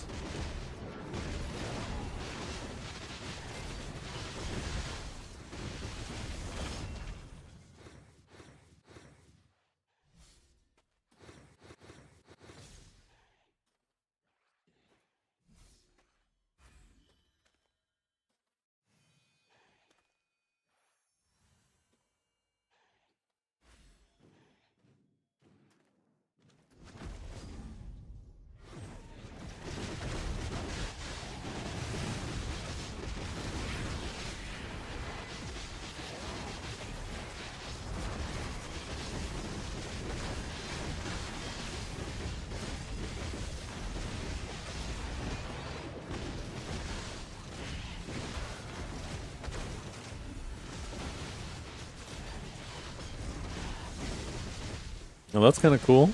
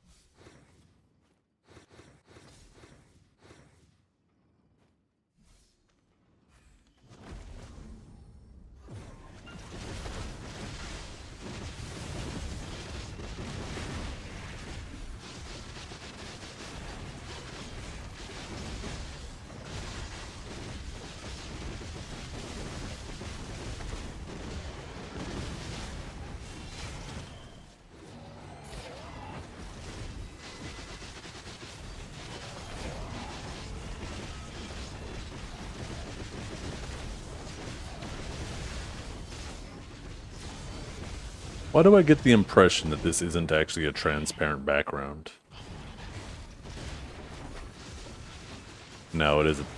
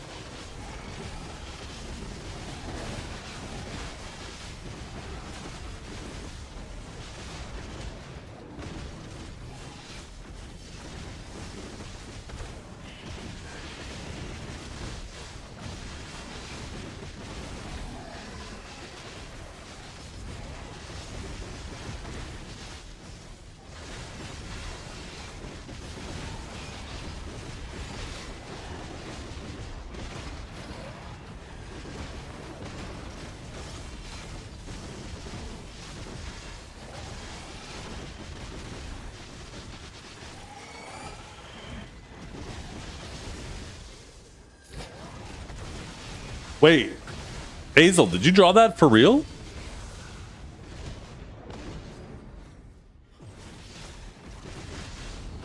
You're a pretty fucking good drawer. That's pretty good.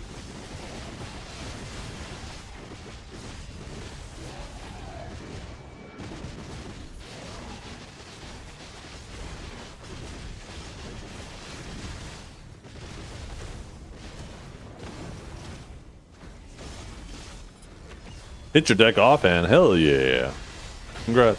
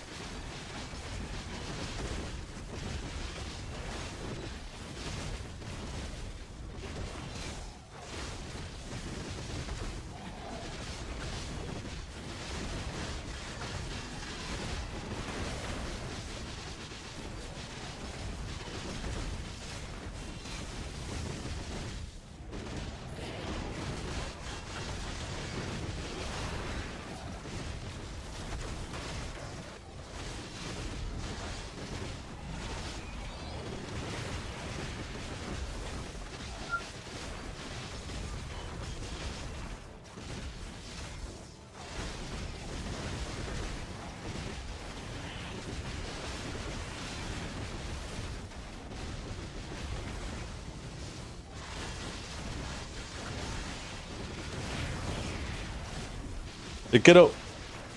How was school? Got any homework? No?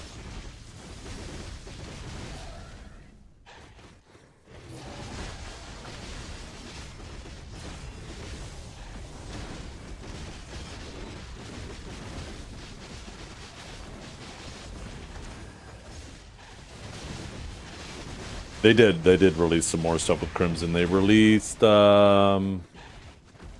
patch 1.06 is live. This patch adds an extraction feature to recover materials used in refinement. They added more special mounts, a display sheath option, night tone mode, and more. Check out the details at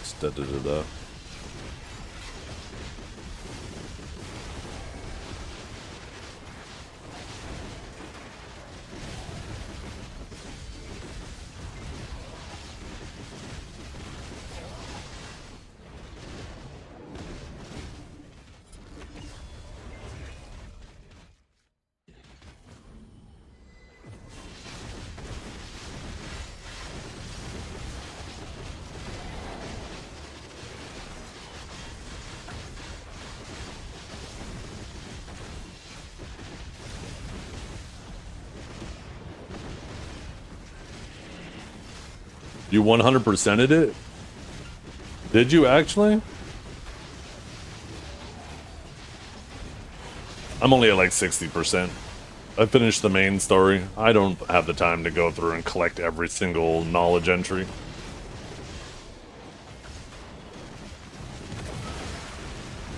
It's an amazingly good game. It is so damn good. It was so damn fun.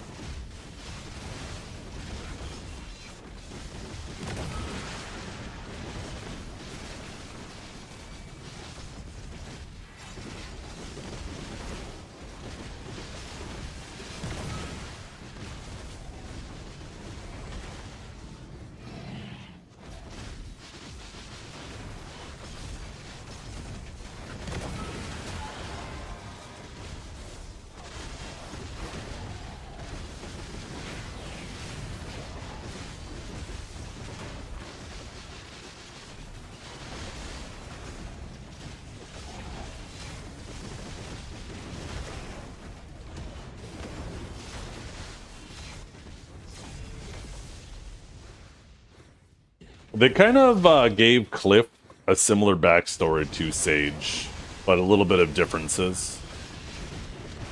I don't really want to spoil it for the people who don't or haven't completed it. Cliff isn't actually Goyen, no. Cliff is they're different, but Cliff is... I mean, I don't want to ruin it.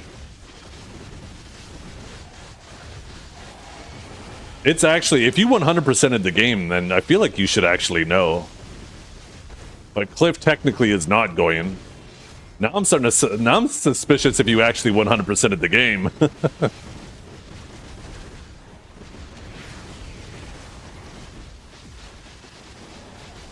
Okay, if you care about Crimson lore and haven't beaten it, plug your ears. I'll give you 3, 2, 1. Okay, so Goyen is actually a earlier version of, a failed version of Cliff. And Cliff is like the 107th version of a being that they've tried to create and manipulate. That's like, there's this time loop that's going on. And the enemy is Umbra, right?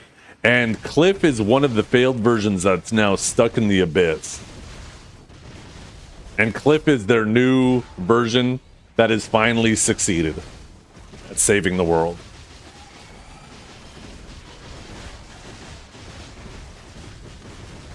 So, yeah, he isn't Goyen, but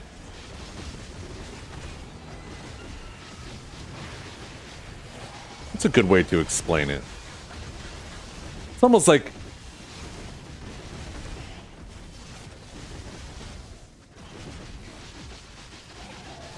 trying to find like a good analogy for maybe some other movies.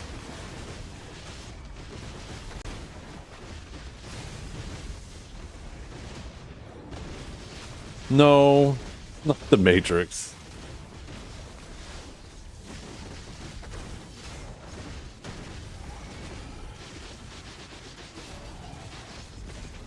The third one? Oh, I barely remember the third one.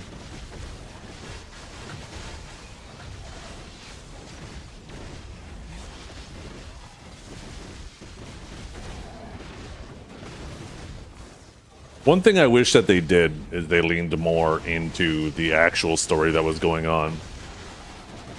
But I think they purposely made the main story feel so hidden from the story that's actually going on, hoping that it would put more impact when you found out the main story that was going on. But I feel like it ended up, that strategy, even though it sounds good on paper, it hurt it more in the long run. I feel like if they would have, I think it's perfectly fine to make the main character unaware of the story that's going on, the real main story. But I feel like they could have done a good job at keeping that separate, but trickle that in as you were progressing. That would have actually had people a lot more engaged in the story that was going on. But I see now what they were going for.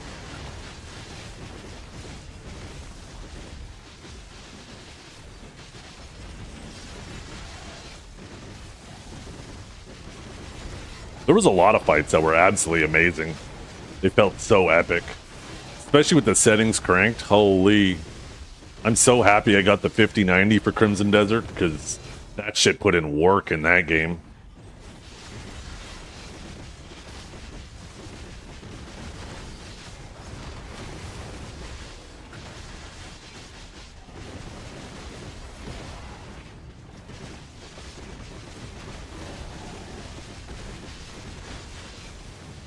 You should go for the Titan boss. Yeah, I thought that was going to be part of the Abyss, because you guys were talking about it when I was saying that I hadn't finished the Abyss. And then I got through the Abyss and it wasn't part of that.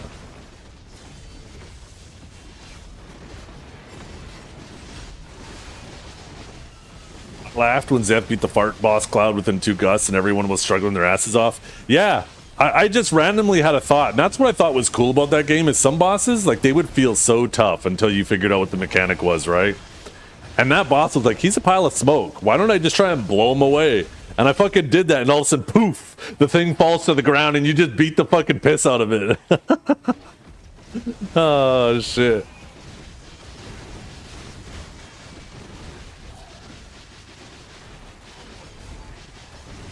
They did ruin the monkey, though.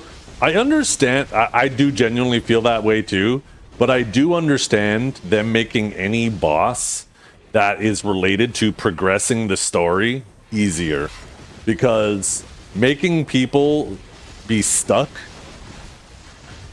and unable to progress the story, I think, is also a bad thing. So I understand it in the case of the monkey boss.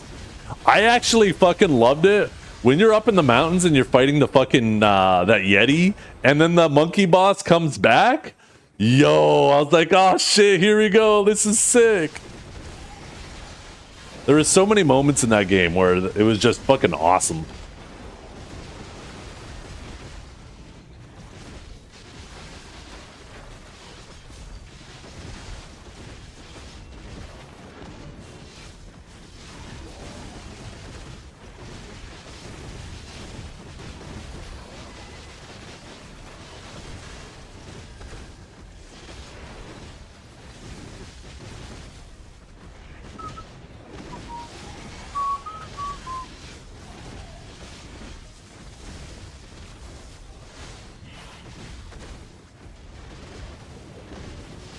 Yeah, yeah. There was another one I ran into later too, exact same strategy. Okay, yeah, I'll come. 1 second, you guys. I'm gonna go AFK for a few. Behave yourselves, for the love of God. Somebody hide the M&Ms from Kinjara. I'll be back.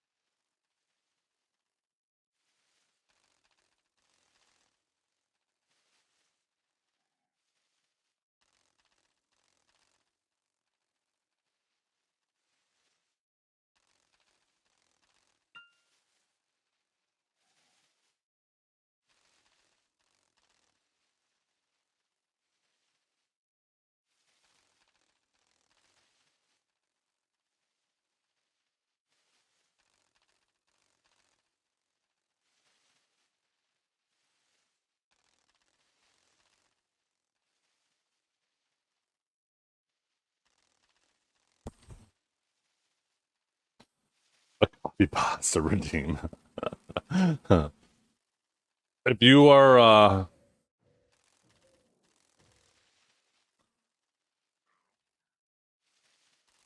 there.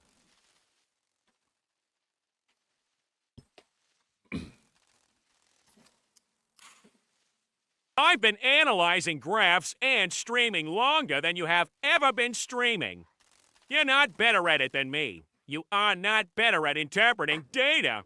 I graduated from my university with the highest possible fucking honors in finance and statistics and mathematic derivatives. Like I am a numbers guy, and I'm telling you that I analyze data. Dinner was delicious.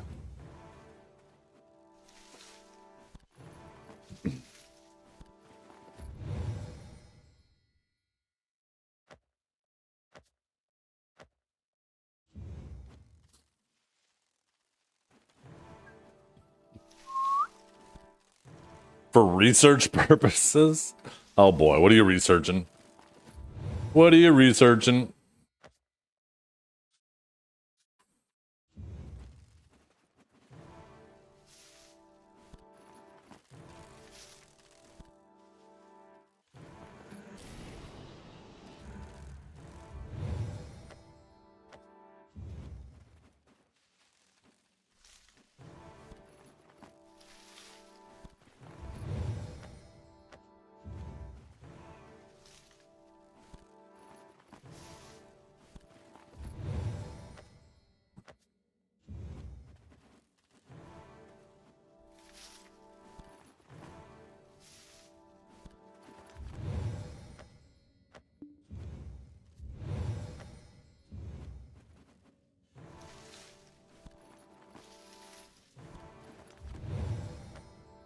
Is that the end?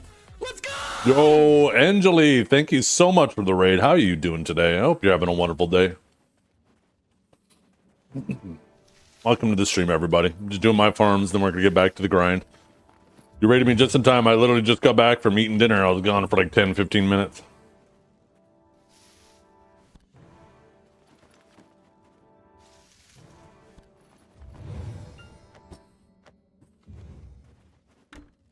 Thank you for that, Orvic.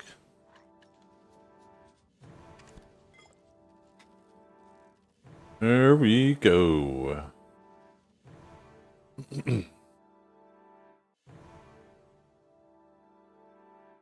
Shoe? Yo, what's up, Dukes? What do you mean shoe? What do you mean shoe?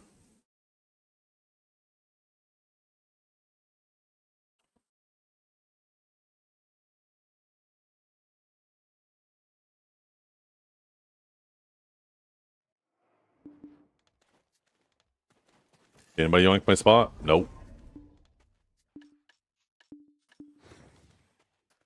Auto-correcting like Ayo?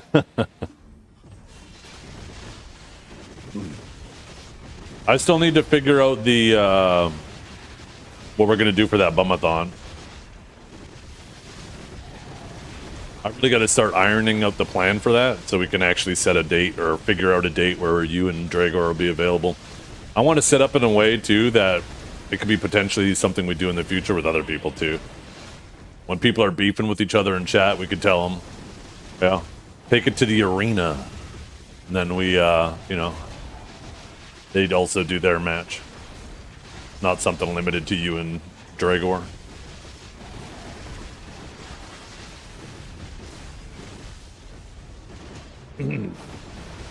How the game's coming along anyway, Dukes? You get the yellow? You collect your 50 bucks yet?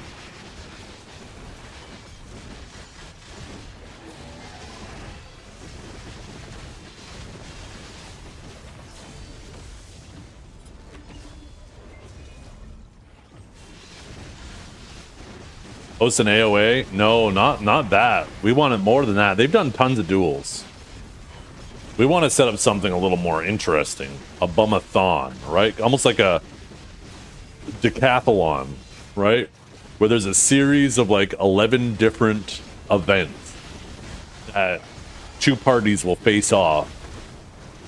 And each time you win one, you get a point. And then, like, I guess the first person to 6 wins.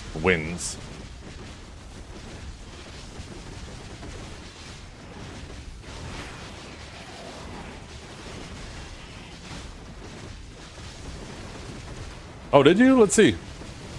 I shouldn't even look at ninjas.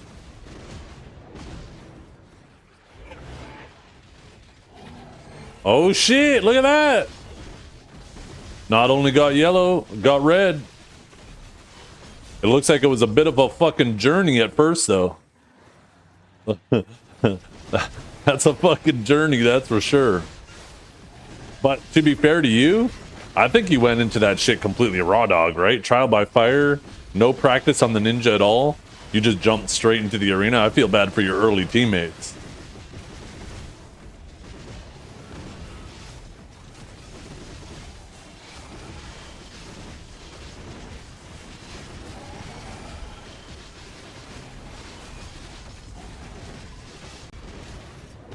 Or wait, did you get yellow on ninja and then swap to Wukong and you've been climbing with that? Oh wait.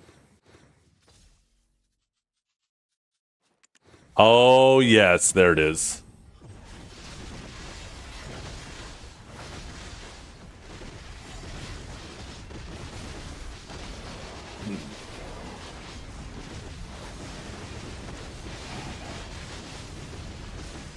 I gotta play some Solare matches soon. I need to play enough just to get my Solare pass done for the season. I had to get like 70 points. So like 14 wins.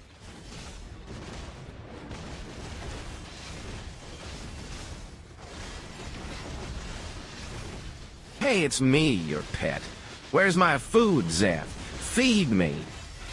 Sorry. You're not even starving yet. You're just hungry. Calm down.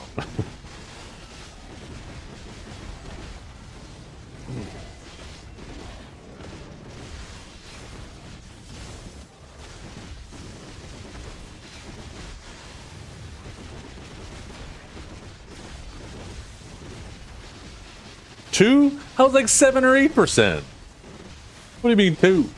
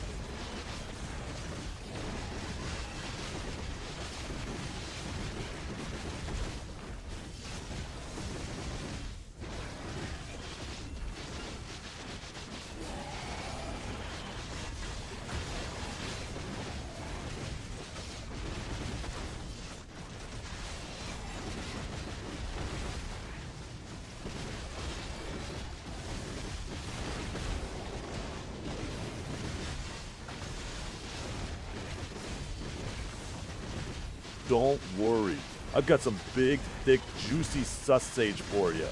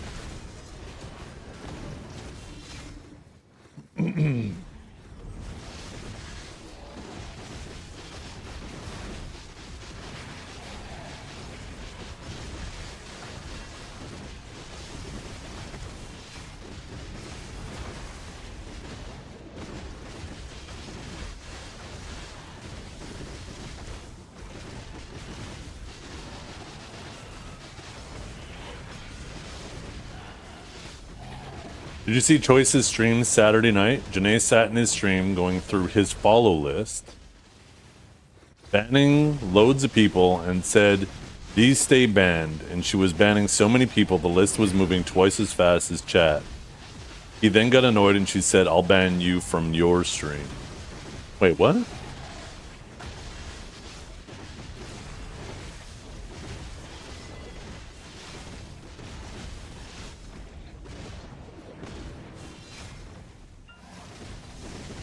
I don't understand. She was banning people from Choice's stream, or she was saying she was going to ban Choice from his own stream? I'm not sure exactly what you typed there. I might need some clarification.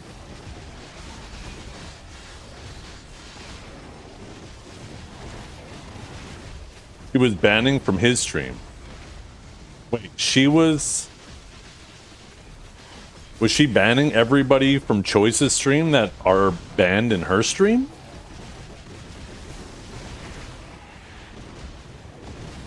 I'm gonna need... Do you have a timestamp for this? I feel like there's more context that is necessary. Obviously, based on what you told me, I have my opinions about it. But I feel like I need more context before I express my opinions.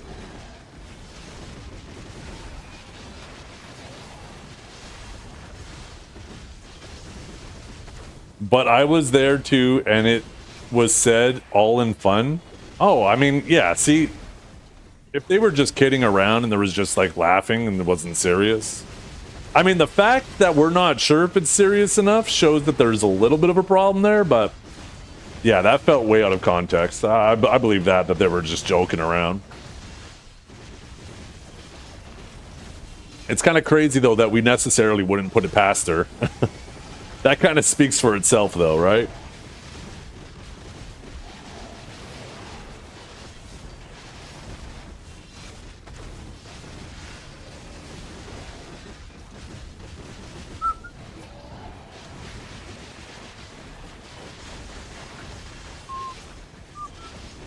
They banned me? Huh, maybe. Let's see. I wouldn't be surprised if she would. I'm actually surprised she hasn't yet, to be completely honest, because I don't like her one bit. I have zero respect for her. Let's see. Da-da-da-da. No, but I'm not banning her stream. What are you talking about? And if I'm not banning her stream, I can't imagine me being banned in his stream. No, I'm not banning his stream either. See? Fake news.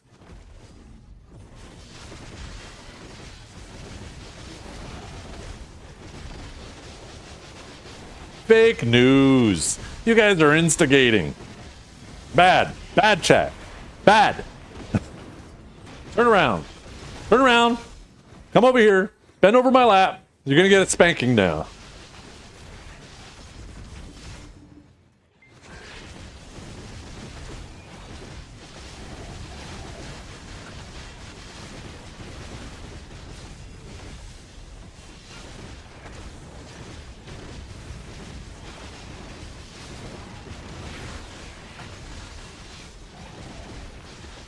What if chat likes that? Shit. I need to rethink the punishment.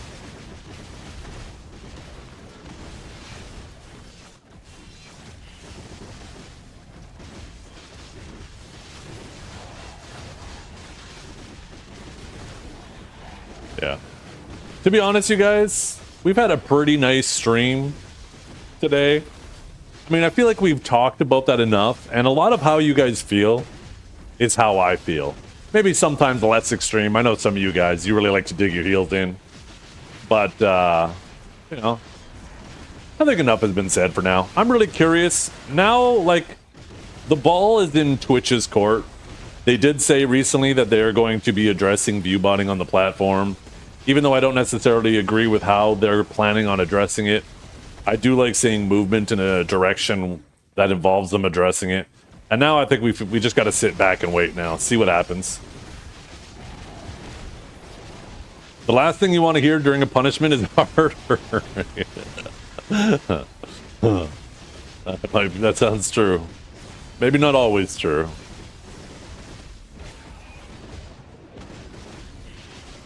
That reminds me, I don't know if you guys remember Casino Royale with Daniel Craig, right? There's a scene where he's strapped to a chair with no bottom. He's naked, and the guy has a fucking giant rope, and he's swinging it to hit him in the nuts. And at one point, he says, "A little to the left, I have an itch," or some shit like that. That shit cracked me up. That was a good fucking scene.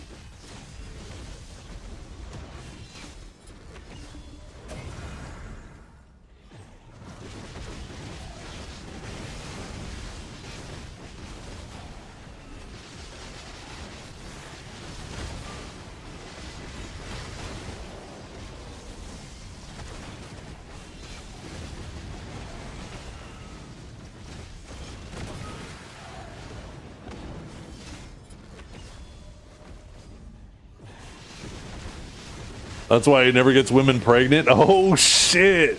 Wait a minute. You're right, he's sterile from all the ball beatings.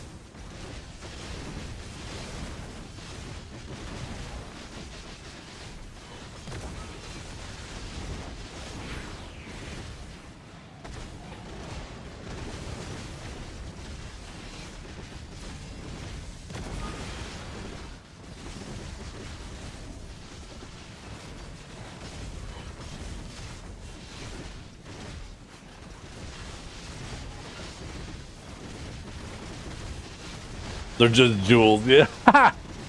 Yeah, no more family. Oh, excuse me. Oh.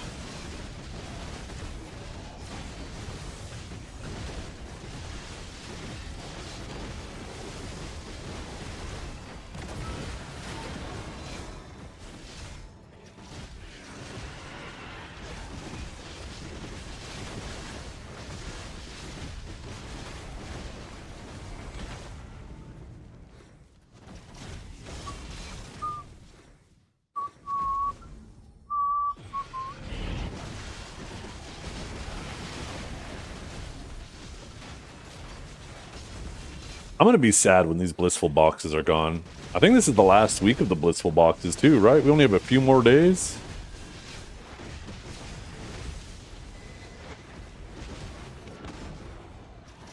Yeah, Bliss and Fortune. May 14th. Wah wah.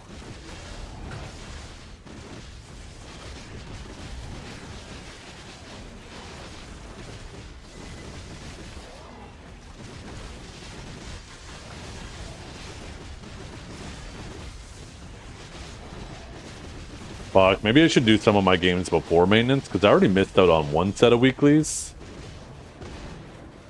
I should probably not miss out. If I'm gonna have to end up doing 70 points worth of games anyways, probably should do it while there's still better rewards, right? Instead of waiting till the end. Make the time I spend doing it a little more worth it.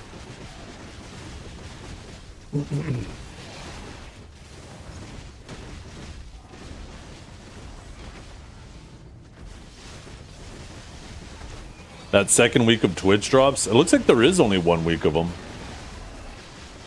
I went and looked. If you open up the drops category, you can see what drops and stuff are going on. It looks like this week of drops, or the previous set of drops was supposed to last for 2 weeks. I don't know why it wasn't like having the same set of drops for 2 weeks and everybody could basically burn through them in the first day. Not really great for their category, right? Definitely good to have good drops once in a while, but I feel like they should have spaced them out.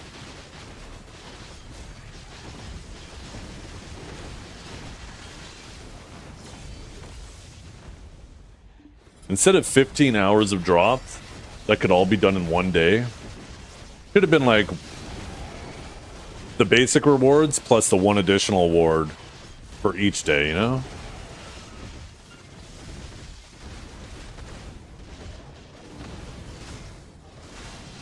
The outfit bugged and half the people didn't get it.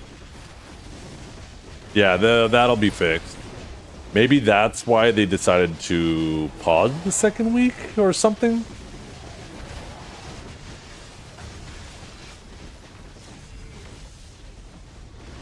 This is the section. Oh shit, yo, I appreciate you. You know what?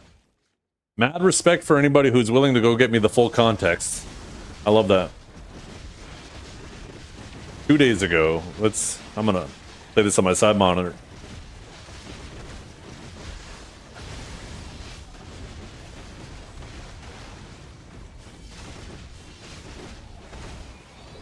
Because they stay banned.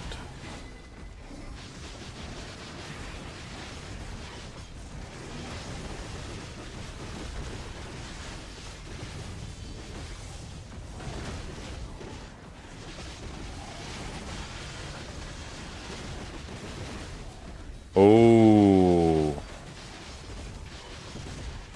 That definitely wasn't joking. You can see this is something that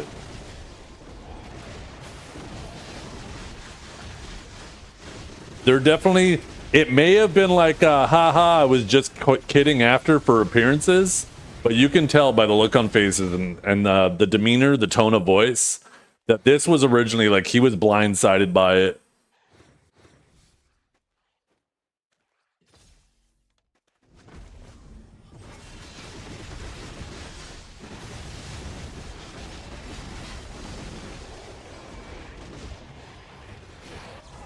Ooh, that's right. It's almost 5. Oh, I hope Medozen is aware. Oh, shit. I don't know if anybody reminded him today.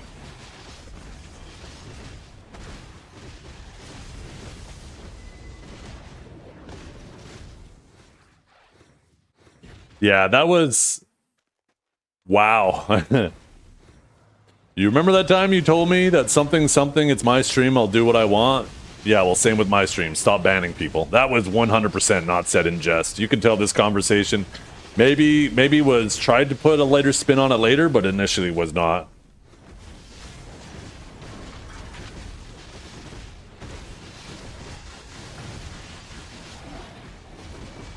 What's yours is mine.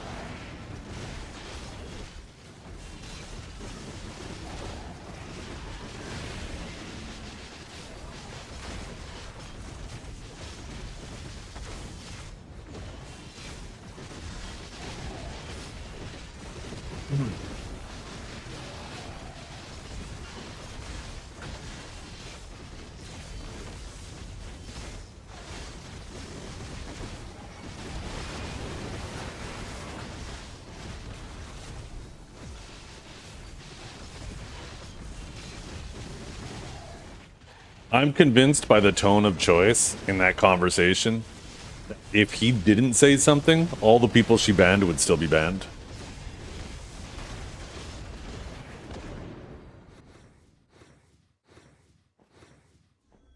Under Medozen is around.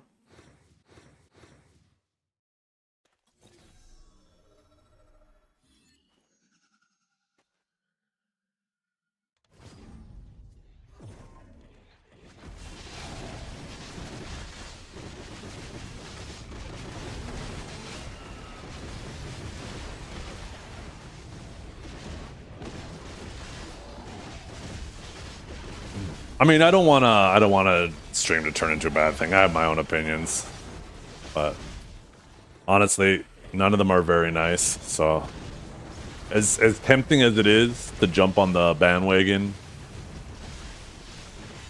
I'm gonna bite my tongue.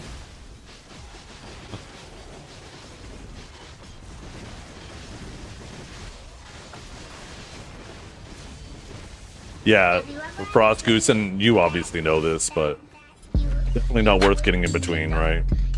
The reality is, when it comes to relationships, it's always best to stay out of the middle of it.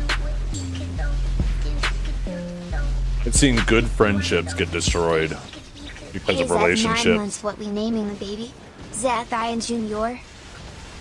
I've seen situations where a friend tries to tell another friend that their boyfriend or girlfriend is a problem, and it turns into a big argument, and sure, the relationship eventually ends up not working, but now that friendship is never the same again after that either.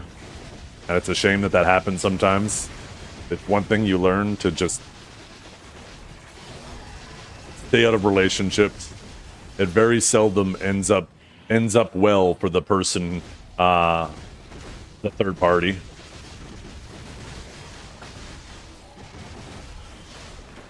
It definitely doesn't end up well for the third party in the short term, and usually doesn't end up well for the third party in the long term, who's just trying to be a good friend. So it's always best to, unfortunately, stay out of it.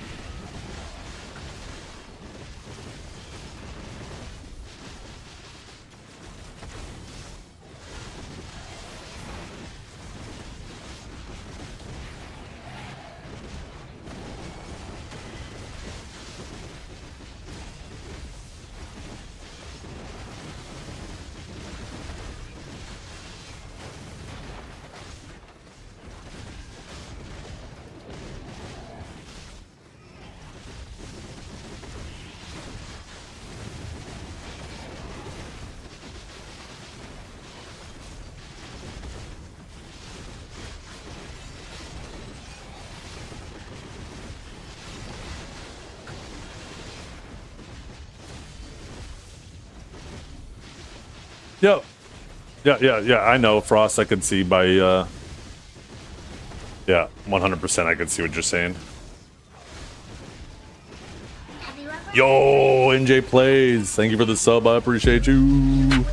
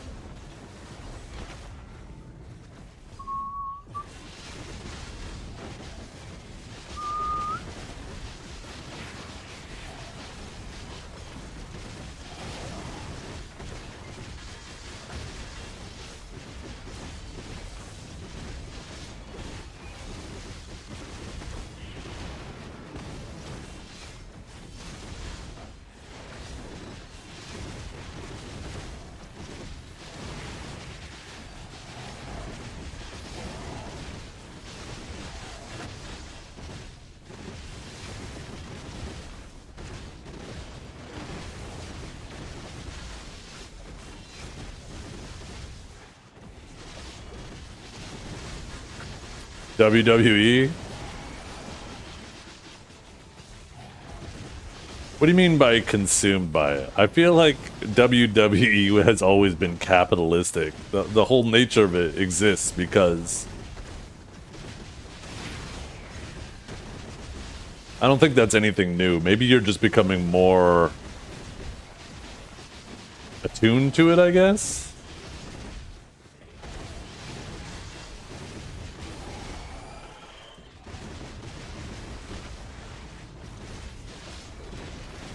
I mean, I think capitalism is fantastic. It's created more wealth and prosperity than, like, any other system in the history of mankind, and, you know, it certainly has its flaws, but the evidence of how well it does work in other regards is, you know, there.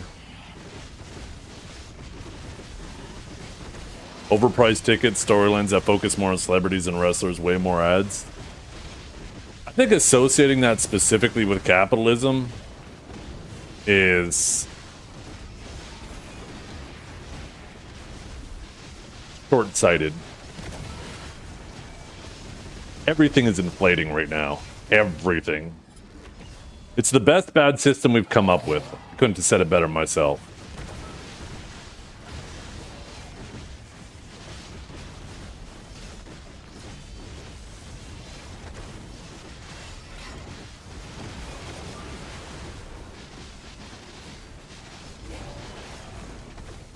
Like, the price of everything is going up.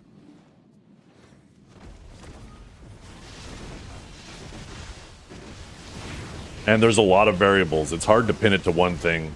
I think a lot of people will like to try to point it to something depending on their political alignment. I think it turns out the economy is a lot more complicated than people like it to be, so they try to turn it political.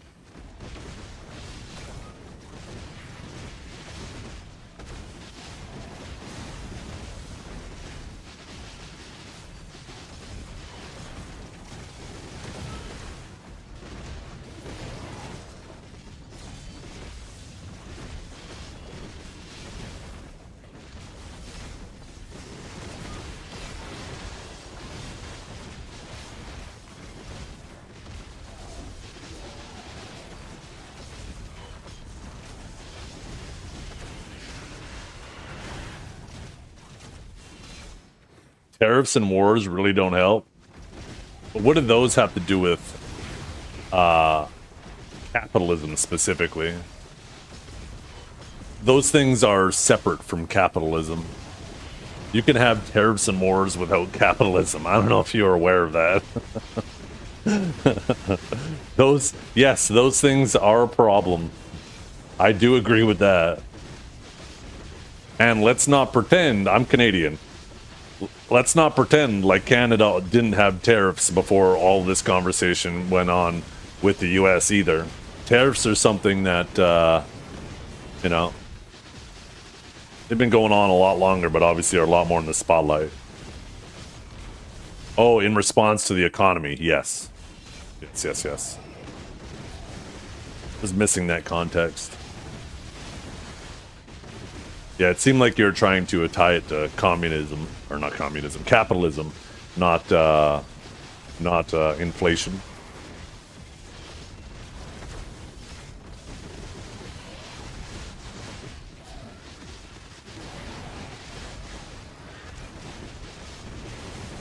It also doesn't help, at least in regards to Canada, how much of a deficit we're running up, and the fact that our government, in order to continue to pay for everything, keeps printing more money.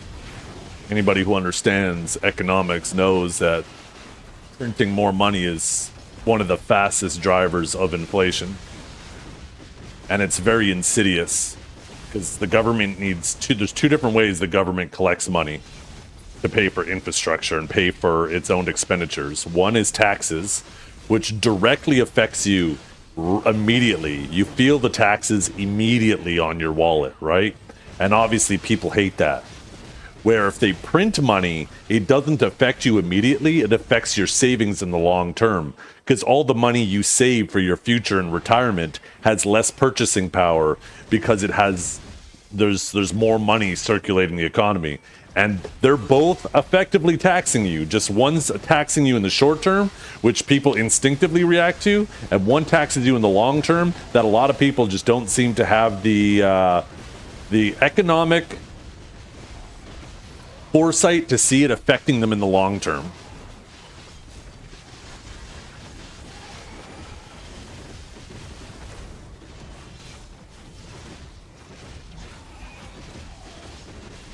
If your country doubles the amount of money in circulation, then all the savings you had has half the purchasing power. That means even though your dollar amount in your savings account is still the same, you can only buy half as much with it. People should be a lot more pissed off when their governments print money.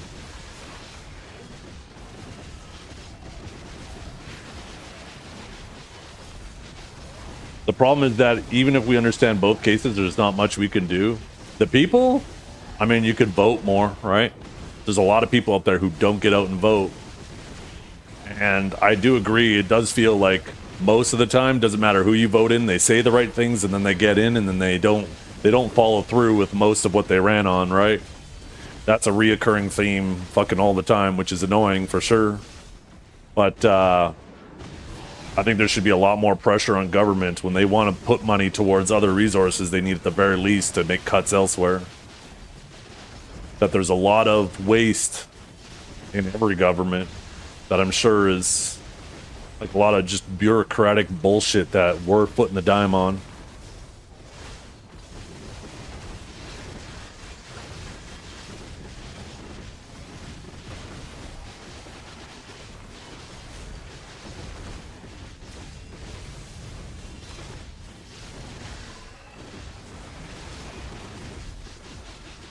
No grinds my gears, same time every week. And people just diss a fucking peer. Yeah. I mean, it's 5 o'clock on the dot.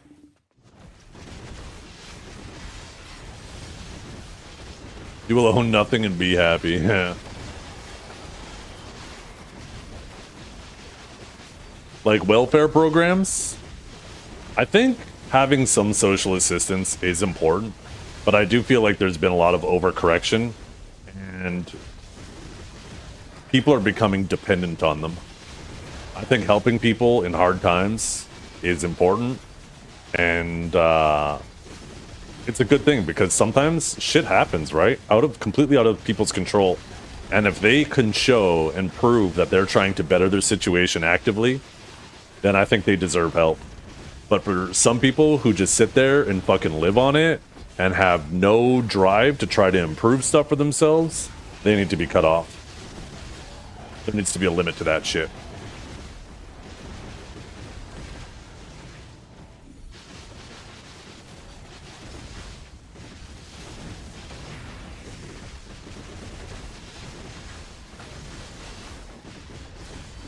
What was the name of the previous song that played? I do not know. If you ever want to know what song is currently playing, let me see. I'll try to press back, but last time it didn't. I had it tuned out. Let's see. Oh, yeah. Lenny Kravitz, are you going to go my way? That was the previous song.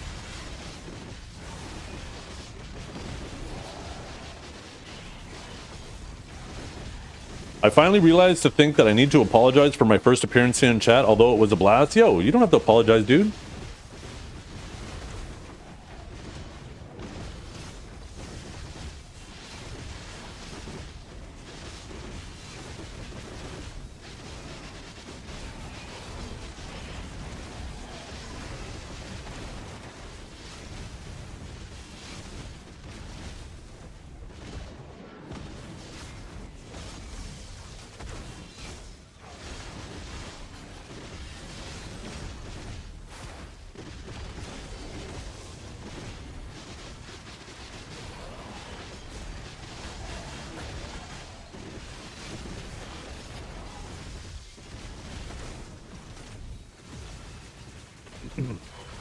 Those things can contribute too, Hazel.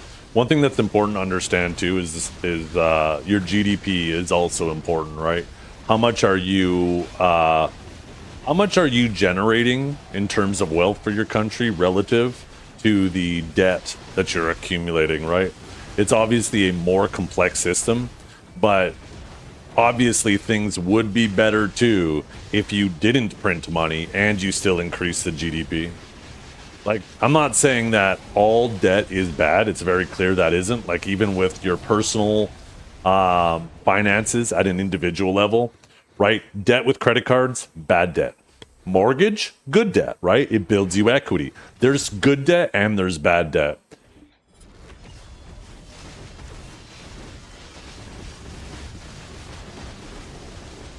And it's the same thing with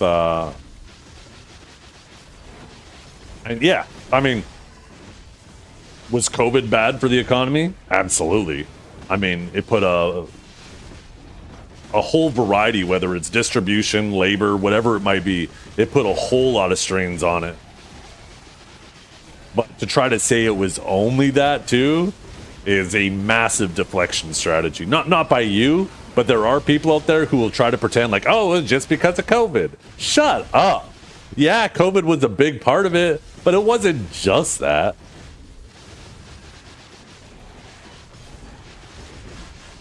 Toilet paper shortage was a pain in the ass.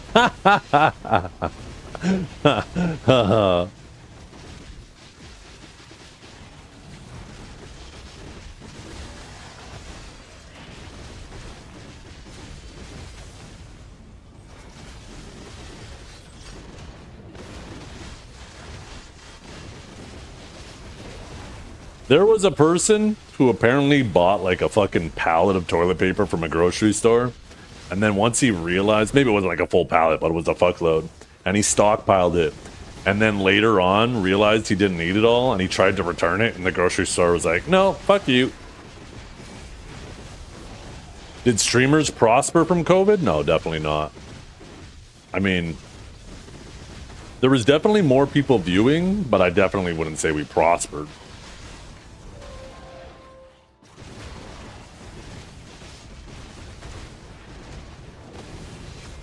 Was it a fuckload or a buttload? Yeah.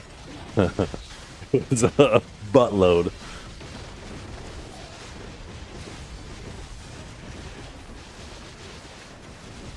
Bert's in? Okay, cool. We got a fifth.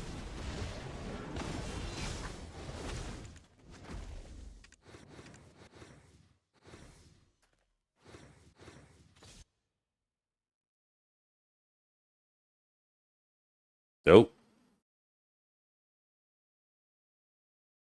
COVID brought up the stupid everywhere. Yeah, it did. Yeah, it did. Absolutely.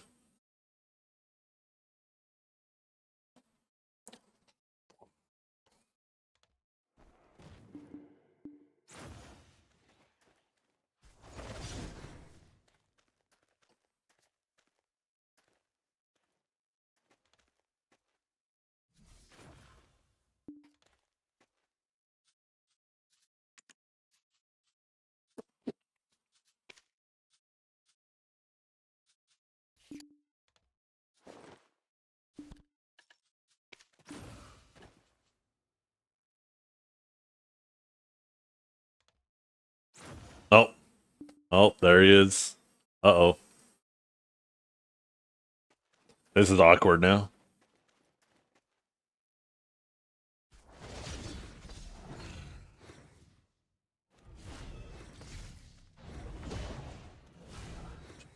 I mean, he's reasonably late. It's not like it's 15 minutes or anything, right? It's still single digit, so unfortunately it's awkward for Vert, but...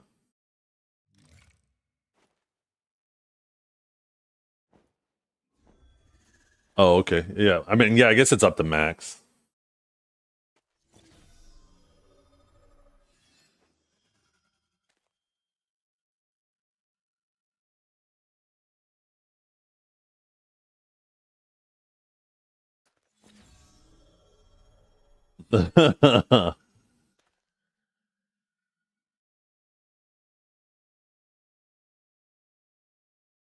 Hmm.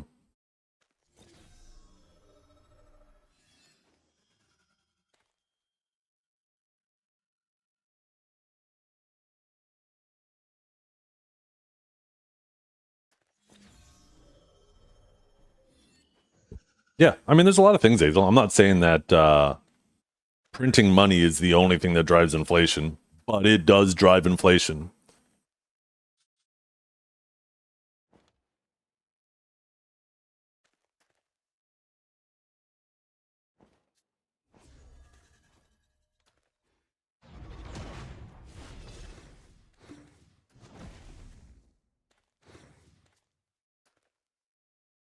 Okay, I'm gonna find a video for you, Hazel.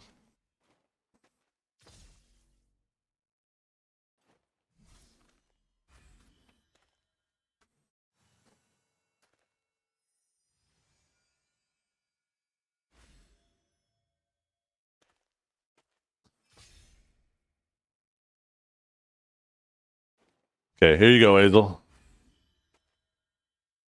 There's a really good video for you explaining inflation and using bananas as currency. I figure with it being about bananas, you would understand. Since you and I are both banana enjoyers.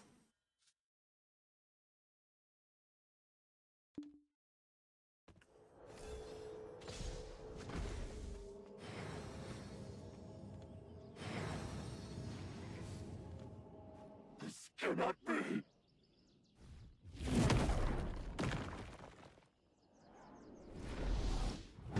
The phrasing? True.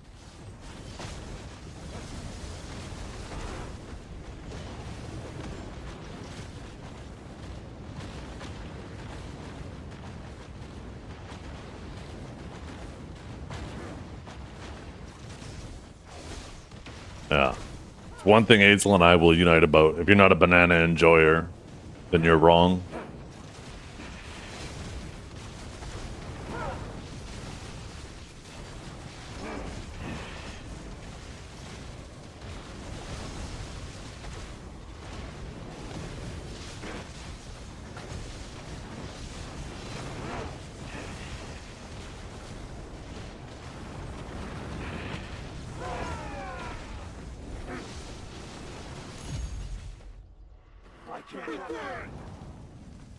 You really got to get off those degen hours, Dragor. I know that you're not taking gigs that fucking late.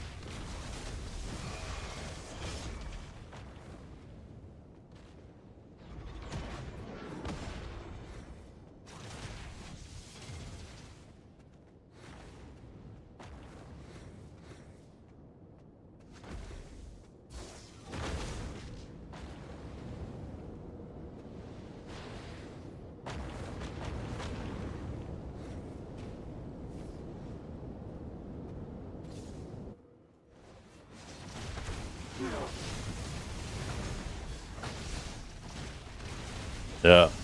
We were actually looking at that earlier. I saw he collected his money. I didn't actually look at the number of games, though. I'll take a quick peek here.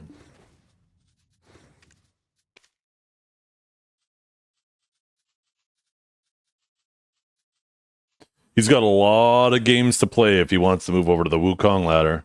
Oh, yeah. 222. God damn.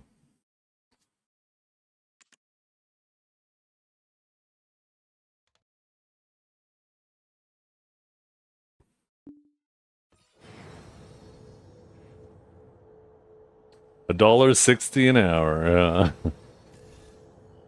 Hey, if he genuinely had fun though, then he's the winner because he got to do something that he had fun with for $1.60 an hour. But considering how eager and quick he was to immediately get on Wukong, implies to me that he wasn't enjoying it as much as, you know, he tries to let on.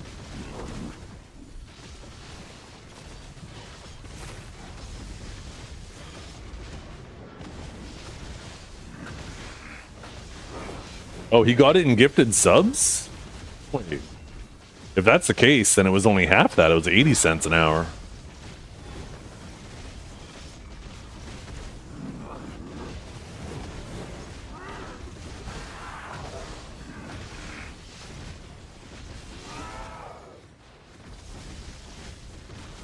I wonder why he would want that instead of just like a fucking PayPal or something.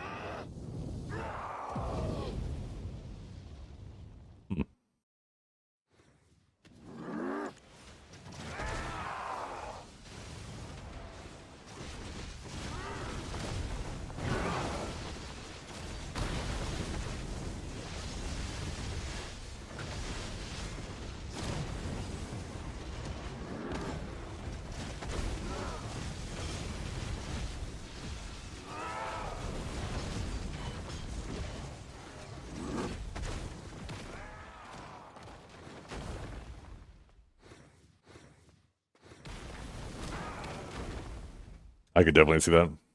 Stage, please.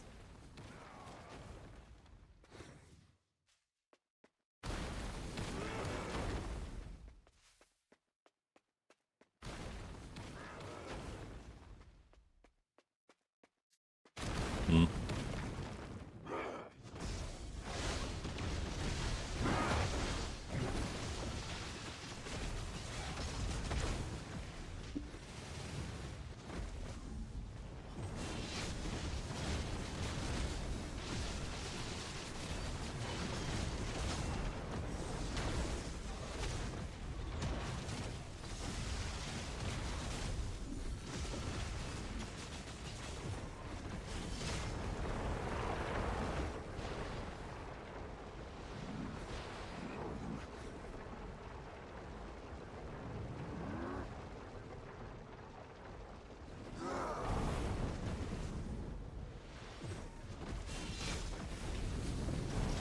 I plan on playing it tonight now that I finished Crimson.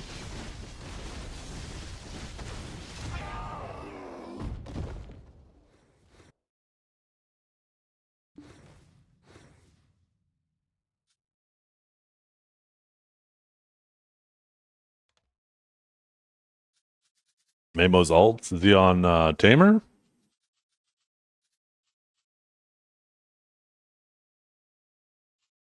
$33-3. God damn.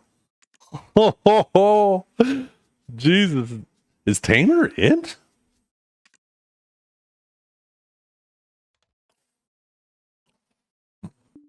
I did open the last door at the Abyss, yeah. So I did all of the Abyss challenges to unlock the final Abyss, but nothing happened. And I was like, what the fuck? People told me once I did all these, there was like more to it. Turned out I had to finish the epilogue. There was like 2 more steps I had to do in the epilogue. And once I did that, then it opened it up and...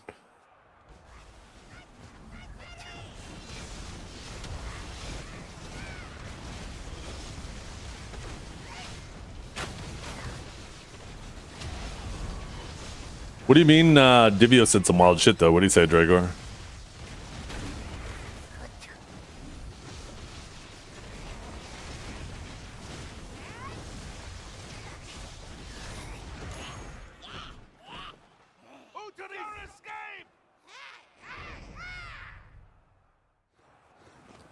Yeah. I mean, it's hard to believe him say Wukong isn't any better when it's very clear that Wukong is doing better this season. So...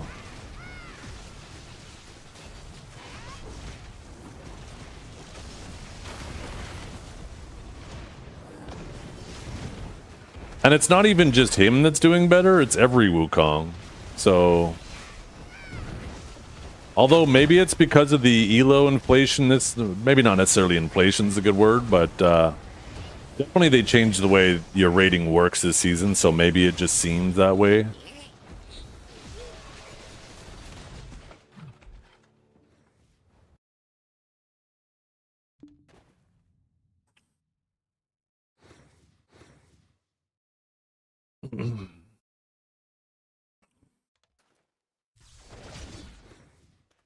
I do feel, too, that Wukong is one of those classes that's on the precipice of being completely busted.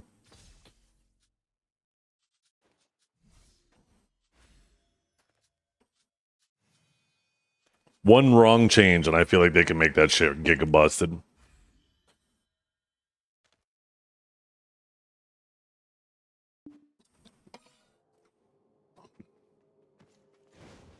I actually think that if you guys think like Striker and Mystic are good at gear checking in Uncapped or Open World, if they ever make Evasion viable again, Wukong has such an obnoxious amount of evasion that it will...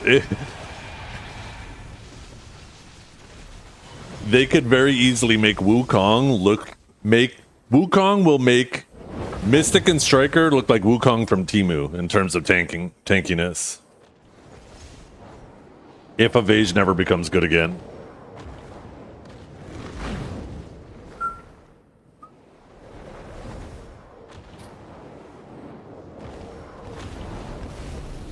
Evasion's not viable right now.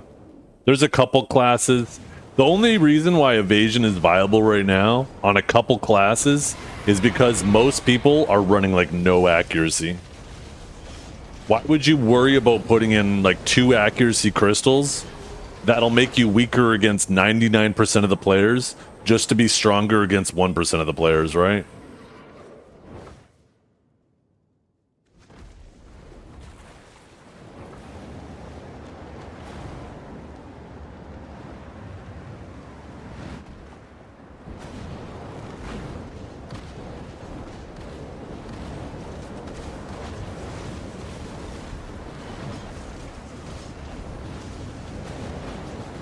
But yeah, there's a couple classes that can do it, and it only works because so many people are running so little accuracy to deal with all the fucking DR gear lords.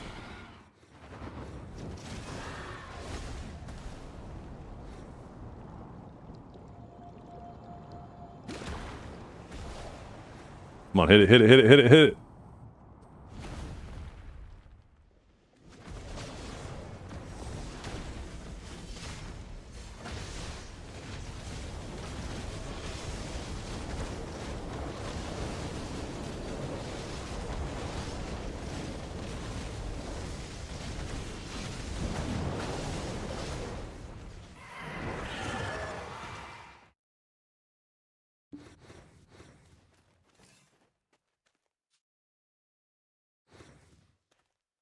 Yanu was here.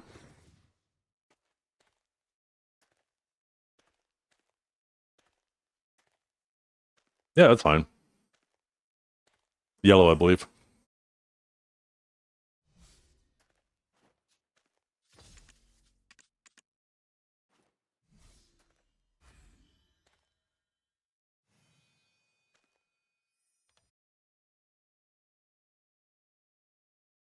Yeah.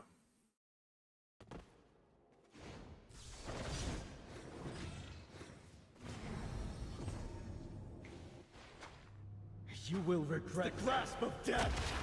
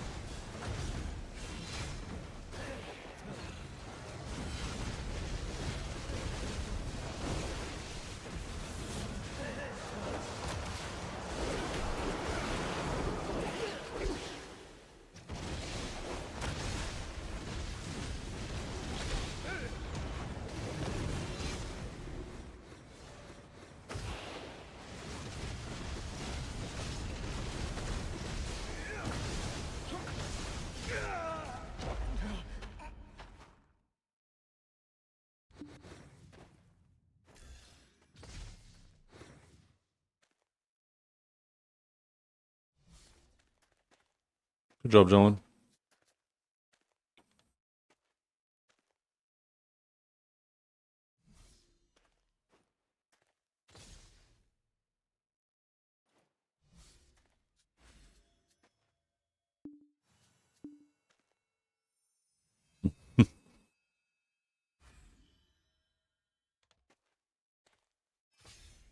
Turning into a chore desert. Bunch of stuff that's too good to skip and just becomes a list of chores you gotta do every week.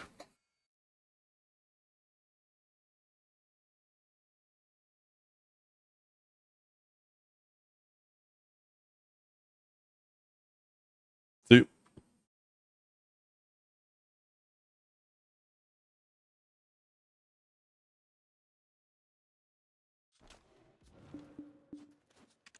Yeah. Usually when Medotson's plate. Mm-hmm.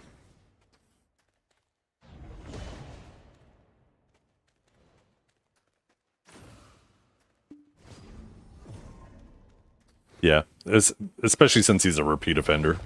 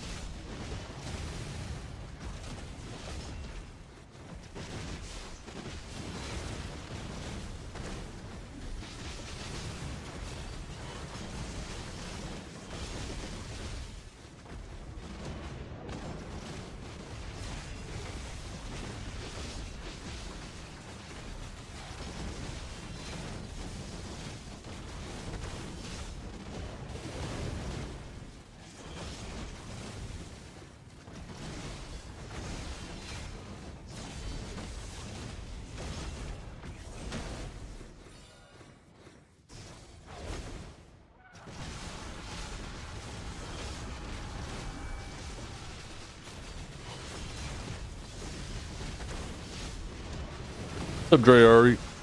Sorry, just doing this thing right now.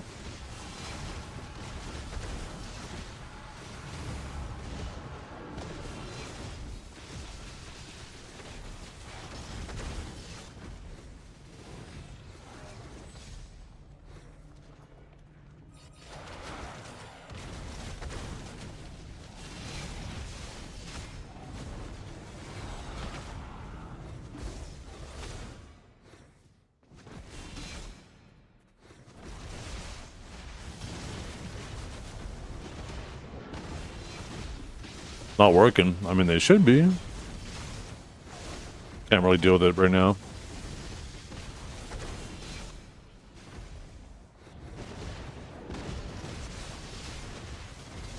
Oh, I know I turned them off earlier. Maybe I forgot to turn them back on.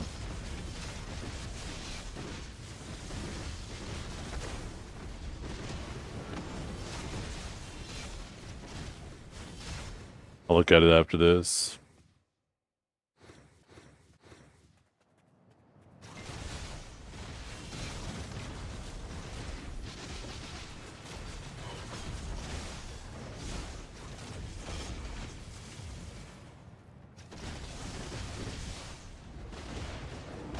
Thank you.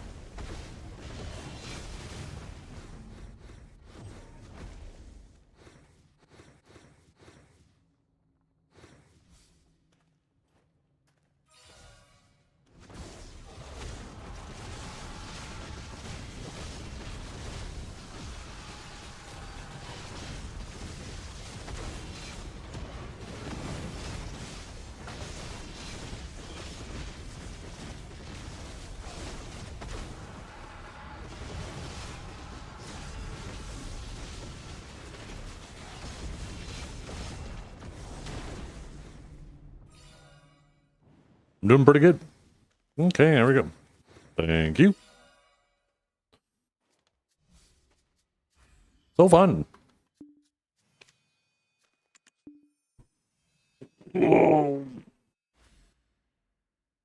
Oh man, this content sucks that they released.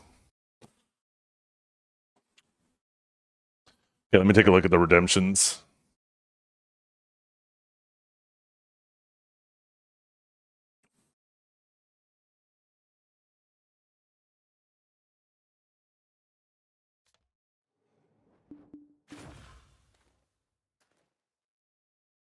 It's weird. It says it's connected. Let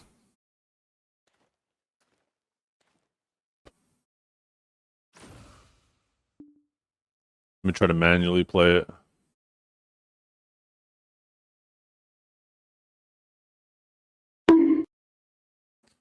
Okay, so it's acting like it's not connected to Twitch, although it says it's connected to Twitch. Let me relaunch it.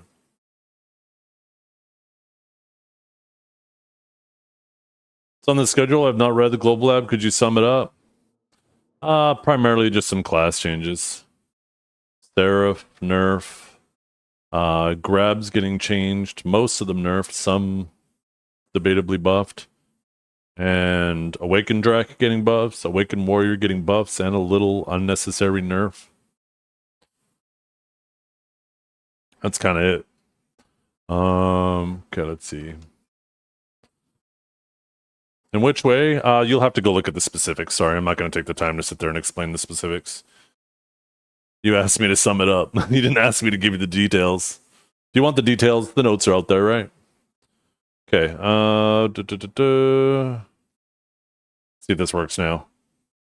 Still not working. Can I link it? I don't have it. I would have to go to Google and search it, and you are perfectly capable to search it too, unless somebody else has it handy. Why the hell is this not working?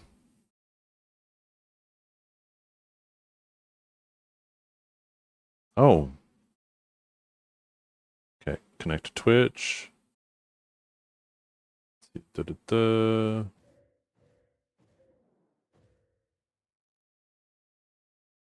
Yeah, shut up.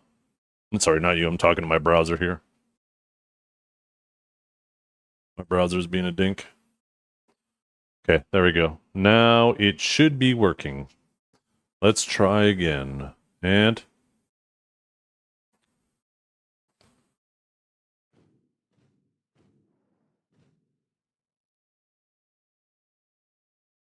there we go. We got it fixed.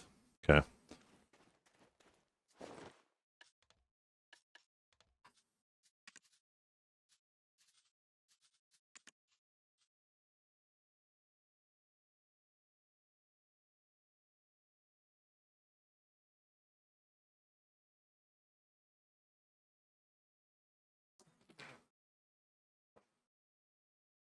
Oh.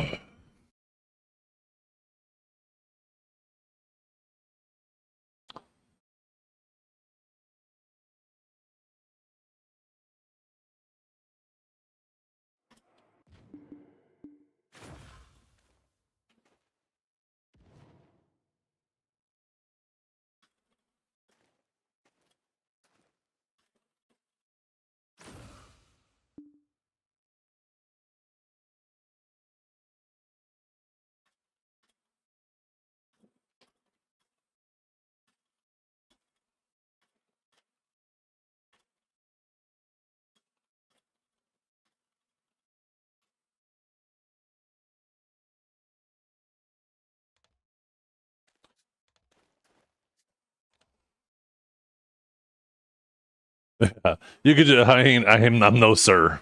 You could just call me Zeh. That's fine.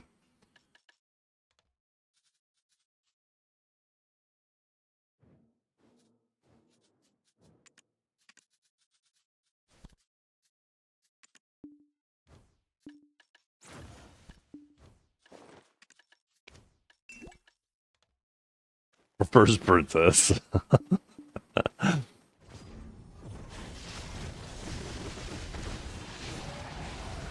Oh shit. Wrong crystals.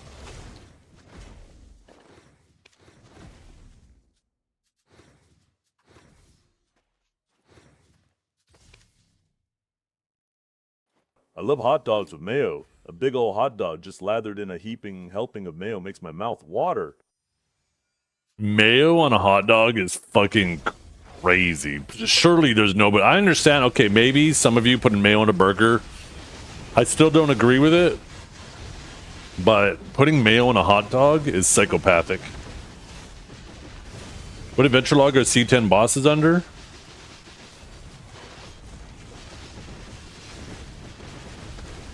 One second, I'll pull it up after these guys.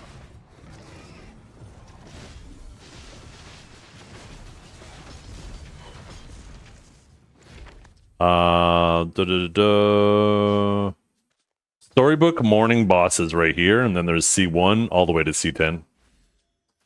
This is my playlist, yeah.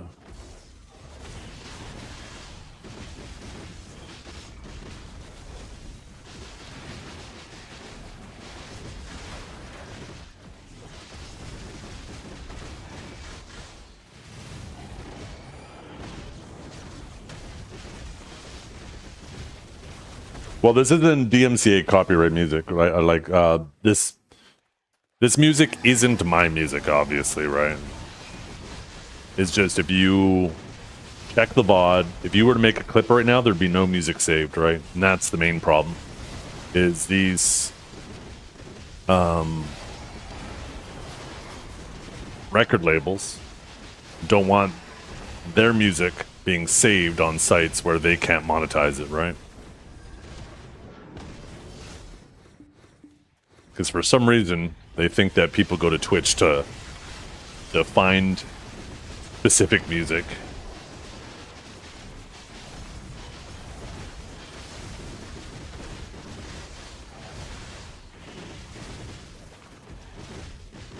I have no idea what you're asking me right now.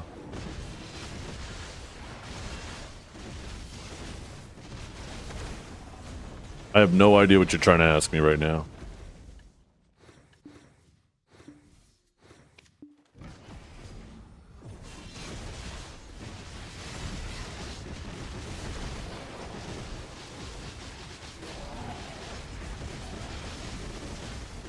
No, you can't do that function for some reason.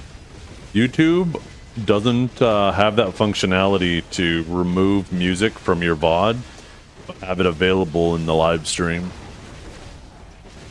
I wish they did, because Kick does and YouTube does, or Kick and Twitch does, but YouTube doesn't.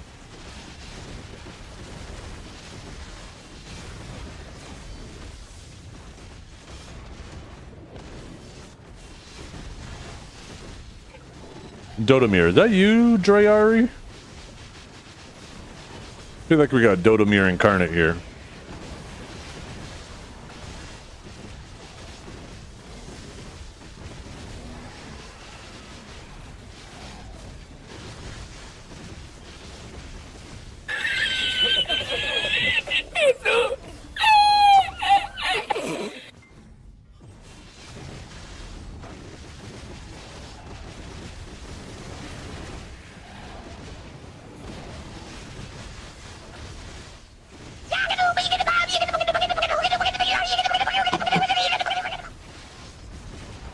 I feel like that's Dodomir on an alt account. He's typing exactly like him.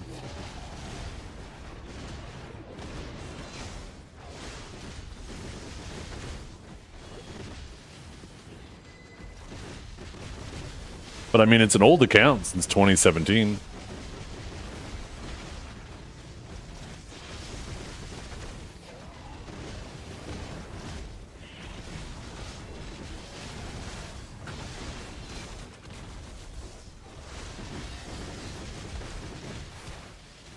Yeah, the XP for every level past 66 is all the same. So 67, 68, 69. It's all the same amount every time. The same amount of effort.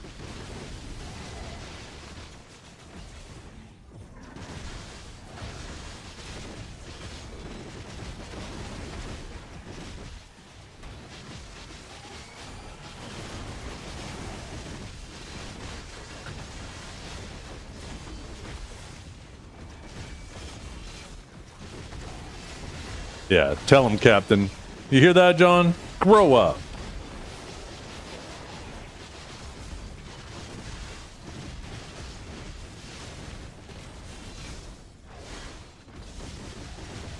Act 6 to 7 years old. You too, Kanjara. Grow up.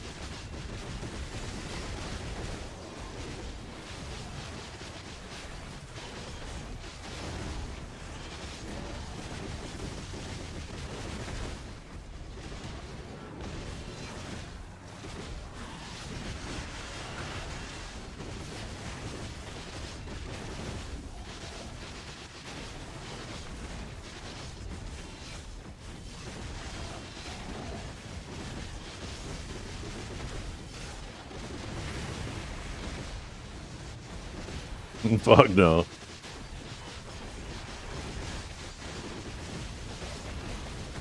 I need to do a little bit of research tonight. I want to do a little more research on LEDs and try to get the best bang for my buck and not overpay.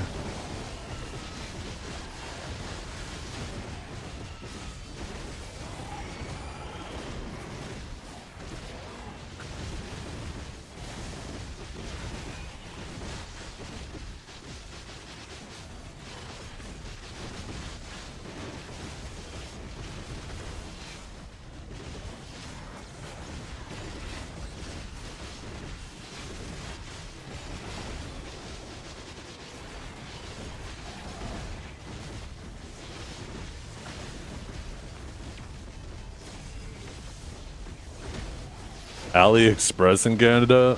Yeah, I'm pretty sure you could use it.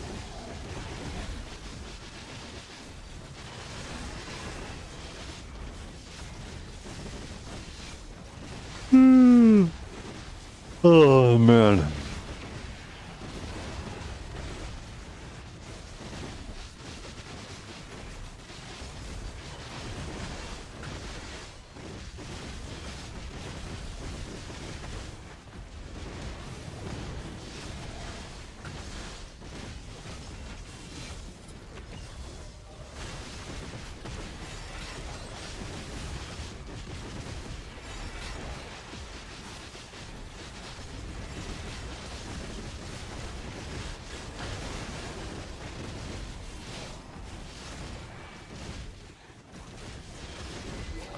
Oh. You know what's really good for your skin though and actually protects you from the effects of LEDs is mayonnaise.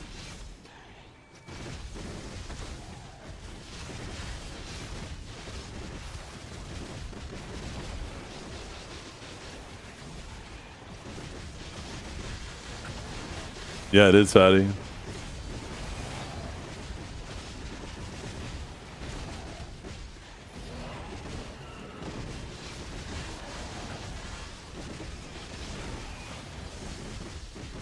Or Jello? Ooh.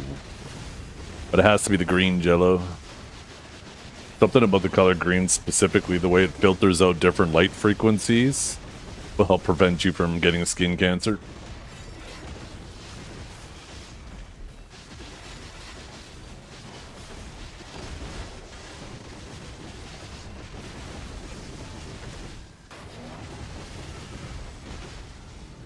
Well, especially your balls. I mean, if you want to ever procreate, right, and reproduce, you really need to make sure that your testicular organs are protected from the harmful effects of LED lights.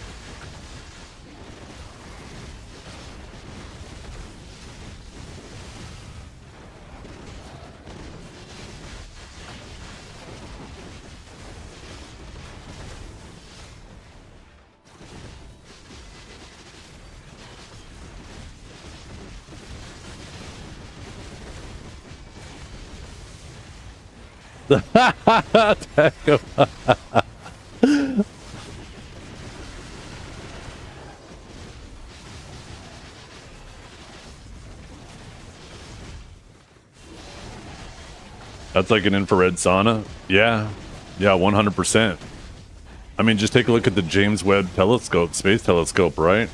They have those special tiles on it that are used to detect infrared light. It can't just detect it with a normal telescope. That's not evidence enough of that the infrared spectrum is dangerous for you. I don't know what is.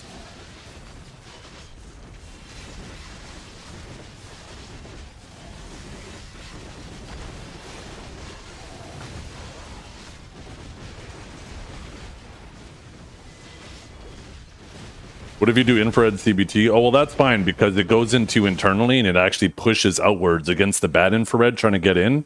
That's the good infrared pushing out. And it actually creates a balancing force so neither can move in either direction.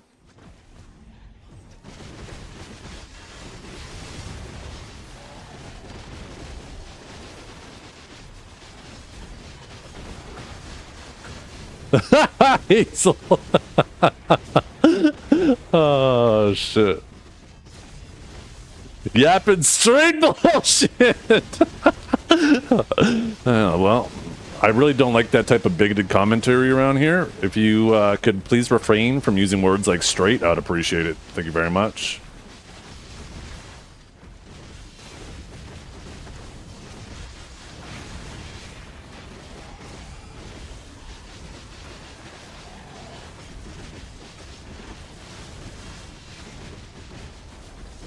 Oh no. Oh.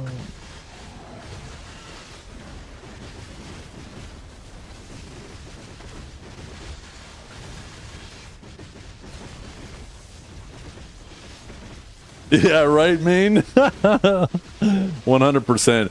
See, I knew my suspicions were true. This other person said it too. Oh my god.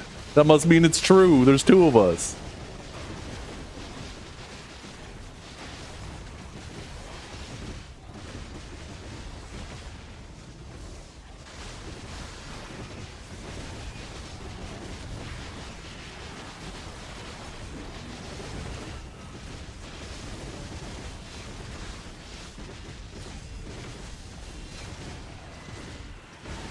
It is funny though, right?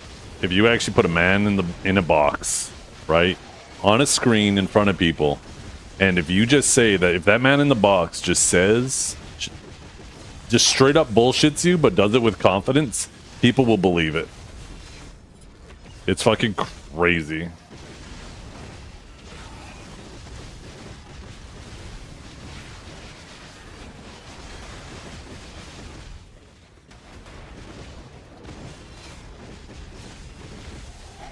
All you do is just find like one little sprinkle of truth that everybody agrees on, throw that in there, say it with confidence, boom.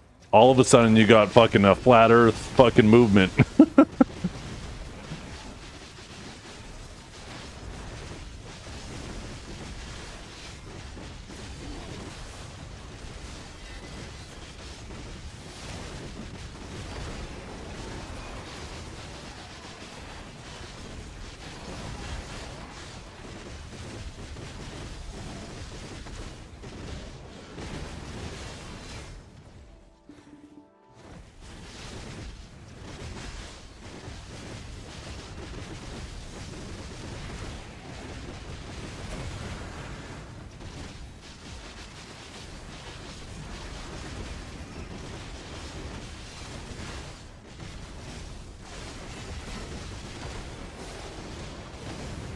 Yeah, that's the trick. Saying it with confidence, spouting straight bullshit with confidence and not laughing.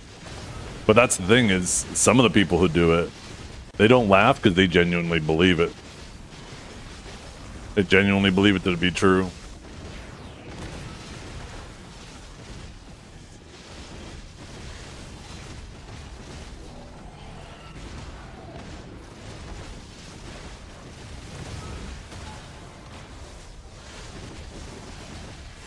You can dodge it with PV iframes, can you?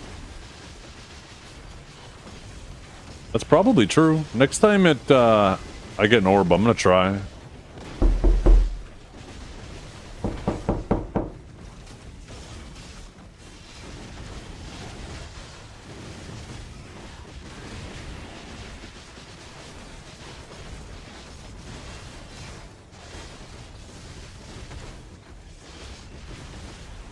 It's knocking. I didn't hear any knocking. Did you guys hear knocking? Is Phoebe still streaming? I haven't actually seen Phoebe stream in a while. I'll be honest, I don't necessarily look a whole lot, but...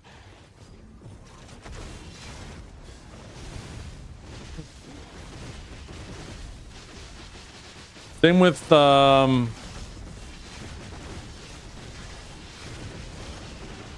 Aramnita. Don't see her stream a whole lot lately either. Dodomir ult. Yo, that's exactly what I said, John. Like, not even 5 minutes ago, I was like, Dodomir, is that you? Did you make an alt account? But that account is made in 2017, so... legit 100% what I thought. Types and thinks the exact same way. Dodomir was in here earlier too and disappeared.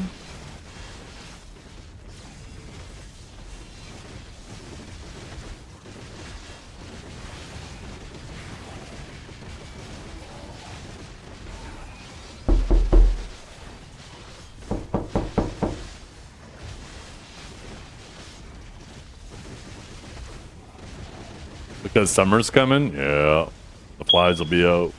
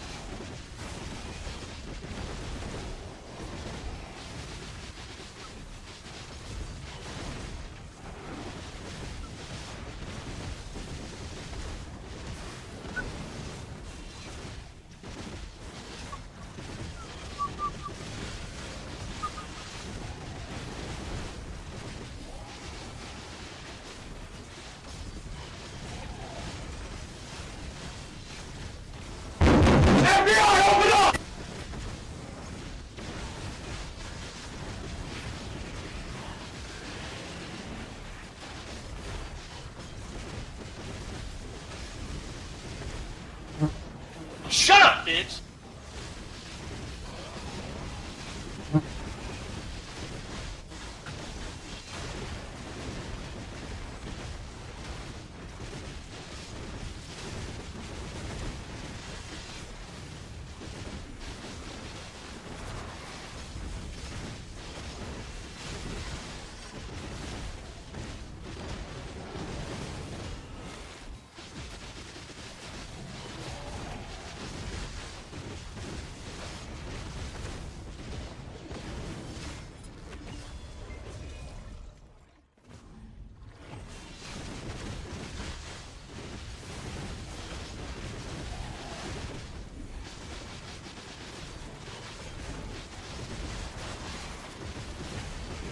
Wait, what?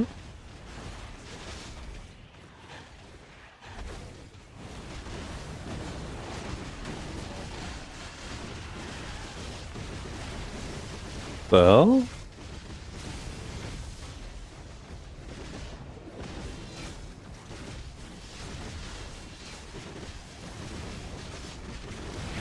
Wanna be a Dodomir? I've never seen Dodomir get that aggressive though.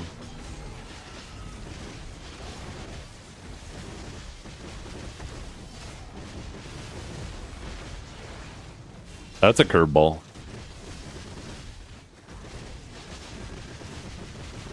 But otherwise, I agree.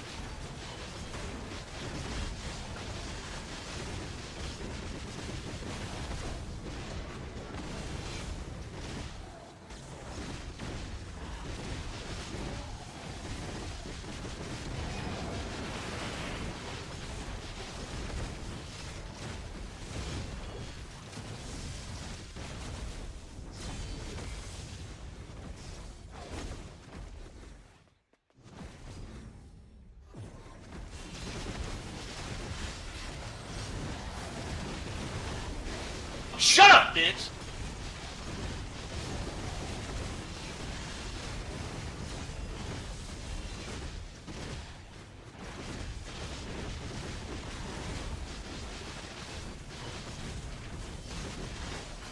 I think made up drama.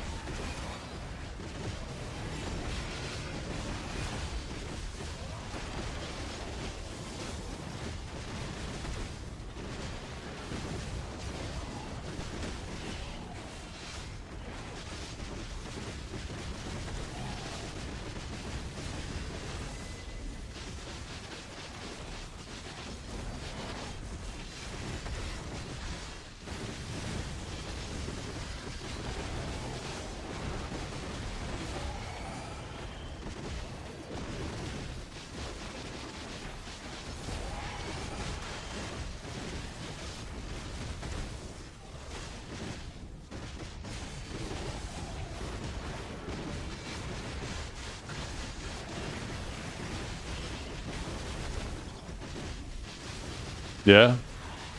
He invented it.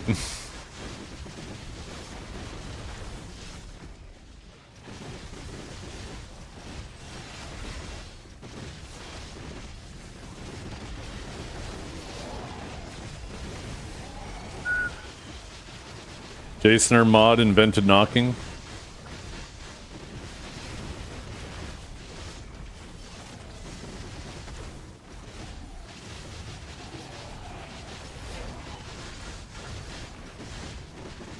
Yeah.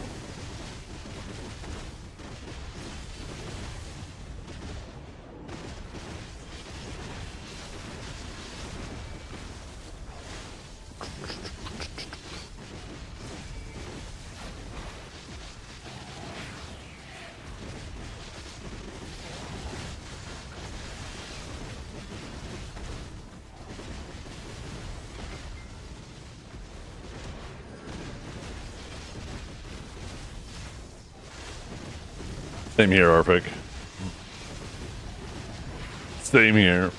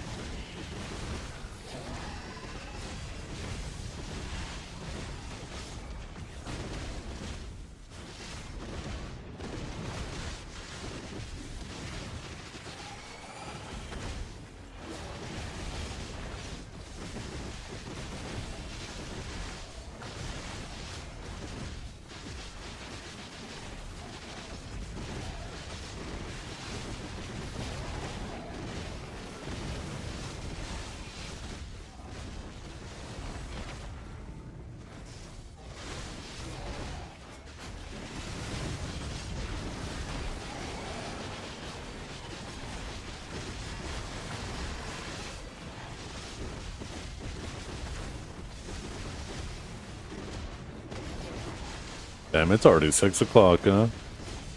Been streaming for almost 11 hours. I think it's about time to call it a day, chat. Tomorrow we're going to get started a little bit earlier again. We're going to have to do a little intermission at approximately the 2-hour mark.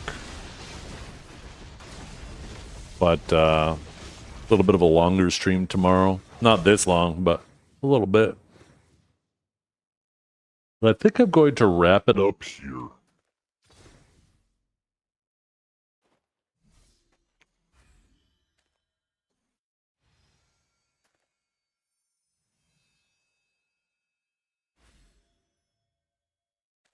Wait, what?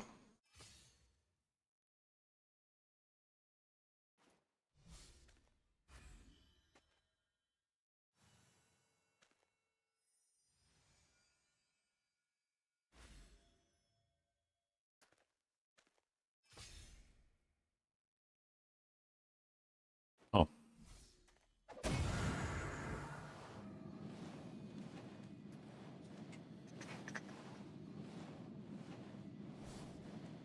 Oh, somebody do a voice redeem? Yeah. Oh, shit.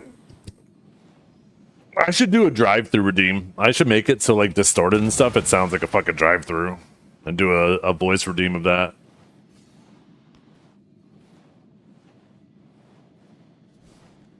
Bad timing. You just pop in.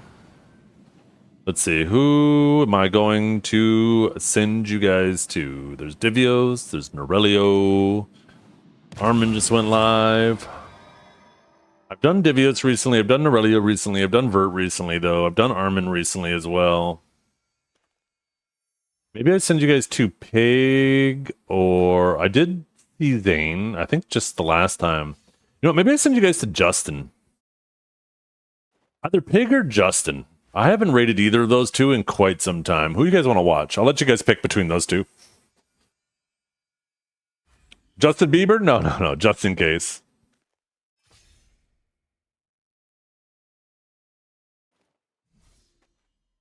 Who do you guys want? Justin or Pig? Pigster? Okay. I think we have 2 for Pig. Pig. Okay, we'll do Pig. Thanks for hanging out, everybody. I hope you all have a wonderful day. We will be back tomorrow. I appreciate you all coming to hang out with me today. You guys are absolutely fantastic. Thank you for all the raids. Thank you for hanging out. Big shout out to Knight. That was an absolutely absurd amount of gifted subs he gave today. I am super appreciative of it. He's running away. It's been 11 hours. I've been fucking walking away. What do you mean running? It's been a long ass stream. But yeah, catch you all later. Thanks for hanging out. You guys are tremendous. This stream wouldn't be the same without all you guys.